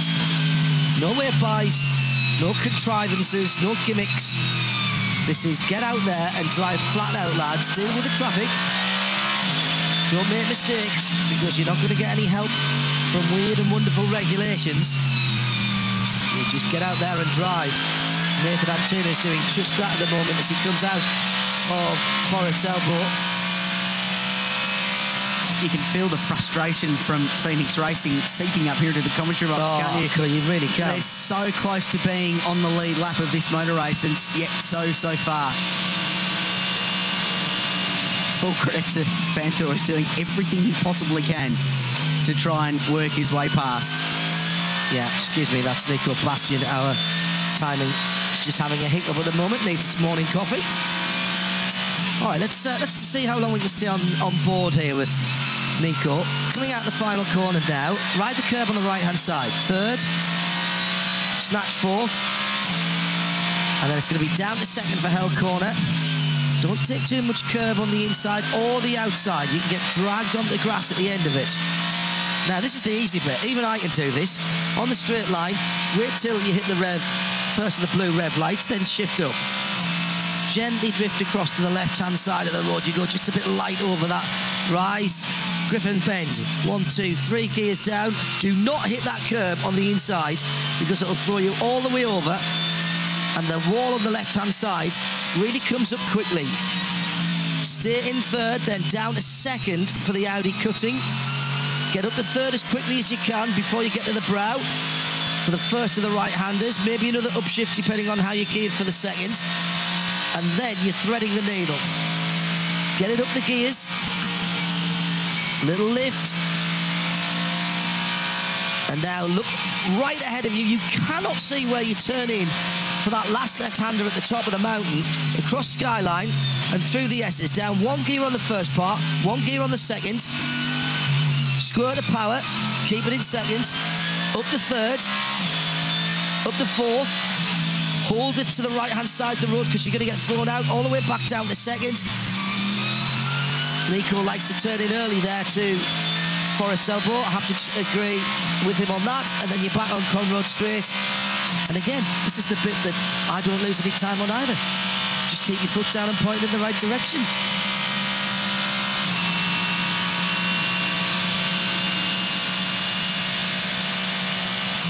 Welcome back to Mount Panorama. The Liquimoli Bathurst 12-hour continues. You ride on board an SLS AMG GT3. It's by Mercedes-Benz. It's driven by a gun German racing car driver by the name of Nico Bastian, and it's run by Erebus Motorsport. They're currently fourth in this motor race that is being led by the defending champion Katsumasa Chiyo and the Nismo Athlete Global team. They lead the race by just 1.6 seconds after 128 laps of mostly flat-out racing. That's just so cool. Fast too. 285 clicks through there for a GT3 car at full aero and full commitment and easy flat through there. And that's the view of the small woodland mammal that sits out there for us. Yes, the kangaroo has a slightly higher viewpoint. We saw some again around the circuit just before. This is a fight a little bit further down the field. Shay Davies, the Queenslander, is currently behind the wheel of the Handley Surveys Audi R8. This car brand new to Australian motor racing, the model, and indeed this exact number 40 entry, because it's been purchased by James and Theo Camiris, the brothers from Canberra, who will run it in Australian GT this year. Very, very experienced guys, and in fact, they've been on pole position for the Liquimoli Bathurst 12-hour before. Back in the production car days, they had a co-driver by the name of Steve Owen, who did the job in a Mitsubishi Lancer and put their car on pole. Didn't get a result in the end, but had a very good day. Shay running in the V8 Development Series this year and doing a very nice job. And that was actually a change of position, albeit only 14th position, but changed nonetheless. The Quokka Cam, as we're now going to call it, that's been picked up by our excellent production team in the trucks, who I can tell you are doing a great job. International audience loving these pictures. So to all our camera operators, everybody, and I know it's not tape anymore, but everyone on tape. The pictures coming through to the whole of the world, as well as here in Australia on 7 and 7 May. And this is motor racing at its finest with the best crew in the business. It's here in Wood that drive through for that APO Sport Cup, that contact Forest Elbow a little while ago, so they got the penalty for that.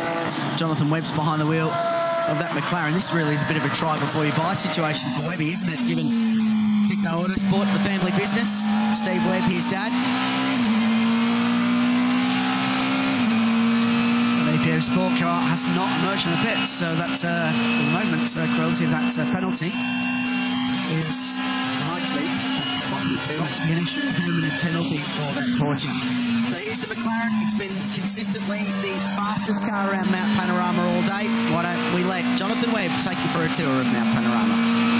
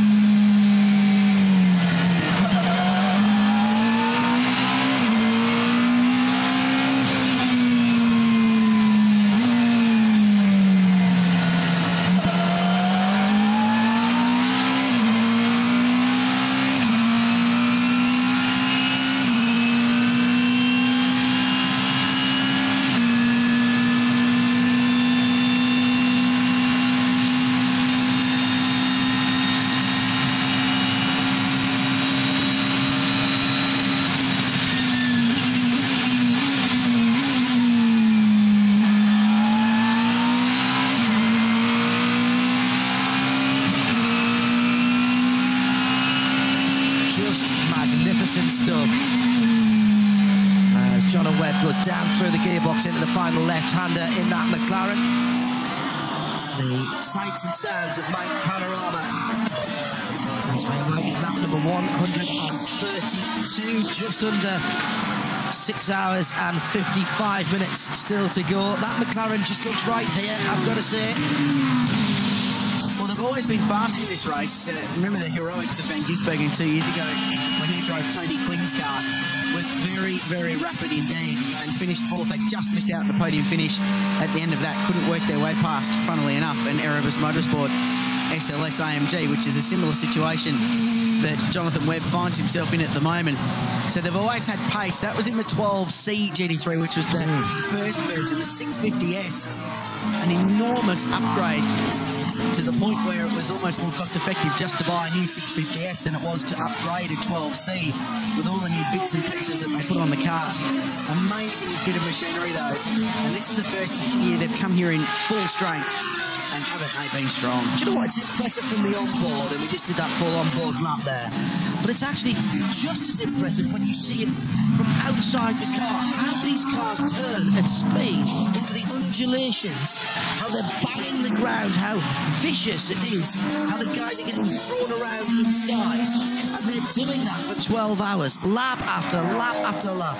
Extraordinary stuff. Now he's got a bit of traffic as they go to get by, and it's two pretty quick cars. The 75 at the moment, the remaining Jamek Ben Audi, the 74 went out with right rear damage after a tyre let go on them. René Rast in the 75 car, and he goes through into the chase, proving that that car is fine as he outbreaks the Lamborghini and the safety stop Porsche. 60. Oh, somebody's lost it somewhere. Where was that coming out of? It was the Lambo. It was the Lambo Sputnik coming out of the chase. Just while we had those cars catching up, the unmistakable screech of tyres, and Luke Yilden just catching his attention there as the Lambo decided not to play ball. This car's a bit of a funny story today. They're running 8th outright, which is on its own pretty solid, and they've had good speed. Fastest lap 203.6, set on lap 24 when just about everyone else punched out those fast lap times, but they're 2 laps down. It just hasn't quite worked for them. So we're told that Luke's done a full 360 on the exit of the chase and kept going. Looks like he might have had a bit of help as well. Lost some time, but got a 5.2 from the Romanian judge, which is nice for him. Oh, plenty of style when you do it in a jet black Lamborghini. Oh, yes. But, so they're 8th at the moment. They're not really in the game for the motor race, but they're fighting for an amateur class victory. 3 McLarens in line astern there. It's the 4th position car, the 59 car, Jono Webb. The 12th position, number 60 car, the 7th position, number 37. So laps between these cars. And he's watch ahead on this onboard here. Oh, big tap from the safety stop car. Nice recovery. Great recovery, Luke Yilden. Good catch. Marvellous catch. On the outside of the Celtics chase continues on. The safety stop Porsche just held the Lambo around. He was going around the outside. The Porsche was trying to do the right thing by diving to the inside of the road, getting out of the way of the faster down the lead Class A entry. Craig Baird going nicely. This car, 7th place. Clark Quinn started the motor race and did a superb job. Tony Quinn was next. Baird in it now. Been punching out personal best sector times for the car for the race, and currently scored in 7th place. Just to reiterate, there are Pro-Am and Am classes, so 2 professional drivers and 1 amateur, or 2 amateur drivers and 1 professional. That's the differentiation between them. And at the moment, leading that amateur class is this entry. So Clark Quinn and Tony Quinn, both non-professional racing car drivers. It's not their bread and butter. They don't do it full time. They in fact run a confectionery company very successfully, done all late. As Jonathan Webb bounces off the exit curb at Hill Corner. Craig Baird, of course, the professional in that car, and doing a superb job.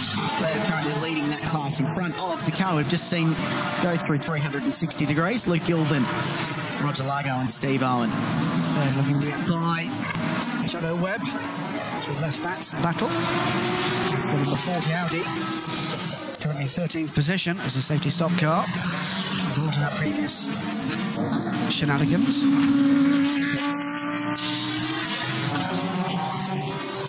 Well, not a great day if you're a fan of the Ferrari 458. It's such a tragic way to see the end of this car, isn't it? It's actually been packed up now, guys. The McDonald's Maranello car is gone, but it's not without. It's going to be a bit of an organ donor, actually. The rear bar is coming off this car. The Vicious Rumours team are actually around the back of that thing having a look at it, because if you come across the garage towards the DeFelice home team, this is a fair bit of work going on in the back. They're actually doing a wheel alignment and fixing up the rear of this car. Now, if you actually check out on the rear of this car, we've got these interesting looking contraptions which have been built by Murray Anderson, who is actually a drag racing chassis builder, but they've got tiny little demarcations on the side here. Now, actually helps you to set up a wheel alignment on these Ferraris. Bit of Aussie ingenuity. They actually built those down in Melbourne. This little interesting contraption in the middle is actually, well, it's the Ferrari lounge. They've got another Verve lounge upstairs. This is where the Ferrari owners get to come and play here this weekend. But if we come out the back, I want to show you the future. This is the Ferrari 488, and next year it's going to be in GT3 trim to take on the 12-hour. So the 458, a winner in 2014 in the hands of Maranello Motorsport. We're not going to see it back at Bathurst. Next year, it's all about this bad boy. This is the 488. Absolutely the future of Ferrari Motorsport. Yeah, give them the keys back now, Chad. We know this, he slipped them into your pocket. Pit stop for that safety stop Porsche that was involved with the Ferrari, with the Lamborghini just a few moments ago. Just a quick thought on that Ferrari, Graham. We have seen the GT3 version running in very early days of its now GT3 international career. Daytona a couple of weeks ago. Doesn't look that much difference in race trim from the outgoing car, but the teams report big improvements. It's the GTLM car, the GT car we've seen so far. Not yet seen the GT3 car in competition, although it is allegedly an incredibly similar piece of machinery to the GT car, effectively the Le Mans car. But yeah, it certainly seemed to be able to run with the brand new pack, didn't it, John? With the new BMWs, with the revised Corvettes and with the revised Porsches. And the key thing, Quilty, is they've gone turbocharged on that Ferrari. I was going to say, which Ferrari purists will be horrified about, because there's nothing like that normally aspirated 9,000 RPM whale. However, they've maintained the sound, so don't worry too much about that. And we've got a battle for the lead on here while we've been looking at Ferraris. This has been taught by Bentley, and behind them, Lawrence Vanthoor continues to watch on. So this is a very, very good fight, and Chio starting to have to defend from David Russell. The 31 car was in trouble here earlier on in the motor race. Now it's looking to squeeze its way past and fight its way back to the lead. The Nissan goes to the middle of the road and then just sweeps back onto the racing line, almost from Maguire's Murray's the final quarter. Onto the Liquid Molly, pit straight. Left-hander coming, of course, so he'll stay right to the right-hand side of the road and look in behind there. Laurent Vanthoor. Is this the moment that Laurent Vanthoor gets the opportunity to get back onto that lead lap? Well, Chio has just turned the wick up again on the Nissan. And Vanthoor's got to play a canny game here, because he wants to get by both of those cars to get on the lead lap, but what he can't do, Krilsey, is influence that battle. He's got to let those two guys fight it out for the lead. This is about 10 laps away from a stop. The Bentley behind 20 or so. Still quite early into its stint. So this is a great battle for the lead. The Nissan pulls away at the top. The Bentley up the hill. The Bentley seems never across the top, which is where, of course, the Audi is so very, very strong. And Vanthoor flashing his lights, trying to get the attention. This is going to run and run. It's great news for Katsumeya Chio in the lead, Nismo Nissan. 6 3/4 hours to go. Now, just a reminder for our viewers in Victoria and in New South Wales, it is time now to leave 7 Mate and switch over to 7. So viewers in New South Wales and Victoria, switch over to 7 right now to continue watching the Liquid Molly Bathurst 12-hour race. That's for viewers in Victoria and New South Wales only. Over to 7 now, and you'll be able to keep watching all this incredible action from the Liquid Molly Bathurst 12-hour race. See you shortly.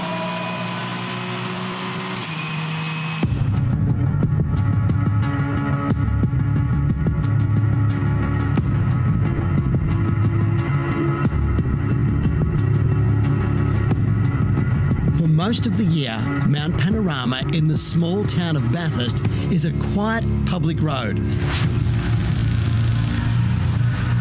But today, this 6.2 kilometres of tarmac will roar to life as one of the most iconic racetracks in the world.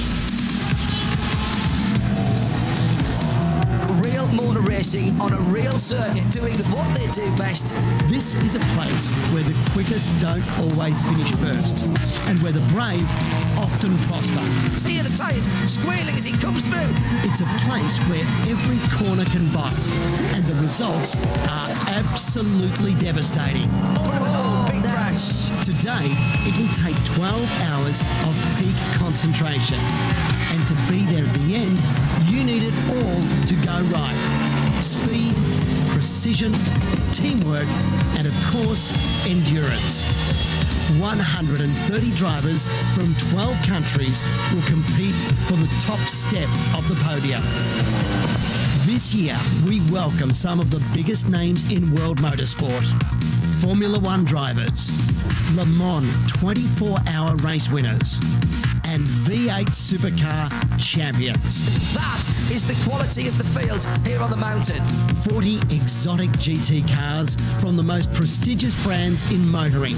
Ferrari, Lamborghini, Porsche, BMW, Bentley, McLaren, Nissan, Audi, and Mercedes-Benz.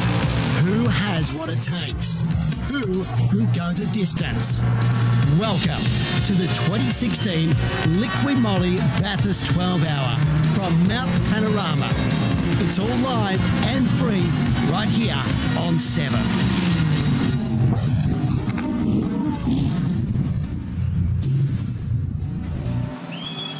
It is a great part of the world and a wonderful time to be here too. Fans have come from all over the world to enjoy Australia's international endurance race, and where else would you have it but right here at Mount Panorama in Bathurst. An incredible racing circuit recognised by the best drivers and teams in the world as being something remarkably unique, and boy are they enjoying it today. Hi everyone, welcome to our coverage. Mark Beretta here at Mount Panorama. We have an awesome team together for you. The Radio Le Mans guys are here for us once again.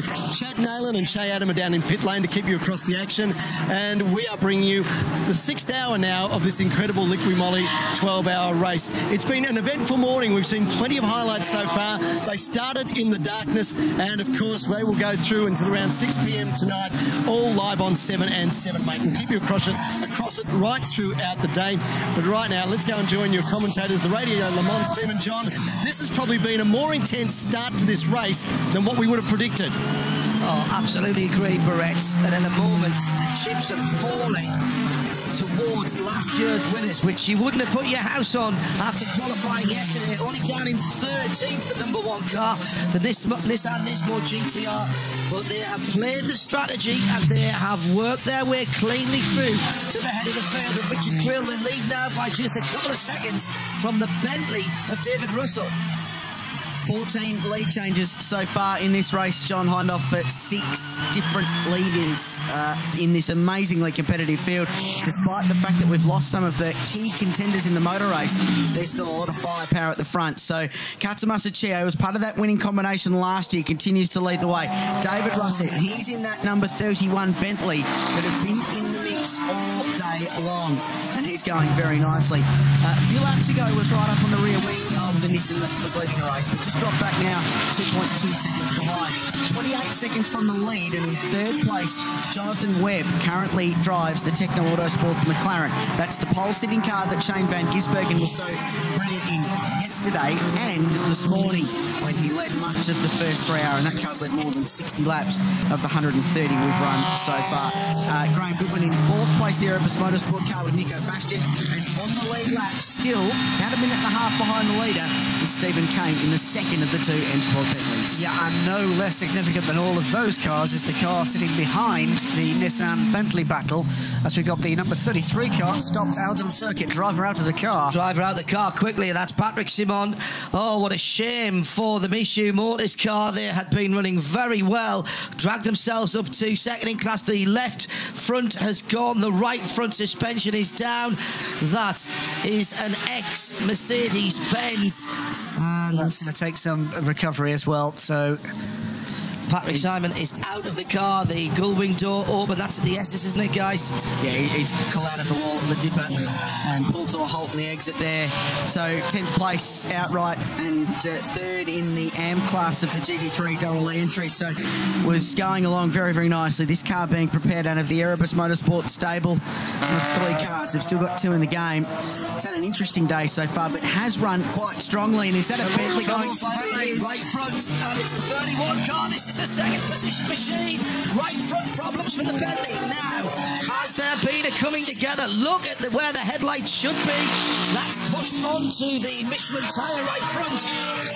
Couldn't see if they're both white, so we couldn't see if there's been any paint traded, but there's damage to the rear of that Merc as well. The damage to the rear of the Merc happened early in the race, John, but certainly.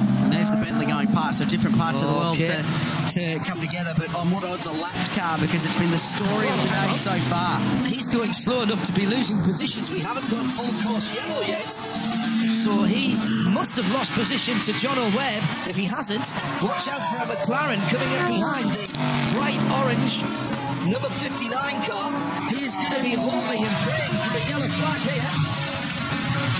A slow-moving Porsche coming out of the Audi cutting. It's the front end of the car begins to... And there's the McLaren. No, that was 37. That was 37.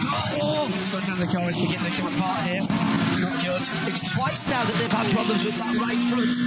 There it is going by now. That is the onboard of the 59.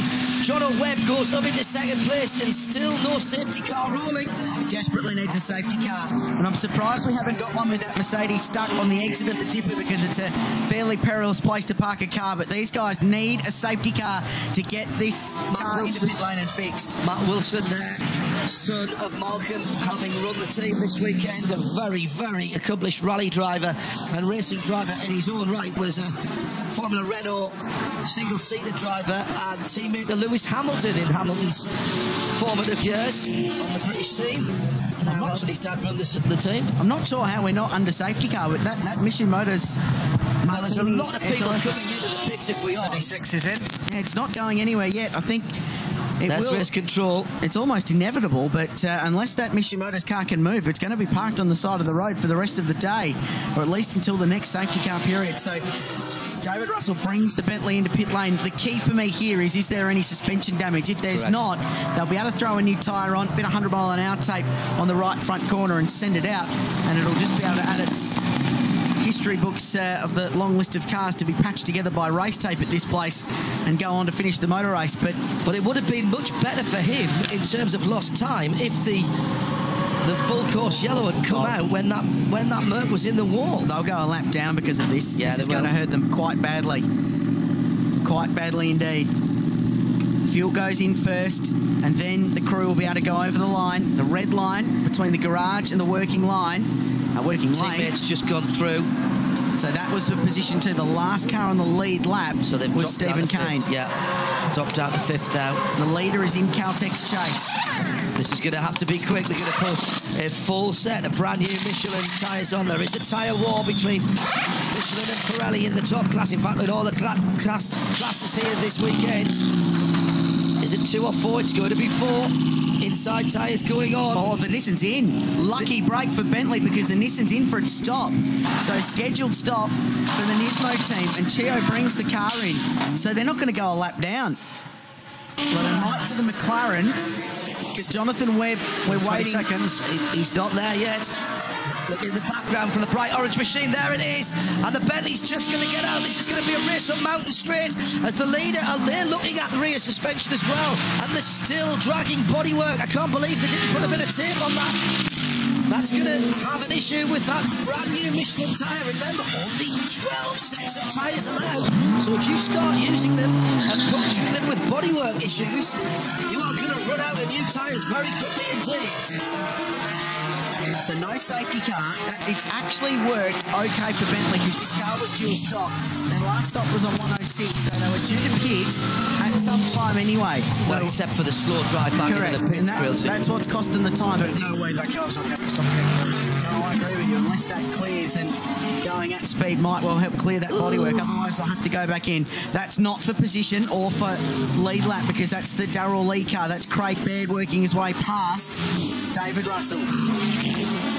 surprised that they didn't do any work on the bodywork, but they did put the 4 new tires on and get it full of fuel. So the next time they bring the car in, if the safety car is out by the time they get here, they're hoping that there will be one because of the 33 and they'll have a bit more time. But they wanted to get the basic service done first. Won't be any good though if that right front does go flat again because of the flailing bodywork. It's a lot worse than it looks, guys. And the battle for this position goes by the stricken Mercedes-Benz and through goes the McLaren. John O'Webb goes through and takes the position. Well, that's for the lead lap, so that's dropped the Bentley off the lead lap, and they've got grief. They're going to have to pit again. There's more wrong with this car. There's bodywork scraping on that right front tyre, so they're a lap down now. They may as well just pit.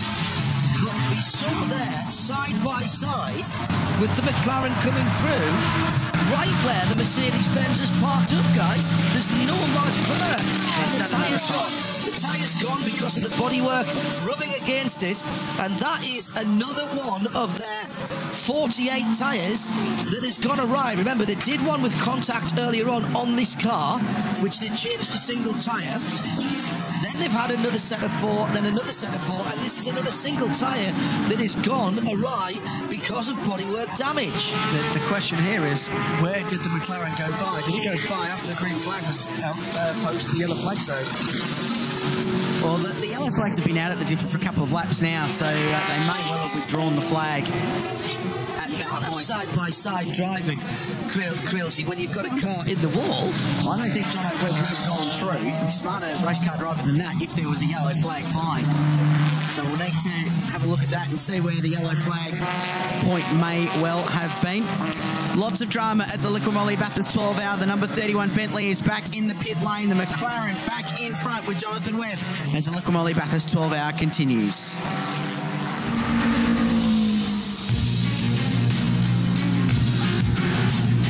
I've never driven the track like this.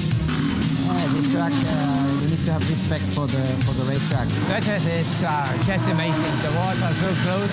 There is no room for mistake.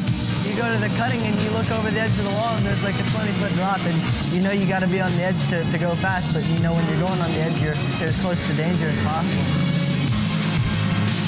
We have a lot of adrenaline to drive this track, you know.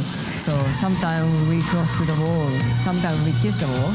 At the time you think that I got it, I will push now over the limits, and it's a time that it fights you back.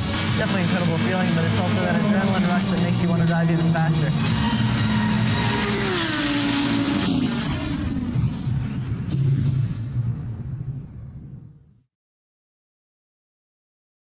Well, one thing that is good news is we've got another car back on the lead lap because Laurent Vantour, who is just, in fact, he's just come in the pits, and the safety car is out.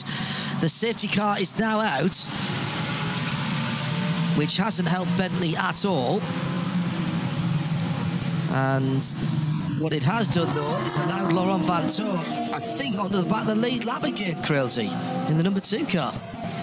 Confirm that when they go past the line next time around, but it sure looks that way. Intervention vehicle, medical vehicle going up the mountain as well. Well, that's rather odd, because you thought if there was any need for a medical vehicle, that car would have been scrambled some time ago. Leader pits. So Jonathan Webb in pit lane in the McLaren. And this is some fairly serious work going on in the front of the Bentley.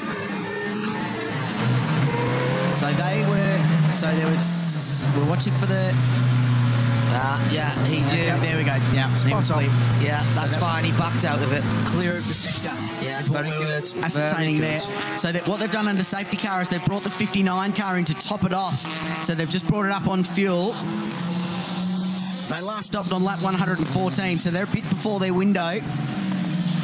But they've just put that thing full of juice, so they'll be good to go.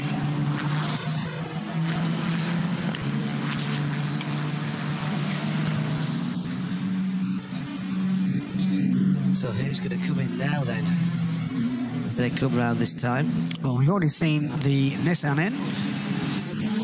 John Webb is on his way out. Stephen Kay is in this cycle. As the flatbed gets into attendance. So this safety car works reasonably well for strategy too, by the way. Quite good. So Jonathan Webb's put juice in the McLaren. They'll be good to go for another 30-odd laps. We're up to 141 in the books. Stephen Kane is on pit road now in the number 10 Bentley. Which makes sense. So they last stopped car 10 on 118. So they jump in at 141, and that's within their window, and they push the number 31 car into the garage where they can do more work on the car. They can throw more people and more resources at it than they can in the fast lane. Here's a bit of controversy for you, though. Would they have sent that car if the safety car had been out? I think not. I think they would have took the time to fix that front end properly. I think they've got that somebody might be having to wander upstairs to have a word with race director to say, you've thrown it now, nothing's changed from 2 laps ago. Why have you thrown it now when you didn't want to throw it before?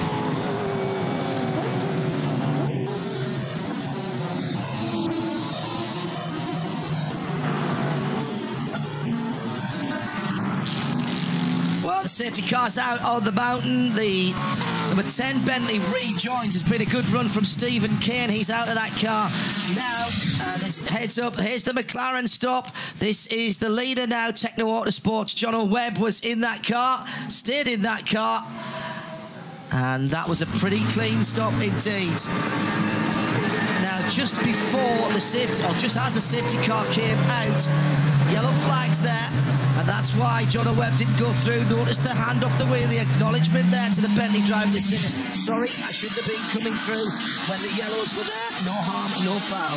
Here's the Nissan highlights. Let's tell you the story of the day so far. 5:45 a.m. in Old Bathurst town. A remarkable start to the race with dramas up at turn 2. Nick Percat into the Maranello Motorsport Ferrari. Damage to both cars, ultimately terminal for both of them. This was Chris van der Drift, who had a wild moment in the Porsche at the top of the hill.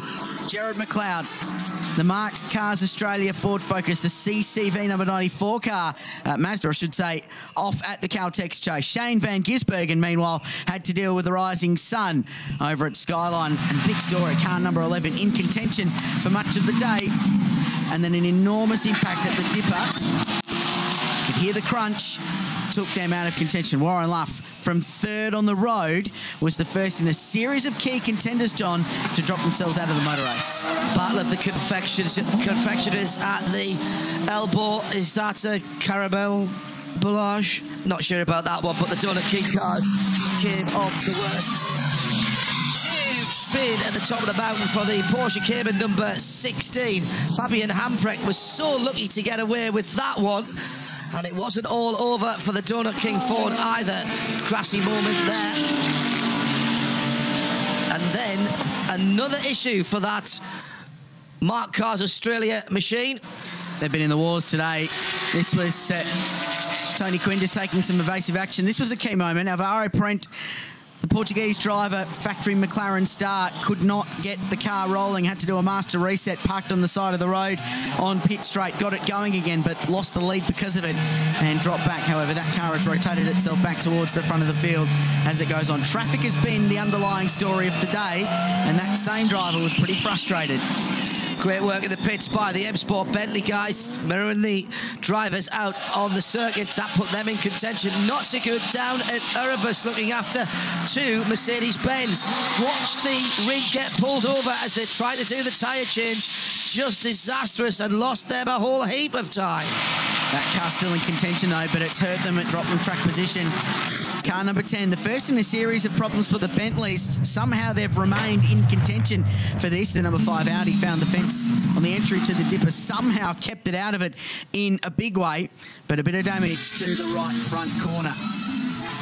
Vicious Rumour Racing had dramas. David Russell had to be very slow negotiating the Ferrari around the outside of the dipper, and that car would strike dramas a little bit later on.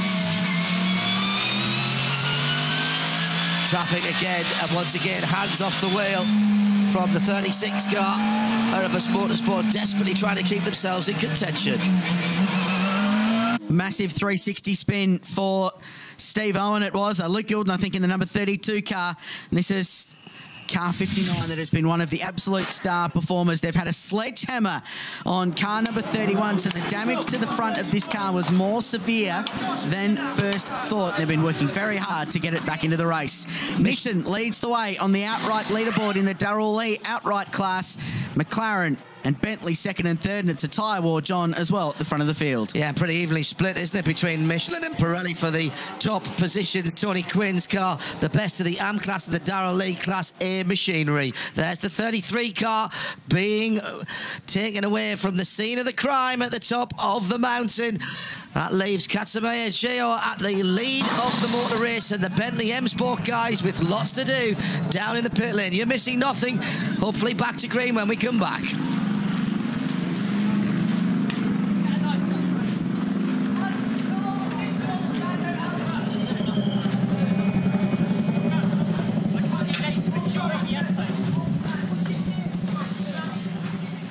Well, that is very organised, but still slightly chaotic.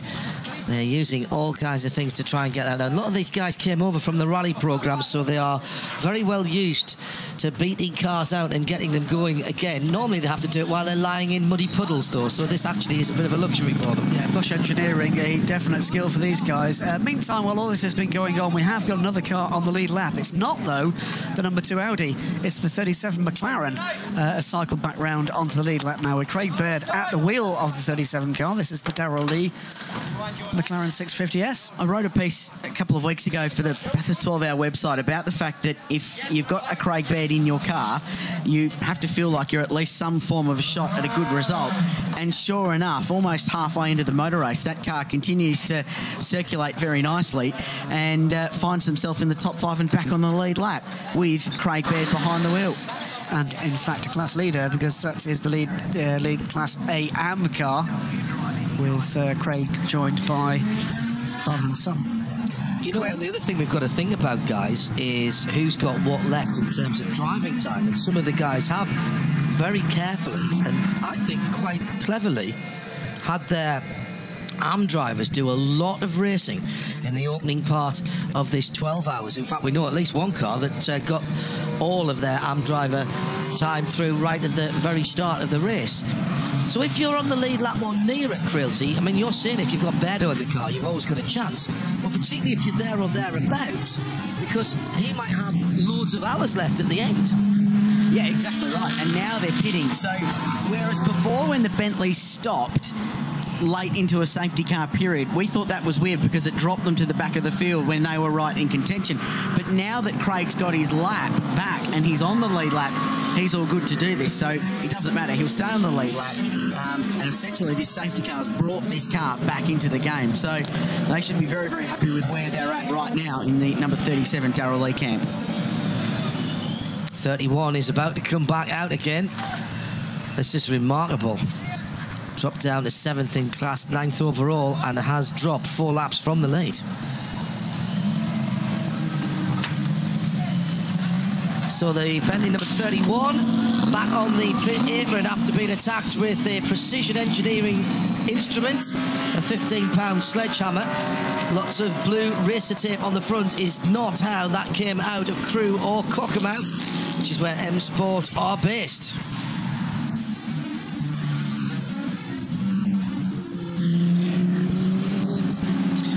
Welcome back to Mount Panorama, the Liquimoli Bathurst 12-hour under its 5th safety car period for today's race. A long way from the record 20 we had last year. The race neutralised, pit stops underway, and a repaired Bentley back on the circuit. They took the sledgehammer to the front of car 31. They've dropped a few laps, but at least they're back circulating. So much more to play out across the second half of today's race. It wasn't so pretty for the 31 as it headed back out on track, losing one headlight but gaining a tie-down wrap to try and hold the front splitter to the rest of the car. The crew seemingly okay with what they were able to do, though, so that's the good news. But a load of gaffer tape now holding the front of the Bentley, and where we see speeds close to 300 kilometers per hour down the chase, I'm not so convinced that that'll hold, but Bentley knows better than I, so let's see if they're right. Well, it hands the baton as far as Bentley's concerned to Stephen Kane in the number 10 car. I'm going to throw a wild guess out there and say that racer tape on the front of that car won't hold it. We saw last weekend at Daytona people trying to do the same thing with aero parts on the back of cars to hold up diffusers, even putting a tie-down strap with a metal hook on it, and that just pulled away the rest of the bodywork. The kind of aerodynamic forces being exerted on these cars as they go across the top of the mountain at 200 k's plus and down Conrod Straight and getting on for 300 k's. It's like sitting a small family car on top of the car you're driving in. That's how much is being pushed down on it, and I'm sorry, there's no racer tape in the world that's going to hold those kind of forces. No, the front end of that car does look rather more mullered than mullinered, doesn't it? It's not pretty. That's a shame, for it's a very pretty car. Yes. 144 laps in the books in this race. The Mercedes-Benz C63S safety car leads the field. It will be in at the end of this lap. Lights out, and all teams were given a bit of a directive from race control. See how they're weaving left to right to generate some heat in their tyres.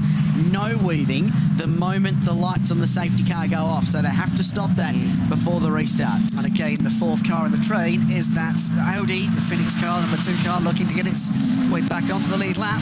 So it has to pass the 2 cars ahead of it to do so. Despite losing car 31 from that lead battle, we've actually gained another one. So we're still at 5 cars on the lead lap, and we've got car 37 in the mix, because the way this safety car cycles work and the pit strategies work, Craig Baird finds himself on the same 143rd lap as the leaders. Marcus Winkelhock behind the wheel of the Phoenix Racing Audi, still 1 lap behind and probably still extremely frustrated about it, and he's directly behind that Jonathan Webb McLaren. Katsume Chayo then has the field under his control as they come through the Caltex chase for the restarts. The AMG C63 will pull off into the pit lane. Chio-san just holding back. I would expect he'll gas it up just before he gets down to Murray Maguire's for the restart. Yes, he does. Gets the BMW to hold back the rest of the field. That's really smart driving. John Webb will deal with the BMW on the start-finish line fairly easily, but now he's got to look behind for this very, very aggressive number 2 of Marcus Winkelhock, who is right up his tailpipes as they go through Elkhorn and head up the mountain straight back to green. And Marcus Winkelhock, this is the best chance he's going to get back on the lead lap. This car on the one ahead is keeping away from challenging for the lead, but Winkelhock can't stay close enough to make a challenge into turn 2 Griffin's Bend. And there'll be some squabbling for track position here, because Stephen Kane's got that 36 Erebus Mercedes right behind him, filling his rear view mirrors, and the car that's been in contention all day, Penrite Oil sponsorship on the bonnet. And Craig Baird a little bit further back in the queue. He's 12 seconds behind the leader and about 10 behind this battle for 3rd place. Will Davison at the restart, number 60 Techno McLaren, 9th position overall. Got out of that fight, let the Bentley and the Airbus Mercedes-Benz through. Not interrupting this lead battle. Very sportsmanlike. So the issue here is all about this Audi. Can it get by the 59 McLaren? Get on the turns again to unlap itself from the Nissan. Giving it a good try. Stephen Kane is not that far away behind those guys, and he wants to be a part of this battle as well, but not with that Audi in there. Behind Stephen Kane, that's the Erebus Mercedes is next up on the timing and scoring monitor. Stephen Kim, by the way, has been putting in a cracking few laps before we went to full course yellow and was gaining on the leaders, so he has got the pace in that now best of the Bentleys. Sounds like it should be a double album. Going down Conrod Straight, and the Bentley absolutely eating up the Audi. Absolutely eating up the Audi as he comes down with the Caltex chase.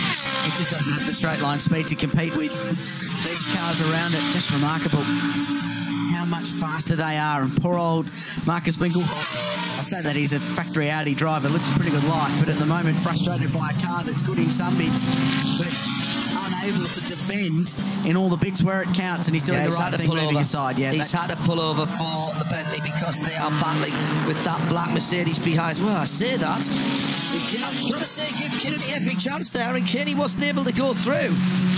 So again, the headlights flashing on the British Bruiser as he gets by finally and makes that position.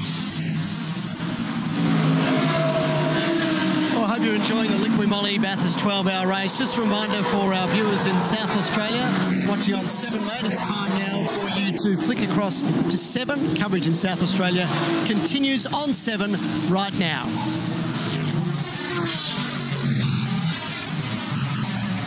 The battles continue right through the top 10 as we still have 6.25 hours to go. The adrenaline is pumping on the pit lane, all the way around the 6.2 kilometres of Mount Panorama, and here in the booth as Graham Goodwin and Richard Quill join me, John Haydorf, for what has been an absolute stomper so far, Quilty, and shows no sign of letting up.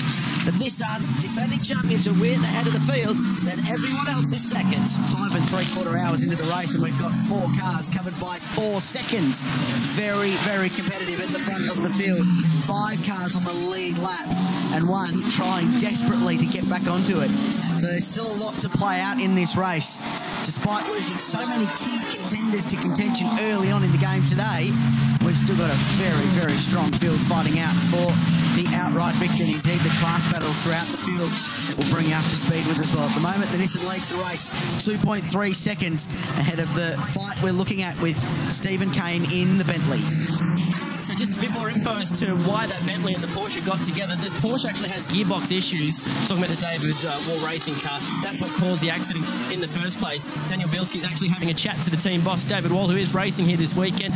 And to make life worse for Daniel, he also had a cool suit failure. So he was just about exhausted, looked physically ill when you got out of the car. Talk us through the accident that happened up at the cutting. Just coming up to the cutting, changing down to 4th and then 3rd, we had a bit of an issue with the gearbox. I was on the racing line, and the Bentley's done an absolute pile driver into the back of me. And that sort of punted me across the corner and limped the car back. We got a bit of a gearbox issue, but I did a 90-minute stint with no cool suit, no drink, no helmet air, so it was a little uncomfortable in the car. What's that sensation like when you get out of the car after such a stint where you look physically ill? Yeah, that's probably a good way to describe it. It's hot, and we've got no vents in the car. There's no windows. There's no air coming through.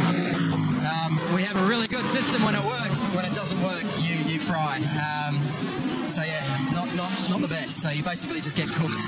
I'd say the Bentley and the Porsche both came off as bad as each other on that one, guys.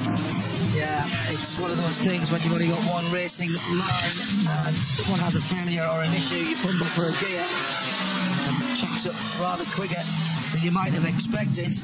Bentley's really lost out over that, though, dropped off the lead lap down wheel. Just goes to show, doesn't it, just what closing speeds are between these classes. Absolutely right. This is multi-class racing, the same as at Le Mans. You've got GTs and GTs here. You've got GTs and prototypes at Le Mans.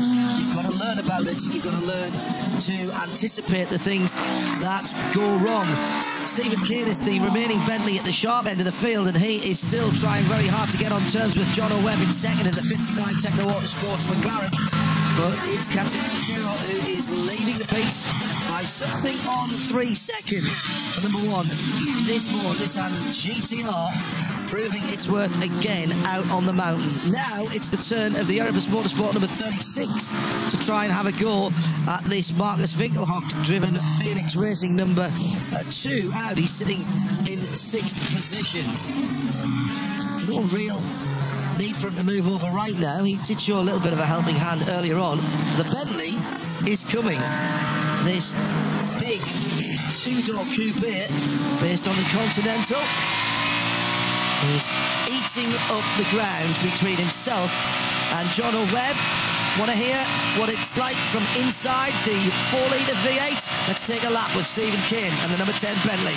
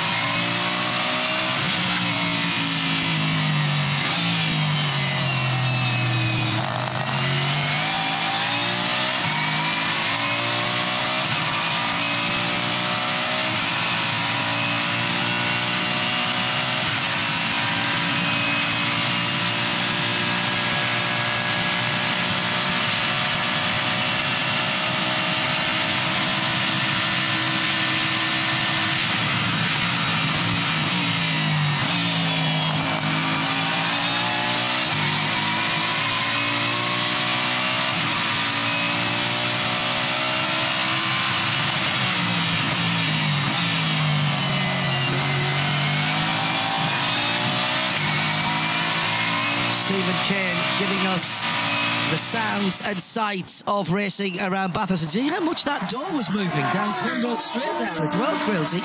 A few spotters have picked that up throughout the day. I think it's okay as long as it stays fast and doesn't start flapping about in the breeze. Some of the older spec Audi R8 LMS entries, Andrew Bagnall behind the wheel of the International Motorsport Calibre 82. Team with an enormous amount of Bathurst history back in the Super Touring 2-litre days of racing at this place. That's the blue and white car just at the head of that Audi trim. Actually, this is for track position as well, with Mark Seeney just behind them in the Hallmark Property Group car and right on the ragged edge of braking, down at the final corner, and wrapped it back right out of that, did Mark.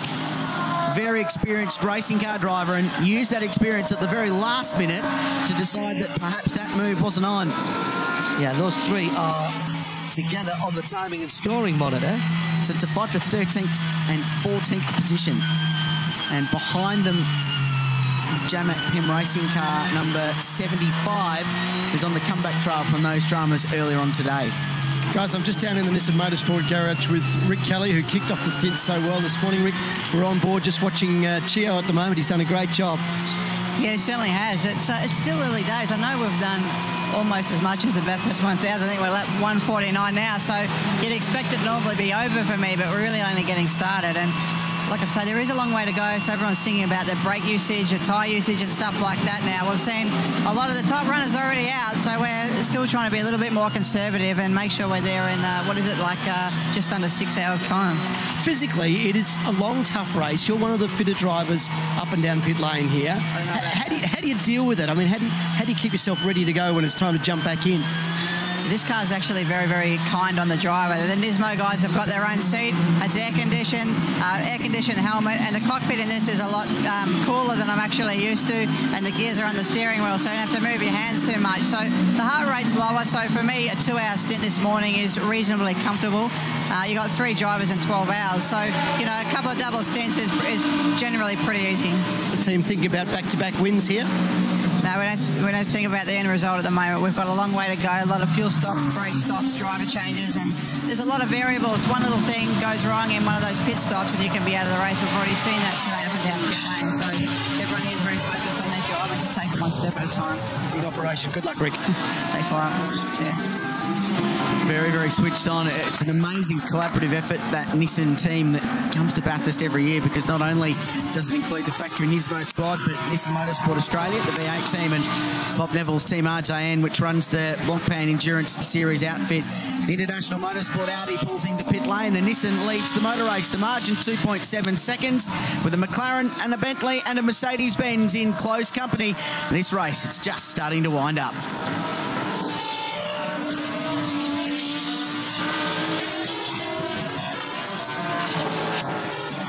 Good stuff. Those of you around the world, it's starting to get late now back in Europe. Thanks for staying with us.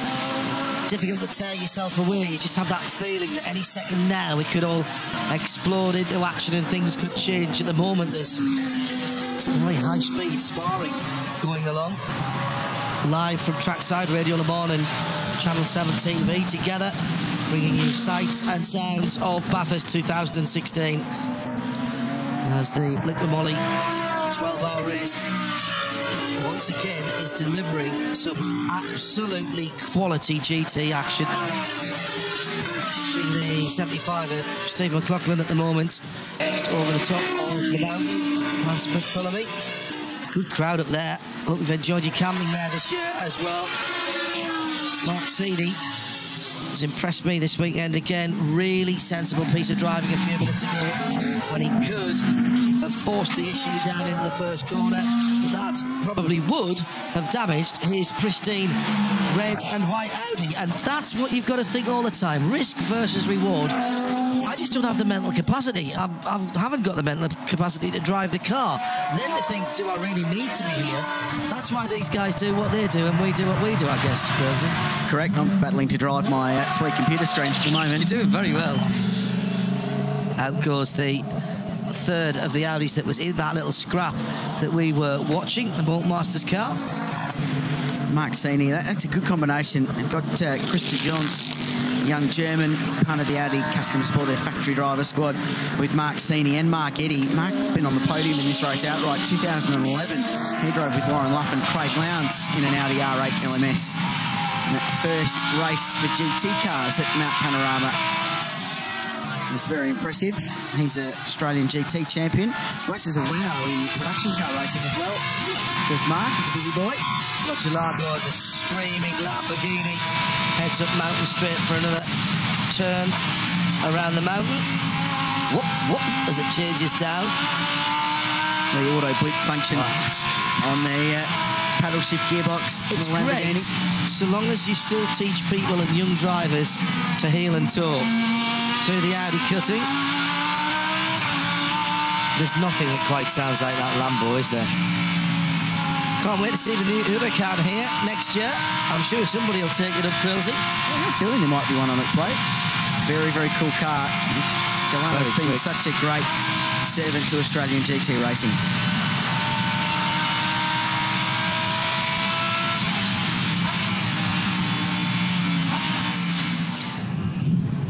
In the great state of New South Wales, 7.5 million people call it home. The wide open expanses give us amazing beaches, beautiful cities, a huge diverse array of incredible country. The World Rally Championship round held up on the coast of New South Wales. It's a great part of the world.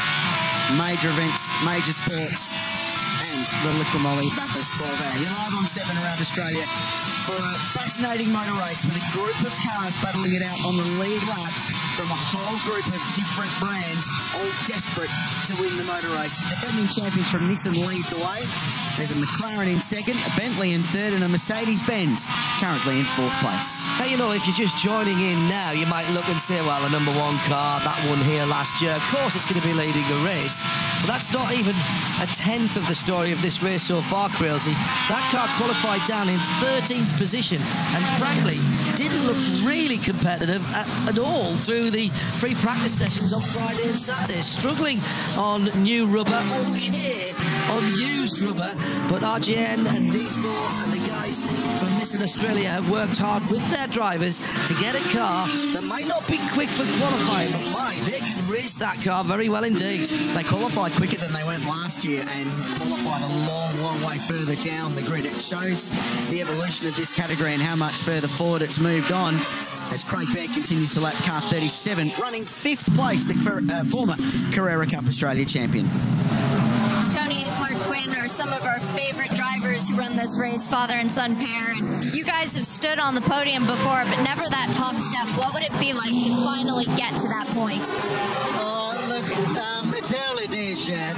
It's only halfway through, so we'll just keep going. I mean, we're doing a great job against some fairly decent teams, and I'm the biggest liability that they have.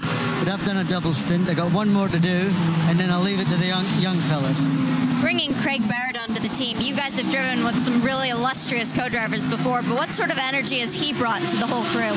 I guess just consistency. You know, we've ran many times with Beardo, and he's a fantastic guy. We all get along really well together, and we know that there's only one rooster in the team, and Beardo's his rooster. Got to ask about the new car, the 650S. What sort of difference have you noticed from driving the old model versus the new one? I think the McLaren 650S is very good on this track. It seems to hold itself really well across the top. But everybody's saying the car's not fast enough, so I don't know, it seems to be pretty good to me. It's just a car. It's better than a Hertz rent-a-car. Well, you know the fastest car in the world is a rental car, but you guys are going a little bit better than that. Thank you so much, and good luck for the rest of the day. Thanks a lot. One man who has a love affair with the mountain is David Reynolds. He's been doing a fantastic job with Erebus. Leading the race earlier today, what was it like leading the Liqui Moly Bathurst 12-hour? You must have been loving it. Yeah, man, it's pretty cool. Anytime you get to lead around here, it's good. But these cars are just amazing to drive, you know. You can cruise around, you know, dash out the window and do what you want. But, man, they're so good to drive. They're so much fun, and you know, they're just real relaxing. They're very, very different to a V8 supercar, which, you know, I'm kind of enjoying at the minute. I can kind of see you getting used to this. You reckon? Yeah, I hope so. I might hit the boys up for some more drives overseas, but hopefully Benny lets me do it. Have you learnt the Nordschleifer? It's pretty long. It's like 1,000,000 corners. Oh, I played it on PlayStation a few times, but I forget it all the time. It's too long. Any plan for later? Have you put your hand up to finish the race, or you reckon you're going to get shotgunned out of that one? I'm not sure. I think we might keep the same strategy. I think Thomas is in, and then me, and then maybe Nico finish. One thing that a lot of viewers who are familiar with watching races at Bathurst will know, occasionally you need to do brake pad changes. The Erebus team is set up. They are going to do a pad change at the next stop. I can't see anyone else setting up to do that, so that could cost them a few spots. They're only going to change the front 2 pads. Which makes perfect sense. You want to do it somewhere near half distance, and we have just gone through that point. 5 hours, 59 and 17 seconds to go as the countdown clock continues around Mount Panorama Bathurst for the 2016 edition of the Liquid Molly 12 Hours. And again, got to say that Stephen Kane is doing a great job. He's consistently taking a wee bit of time out. The guys ahead, actually, as I say that, not that time around, but there is the Big Bentley and Kenny, who's been part of this programme for some time now. He's thoroughly enjoying this visit to the mountain. Malcolm Wilson and M Sport, the pioneers of the Bentley GT3, Graham, that has been taken up by quite a number of top GT3 teams around the world. Not at first sight perhaps the most obvious car to turn into a racing car. There's some metric ton of weight taken out of the street car to get it compared to race. Well, go and take a look at the Bentley road cars over in the fan area here. You'll just look at this, the size, the heft, if you like, of the fixtures and fittings, the seats, the door liners, etc. It doesn't take much to actually take weight out of these cars. It's when you get to the finite points beyond the blindingly obvious that the real skill is in this. But you were saying yesterday, John, that the front end styling of this car, absolute brilliance in terms of the attention to detail, widening the front end of the car and rescaling the headlamps to actually make it look as the road car does. That's Bentley attention to detail over the halfway point, but still plenty of headlines and action to be written here at the mountain.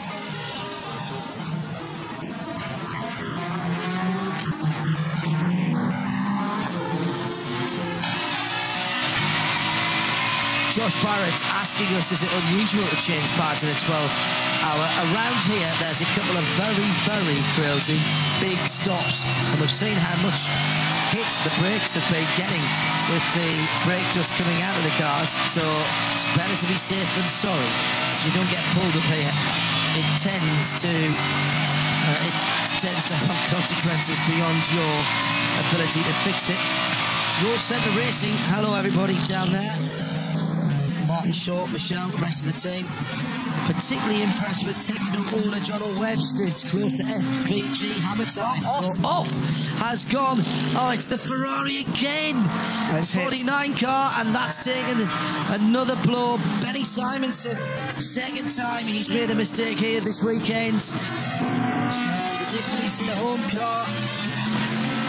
Well, he's done exactly the same as he did on the top of the mountain, just wiped out the rear wing. Not, I think, as much damage, crazy as we saw before in the run-up to practice and qualifying. He'll want to back off, though, with that rear wing at that angle, because it'll be handling extremely weirdly at the moment. The rear balance will be all over the shop. Goes around right-handers, really. Yeah, it'll produce great downforce on right-handers. The left, which worries me across the top of Mount Panorama, won't quite be so good. So more dramas for Vicious Rumour Racing. You saw in the last hour of the motor race, they were busy repairing the rear end of this car, scavenging parts off the Maranello Motorsport entry to bolt onto the back. And they've done another rear end repair. Unfortunately, that happened as Craig Baird came by Benny Simonson at the end of the lap. Tough weekend for Vicious Rumour, coming off an amazing result last year where they ran in the top 8 all day, including a pretty special charge by the man behind the wheel at the moment from the back of the queue on that last safety car restart, 40 way up through the field.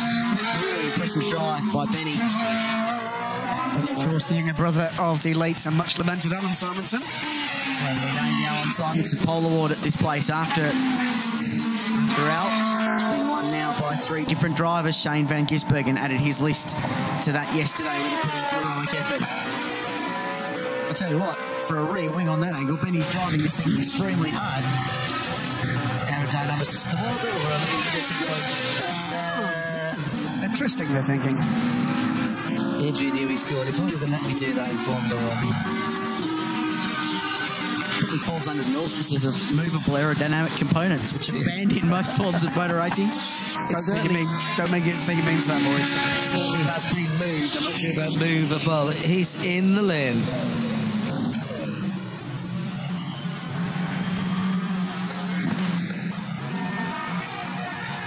Welcome back to Mount Panorama for the Liqui Bathurst 12-hour dramas for Benny Simonson, the Vicious Rumour Racing Ferrari team. It's been a challenge for them on the mountain today.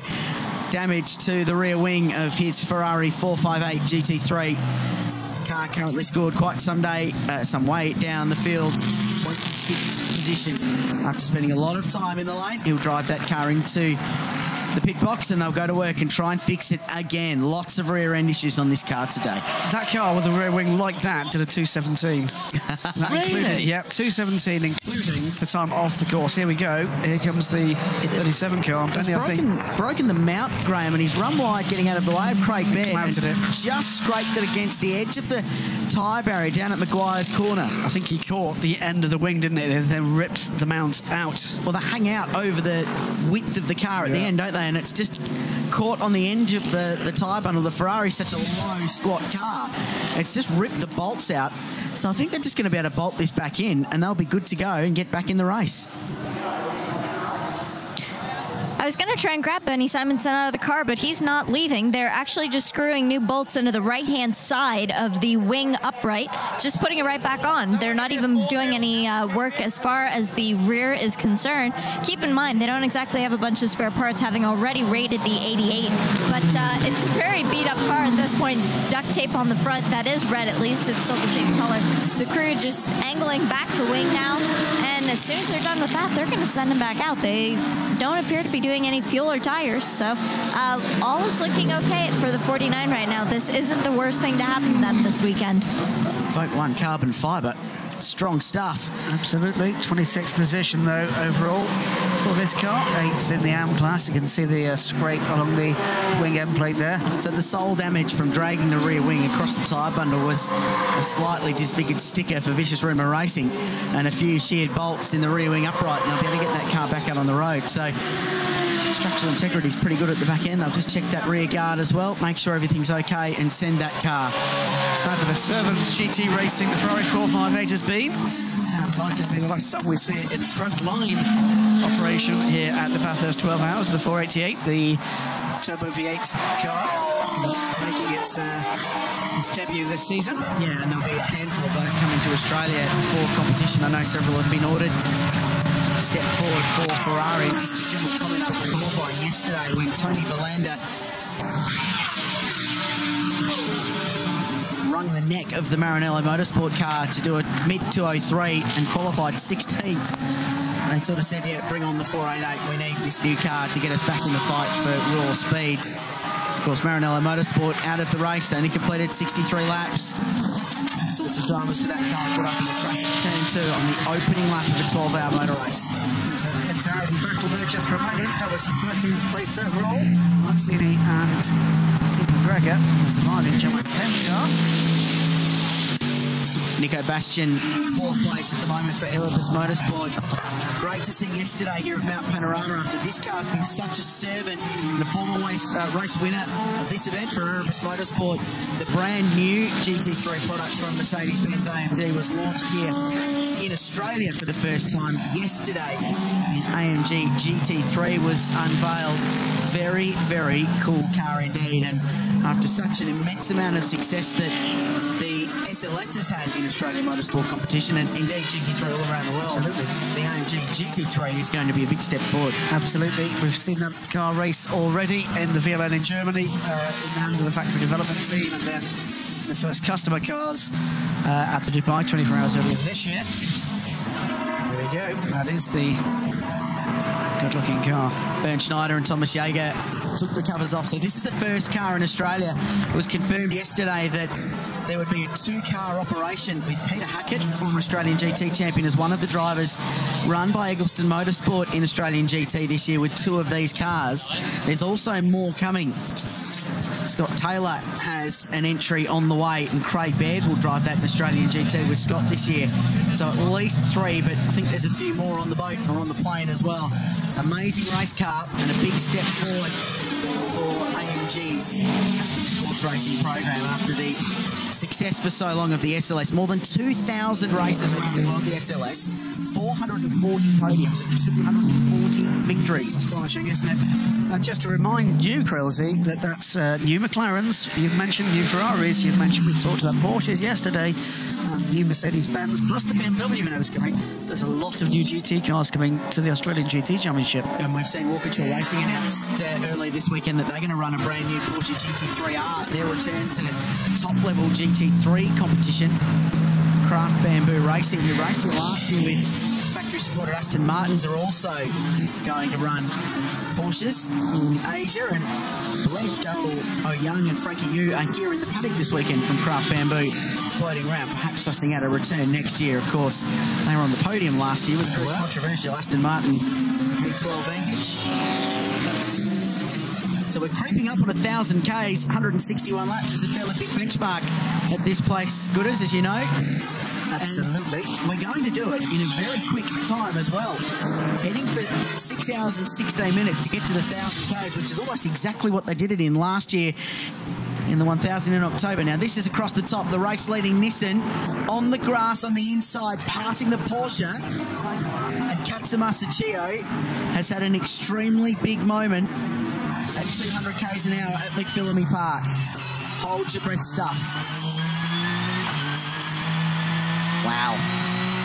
Still leads the race by 3.2 seconds. What a monster that car is. Hasn't it been successful to the Blockpan Endurance Series victory last year? And if you haven't seen it, it's pretty remarkable when there's 65 cars funneling down into the first chicane at Monza for the start of a race there from all sorts of manufacturers. But Chio-san was part of the lineup that won that championship last year. Alex Buncombe, who we know is watching internationally today, missed this race last year for the birth of his first child. Presumably missing it this year for his son's first birthday party. You'd think so, yes, absolutely.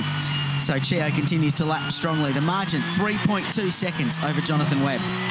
After so many successful attempts at Mount Panorama, the GWS BMW is having finally a torrid year after issues this morning where it knocked a clamp off it and threw it through one of the hoses, which saw it dump all the water everywhere. Now it's not making any boost with that turbo, so it's pretty much naturally aspirated BMW right now, guys. Everyone's crawling all over this thing to try and get it fixed to get it back out there, but it's not been a great day for the BMW. It's a car that started every single Liqui 12-hour race since 2007. Won it twice. It's been on the outright podium and has never failed to finish on the podium in its class in this race. So I think it deserves a year off. Fingers crossed. Let's wait and see. High expectations, indeed. And they've spent a lot of time in pit lane for GWS personnel. 28th on the timing screen, 106 laps completed to the 159 completed for our race leader. Back to this 13th place battle, the Inter-Audi battle between the number 9, the Hallmark sponsored car, and the surviving Gemma Penn car. Is this Cini? Mark Cini. Steve McLaughlin. Mark is the most experienced driver in Porsche Carrera Cup Australia history. Is that correct? Fun fact. Lots of starts to his credit. Long-time supporter of Australia's one-make racing category. Porsche's got a huge presence in Australia. In fact, large presence here this weekend as well. That tape's gone. The tape is gone on the front of the Bentley. That car is going to have to be down pit lane again, and that's going to be a much bigger repair this time. And the car is going to be pitted. No, gone through. Yeah, they'll continue on. Obviously just going to give it a lap to suss out the full extent of the damage, but I think it's fairly easy to see exactly what it is. David Russell still behind the wheel. Last time round did a 2:05.6. So the car's still got reasonable pace. It's about what the sister car's doing in third place with Stephen Kane behind the wheel. But as it is, they're going to have a pit stop coming their way for car 31. Winning the dramas today.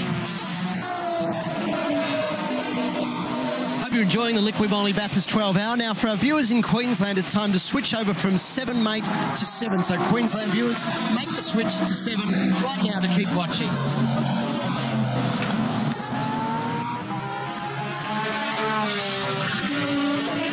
Unsurprisingly, 31 has got the mechanical black flag. It's got a front end that looks like it's had a fist fight outside of Gentleman's Club at the moment. Yeah, I hate to say I told you so, but... You told us so. This place puts so much stress on cars and components when they're actually bolted together properly. I'm afraid that was hitting a hope from the M Sport team. Understand why it had to be done. But they will, I am absolutely certain, whilst that car has been buying them a bit of time, been working out NASA-like in the back of the pit exactly what they can do to make a more permanent repair, or perhaps just lose that front corner of the car altogether in terms of the bodywork. Well, we're watching this Audi battle, but Bentley, we've got bad news for 31, but better news for the 10, because Stephen Kane is dragging up the rear of Jono Webb's Techno Autosports McLaren, the 59 car, for second position. About 1.5 seconds now, the gap. The top three separated by just over 5 seconds. On the 161st lap, big number for this place. Means at the end of it, 1,000 Ks will be in the books today. And, you know, an amazing sense of only at Mount Panorama, it will be done in almost exactly the same time we did 1,000 Ks last October. Just with Super Chip Auto Bathurst 1000. Yeah, ran about 6.25 hours. Remarkable, isn't it? So Katsumasachia going across the top of Mount Panorama to complete his 161st lap. He won't get a checkered flag though. Still got 5 hours and 43 minutes worth of racing to go. We're definitely on, by the way, for a distance record. If we continue on like this, Krause, this has been a very, very fast motor race. What have you learned in the times that you have been commentating? If you go positive, it's the curse. Absolutely the curse. We'll be right. 75 car is in 14th position, 9th in the Pro Class for Steve McLaughlin. The Jamac Pem guys have had an awful race. Great practice, bad race. Coming up behind the red and white Audi, which is a battle for position actually. It's the only one that is this close at the moment. I should say, as we watch the Nissan come down to complete yet another lap, this will be that 161st lap, Krause. What a cracking stint from Katsumasachia. Absolutely magnificent. Guys, 12 hours of racing, 3 drivers. What do you do in your downtime? Well, if you're Shane Van Gisbergen, you A, go and have a sleep, B, come in here and have a stretch and just wait till your stint comes up again. Shane, did you get a sleep? Yeah, I went back to the hotel and got a nap, but couldn't really sleep much. The race was going on outside and we're going well, so I was too excited to see what was going on. Going well. What a great weekend you've had. Pole position you got yesterday. Today you started off beautifully, had a great first up stint. Everything's going nicely for you guys. Yeah, but it's me that's fast. Like, Alvaro's quick and now Jono's just doing a pretty spectacular job. Like, he doesn't drive much now, and to be mixing it with the best GT guys is pretty impressive. How different is this event to the Bathurst 1000 for you as a driver? Yeah, it is a bit tough, but it's hard now for the driving time. We're all allowed to do 4 hours 40, so it doesn't give you much strategy room. So I did 2 hours 30 at the start, so I really can't get in till the end now. So pretty cruisy lunchtime for me. Will you do that last stint for sure? It's not certain, but I imagine I'll do the last 2 hours or so. Look forward to it, mate. Rest up. Yeah, just want to say hello to my mum at home. She's watching the race, so hi, Mum. Hi, Giz's mum. We'll mirror that. Hello, Mrs. Van Gisbergen. I hope you're enjoying the day. Your boy's going well. The car's currently second outright here at Mount Panorama. And there's a fight because this is for the lead. The Nissan has been held up a little bit by traffic, so that orange McLaren at the top of his shot is absolutely full position. Car number 31 back in the lane because of the drama on the right front corner. It hurts seeing a Bentley like that. Anything like that. It's just not a done thing. He's just... So McLaughlin continues his little fight with Mark Sini. It's on for the lead. The margin 3.6 at the last intermediate. I think it'll be lower than that when Chio gets to the line with Jonathan Webb quite close behind him. Jonathan Webb has been held up by those two Audis, and that's allowed Stephen Kane to get right to the terms, and is going by and underneath the McLaren into turn 1. And that is second place if the Bentley goes through. No, can't make it. Bentley versus McLaren at the moment points to McLaren, but that is only the first round of this battle. So rather incredibly, with 5 hours and 40 to go in this motor race, the top 3 cars are covered by 2.7 seconds. And there's 12 seconds covering the top 4. There's so much in this motor race. There's 30 seconds covering the top 5. In fact, unseen by us, Craig Baird has been pretty special this stint. Yep. He's within 30 seconds of the leader, and the Hallmark car spins and crashes on the entry to the cutting, sponsored by the brand of car. The Audi cutting has claimed an Audi, and that was close for Nico Bastian. Mark Seaney at the wheel, and that is a classic, just tiny loss of concentration there, Krelsey. Just on the throttle with the back end going light and the car rotating. Nothing you can do. No room for error. No way to get that one back. And now, does that mean we're going to see a safety car? Or can Mark Seaney get that car spin turned around? Crunch, crunch from the bottom of a very expensive skid plate on that 650S McLaren. Mark Seaney. Oh, that's a mess. I don't think he's going anywhere, mate. I don't think he can get it turned around there, even if he can restart the car. It's far too perilous because it's very, very blind. Just after that blind kink on the run-up to the Audi cutting, here's the leader heading down to the chase now. They'd sure like to know if there's a safety car. There is a safety car. I wonder if they'll take this opportunity to pit on lap 163. Yeah, they will do. 2 hours and 19 for Katsumasa Chio in that car. Surely they'll drag it in and straight in. That is absolutely race 101 in endurance. You're in the window. Your driver's done 2 hours and 20 minutes of a possible 3-hour stint, and get him in the pit lane. Get a new boy in. Don't make any mistakes when you come through the lane. Well, we always talk about the winners and losers, don't we? When the safety car comes out, in comes the big Nismo GTR. In comes one of the McLarens as well. But the Erebus car, remember, they were waiting to do a brake pad change. None of the other leaders were going to do that. So they get to do this almost under safety car conditions now, which means that it's going to save them the better part of 20 to 25 seconds. So it's a huge free kick for the Erebus guys. That'll keep them in the hunt. Let's see if anybody changes their tactics and goes to a pad and disc rotor change for those of you in the States who are watching our international feed. 37 car pits as well behind these two, and now it's about whether or not the one can get out ahead of 59. So it's a race of the pit lane crews, and they're putting new Michelin rubber on the Nissan GTR. So 4 of the top 5 cars have pitted. Stephen Kane stayed out in the Bentley. So they last pitted on lap 41. They did most of the other leaders as the Nissan rejoins. Don't get that one. Stephen Kane's been in that car for 2 hours and 11 minutes. Do not get why they haven't dragged him out of that car. I think they're rolling the dice, John, and I think they can afford to do it because they'll get another 15 laps-ish, 10 to 15 out of the tank they've got. So, on strategy, it's wise to take the gamble to pit under a safety car and get the free pit stop, but if you want to roll the dice, why not? I think I just saw brakes being completed on the McLaren. Ah, interesting. Certainly a tray being taken away. Yeah, there's been a disaster down there. They had to go and put the fuel in. I'm not sure if they cleared the fuel hose, perhaps. But there was a long delay for Jonathan Webb, or the Techno car. I'm not sure if they... No, Alvaro Parent behind the wheel. There was quite a long delay, and they've lost a bit of track position there. Rick Kelly back behind the wheel of car number 1, by the way. I think they changed brakes on that car. Well, there's a long queue of people who are standing at our comedy box door waiting to slap Krelsey around the head for mentioning a distance record, and we're into another full course yellow.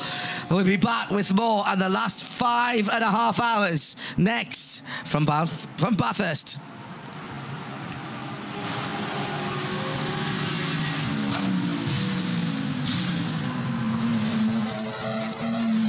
So medical up at the 9-car Mark Seaney is, well, it's leaving, so Mark must be all right. Still waiting to get a flatbed up to that area. Problem is, if you can't get that car turned around, guys, any kind of intervention vehicle needs to have the race completely neutralised to get up there. You just can't risk doing it any other way. I think Mark Seaney stayed in the car, actually. It's not a simple recovery, just, if nothing else, with a gradient there, John. Yeah. Alvaro Parent just caught up behind the medical car here. He'll be able to go past that and join up the safety car queue. So fortunately for Techno Autosport, that drama in pit lane hasn't cost them an enormous amount because they're under safety car. I wonder what the net gain's going to be at the end of the race with fresh front brake pads on that SLS AMG. Will that be the difference? Do you remember 2 years ago in that battle between the Maranello Ferrari and the HTP Racing SLS AMG with Maximilian Book driving? They put new pads in that car for the run to the line, and it did give them a braking advantage. It was only the remarkably defensive abilities of Craig Lowndes that kept them behind. So it's worked for Mercedes before here. Just a quick opportunity to remind all of those of you here and perhaps listening or viewing online about the Easter meeting, the 6 hours that will be here at Mount Panorama at the Easter weekend break. Sad to say that I've been co-opted down to Paul Ricard, so I can't get back to do some racing. A 6-hour touring car race forming the headline event here, and another great reason to come to Bathurst. Check out the website for more details. That is the traditional Easter meeting with the addition this year of a 6-hour touring car race as well as the support. Into the pit lane then, we expected this to happen, and everybody taking their opportunity. So Stephen Kane is scored as the leader and comes straight into the pit lane. Graham. And that last round of pit stops, I believe, has put Marcus Winkler back on the lead lap. So they've done what happened to the Craig Baird car, the Darrell Lee racing entry, last safety car. So it's worked for them. And car 59 back in just to top off on fuel. Can't understand why that car got held before. Now they're going to work again. I think they were deciding whether or not to do the brakes. Yeah, and now they're doing a pad change. Oh, it's not just a pop off. You've got to get the Allen wrench on it.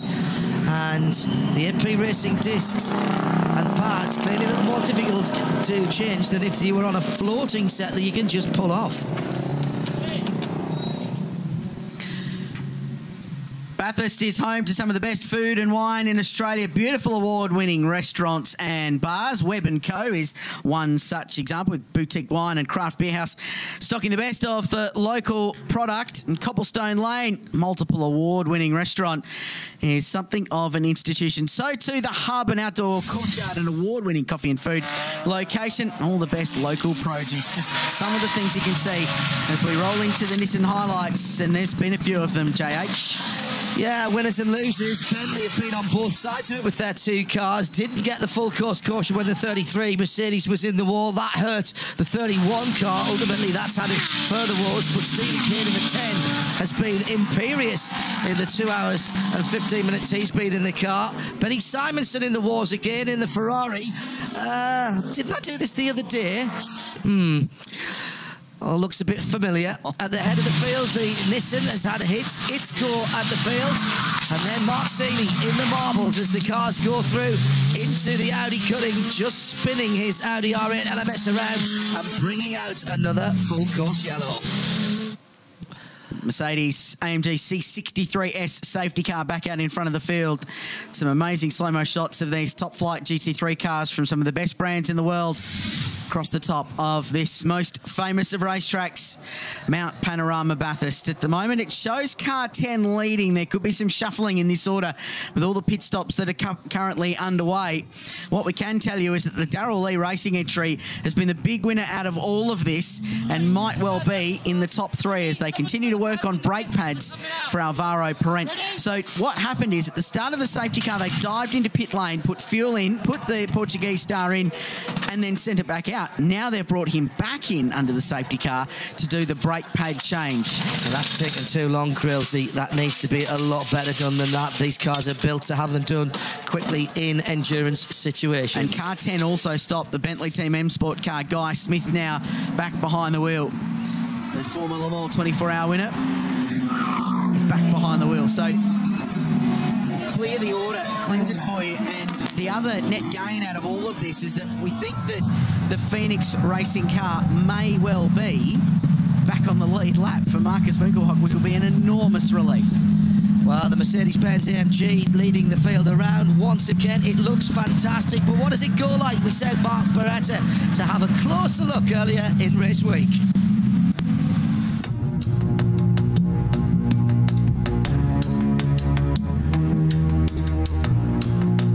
Well, Mercedes won the 12 hour in 2013. There's a fair chance they'll lead a few laps this year because they've supplied us with the safety car. This is the immaculate Mercedes AMG C63S. Peter Hackett, the chief driving instructor of Mercedes Australia, is going to tell us all about it. This is an unbelievable road car that features F1 technology. Yeah, we launched it here at Mount Panorama, in fact, about the middle of last year. We've got the new 4-litre turbocharged engine. It's got more than 375 kilowatts, 0 to 104 seconds, and an incredible range of active and passive safety features to keep drivers safe. So it is actually the safest safety car getting around, but the speed of this thing's also unbelievable. 290 kilometres an hour top speed. That's actually faster than the race cars go here this weekend. Yeah, well, we're not restricted by the FIA, the governing body, so we can let this puppy run. And of course, to control that 290 kilometres an hour, you've also got to have some amazing brakes. So we've got an option here, a ceramic brake package, which will ensure that the safety car driver is absolutely at the front of the field and safe as well. Now, the other impressive thing about it, it looks fancy, it's got the lights and all the stickers on it, but Peter, this is a car that you can literally buy off the showroom floor. Quite literally, you can walk into your Mercedes-Benz dealer and just say, that's the car I'd like, exactly like the safety car, and walk away with the keys. It's an unbelievable bit of kit. It'll definitely be leading some laps here at the Liqui Moly Bathurst 12 hour this year. And it's so clever, it can turn barrettes into chat as well. It's at the head of the field. Sorry, that was my bad. It's at the head of the field now, so if we take a little break, you won't miss any racing. We've got 5.5 hours of competitive running still to go. It's the Liqui Moly Bathurst 12 hours for 2016.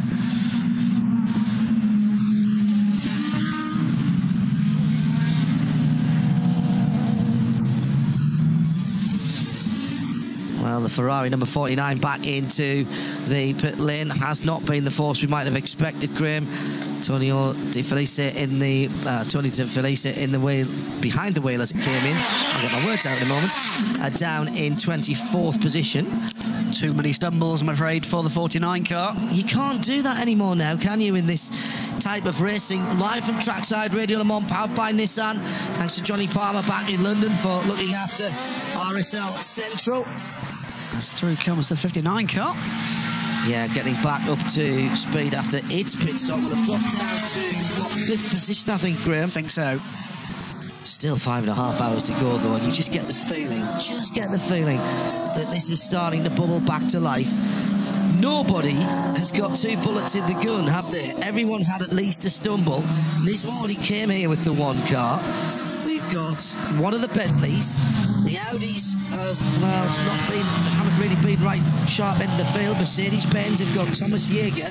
And by the way, if we're talking about the hair earlier on, Jaeger is a hunter, of course.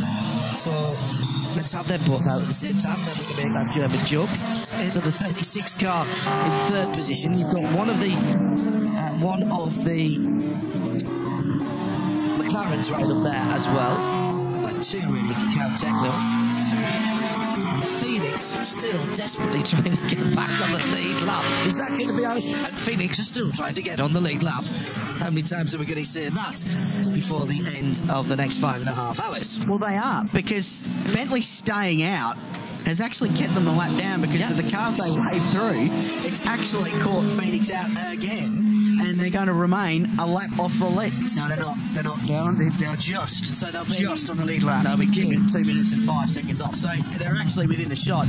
However, with the pace of that Nissan GTR in the front of the field, I wonder how quickly Marcus Winkelhock will be able to pull away with a couple of lap cars in between to make that point. Well, Lawrence Fantor taking to Twitter to express his views on the balanced performance of the Audi here. Just a little while ago. Meanwhile, in the classes, the Grand Fire Porsche, the number 4 car, up in the 15th position overall, and the Mike Cars Australia cars now running 1 to 5 in the invitation class. Which was their stated goal at the start of the weekend. So far, so good. 5 hours and 26 to go, of course, and I'm sorry for killing the internet with my predictions of record pace. Got a large, heavy cricket bat. If you say anything like that again.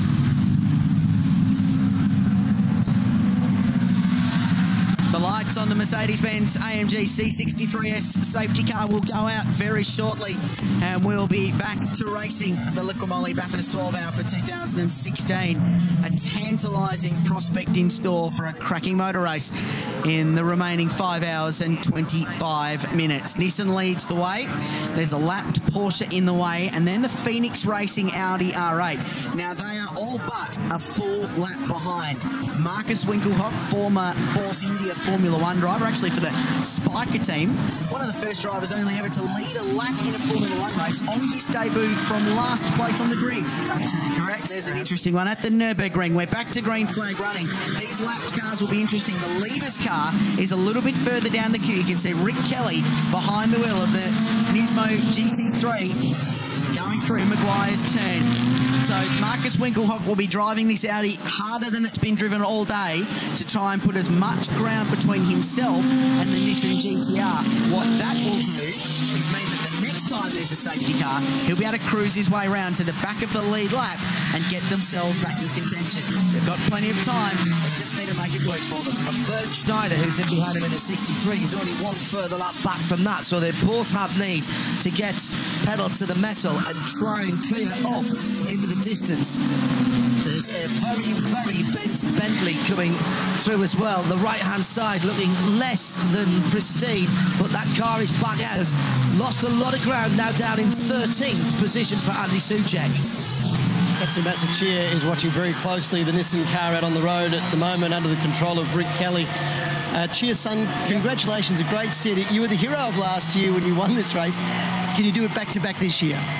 Thank you very much. Last year was so special, and we have many fans this year. They are happy to come back here, Bathurst. How much better is this car this year? Yeah, car was getting very, improved a lot. The brake improved, and then car balance is good. So we have another strong car this year. We feel very confident so far. Yeah. You look like you enjoy this track. Do you enjoy coming to the mountain? Yeah, it's just fantastic. So the track is amazing. So, and I was really enjoying the last stint and the battle against Bentley and McLaren, and we lead the race. So I think so far so good. Yeah, absolutely. I'll let you get back to watching Rick Kelly in action. Okay, thank you very much. He's great, isn't he? A true enthusiast. You get any chance to stand and talk to him, happy to engage. Nissan activating massively in the paddock, as all the manufacturers are now. They've really taken this event to their heart, Krilsey, and if you build it, they will come. We saw people queuing last night to get in here. We've seen twice as many camping spots sold as we've seen in previous years, and all of a sudden Bathurst's got a second big race. Yeah, it does. It's on that Chio subject, how he's endeared himself to the Australian public. I think the first year he came here, he crashed that car quite badly in practice early in the weekend, did a lot of damage, and was so apologetic about that with that Nismo camp. And I think in a weird kind of way it endeared himself to the Australian fans, and since then he's been beloved. And what he did at the end of last year's race was remarkable. Very, very fan-friendly, remembers names of people that only sees once a year when he comes out to Australia, and he's such an integral part of this Nismo program at the Liqui Bathurst 12 Hour. He's just one of those guys, isn't he, that when you engage him in conversation about motorsport, that his face just lights up. Absolutely wonderful to have a conversation with someone as enthusiastic as that. Watching now, though, the number 59 car as Alvaro Brent tries to get back onto terms with the lead group after that rather extended brake change for the McLaren. Yeah, so they've dropped track position again. It's the second time in the race it's happened to them, and they've been hustled back to the bottom half of the top five of the cars on the lead lap. They're only 17 seconds from the lead, though. We heard from Shane Van Gisbergen chatting with Brett earlier on, who's pretty chilled out and relaxed and disappeared away to go and have a nap and said hi to his mum and all those good things. They've got great pace, and they're still the fastest car on the racetrack when it comes down to an all-in brawl at the end. And I prophesied before incorrectly that we have a race record here, and we probably had a safety car to try and stop that from happening. I will prophesise that we're going to have an all-in 5-car scrap for the victory like we did last year. This is the leader of the Ridges Class B, the all-Porsche class. It's Stephen Grove, I think, back in the wheel of the number 4 car. Super impressive in his first stint in the darkness this morning when everything was up for grabs and everyone was trying to curb the adrenaline. I thought he did a great job there to hand that car over exactly as he taken it on at the start of the race to his far more experienced two co-drivers, Creelty. Yeah, very solid. He's a guy with a lot of experience. He's done a lot of racing in the last 3 or 4 years, and predominantly in Porsche 911 GT3 Cup cars, so knows how to steer one of these things. 2 overall Le Mans winners in the field. Guy Smith in the 10 Bentley is one of them. The other one is the only one who's won at the mountain before. Oh, Bamber, welcome back to Mount Panorama. Is it just as good as when you left? Yeah, it's absolutely fantastic to be back here. I mean, it's really great to get a few stints out this morning. Really love being out there. It's pretty tough for us because used to normally being in the quicker cars and not looking in the mirrors, and today I got to look in the mirrors and see what's coming. But you know, the Grove guys have done a fantastic job giving us a great car, and Stevie did a great job in the morning. We told him it'd probably be quite light, but it was pretty dark for him this morning. I know he was a bit nervous, but he did a fantastic job, and now we've got a little bit of a buffer now, so let's hope we can hold it for the rest of the time. What have the track conditions and tire wear been like for your number 4 Porsche? I mean, so far the Michelin tyres have been fantastic. I mean, we've managed to double stint the tyres the whole way. We could even triple stint if we wanted, but we're not that brave and we don't need to do it. So, you know, but for sure the tyre wear is amazing here, and we can do our quickest laps at the end of the stint, so end of the double stint, so it's amazing. Still it's Scotty McLaughlin and Earl to get back in the car. Good combo. Scott McLaughlin. Yeah, V8 Supercars. His debut with a Volvo at the Clipsal 500 a couple of years ago. And he put one on the reigning champ, Jamie Whincup, and won himself about 250,000 Aussie fans. And the good thing is, when Scotty's in the car, if you just bend it, he can fix it, because he's a time-served panel beater. That's how he started in the business with one of the Aussie V8 teams. It was only when he went across to do some karting, World Championship karting in Italy, he needed some time off work, that his bosses even found out he was a driver. This fight, Daytona Coupe continues with Team Lilly behind the wheel, experienced production car racer. Watch this thing in a straight line. That is a fully worked spec Audi R8 LMS behind an Aussie-built Daytona Coupe, knocked up in a garage in Melbourne. And it is the fastest thing down Conrod Straight by a significant margin this weekend. Yesterday, Mike Henry told us 306.5 k's an hour down Conrod. Not quite as aero, and perhaps not quite so good under braking, and stopped again. Now, earlier in the race, they had problems with their fly-by-wire throttle in this car, where it would cut out. They stopped it on the run-up to the Audi cutting, did a full master reset, turned it on and turned it off again, basically, and it was okay. Just coasting down, electing not to pull into pit lane. It's all right. It's all right. It's picked up. He has actually set the fastest lap in the BM Pro Invitational class, but with those dramas early on, it dropped plenty of laps, so they're on 116 compared to the 169 of the race leader, and 161 completed by Aaron Seaton. Lead number 93 Mark Cars Australia entry. Second place, Thomas Jäger for Erebus Motorsports.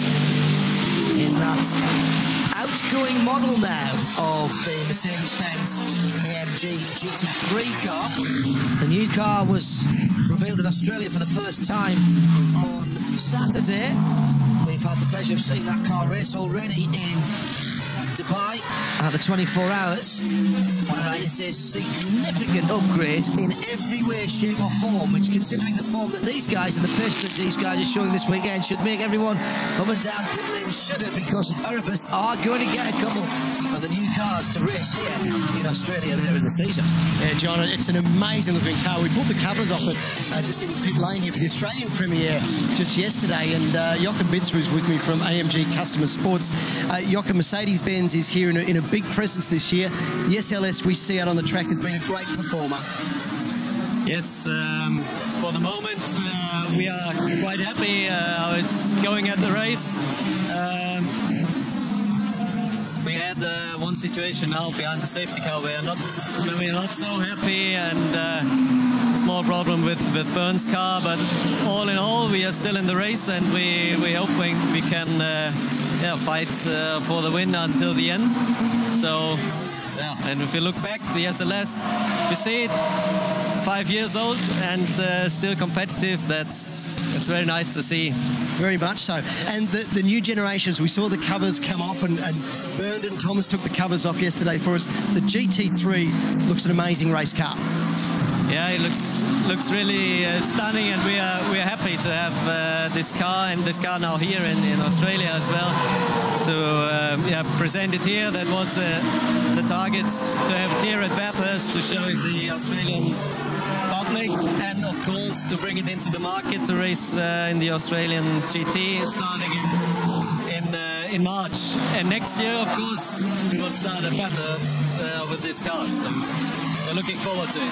Very exciting news for Mercedes-Benz fans. So the GT3 will be out here racing soon in Australia, which is great. And as Jochen said, we'll see it out here at next year's Bathurst race. Mate, keep enjoying this fantastic race. Thank you. Yeah, it's very nice, and it's my first time here, to be honest, at Bathurst. And I like the race very much. Right, just keep coming back. Yeah. Great to see you. Thank you. Thank you. There you go, guys. Thanks, Brett. A lot of Aussie fans for a car with a big V8 in the front, drive at the rear, and an imposing presence. The SLS has been an amazing servant at this race as well. Audi's got 2 victories, but overall the Mercedes may even be the more consistent car.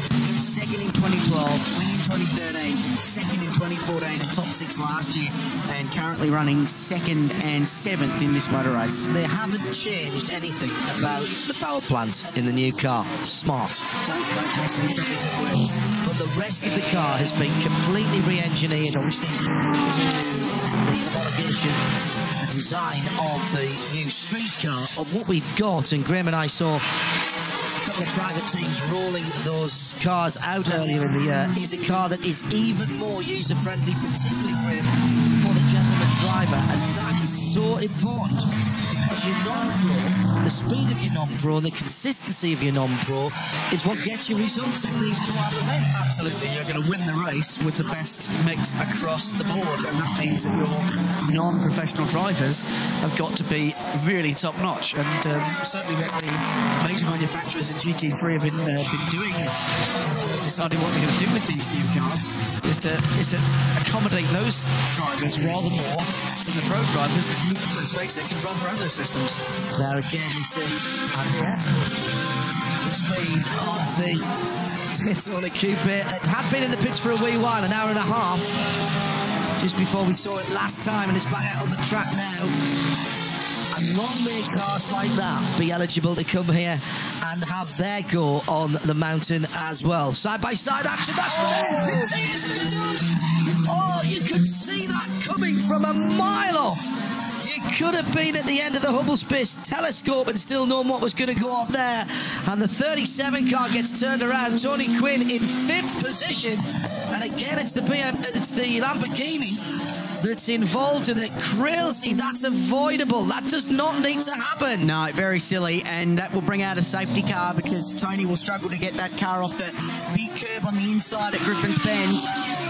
And they'll need to... Safety car immediately. They'll need to get that out under a yellow. So the safety car period for the race. There's Roger Largo in that car, and Tony Quinn trying to get the McLaren back, but it's a dangerous place to try to get that recovered to the grey stuff. And that'll drop them off the lead lap, almost undoubtedly, as Rick Kelly goes past the control line to complete 172nd lap. So here's a look. Largo in the JBS Racing Lamborghini looks down the inside. Is he there? He's a long way up the inside, John. A long way up the inside. Which side of the car is Tony driving from, left or right? Middle.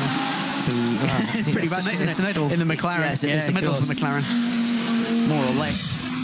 I think at some stage you've got to say it. I'm not sure he's seen me though. It's one of the more contentious corners in Australian motorsport, Griffin's Bend, because of that sort of late turn in and opening exit out over that curb there. So the line changes, and that's the Darrell Lee team looking on. Enormous effort to get back on the lead lap, this crew. The huge stint from Craig Baird mid-race. Unfortunately now Tony Quinn pointing the wrong way, halfway up the hill. And we'll drop back under safety car for another interruption to the Liqui Bathurst 12-hour. Nissan leads, Mercedes still second, and Bentley sit third, 173 laps in.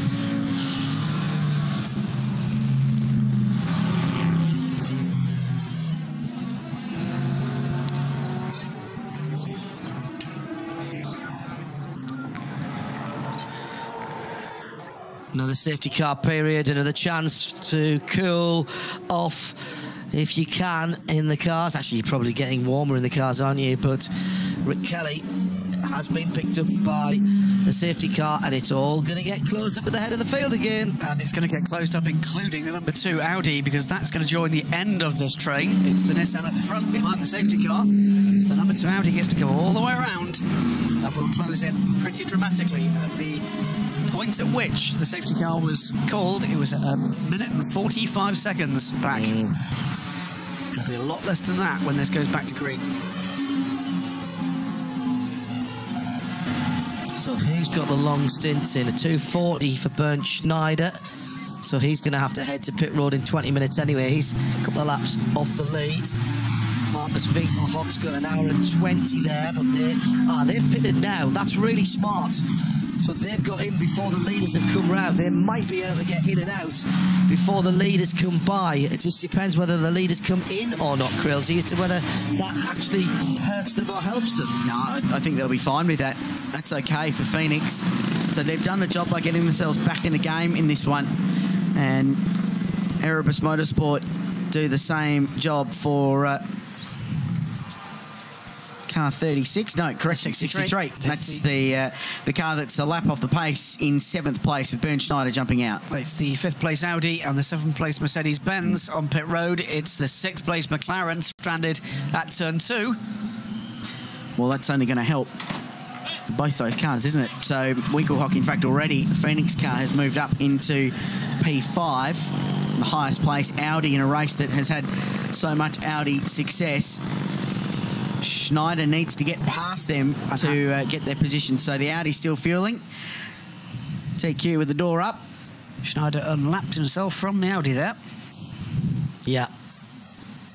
And that was good to get himself in and out. Just take the opportunity if you can. Safety stop Porsche in as well.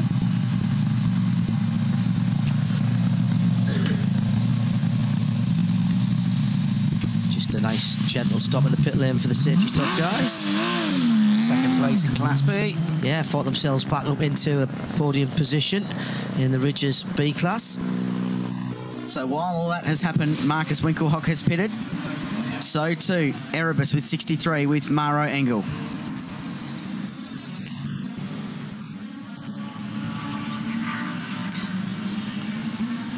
Well, we're on another full course yellow, neutralised for Tony Quinn's McLaren, and here's how it happens. Mocciolago coming up the inside. Is he there? Is he there? Well, he decided to stay in. Drivers are going to have 2 different versions of that, very different versions. But that is one of those contentious ones that's going to be difficult to sort out. Gee, what a tough break for the Darrell Lee McLaren. Down here with Clark Quinn at the moment. Clark, Dad was doing such a good job out there, wasn't he? But what was your take on what happened down there at turn 2? It's just one of those unfortunate racing incidents, and then to make it worse, we just got beached on the ripple strip, and you know, if it wasn't for that, we'd just go on with the race. But probably lost a lap or so, just being beached. So it's a real shame. You know, the team was doing really well. You know, Dad did a mega job before he did 2.5 stint, and Beto got us back on the lead lap. Yeah, we're doing really well. But anyway, it's only halfway through. If there's a silver lining, it's that you are at the top of your class, by 2 laps now, so at least that's looking good. Yeah, absolutely. You know, there's another Bathurst 1000 to go yet, so anything can happen, and you know, we'll definitely be fighting for the class outright, and you know, just try and get as high up as we can, keep these other guys honest. All right, tough break. Go on, you guys. Thanks. Well, the clean-up's going to take a little while. Let's hope we've got the lights out on the AMG safety car when we go back, and we can go back to green flag, full speed, no-nonsense racing here on the mountain.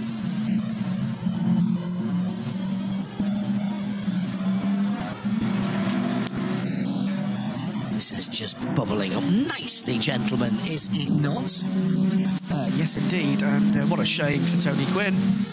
Team battled back onto that lead lap. But great stuff earlier in the race, by the way, from Clark Quinn. Very impressed with that young man. Yeah, I think he might have a future in this, don't you? His performance in qualifying yesterday was awesome, to the point where, with all due respect to Clark, he did in a low 2:02, and we all went, oh, Craig Begg's just done a brilliant lap. Oh, no, hang on a minute. It was Clark's super performance. Really impressive. He's multiple Australian GT champion, of course, so shouldn't be too surprised. But you're right, this is simmering away nicely, and now we've just brought another brand into the game because Phoenix Racing find themselves back on the lead lap. So 5 brands in the top 5, as we're accustomed to seeing in this race, as it was at the end of last year's race as well. And after slaving away for 6 and a bit hours to get themselves onto the lead lap, finally Phoenix get themselves there. I don't know what tools they've got to fight with now that they're there, but at least they're there to have a go. Well, it's been a race-long fight for them to get onto that lead lap. This safety car allows them to close in a lot more than they've been able to thus far. They've been motoring round to the rear of this train. So 174 laps in, creeping up to 1,100 kilometres. And still 5 cars with a really realistic chance. Now, there may be something more inherently wrong with car 37 because it's being towed back to pit lane. Tony Quinn behind the wheel, clearly unable to fire up that McLaren. I wonder if the heat soak just sitting there parked on that curb, just leaving them unable to fire. Lights still on the safety car. They've got them slowed right down. Race Control's got a number of options with the speed the safety car can do to try and help clear cars strewn around the circuit to minimise the number of laps under yellow. Currently at 19 of those. The 37 McLaren not far behind the safety car train. No, there'll still be one more because they're yet to get to the elbow and back onto Conrod Straight. So at least one more lap behind the amazing Mercedes-Benz AMG C63S. Cool car. Saw Chad Nailon with it just before. He likes it a lot. And so too Peter Hackett. Launched it at Mount Panorama in July last year, and they had snow for 2 days. Proper whiteout snow at Mount Panorama. Pretty remarkable stuff.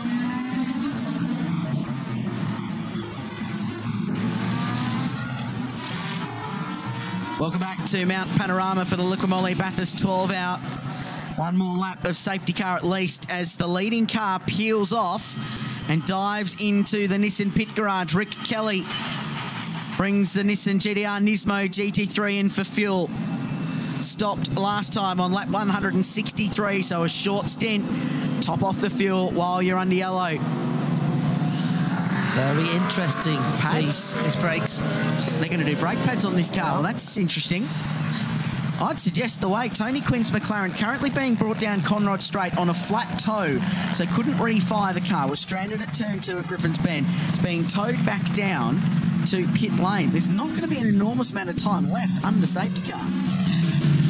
Well, here's one of the new Audi R8 LMSs, the brand new machine for GT3 from Audi Sports Customer Racing. Earlier on in the weekend, Chad took a closer look.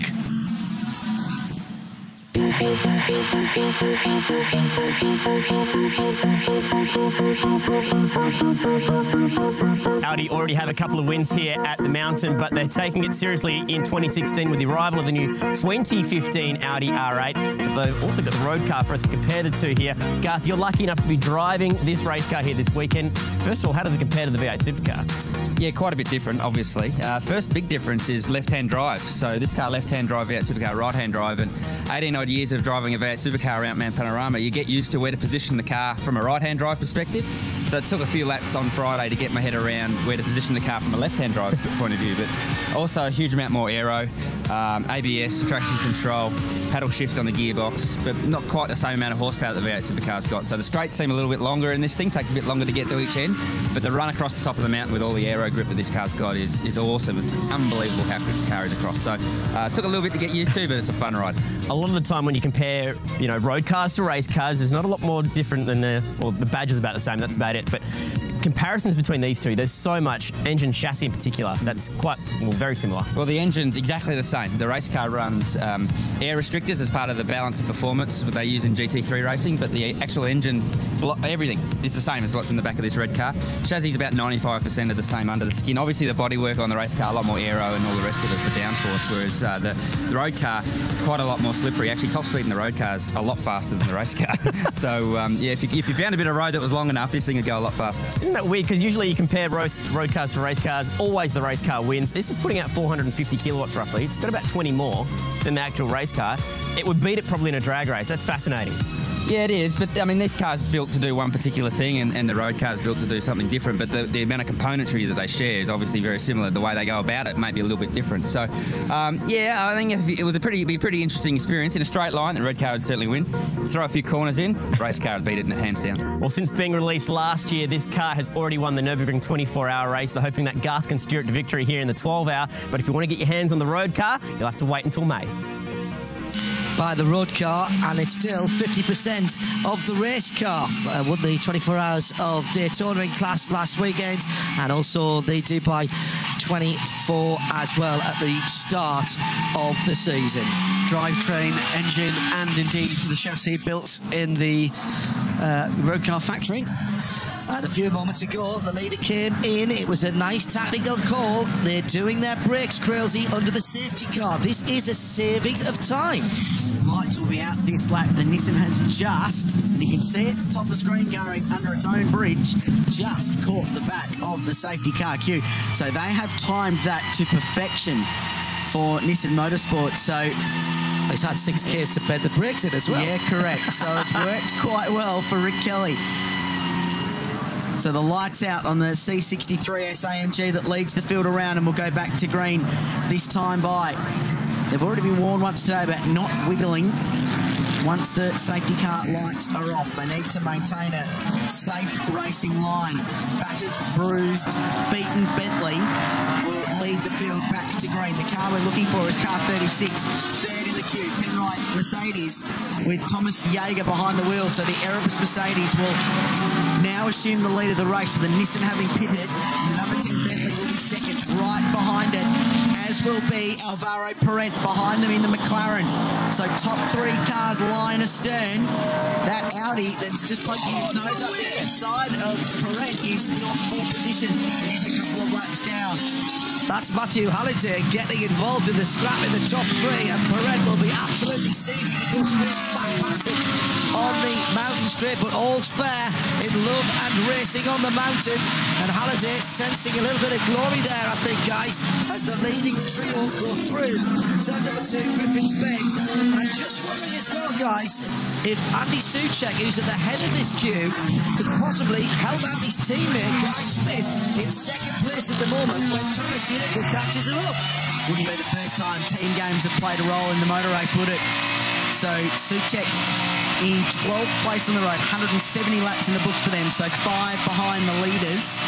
Meanwhile, behind those 3, 4th place now, Marcus Winkelhock in number 2, Phoenix Racing Audi. That was 1 minute and 45 seconds, remember, behind the leaders before that safety car, down to 7.5 seconds now. I just love the noise of the engines as they sweep past our camera on the wall at the top of the mountain. Top 3 then, as if they were tied together with a very short set of bungee cords. Second place is the one being disputed most heavily at the moment, as Alvaro Parent has a little look down the inside of Guy Smith, but really there's nowhere to make that happen. Now, that Bentley is making a very big hole in the air, so big that you can barely see the McLaren when you look at it straight on. Oh, something in the road there. The Parent had to dive to the left. Yes, it's a bit, that's going to be a bit of Bentley bumper. We're going to have another full course caution here. That is the right front fender or wing of the 31 car from Soucek's. It's gone missing. What a brilliant piece of avoidance by Parent there as he just jigged to the left and right. How stable are these cars at 280 clicks? Well, it's exactly right. He did that at the top of 6th gear at 280k. Shows how much grip and downforce they've got, and a lot of grip from the big slim tyres as well. I wonder if they'll be able to get that debris out the way under a local yellow. once the field has passed. They're all quite still closely bunched after that safety car. Is it wrong for me to like the Bentley even more when I can see the front wheel? Let's have the other of the Bentleys off and see how it looks then. Looks like a late model modified on the dirt tracks. I'm known as an open wheel fan. Go back 2 years, you had an SLS Mercedes missing most of its front guard with Will Davison driving it. Quite heroic podium effort that year for a battered and bruised car, so they can do the job at Mount Panorama. Just look at this. This is unbelievable bit of driving and heads-up awareness. Whoosh. Now that was slowed down and you could still barely see it. He must have, Brent must have the reflexes of a cat that's been drinking coffee for 24 hours. Let's see it again in real time. Can we get a chance? Battle course on. This is real time. I'll say nothing. Just watch. That actually scared me, even though I knew he wasn't going to hit it. Now imagine swerving to avoid a cardboard box or a Macca's wrapper or something like that on the motorway at 85, 90 kilometres an hour. Times that by 50, and that's the kind of effect you've got. A narrow bit of road with a lot of camber on the road. There's a crown down Conrod Straight, and it wants to drag you left or right, so you try and drive down the middle. And what Parenk did there was pretty astonishing bit of car control and heads-up awareness driving for a guy that's in third place, and the Bentley drives past its own bit of road. It's going to be a black flag for the 31. They need that car back in pit lane so that nothing else can fall. It's not slowing down Souček at all. He did a 2:06.8 last time around. Everything that's fallen off it has fallen off it now, so they just need to put a new front wing on it and they'll be good to go. A fair amount of the race team at the front of the car is a bit of actually wrapped around the rear wing. It's going to go through this time. There's a hint of Mad Max about that now as it goes through, in fairness. Luke Yilton put in that great drive in the 32 Lamborghini, the only Lamborghini still running in today's race. What was it like to go from a Class F win a few years ago to jump to the big Class A cars? It's about 30 seconds a lap, and looking forward instead of looking backwards, so it's a fair bit different, that's for sure. Yeah, the car's strong. We've obviously had some dramas with a wheel jamming on and we've lost some laps. But the car's particularly fast in a straight line. I think we're giving up a fair amount of downforce across the top, so it's quite an easy car to pass with if we can hang on across there. So it's keeping us on our toes, that's for sure. And when do you next get back in the car? I think Steve's going to do a stint, then I'll probably do a double, and then Steve will double to the end. Best of luck. Thank you. Cheers. Well, hearing now that the black flag is for a safety car restart infringement, as we're looking at the super slow-mo of the 32 Lamborghini. That's a pretty looking car, and just watch how it's working and dangling its front wheel, left front wheel. I don't think that even touched the red and white curb there, Graham, did it? It did an REX at the front. That is for the Extenso version Gardo from Hans Reiter. Oh, nicely done, sir. Well done, that man.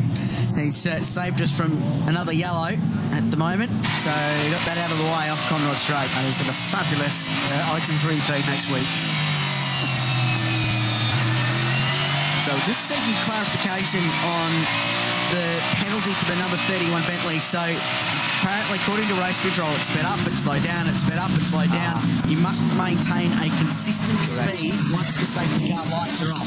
No swerving, no weaving, no accelerate or brake, anything like that. Consistent speed. So Andy Souček's been pinged there. Well, that's an international rule. Yeah. That is nothing that is specific to this race or this continent, and that is just a bit silly really from Souček.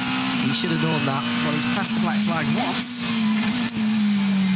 I'm sure there'll be some discussion going on from the team to see if they can't try and have that rescinded, but it's like refereeing in or umpiring in any sport. When was the last time that you saw someone complain to a ref and have them go, oh yes, absolutely, you're right, I'll tell you what, we'll not give that penalty.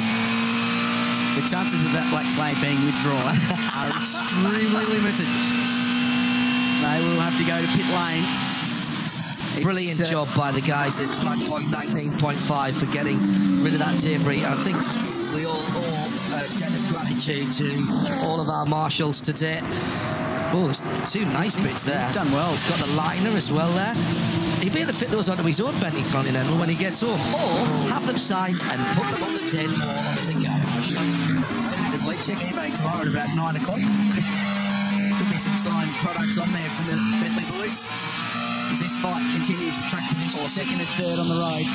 1.2 the margin, that's really relevant. They're nose to tail, McLaren versus Bentley. And it's amazing, isn't it, GT3, the different types of architecture here. Big, heavy car in front with an engine sitting in front of the driver, and a mid-mount, low, nimble supercar behind. They can lap within a couple of hundredths of a second of each other around this racetrack. If you look further forward, the black car is the leader, Thomas Jäger. He is only 9/10 of a second up on that Bentley. There they are, 1, 2 and 3 into the elbow, dropping down. Quite a remarkable run so far into the race. We've just under 5 hours to go, and you wouldn't take a bet against this being the same all the way to the end. New and pristine Bentley GT3 Continental wing being prepared down in pit lane. Hopefully the fixings will be all right and they won't have to do with more of that somewhat unsightly tape. Top 3 all in the same piece of road, guys. The top 5, still 5 different makes. GT3 racing does bring variety, it does bring depth. And boy, is it being good racing this afternoon. What an awesome motor race this is. It's so competitive at the front. We've got world-class drivers going at it. 5 different brands in the top 5, all on the lead lap, and all with gun drivers in with 4 hours and 50 minutes to go, scrapping as if it was a 1 hour sprint race. Just trying to get to that last stint and fight for the win. Why should that surprise you, Quilty? How many years have we done this together, and it has delivered every single time? Alvaro Perenda locking himself onto the back of the Bentley, going up to Griffin's Bend. Oh, is the Bentley just drifting a little wide there? Not perhaps as close to the apex as as Guy Smith, might have wished. Guy doing a great job holding off that limbler McLaren. And if anything, I think they're closing on the lead. It's great run up the Audi, cutting from the 59 car, but could not make it that passing opportunity because there's just nowhere to pass at that point on the track. So what you've got is 3 4-works drivers. In fact, the top 5 are all factory drivers for the brands they're currently steering. Factory AMG driver, Thomas Jäger. Factory Bentley driver, Guy Smith.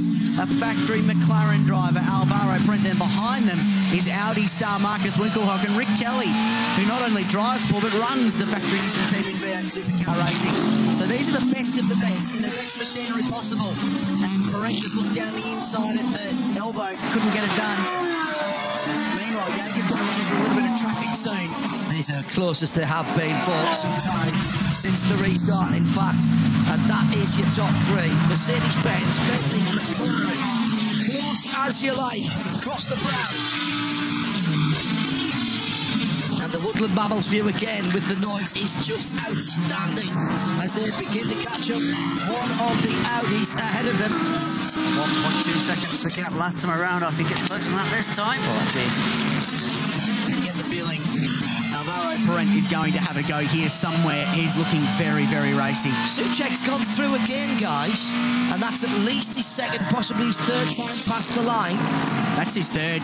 So 3 the maximum. You must pick this lap, or race control will get the book, take it down to Bentley Kids and throw it at him, because you just can't disregard race control instructions like that. Now that's a black flag for an infringement on the restart. Correct. Off and on the gas. Are they allowed to change the wing as he comes in for that black flag? I said no. They'll have to serve the penalty, and then if they want to pit again, they will have to put that bodywork on.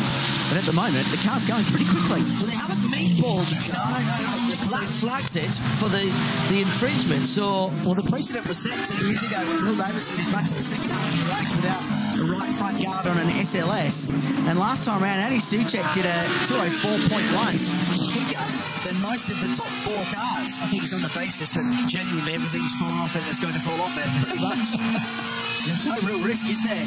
Top 3 together again as they go across the top. Huge crowd in the sunshine. The cloud that we had earlier on this morning has just been burned away.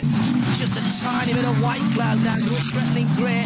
And the mountain is living up to expectations in 2016 for the Liquid Moly 12 hours here at Bathurst. McLaren in third, Bentley in second, Mercedes-Benz leading as quick as you like. They through the Forest Elbow and down onto the fastest part of the circuit once again, up to 280 kilometres an hour, and it's still Urbis Motorsport and Thomas Jäger leading. Intense.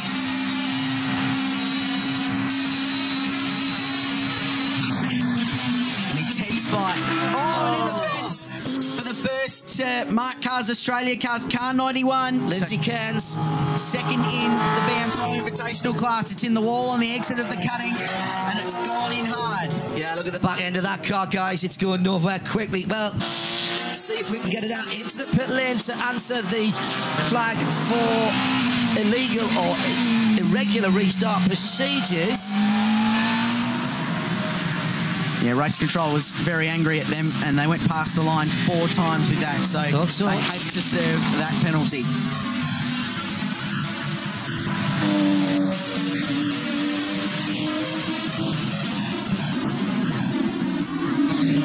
Just a reminder to our viewers in Western Australia, hope you're enjoying the Liqui Moly Bathurst 12 Hour. Time now to switch across to Channel 7 to continue watching. So from 7, mate, time to go to Channel 7 to continue watching. So we are once again looking at phenomenal racing. There's the problem at the moment. Lindsay Cairns has backed the 91 Mark Cars Australia Focus into the wall heavily after the Audi cutting. The leaders have just gone through. There's the 63 car in 6th position. Maro Engel passing the scene of the crime. And, well, question, jumped or pushed? As through comes the Benjamin battered Mercedes-Benz. Now, have we got a full course yellow? Yes, we have got the safety car out, yeah. Yellows are all the way around the circuit. Here's the end of it, and watch the concrete block. That's a hit. He moved the concrete block. Crash structure at the rear of the car did its job. All the fuel cell, rear suspension, all very internal, so there's actually not a great deal hanging out behind the rear axle on these cars. They're incredibly safe, well-designed bit of kit, these Mark Cars Australia entries. But that was the car in 2nd place in the category. 18th overall for Lindsay Cairns. He finds himself in the wall. The battle for the lead takes a very brief breath here at Mount Panorama, as do we. We'll be back with more racing right after this.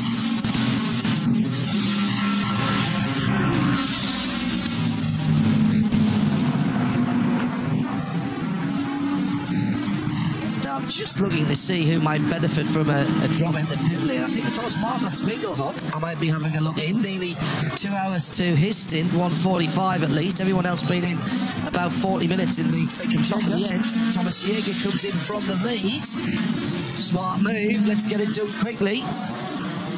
And who's followed him in? Not Guy Smith or Alvaro Perret. They've gone through. Bentley will lead again, this time with the 10 car. Got Bentley from McLaren under the safety car.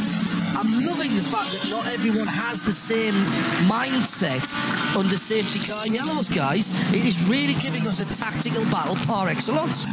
Even with this rush of safety cars we've had since I called for a race record, we're still getting that great tactical battle going on. Enough of that.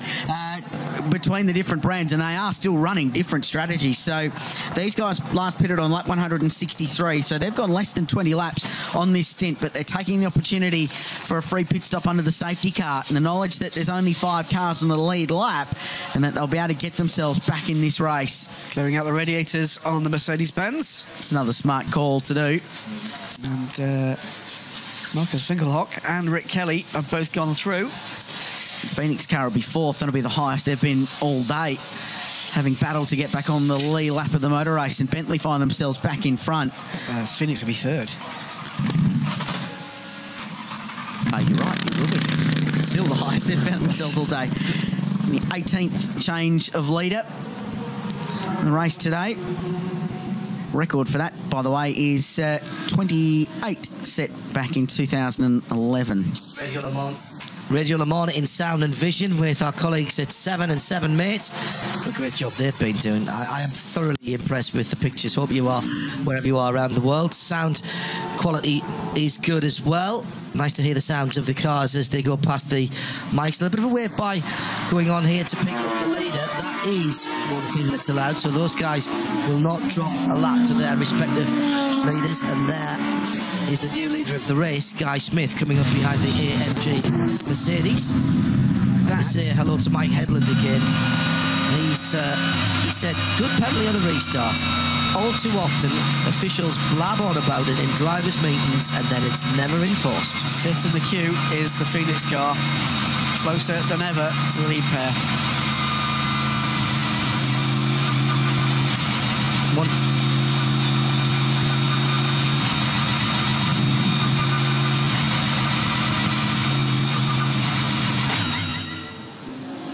As the oldest inland colonial settlement in Australia, Bathurst has got so much history. This is Chifley House. It's a hugely important part of our history. The home to Prime Minister Ben Chifley during his term in office from 45 to 49, and still contains original family possessions dating back all the way to 1914.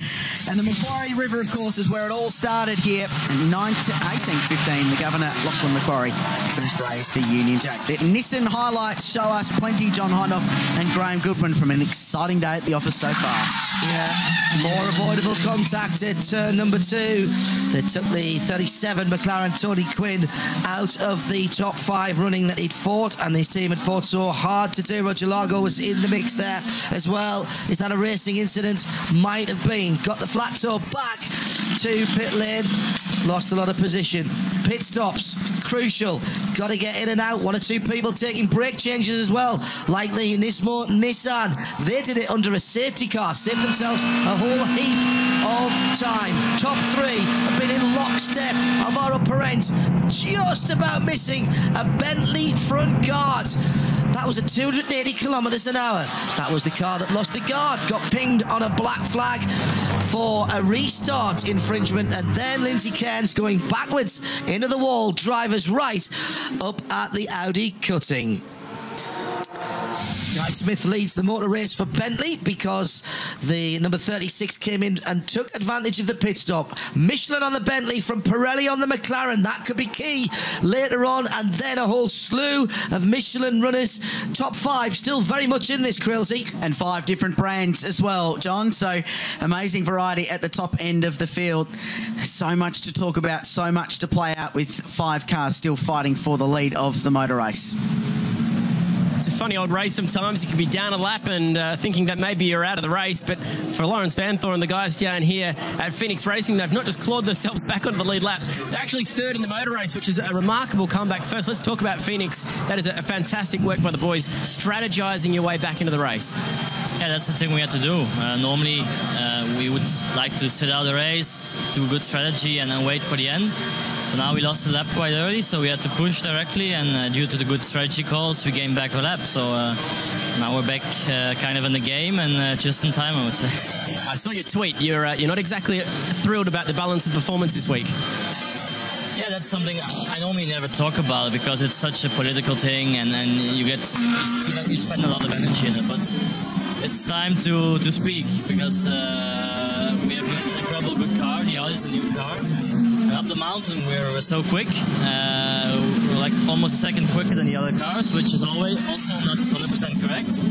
But on the straight line we lose approximately 10k, so it's impossible to overtake other cars. And I spent a stint being stuck behind a Nissan, being quicker on the mountain, but not being able to do my pace because I was blocked. On the straight line to drive away, and then the Bentley came and I cannot push, and he overtakes you on the straight, and it goes on like that. And again, I don't want to have the quickest car and to win by 3 laps in front, not at all, but I want to have a car where we can fight, and we can fight in a race, because this is like doing a road race with a mountain bike, for example. So it makes life very, very difficult for us, and it's been like this a couple of times, and it's time to find a solution so that we can fight with the same stuff.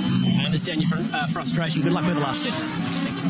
Not very often you hear a driver asking for the car to be slowed down to get the balance of performance right, but sensible comments maybe. Let's hear from you on Twitter, #B12HR. Let's take the opportunity of this safety car to step away from the action for just a moment and take a little breath.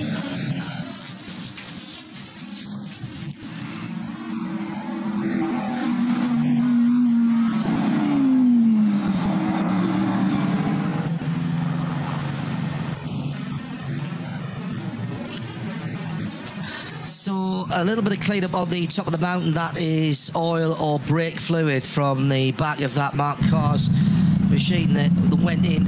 number of people, Crilsey, asking about the black flag under safety car. I think he was in the lane before that safety car flag came out for the number 31 car, Graham, and Andy Soucek just about got in time.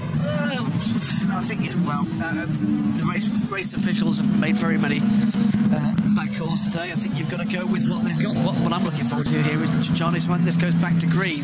Got the lead two behind the MG safety car, then two cars, then we've got Marcus Winkelhock, two more cars, then Rick Kelly. This from Rick Forbes, Crilsey, on the balance of performance. He says it's balance of performance, not equal performance. The differences, strengths and weaknesses are great for the fans. I don't think you can. I don't think you can argue with that, Graham. You could. They've certainly got a problem with their straight line speed with the Audi today, without a shadow of a doubt. But I'll go this far. Lawrence Vanteur doesn't moan about balance performance in any way, shape or form. And if he's getting to a stage where he decides he's going to go public with it, then he clearly thinks it's a problem. He did say it's not fair for the Audi to be a second and a half quicker over the top as well. So he's looking at it in a holistic way. But we do like the variations in the strengths and weaknesses, Crilsey. It makes GT racing. We've talked about this for the last 3 years at this place, that over a lap, and when you're looking at the balance of performance, you go, well, there's nothing wrong, because the Audi was on pole here by half a tenth last year. It wasn't that far off the pace this year, and in previous years, over a lap, the lap time's fine, but it's where it generates its speed that means it cannot fight in an outright battle with these cars. So are we saying balance of performance should be balance of racing performance? Can we get the cars to compete against each other side by side or line of stern? Exactly right, because on paper, it's fine. It's as fast as every other car. The lap time chart in this race will tell you that, no problems. But the way it produces its speed, it's all across the top of the mountain in Sector 2, from the exit of the Audi cutting to the elbow. But it's 10 or 15 k's an hour slower down Conrod and slower up Mountain Straight, which means it simply cannot fight. So take some aero out of the car, give it some more straight line speed. The lap time will be the same, but it will achieve that speed differently. Sebastian Tenkat says Audi built a very quick car and got BOP'd on straight line speed only. Mike Headland saying difference isn't the problem, big differences are the problems. It's RadioLeMans.com live from the mountain.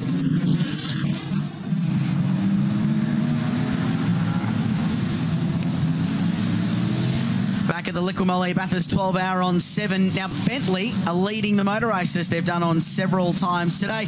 We thought it might be a good idea to show you a closer, in-depth look at the Continental GT3. And who better to do it than the Bentley boys themselves?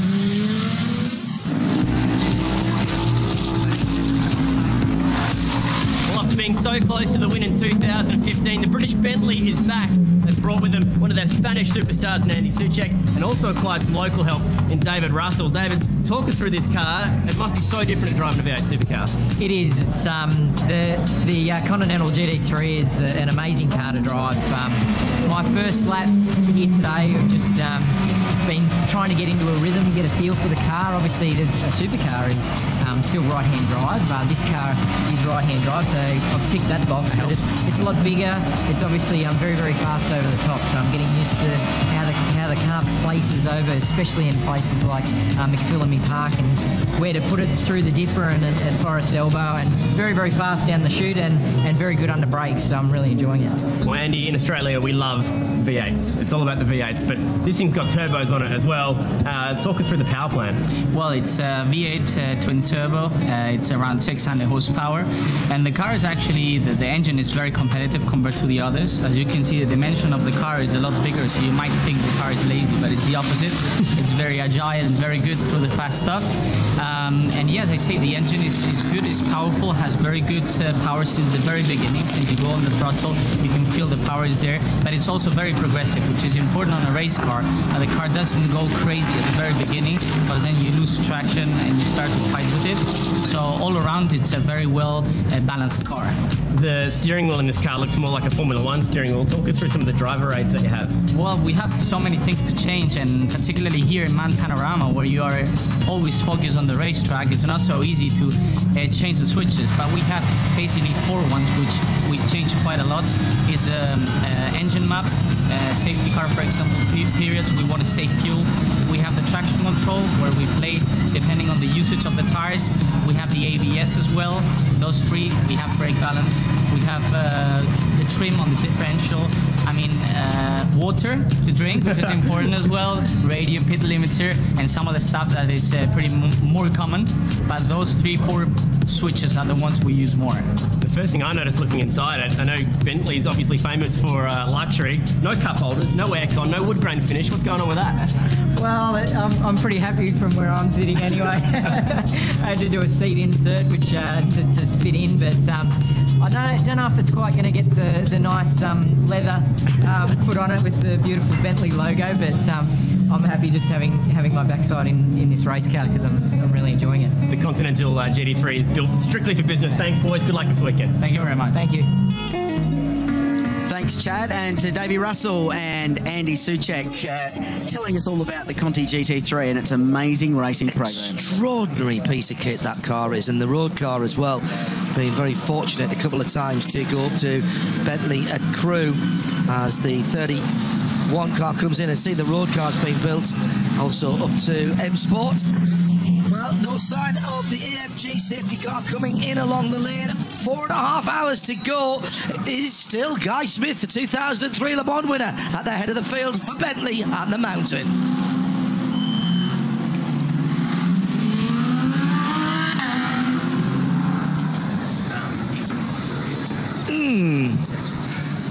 Obviously, that is a Josan fan out there. I think he's the only Japanese driver in the... It's the only Japanese driver in this, and the only Japanese manufacturer. Good point as well. It could have been for Nissan. The clean-up goes on just on the exit of the Audi cutting. The debate goes on about Audi. Isn't the onus on Audi to create a car with less downforce? BMW have had this moan before in various things where they're not quick enough on the straights but rapid through the corners. True. I suppose that is true, but in fairness, Laurent Vantour was talking about slowing them down the corners as well. Bentley's in the pit lane, and it looks like now they are going to do something to rectify that less than Bentley look at the front of the field. And the bonnet front of the car, rather. I think we've got a full bodywork change here, including the grille. Nice. Right, yeah, you're right. Certainly going to get... The fixings may not all be in the right place, so this might be a few self-tappers. They've taped over the headlamp holes on the replacement guard that's going on because they don't want to have to refit all of the internals there. And if you leave the holes, of course, you're going to have trouble with aerodynamics. They're pulling out the fixings on the metal part of the car, the frame, if you will. These parts, of course, are not metal that are going on. They would be extended to the maximum width for GT3, and the headlamps repositioned to retain the same profile and the same look as the road car, rather than putting what Bentley would have thought to be somewhat unsightly flares on that car. And the power tools work on getting the self-tappers in. Actually, it's a little Allen-headed bolt that is holding it on. There's 2 or 3. Is the fixing still there underneath? That's the problem. They're having a quick look. They've got time. Already a pre-produced piece of tape to go over the top of it. I think I heard that's got it from the M Sport mechanics. Bonnet will go on the top and be clipped back on, and then the pre-made, almost like a sticking plaster of racer tape, will go over the edges to try and keep the air from getting underneath that and tearing it off again. Lights out this lap.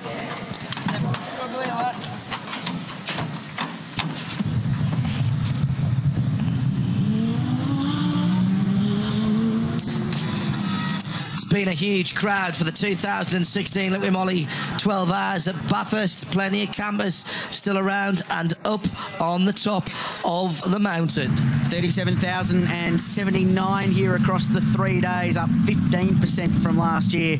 Great figures, an amazing family vibe around this precinct too. Some of the campsites are particularly impressive. They've got larger plasma screens than we do in our commentary box. They've got the PlayStation set up ready to go and race and maybe enter the next GT Academy program to enter the 12 Hour in a couple of years' time. We're about to go back to racing. Guy Smith in the Bentley Continental GT3. We learned about before the break, leads the way from Alvaro Parent. And Marcus Winkelhock third, Rick Kelly fourth, and Thomas Jaeger in fifth. They're the 5 cars on the lead lap. Their nearest makes a difference line astern as well. And the lights are out in the C63S safety car. And this furious race will continue with 4 hours and 26 minutes to go. Oh, and it looks like the 31's just going to get out before they come round to the green flag. Needs to get a bit of a wiggle on so as to not be any disadvantage to Guy Smith, his teammate. Yellow flag still waving. Smithy, Yorkshireman, very proud. Won a pretty big vintage rally earlier on this season. That's what he was doing in his off time. Got a Mark 1 Ford Escort. And he goes for the right-hand pedal just before the final corner. But a great run out of it by Alvaro Perez. He's right under the big rear wing of the Bentley as they run down to the first corner. Looks like the Mercedes-Benz making a move as well. Thomas Jaeger got a really good restart in the traffic behind, and it's side by side for the lead of the mountain straight. Who's got the ponies? It's the aerodynamics of the McLaren against the heft and the V8 turbocharged power of the Bentley. Smithy's got the line. If he can brake later, he's pulling ahead. Very, very close indeed. And here comes Thomas Jaeger as well. He's right in the mix. It's not Jaeger, that's Engel. That's Engel who's further down. Jaeger is just a little way further back. The car we should be looking for is the red Audi with the white Nissan. 2 cars back from this pair. There they go. Big slide out of turn 2 for Guy Smith. Struggling to get the power down on cold tyres, and it wobbles the tail again on the exit of the cutting. So he's hanging on at the minute. A lot of oil dry down on the road, so they had to go hard left on the exit to get around it before straightening the car up and on the run to Reed Park. But he's driving this thing very, very hard. Great corner exit of turn 1 for Alvaro Perent, but there's nothing like that top-end run of the Bentley Continental. I think Guy's done enough for the moment just to hold off Perent. That was a very, very clever restart by the Yorkshireman.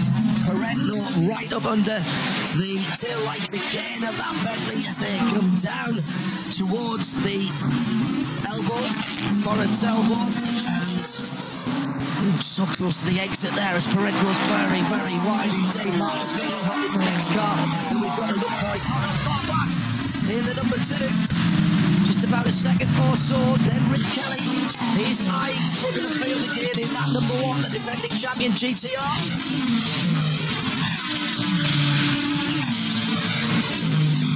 That's the first half a dozen cars going past our camera right on the turning point to the Caltex chase. And the final car of that group was Thomas Jaeger, so he's only got the number 60 McLaren between him and the Nissan. The Nissan going around the outside here.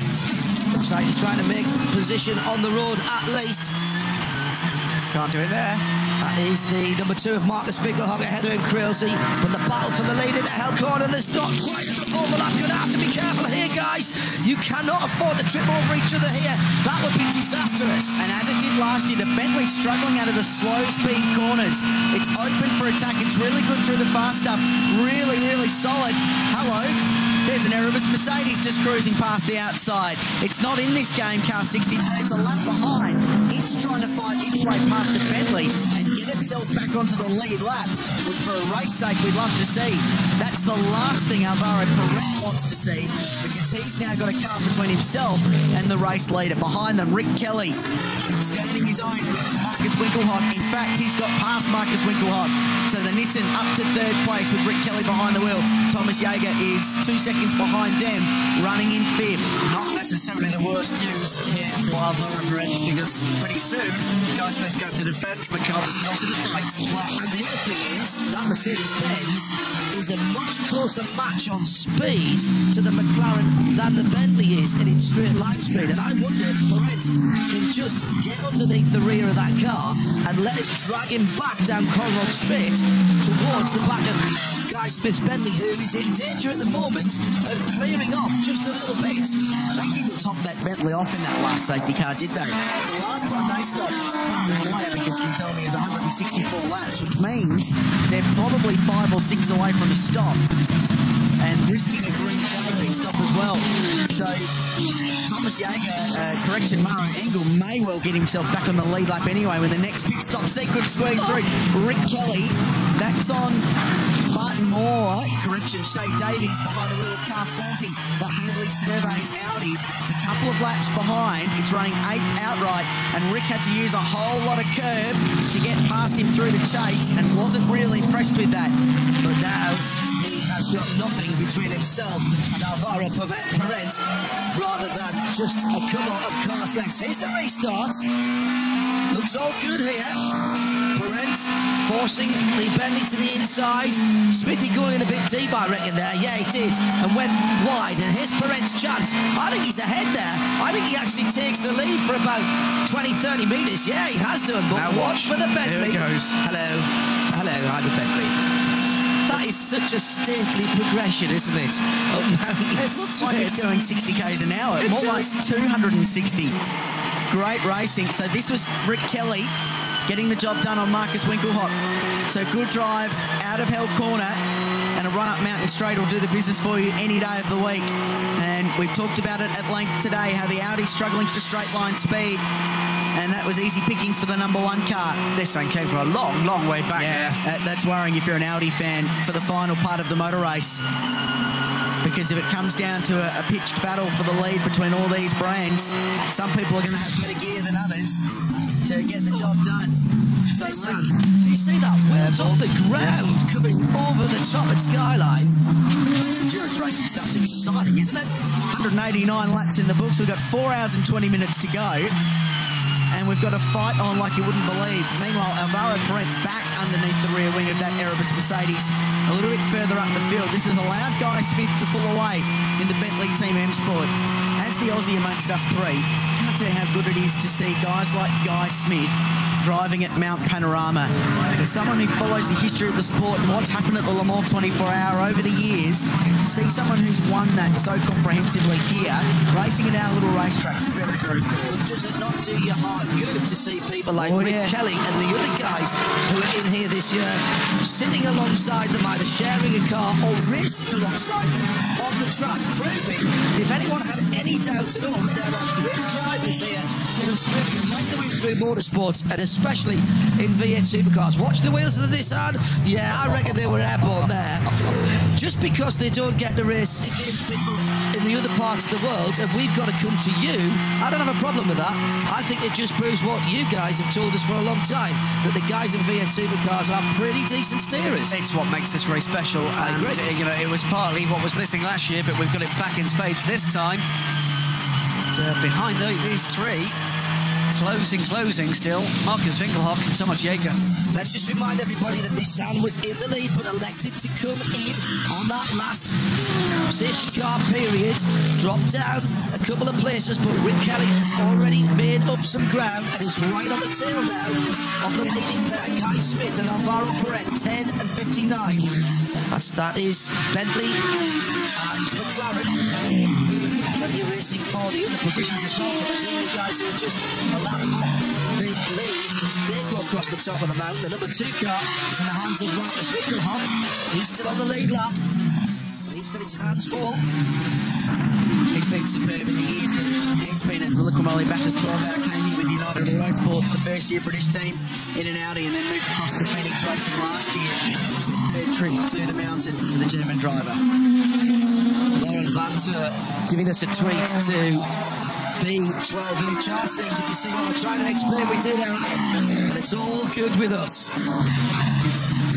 It started out as a Cinderella story for our friend here, Alex Capadia. You were lying on a beach earlier in the week. Then you're driving a race car around the mountain.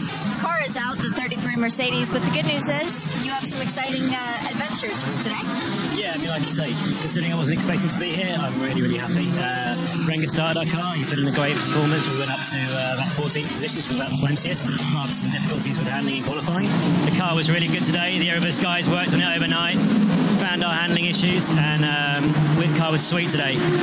And then Wenger brought it in 14th. I jumped in on his tyres and went out and got up to 8th, and we were running second in class. So I was really, really happy with that. Managed to get our quickest lap, and then Mirko got in the car, had a good stint. Patrick went out, was working his way back up the order, back up to third in class. Unfortunately, he had a little mistake, and that's put us out of the race. But considering I wasn't expecting to be here, and considering the guys at Erebus, who have been amazing, they've only seen the car 3 days ago, they've just done a great job. Considering all of that, I'm just happy to have had a great experience here at Bathurst. Quickest lap of the weekend for that car on used tires, guys, from the silver driver, not the professional. And in the race as well. It's Wikipadia's website, by the way, www.wikipedia.com. Works for me. Hey guys, Bruce Morrison and Liquid Molly have been a long-time partner of this incredible event. And Bruce, you look at it today and how much this has grown, and crowds are up, and fields up, and the quality's better, the racing's amazing. You've got to be very proud of what's happening here. Oh, Brett, we are. Yeah, we are. It's our 4th year. And remember, 4 years ago, this was nothing like the event it is today. So it's fantastic when you take a punt on something as a commercial sponsor, and we love working with everybody, both James and Brian and UVA Supercar Ownership. So it's been a great ride, and to see it really grow like this so quickly, it's just fantastic. It's great to see people coming and enjoying it, and families. You know, you look around anywhere and families are enjoying it. Crowd up 15% this year. It's a great result. But it's always great to have crowd growth in this day and age, and I describe the crowd nature as a bit more Peroni than VB here compared to the 1000. But it is great. It's a family event, and you don't have to be a race fan to actually enjoy it, right? A lot of people come. These cars are sexy.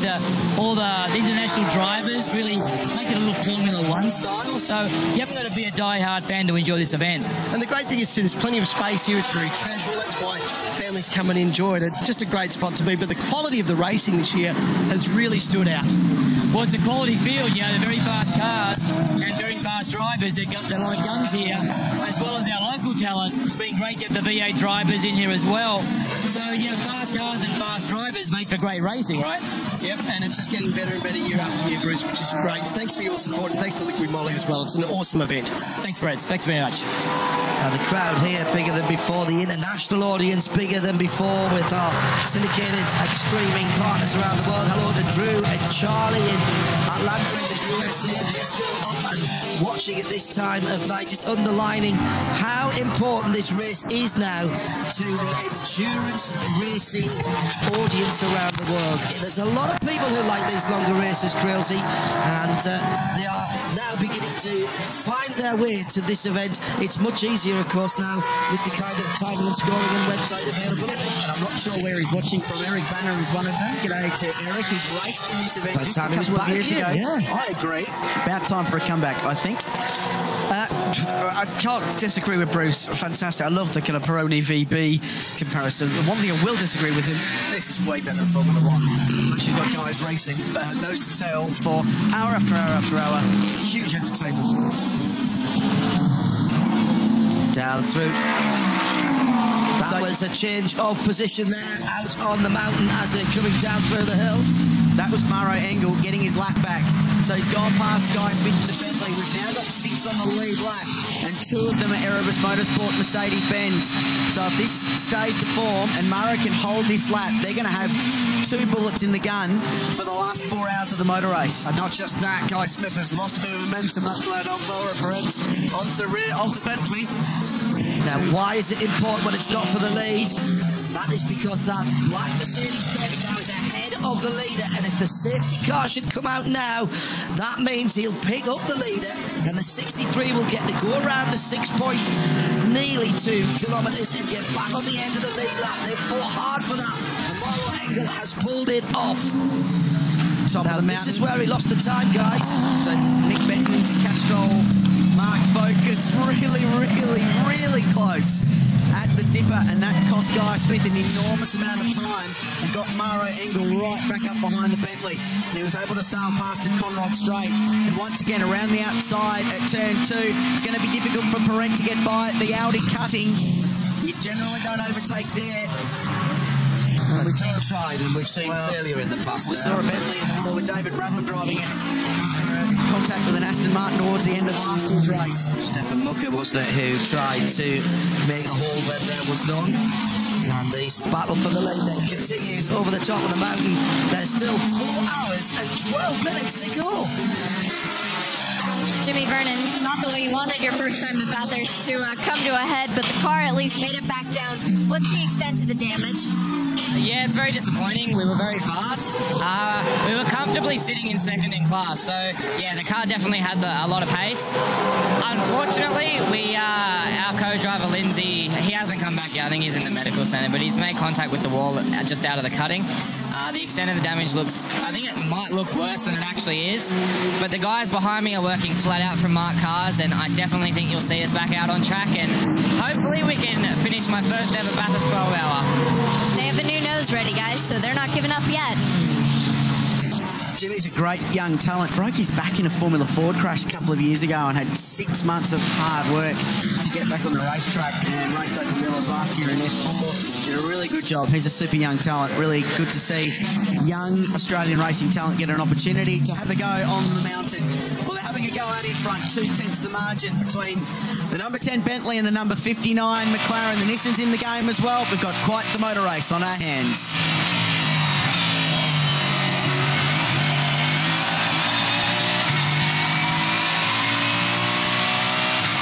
Graham Goodwin, we have still got over 4 hours to go. Yes, we've had a few safety cars, probably a few too many safety cars for our liking, but we've had some nice long runs, longer runs than last year. This is developing beautifully. Well, we've not had safety cars for no reason, which is one of the things that pure endurance fans really hate. They've all been for very good reason, clearing debris or making sure the cars in a position of danger are cleared. And we've had great racing from the off. We've had great racing up and down the field, but in particular we've had great racing for the lead right from the beginning of this race at dawn. Shane van Gisbergen from the off, powering off into the distance, but then reeled back in. McLaren looked like it was their day. Then we had Mercedes coming to the fore. Audi have been there and thereabouts, but never really got into it. Bentley now leading the race again, but with McLaren sniffing around the tail of that Bentley. If Techno Autosports wins this, Cruelty, they might want to go down to the guys at the 11 car and buy them a beer, because the change to their fueling rate has made a huge difference in the pit stop times. Yeah, that'd be interesting, wouldn't it? There might be a few quiet curtains change hands at the end of it. Oh no, and in the gravel at Maguire's corner, it's going from bad to worse for Mark Cars Australia. It's the class leader in BM Pro Invitational. Aaron Seaton behind the wheel is in the gravel trap at the final corner from 15th place on the road. There's 8 laps in hand here, and that'll unquestionably be a safety car, because you don't get out of that gravel trap easily. Well, I think he's buried it in the tyres as well, if I'm honest. Green flag showing at the start-finish line correctly. That's the next marshal's post from the incident. Now, there is a scratch tractor based just down the entry road, and that is the entry road onto the circuit. Remember, this is a full-time public highway for the rest of the year. God, it was quite a strange angle, actually. It's happened after the corner. Well, he's gone on there now. Either lost it and the thing's pendulumed and driven in that way, or there was contact with another car. But either way, it's well stuck. And young Aaron Seaton will be forced to watch as his class lead diminishes. And the Mercedes-Benz C63 AMG safety car returns to Mount Panorama. Yes. It's a good-looking car, though. It really is a good-looking car, and it will wait there for the leader. That'll be Guy Smith, unless he decides to come into the pit lane, and he must be about due for a regular stop.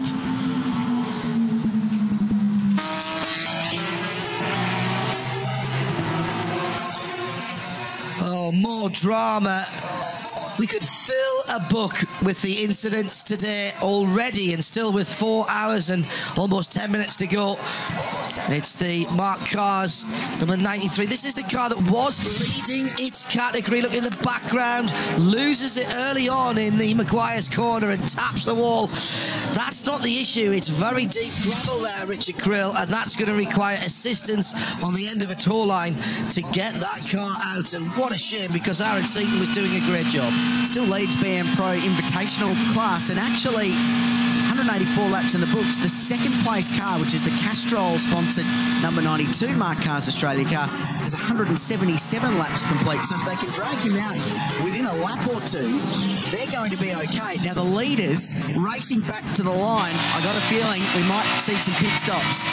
It's not really within the window, probably 10 laps too short, so we'll see if they go around, whether they peel off down into pit lane and throw some fuel into these cars. They're doing the pit lane as suspected. Take the opportunity, the safety car. Leaders in the lane, and this is good timing for Guy Smith. They're all coming. And they'll all come in now, have to, if Smithy's come in, followed in by Alvaro Parent, and Marcus Fingelhock has not come in. The number 2 car steers out and goes around. Rick Kelly's come into the pit lane. It looks like Thomas Yeager's gone through. Yes, he has in the 36 car. The McLaren mechanics go to work from the Techno team. There's no tyres being offered at the moment and no sign of Alvaro Parent getting out. However, Smithy is out and helps his incoming driver. It's going to put the Phoenix car in Nissan.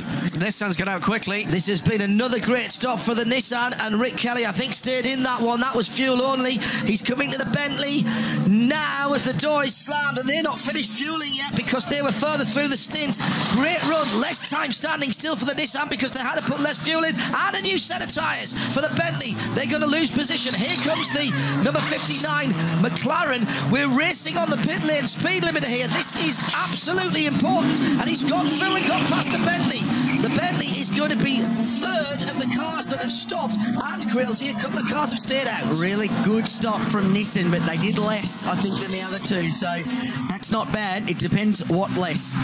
Tyres went on the Bentley Continental GT3. We suspect the same for the Techno Autosport McLaren.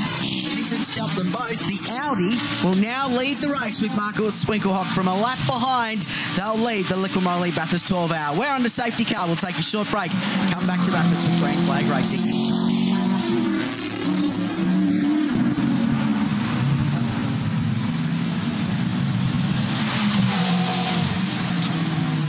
Wow, what a return for the Phoenix Racing. Well named, that team, eh? Living up to the team name. So many headlines possible with these guys who are scrapping it out for the... This is a proper street fight now. It might be a Sunday afternoon drive, but it's Saturday night street fighting on the roads around Mount Panorama. Just extraordinary how the ebb and flow of this race has favoured one manufacturer, one team, and then swung pendulum-like back the other way. I've got Winkelhock leading from Thomas Yeager in second, and then in the battle of the guys who pitted, I think it's Rick Kelly and the Nissan who got out first. I think that's right, ahead of Jonathan Webb and Matt Bell now aboard the number 10 Bentley. And that's a good driver change. And Maro Engel, this is perfect for those guys, because remember, they fought to get that lap back. They're the first guys today in that leading group to get their lap back on track by passing race cars to do the job. So car number 63 will be back on the lead lap and right in the game. So this is going to be really good fun. So the contenders are actually increasing as this race goes on. Behind them, leading the AM category in Class A for Darrell Lee is Barton Moore behind the wheel of the GT Motorsport number 5 Audi R8 with Nathan Antunes and Greg Taylor. They've done a really good job just flying under the radar today. Their best lap is a 2:03.7, which is every bit as good as Thomas Yeager in the Erebus Motorsport SLS, so they've had great speed. But just look how close. First, second, the black Mercedes. Third, the Nissan. Fourth, the orange McLaren. Fifth, the white Bentley. The next question is, does anyone pit at the end of the safety car, like we've seen a couple of times today, where they dive in towards the end, fill up with fuel and rejoin at the end of the train?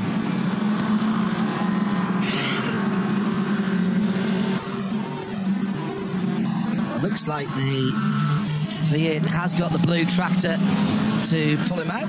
Not the first time we've seen that machine in action this week. Normally just the grass cutting around here. Absolutely right. 93 is back underway. Had to do a lot of that this week after all the rain they had a few weeks ago up here in the Greater Central West region of lovely New South Wales. Not quite sure that's right. Was that 2 cars overtaking under a yellow flag? Absolutely it was. And it just... we'll let the race steward sort that one out.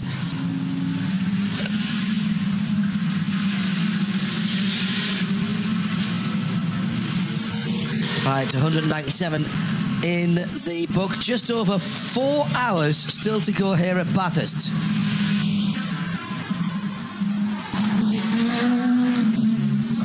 Back to Bathurst, the Liquimolly 12-hour continues. Pit stops have been underway. The Phoenix Racing Audi has worked their way to the front of the field. Hey, the Bentley boys are back at the right time of the day once again this year. Guy Smith, awesome, mate. You had a good stint, but some hairy moments out there. Yeah, I mean that's the thing about the mountain. It's so challenging, and of course when you're racing so close like that, any small mistake and you can find yourself in the wall. So there was a couple of times there on the restarts where there's not a lot of tyre grip, and you hit the brakes and the car's sliding, and yeah, it's pretty exciting. A bit too exciting really, but so far it's going well, and just want to keep on that lead lap. That's the most important thing. This place makes memories, but for us, there was a great moment on the restart where you raced the McLaren up Mountain Straight and just got there. It was beautifully done.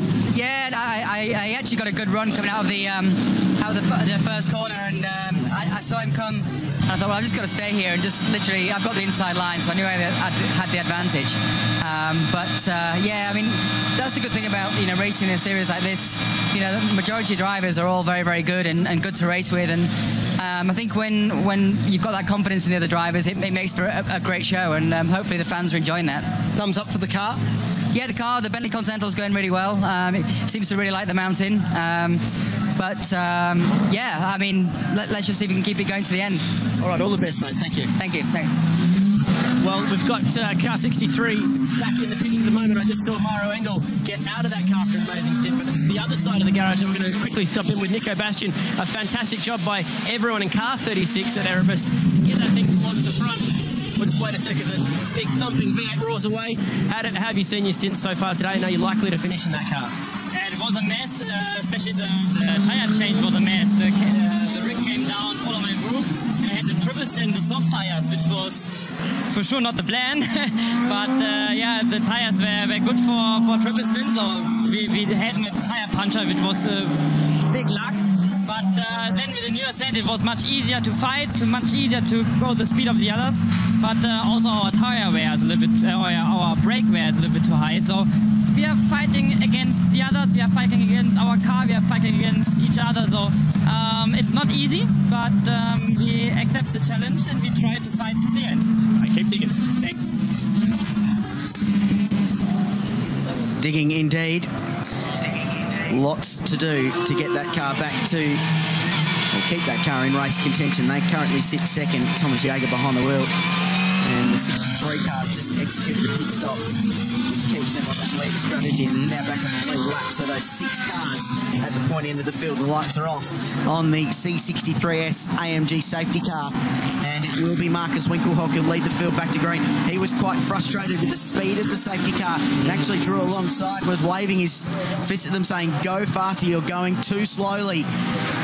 But nevertheless, he'll lead the field back to green. Right behind him is car 36, Thomas Jaeger. So the leaders, first and second on the road. A clean restart. Behind them, watch for the McLaren and the Nissan. They're squabbling over third place, and Rick Kelly defends instantly as Alvaro Parent goes down the inside but can't get that position done. The Bentley's there too. Stephen Kane, it's a battle of 5 out in front with a couple of black cars in the way of them as well. Garth Tander right in there in the white, blue and silver Audi, and he was just warming his tyres up a little bit. He may be a factor. There he is, right in the middle of the picture as the Nissan tries to go up the inside. Under 4 hours to go now. My goodness speed. Where's the time gone?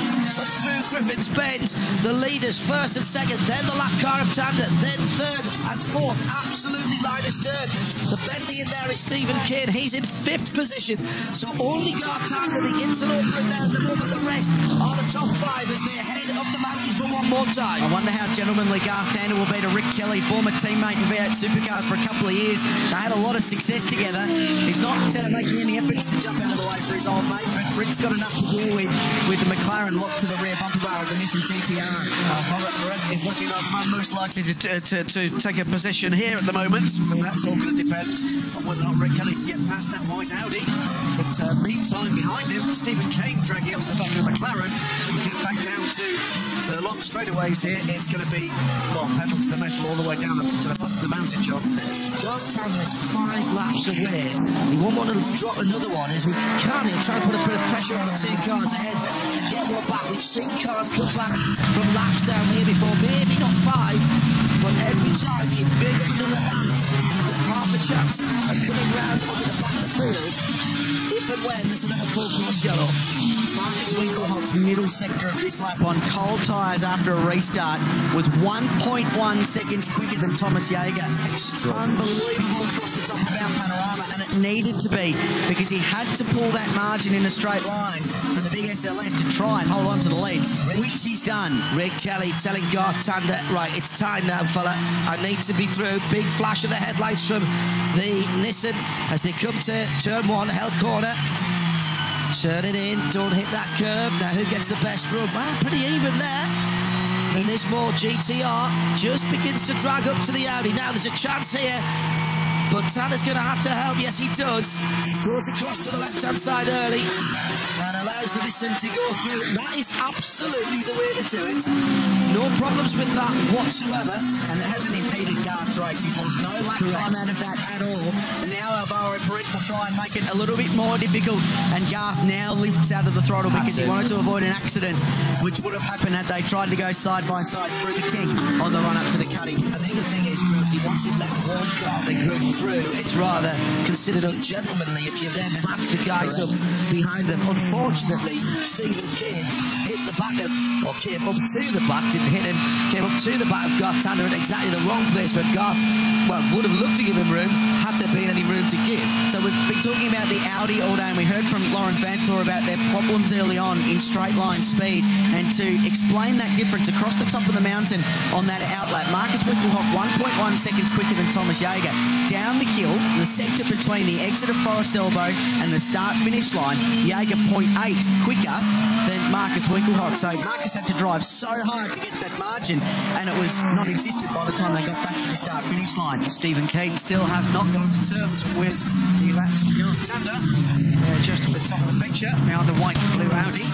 It's not losing too much to the leading pair, guys, so at the moment, he's going to be frustrated, but it's not critical. He's keeping them ahead, and he's warming up his Michelin tyres the way he wants to do. He's not having to lean too much on those tyres. He's now behind. If we look forward from Stephen Kane's car, he's now behind Tander, coming down to the final corner at Maguire's. Just brakes, maybe a couple of metres later, rolls that big Bentley through the middle of the corner. It is an incredibly stable platform for a big vehicle like Bentley. When you see the onboards, quite brilliantly done. Interested in those comments we heard from the Erebus camp just before about higher than anticipated brake wear. These are amongst the hottest conditions we've experienced all weekend. 30 degrees ambient at the moment, 44 degrees on track. So it's getting to these cars just a little bit, and that's why we've seen everyone throwing brake pads at these things halfway through the race. Stephen Kane goes through, gets by Garth Tander this time around. 1, 2, 3, 4, 5 in line astern now. So that 5 litres separated by 4.2 seconds. And at the end of this lap, we will have completed 200 laps, and we're into the last 4 hours as well. That's another little milestone just as we go through the afternoon and into the evening. Did Stephen Kane just cop a little bit of a love tap from the back of... no, it's a bit of a wiggle. He had a bit of a wiggle all by himself. He was close. So that would have been a bit cheeky, but nevertheless, this will be frustrating for Garth because he's thoroughly enjoyed driving these cars, the Jamek Pem Racing Audi. It's his first GT Bathurst 12-hour.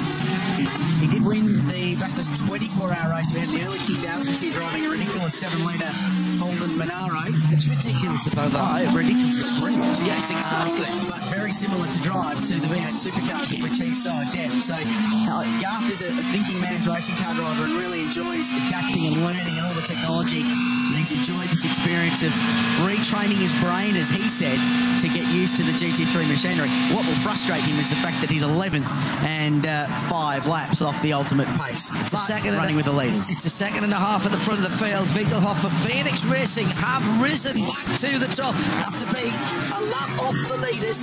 Thomas Yeager in second place for Erebus Motorsport in the 36 car. They've had an up and down day as well. Rick Kelly goes through in third, and he's under pressure from Alvaro Parent. Under big pressure from Alvaro Parent as they complete their 200th lap of the 6.2 kilometres here at Mount Panorama. Down towards the first corner, and it's all starting to concertina back together again, and we've almost got 5 cars battling line astern for the lead. Just 4.5 seconds between first Marcus Winkelhoff and fifth Stephen Kane in the Bentley. The Nissan is mighty through the final turn, and indeed through the first turn on every lap. Manages to get to gap the McLaren. The McLaren looks the faster car, but just at that aspect of the race circuit, can't get onto terms with the back of that GTR. This is a great fight. Isn't it good? Really demonstrating the relative strength and weaknesses of all of these GT3 cars. So Audi, Mercedes, Nissan, McLaren and Bentley in the top 5. 5 different brands, different ways of getting to the same ultimate lap time. 1.2 seconds Winkelhoff to Yeager. Last time round, 2:05.7 for the leader, of 5.5 for Yeager, 6.4 and a 6.1 for Kelly and Parent respectively. And Stephen Kane was quicker than a lot of them. And Austin Cindric going on very nicely. He's sixth, he's still on the lead lap and doing low 2:06s with good speed for Erebus Motorsport.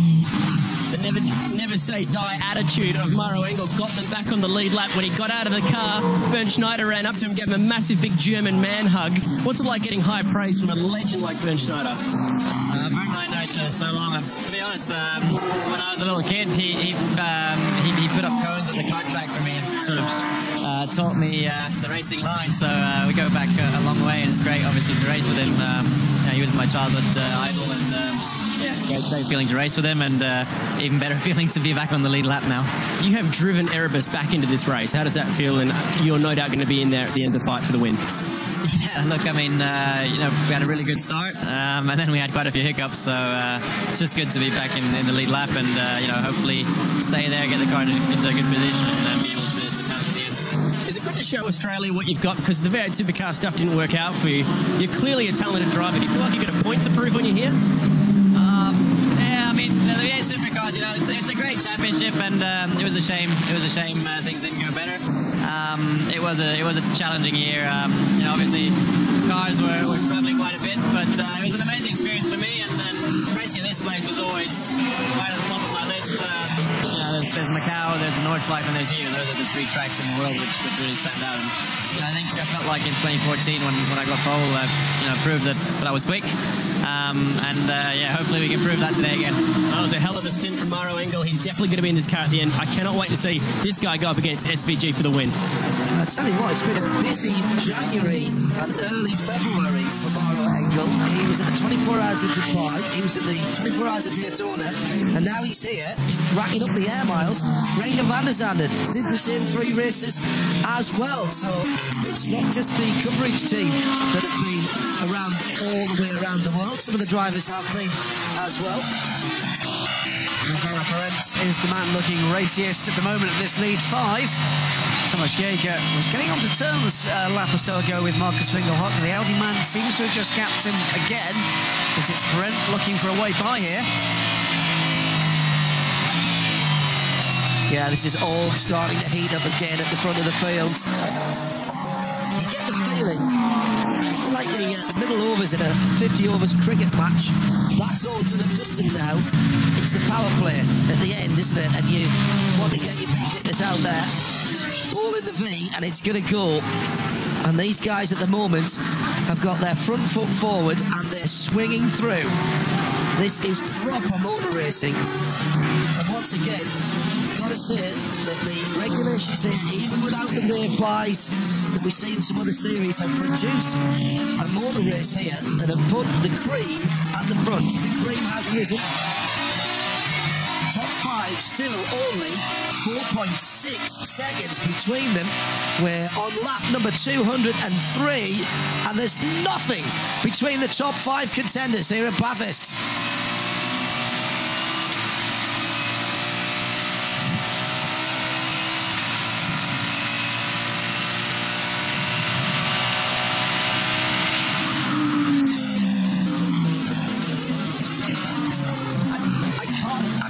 When I glance to the timing screen, I'm worried, genuinely worried, that I'm going to miss something, because it just feels that at any moment one of the top 5 positions can change.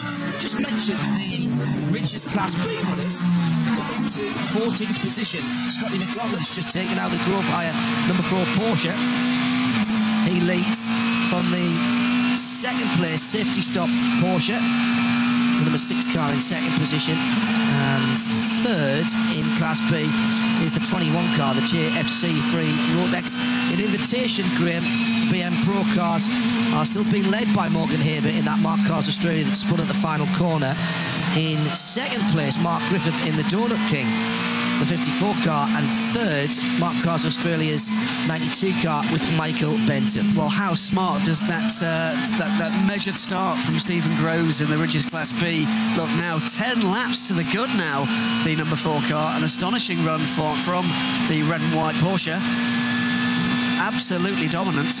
And that's what we said. Bring the car back like it's the most expensive hire car you ever had, and you've got no excess insurance. It's Tony Quinn that said that earlier in the race, wasn't it? When he was discussing about the fact that for a McLaren, it's a pretty good Hertz rent-a-car. Drives it well, so too Alvaro Parent, who's driven the wheels off this thing all day. Jono Webb's done an extraordinary job in this car, and Jono is now a part-time racing car driver and spends more time running the Techno Autosport business, and they've got a business called Techno Performance where they tune road-going cars and make some absolutely monstrous Commodores with about 1,000 horsepower that you particularly like, John Hindhoff. But I'm very interested all of a sudden. He still plugs himself into a race car for the Enduros and V8 supercars and does a mighty job in the last couple of years with Shane Van Gisbergen. So this has been a very, very good performance from him, and of course Brent's been terrific. Do you remember Shane Van Gisbergen driving this car? It was a long time ago now. Did the first 2 hours and 45 minutes of the race.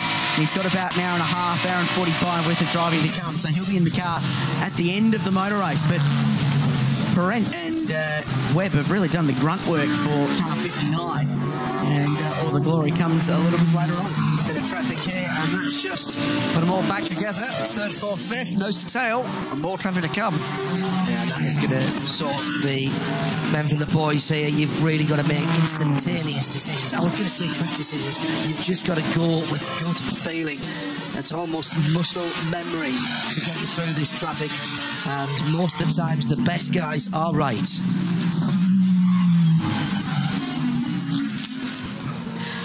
Historic Safala inland from Sydney, established in the 1800s, just 30 minutes drive from Mount Panorama. And during the peak of the gold rush in the 1900s, was home to over 10,000 people.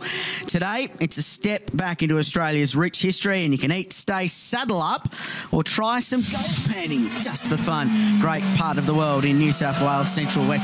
The Nissan highlights, there continue to be more of them. John Hindhoff and Graham Goodwin alongside me. The 59 got its nose ahead just for a moment, but Guy Smith let the twin-turbo V8 run its course, and the Bentley nipped it back on the run up Mountain Straight towards Griffin Bend.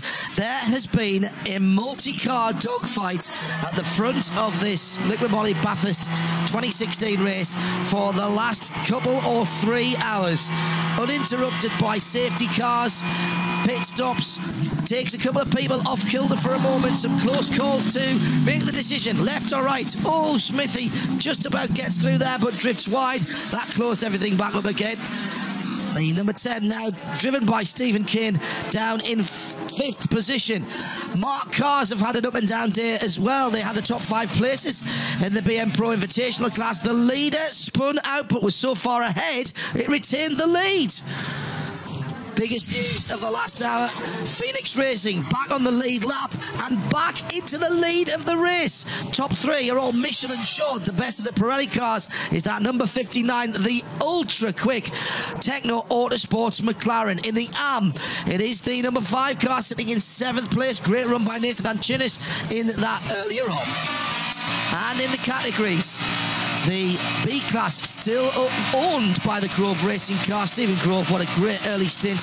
Handed over to his two more experienced teammates, and Morgan Hunter in that, Morgan Haber in that Mark Carls Australia leads the BM Pro class. The richest B-Class, as I say, Grove higher in that number 4 Porsche. It is Scotty McLaughlin at the moment that's leading. He's driving brilliantly. 14 times. Scott McLaughlin. He's just done a 9.5, which is 2/10 off his best lap of the entire motor race. We're 205 laps in.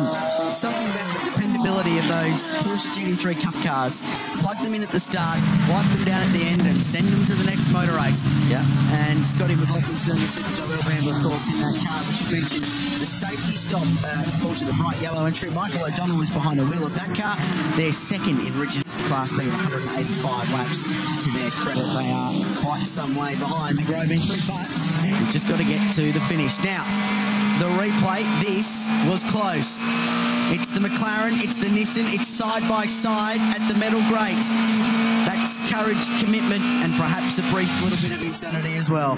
Must have had the left wheels on the grass there as he lifted out and turned even further left than he needed to. And those McLarens are good, but they're not rallycross cars. That's not how they are meant to be. There is the Erebus Mercedes number 63, Austin Cedric behind the wheel of that car. Just a lap off the lead in 6th position.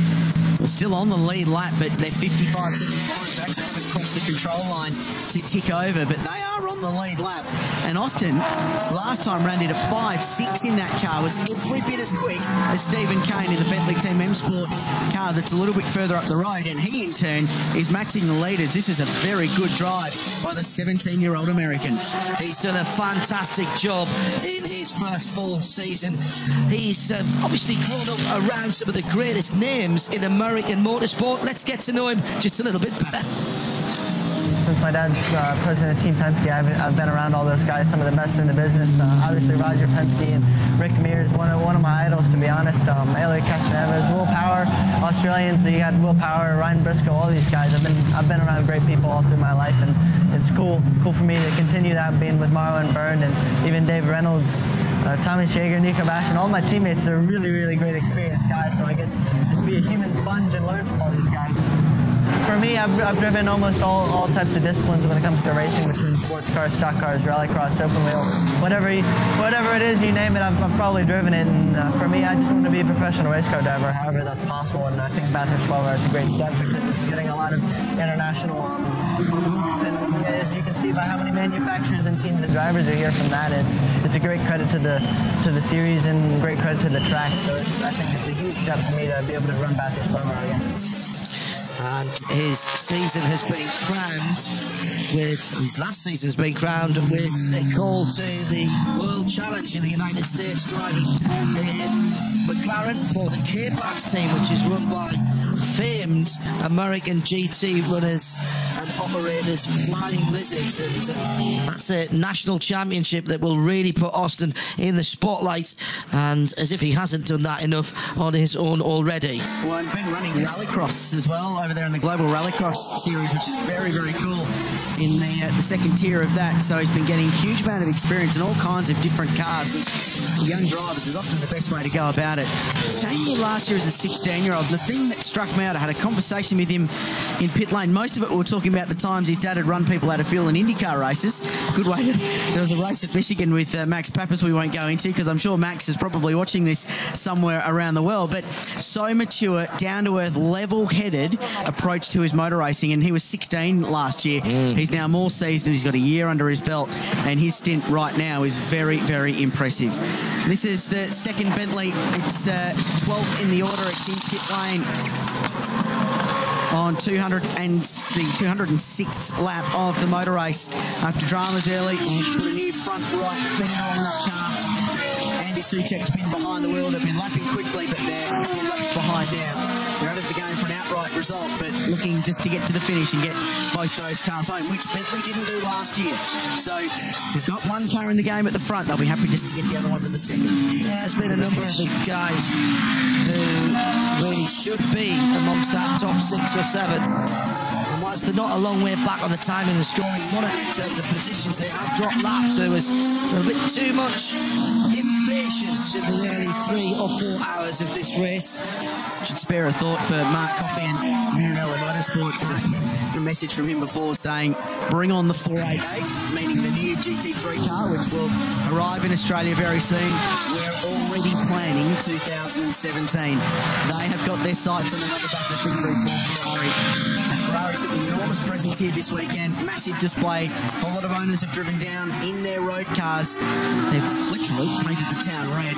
Disappointing that they haven't been able to do the job on track, but their history in GT racing is such that they'll bounce back. Steve Horn behind the wheel of the 8th place 32 Lamborghini, second in the Darrell AM class.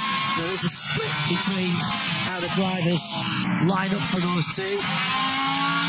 They will get a different piece of silverware at the end, but ultimately they're all battling to be as far up the general classification as possible. Do love the sound of this Lamborghini. How could you not love it? Up to Griffins, let's have a listen.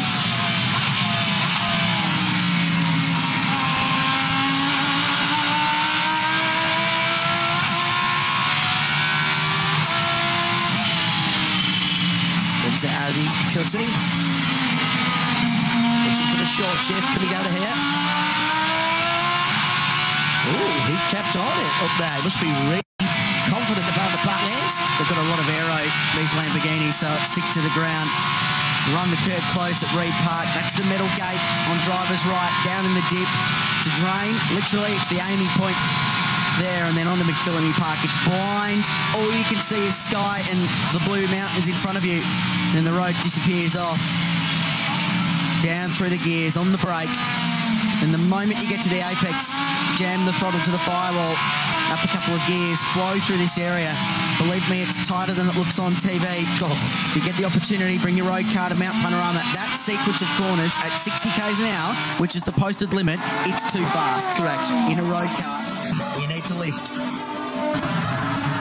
He's being chased down at the moment by the number 60 of Rob Bell, and that is a battle of position.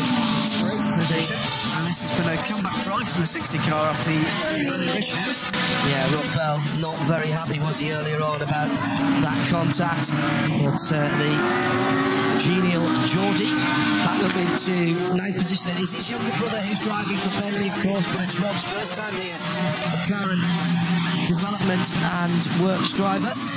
And there's Marcus Winkelhock leading the race by 3.5 seconds. This has been a good run by Winkelhock. He's pulled away from the chasing pack at the head of the Darrell Lee Pro field. I know this sounds like an obvious thing to say about the leader, but it is looking very good for the Phoenix Audi right now, and I'll tell you why. They're coming up to 3 straight hours of driving for Marcus Winkelhock. That's why they didn't pit with that last safety car. They're going to clearly drive him out of the race, get him as close to that 3-hour stint as possible, and they're going to come in very shortly. The Audi mechanics all just stood up.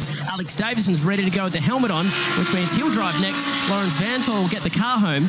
Guys, I have a sneaky suspicion this car might be able to get home on 2 stops from here, particularly if they get a safety car at some point to get Lawrence back in the car at the end. I'm guaranteeing that just about every other car will need 3 stops, considering they're all pitted with about 4 hours left. These guys might just have a pit stop up their sleeve. They've got to come. It's great bit of reverse arithmetic in base 60 maths. Well done.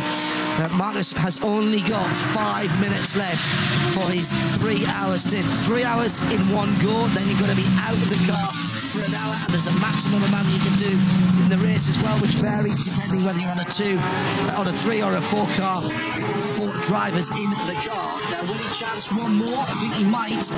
It would be mighty close if he gets held up on the top. How close do you want to take it when you're leading the race? They're pushing it. They're pushing it as he comes round this time. He will have done 2 hours, 55 and 43 seconds as he goes across the line. You can bet he'll be in this lap. He's got to be. And that's some good reporting from Chad Nailon. I agree with that. They're looking really good. And if you can't win a race on outright speed, not that they don't have it, but we've talked about that ability to fight on the straights, do it with strategy. And that's what they've done. And the Audi's been very, very good on the fuel economy all day. And the driving's been superb. Alex Davison early on was very, very solid. And Vantor and Winkelhock in the middle of the race have been great. So this is a really interesting scenario. These guys want this to go green right to the very end. They probably want to be some safety cars for some of the other cars to get to the end on 3 stops or 2 stops. So through the Audi cutting goes the Audi R8 LMS. And it's just the thing, isn't it? Well, I think we spoke about this in the early hours of the race when they were mired down the field and lap down. In this kind of racing, you can never rule anyone a lap behind out. And you can never rule Phoenix Racing out because they are one of the very best teams in the business of going GT racing. The team sounds absolutely awesome between the walls from the Audi cutting upwards. Audi Sport, of course, has now been put in charge of not only the racing but also the R and RS models in the showrooms around the world. And you will find Audi Sport dealers. This is the commitment to the trickle down of technology. It's not trickling anymore, it's flooding down. 50% of this race car is from the street car. And you'll see the Audi Sport dealers spreading around the world. Already started in the UK and America, going to be here in Australia soon as well. Just over 3.5 hours remain, and this is the point of the race where that race-long strategy call is beginning to come to sharp focus. And that the first we're going to see of that is when this car pulls into pit lane now, and we get a driver change for the number 2 Phoenix Audi. What a comeback drive. This has been a very, very impressive comeback drive because they fought for 3 hours to get back on the lead lap, and they were always so close to getting it done, and then they'd be denied by a safety car or someone not stopping. To get to this point has been a very, very good exercise in not just strategy but brilliant flat-out qualifying laps from their drivers all day long. Just a reminder for the guys on the board what to do. Thomas Jäger's gone through. The Hunter is back at the head of the field for Betty Klemenko's Erebus Motorsport. The Mercedes-Benz 36 then is now leading here at Mount Panorama. Look at the guys going about that job. The fuel hose has gone in. No need to rush. Make sure you don't get a belt tangled. Can't do the tyres until the fuel hose comes out. Nobody allowed even to touch the car other than the outgoing driver, the incoming driver, and one team member to help. The pressurised drink system, the bottle went in on the right-hand side. The guys from Northamptonshire at Progressive have hundreds of those in race cars all the way around the world. Howden Haynes and Dave Ward, former top dogs at Audi, at Le Mans, and British touring cars as well for Wardy. Now comes the new set of tyres. The Michelin's getting ready to go on. And they do backs and then fronts. That's interesting. I saw the guys going to work there. That's interesting. So the way they've been running their tyres, it suggests this might be the last set, unless they get a longer period to pit later on, and by that I mean the safety car. This could be the last set of rubber they throw at it because they've been double stinting all day long. It's a brand new set of Michelin's on. And out they go. And that, my friends, is how to do a pit stop. 134, including the tyres. The 103 is the fuel for most of the teams, so that is pretty smart to do the tyres with just 2 guys on either side, not the 18 people that you see clustered around Formula cars. That's sports car racing in a nutshell. Team endeavour. There's no I in team. There's we, though, isn't there? This is a big test for Alex Davison now. He needs to show that he's got the same kind of speed as Winkelhock and Vantor to keep that car in this fight for the lead with the 6 cars on the lead lap. He's got the capability of doing it. He's a ripper driver. Former Porsche factory driver is Alex Davison. Races at the highest level. He's very, very good. This is going to be a great challenge for him. Italian V8 goes up the inside of Italian V10. The Vicious Rumour car, last remaining Ferrari, going by the number 32 Lamborghini. Come on then, boys. 3 hours and 29 minutes to go. What's it going to be? Is it going to be a fun farewell for one of Betty Klemenko's fat bottom girls? Is it going to be another double win, following off what happened in the 90s for the Nissan? Is it going to be a win for the McLaren or the Bentley, which is what those marks would like to go for, or is it going to be a fond farewell to Romano Liebchen at Audi? Yes, is the answer to that. One of those five things. I wouldn't count out anybody else either, because this place can just throw a curveball like any... like no other place in the world. The only thing I can say to that is that if it comes down to a fight where raw speed is the deciding factor at the end of the day... Let's go back to what Shane Van Gisbergen did this morning, and that, in fact, was a 2:01.56.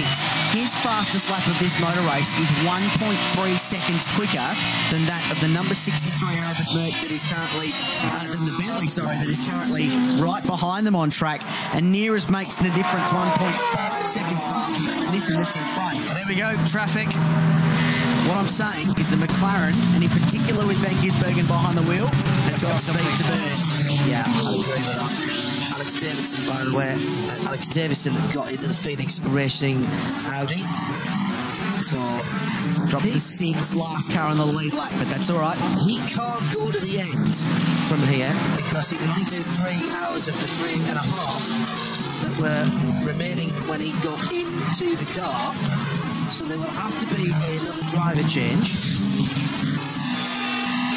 Now, how close was this? A bit of vibration on the 59 now. Oh, from the onboard as that blue and white Audi.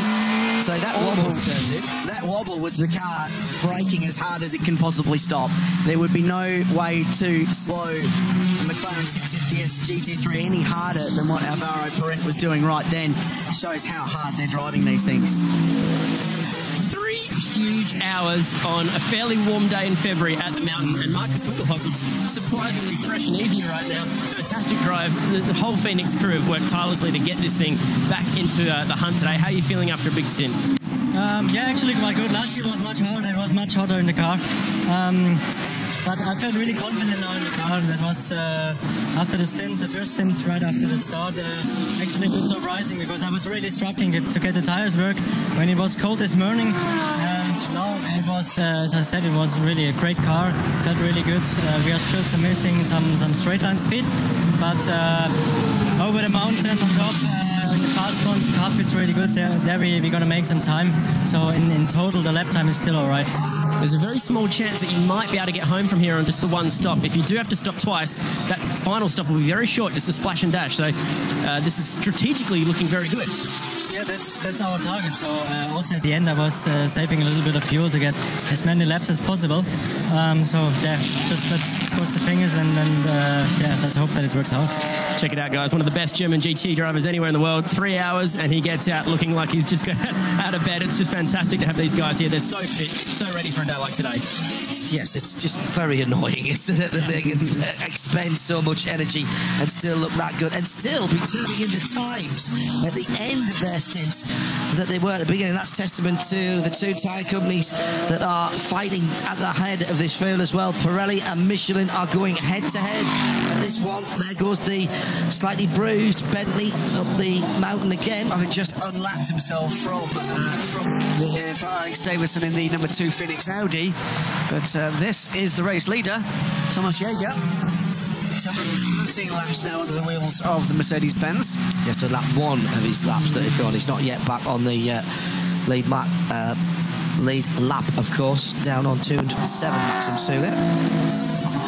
Stephen Kane continues to be the best of the Bentleys in 4th position. Here's Thomas Jaeger picking his way through traffic, and he has now a 5-second lead pretty much on the rest of the field, with still a decent run to go. How about 3 hours and 25 minutes before we know who's going to win the Liquid Moly Bathurst 12 Hours for 2016?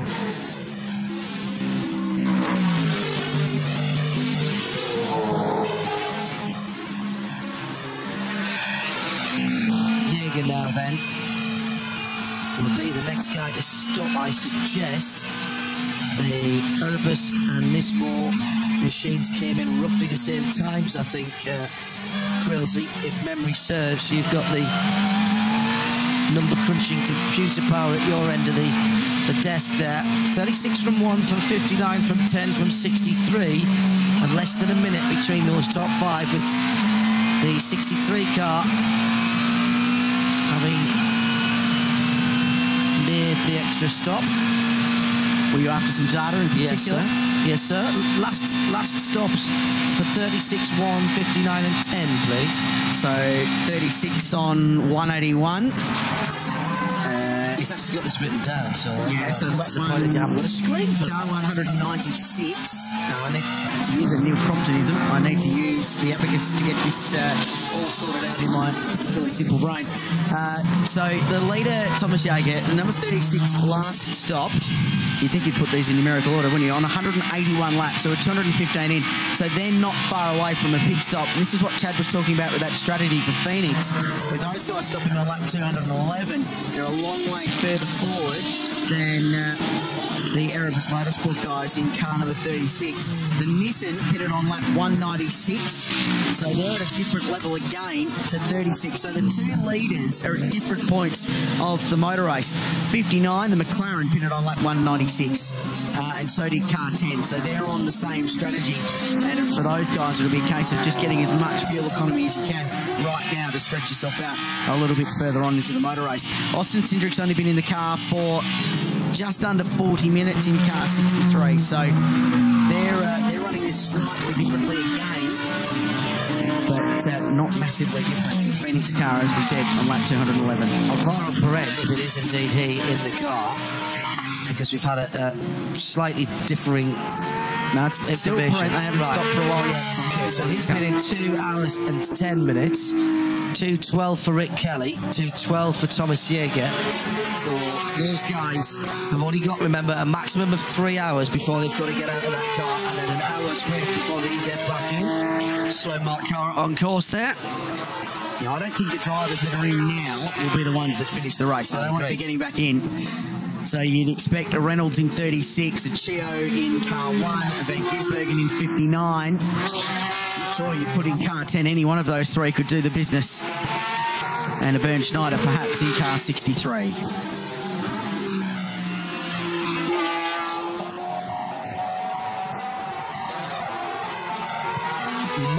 Than just the Darrell Lee Class A GT3 cars in this race, of course. Here's the leader in the richest Class B.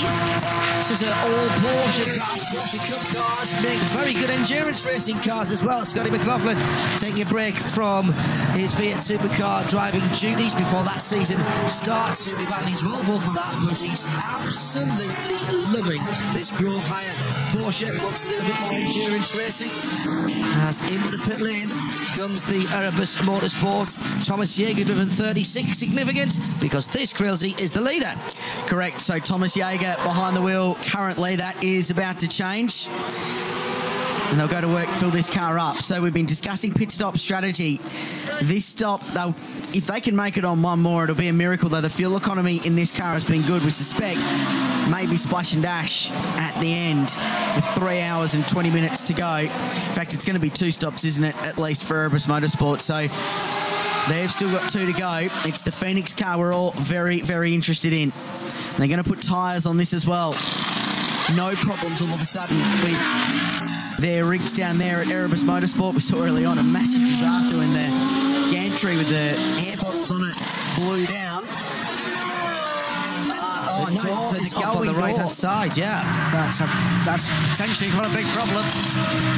Well, there's quick release hinges on these things. Whilst they're still doing the tyres, remember, they're not losing any time.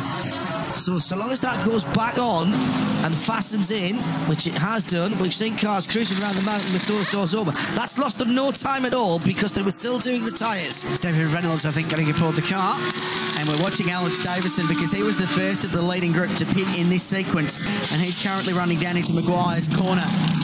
So for essentially a net race lead, when this all shuffles out and the cars in front of them stop, it's going to be very, very close, but I think the Audi should sweep around in front of that Penrite-sponsored SLS AMG, and Alex Davison does just that. 2:07.6 last time round for Davison. And it's David Reynolds behind the wheel of car 36. 1:53 for that stop. So that is a little bit longer, although it did seem as though they were still changing the tyres when they had that issue with the door and before they took the tear off from the windscreen, the thin in plastic film, which are expertly applied so that you don't have to use your windscreen wipers here. That would be disastrous with all the dirt, oil and muck film, and if you did that you just wouldn't see anything. So instead of doing that, you basically give yourself a brand new windscreen by tearing off the thin film on the screen. I'm down in pit lane with Jeff Neville, who's the Caltex sponsorship manager. Jeff, it's fantastic to have Caltex back at Bathurst as the official fuel for the Liquid Moly Bathurst 12 Hour. Yeah, look, I'm thrilled to be here on behalf of Caltex as the official fuel provider. I've been here the last few days and it really is a world-class event. The fans and the drivers love it. We've trucked up 30,000 litres of Vortex premium fuel this week, which is propelling the vehicles around the circuit. And the great thing about our premium fuel is that it's designed to clean for greater performance. So essentially it's giving a greater output to the vehicle. So my hope for the weekend is that in using the Vortex premium fuel, having great drivers and great vehicles will smash some track records this weekend. Well, that's already happened. You're right. The Caltex is doing its job. You know what I like this weekend? Because I'm a hardcore race fan. The Caltex Chase is back. That is absolutely fantastic. What a great initiative. Yeah, look, we're really happy to bring back the Caltex Chase. It's an iconic part of the racing. Caltex has been part of racing for many years, and we're stoked to bring it back. And a lot of people and a lot of fans have been coming up commenting on it, and you know, it's something we'll look to continue in the future as well. I've got to say, Caltex seriously making a bit of noise in motorsport here in Australia, especially over the last few months. Yeah, look, Fuels and Lubes is a business we're in at Caltex, and it makes perfect sense for us to be in the motorsport space. It makes sense to fans, it makes sense to motorists in general. And, you know, we've really lifted our game in this space, so we've launched Team Vortex last week, so we're having Craig Lowndes pilot our vehicle around the tracks this year. And then also we've upped our sponsorship for Renee Gracie, the leading female driver in the development series, and it's really exciting. And then being at the 12 Hour as well, it's a natural space for us to be in, and we like showing what our products can do. Well, with about 3 and a bit hours left in this race, I get the feeling Caltex is going to be very, very important, because this is absolutely going to be a fuel race. Yeah, you want to have enough Caltex when it comes down the last couple of laps. You're absolutely right. And by the way, I absolutely echo what has just been said there. To be able to say in commentary the Caltex Chase is something I never thought would happen in my career. Brilliant to have that iconic bit of motor racing back. It's from an international perspective as well, by the way, not just for you guys down here in Australia. These 300km/h R&D units, which is how the Fuel and Lube guys see them, continue to lap, and it's Nismore leading, but only by 7.5 tenths of a second. Well, guys, Thomas Jaeger has jumped out of the Erebus SLS, and wow, great stint out there. That was the hardest part of the day to be out there driving, Thomas. Yeah, it's getting warmer and warmer now, so also physically it's getting more demanding. Track is okay, grip level is very good, but the brakes suffer a little bit, because due to the more grip, you also have more deceleration, and that's why it's really hard on brakes.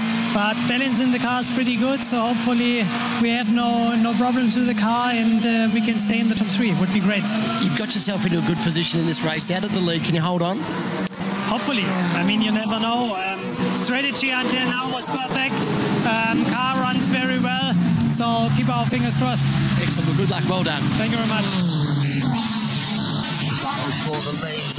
Turned up the gas mark. 6 again, fellas, in the sunshine here at Mount Panorama at Bathurst for the 2016 Liquid Moly 12 Hours. And once again, we see the differing strengths and weakness of the car playing their part. Rick Kelly is 3 seconds up the road. It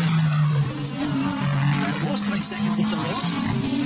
That's the timing glitch. Yeah, sorry, my bad. Alvaro Brent must be very, very sick of the back of a Nissan GTR. Well, he's much, much quicker over the top of the mountain, but it's where the Nissan... There's been a change there, guys, last time around, has there not? The Bentley's... No, it was a timing glitch, John. But whenever the Nissan gets a chance to get his foot down, it just disappears. It's torque, isn't it? It's got so much torque, pulls it up the hill.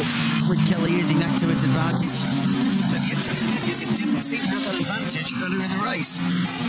It just didn't. Depends how hard they were driving it too, I suppose. How much fuel they were burning. Remember what we said earlier on when Shea was in the darkness standing next to that car? It's a better car on used tyres than it is on new, and as the temperatures are going up, that's going to be really important. Never mind the stopwatch, look at the screen. That's the battle for the lead, and we've still got 3 hours and 14 minutes to go He's mighty across the top, as Graham said, and very, very close coming out of the Audi, cutting, almost Morse coding the rear bumper bar of the Nissan GTR. Really slow out of the slow corner. Just pulls away a little bit on the run down the hill. It's been a great fight. The Bentley just shadowing them 2.3 seconds behind in third. I don't think he's even that now. He's closing. He's taking another half a second and more out. That is the Nismo Nissan pit. That's a brand new set. Yes, it is. They've still got that distinctive silver shine on the Michelins. They use a silver oxide agent as a release agent. And they look pretty new to me. So last stopped on lap 196. So like everyone else, they're working back from where they suspect the end of the motor race will be. They can work to a time, not so much a lap number, because that will change depending on what occurs in the remaining 3 hours and 12 minutes. At least one more lap for Rick Kelly. 196, you'd think 206, 216, 226 is a 30-lap stint. So whether they're just getting those tyres out in the sun to get a little bit of radiant heat into them now before the stop, but it should be a scheduled pit stop somewhere in the next 6 laps or so. The pace is hotting up. Yeah, the McLaren a bit wide there.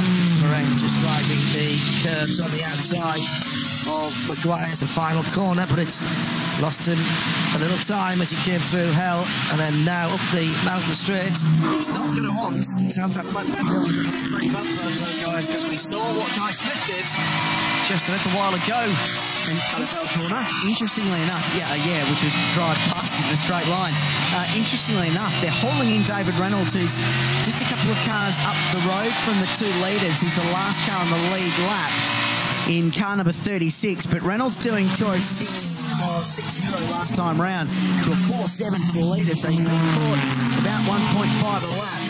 So what he needs is these two to duck into pit lane before they get to him and put him another lap down. This is close as the McLaren has been for a little while, and this is the best part of the circuit as well, so he will be able to close down just a little more. But Rick Kelly knows this play. In fact, I bet he could drive it blindfold. In the dark, in the daylight, just make any difference to him. That's why he started this morning, because he drives around using a sense of smell. Comes out of the sailboat down onto the Conrad straight again. The other thing with Rick is he's won enough big races and championships in his career to understand when to fight and when to step aside and play the longer game. And this team are very, very good at that, and their race strategy has been great. Car 63 is in the wall. Austin Cindric from 4th place. Turn 2, buried in the tyre bundle. It's gone in deep. And will this bring out the Mercedes-Benz safety car again? I think we'll wait to see if the car's still got its... Well, Gotthardt heads to the lead immediately. He's laps down, of course, but he's been staying with the leaders. That must have been, in some ways, good, in some ways bad, frustrating that he lost the laps earlier on. The Erebus 63 car has been competitive all day, guys. There or thereabouts. This could play into the hands of the lead pair. It could also play into the hands of Phoenix Racing, who could avoid their splash and dash that we were talking about. So that theory of doing this on one more stop, pit now and a safety car, which we assume, which will now come out, the safety car called, pit now, fill it up, and maybe get to the end on one more. Right, who's next through? It should have been Civic, so it's going to be Davison in the Phoenix 2 car. I think you splash him. I think you splash him now, before the safety car even comes out. And into the pit lane comes the 5 car. Davison's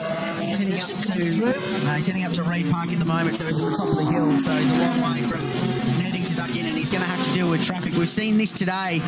No, the Donut King car is still going at a fair rate of knots. That's Davison with Reynolds right behind him. Yeah, correct, but they're going to get held up by these cars as they get back to the control line with the safety car boards and flags out around the circuit. The leaders can't be that far behind them, guys. They'll still get a slight advantage getting into the pits first. No, they're actually not that far behind, but they should dive in, you'd suspect, straight away. They'll be frustrated that the Donut King Mark Cars Australia entry is in front of them.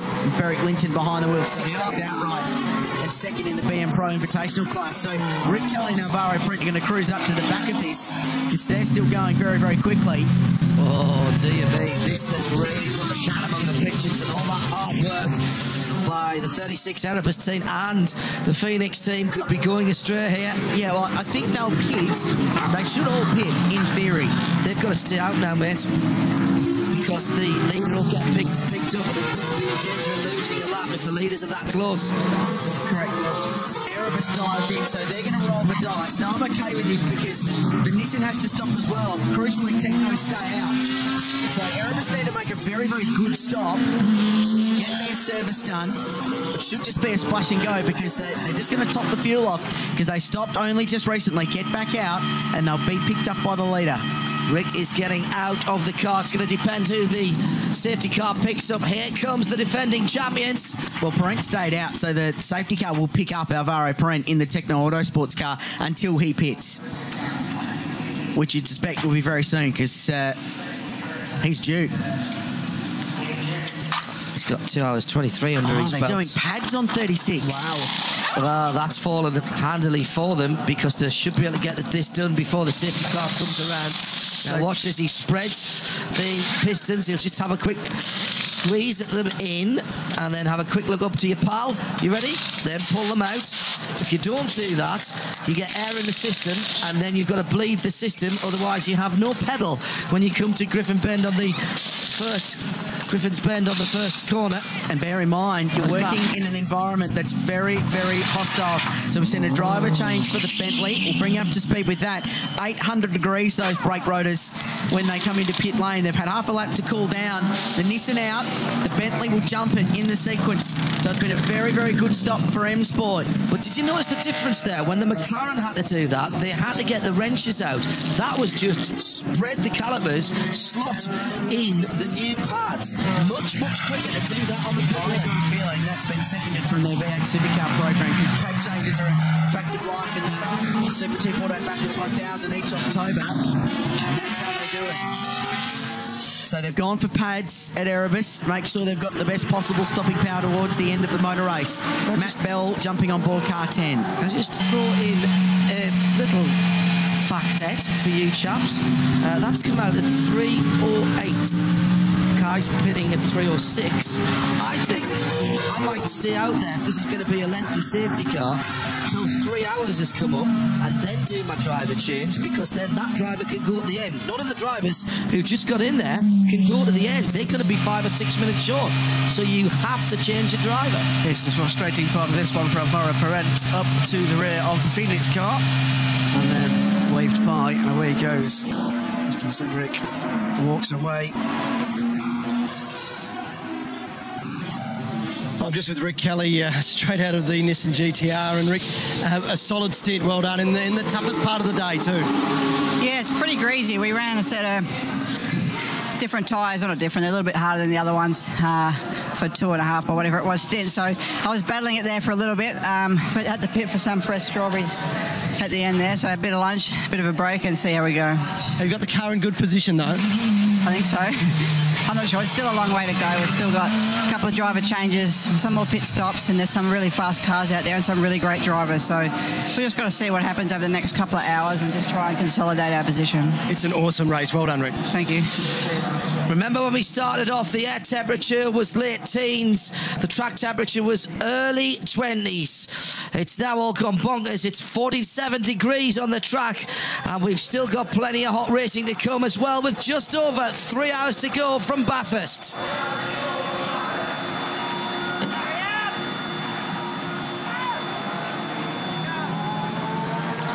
John Webb into the 59 car, and presumably Krelty, he'll take that through to the point where Shane van Gisbergen can finish this race now.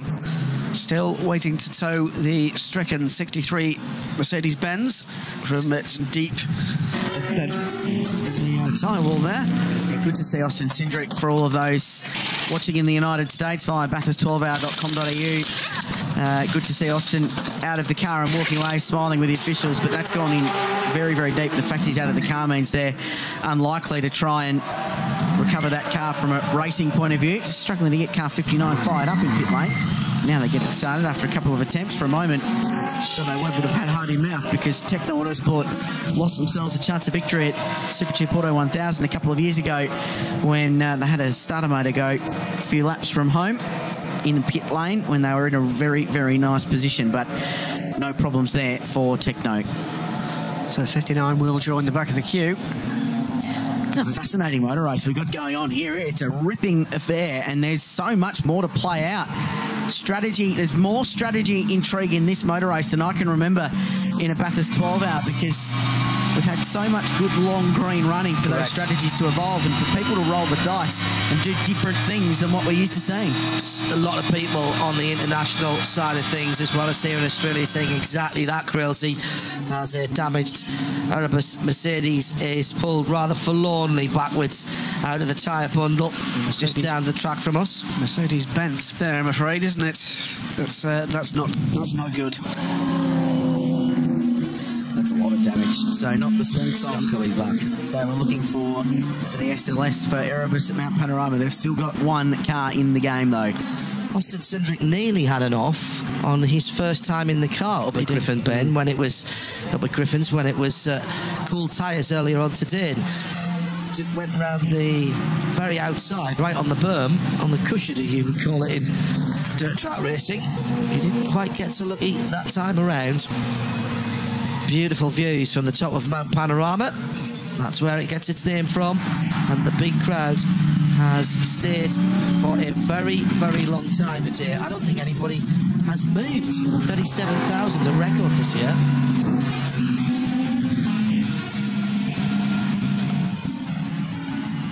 So we're still under full course yellow, coming down to that 3 hours and 2 minutes. I think if it's one more lap under yellow, we'll be under the 3 hours, and that's the time that you can get your last driver in and not have to worry about another driver change.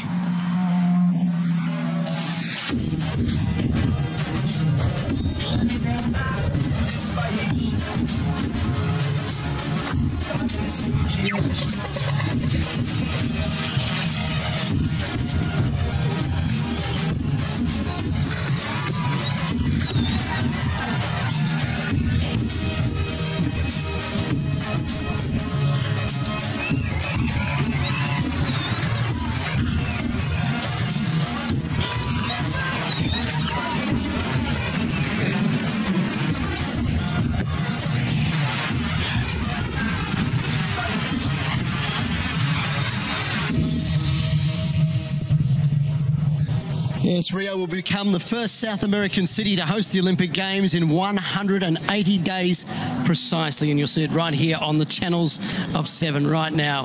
The Liqui Moly 12-hour Bathurst race has reached a climax of the afternoon. We've got about 3 hours or so ahead of us and some exciting racing still to come. It's been great so far, but we're under safety car at the moment, resuming racing shortly. So let's go back up and join John on the team.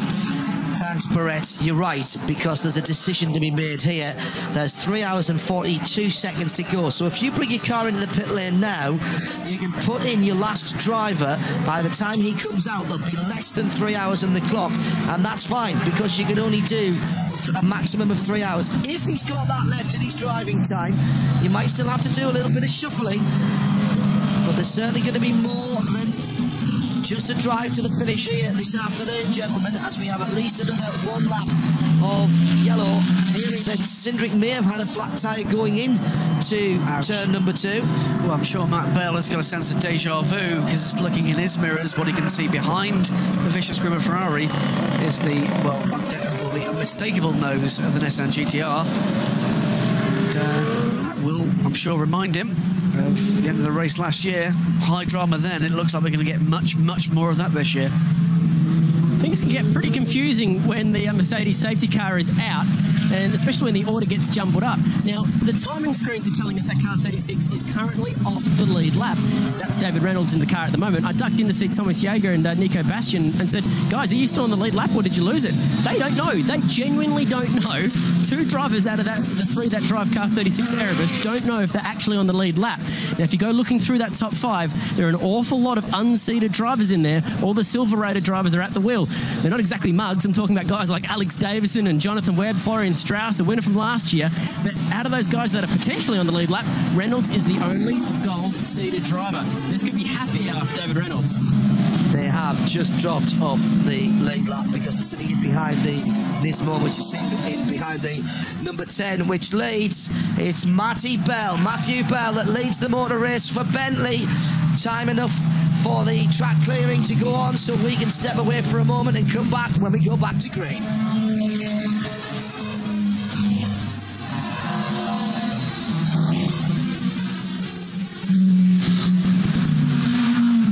I really don't even know what to say at this point, because this race has had absolutely everything.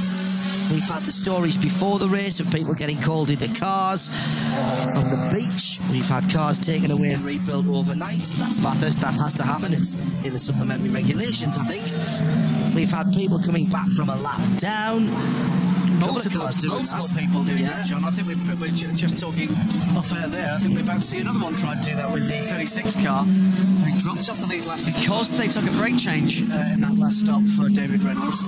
We'll have to now fight back past Matt Bell and Florian Strauss to get onto the lead lap again. Well, good afternoon to you all around the circuit here. Thank you for staying with us. I'm sure you are pleased that you have. I think it was Grim that said earlier on that everyone who's 37,000 plus on the mountain this weekend, I guarantee you that 6 months down the line, there'll be another 37,000 people saying, oh yes, I was there, I saw all that, I was trackside.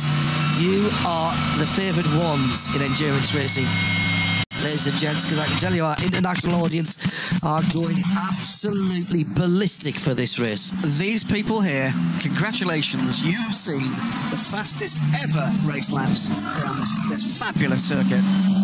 That is something worth remembering. In endurance racing, in an endurance racing car, proving that endurance racing nowadays is about going as fast as you can for as long as you can, not keeping the car in good condition to go fast a little bit at the end. It's about going fast for a very long time.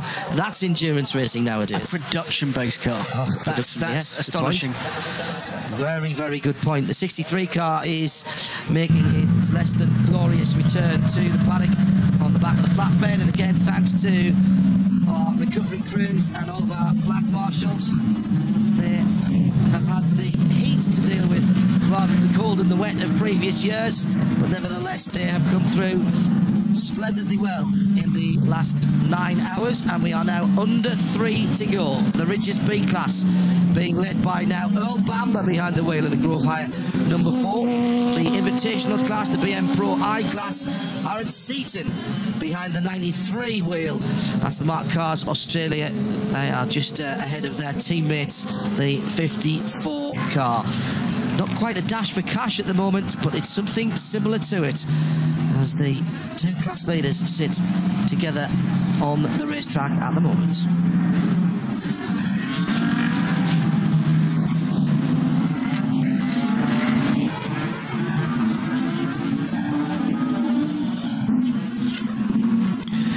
Well, we're still under full course yellow here at the mountain. This is the Ridges B class leader, the Grove Porsche, and Earl Bamber has climbed into that car. He's a Kiwi who's been tearing through the Porsche Motorsport categories worldwide, and he's always dreamed of racing here at Bathurst. Let's get to know Earl Bamber. Yeah, to come race at Bathurst as a Kiwi is something very special. You know, I still remember so clearly when you know, Greg Murphy did that, broke the lap record and did the lap of the gods here, and you know, it's just so magical to come and drive here. It's really awesome to have Scott in the car with me this weekend as well. You know, we also grew up in the same sort of time doing go-karts together, so it's really awesome to come here now and drive together along with Steve as well. So I can't wait to go drive some more. I got this phone call just before Christmas, and my boss told me, I've got a Christmas present for you as a new factory driver. Oh, yeah, great. What is it? And he said, we're going to give you a chance to drive the 919 Hybrid in January. So then I did, you know, the test in January, and about 10 days later was actually just after the Daytona 24-hour. I remember I was sitting in Orlando Airport. My boss told me that I need to get out a pen and a piece of paper. He's got something important for me to write down, and he said, you've got to write down that you need to be in Le Mans at this date to drive the 919. So you know, this was really magical to even go and represent Porsche there, you know, because Porsche is the most successful manufacturer ever at Le Mans. So to represent them in the highest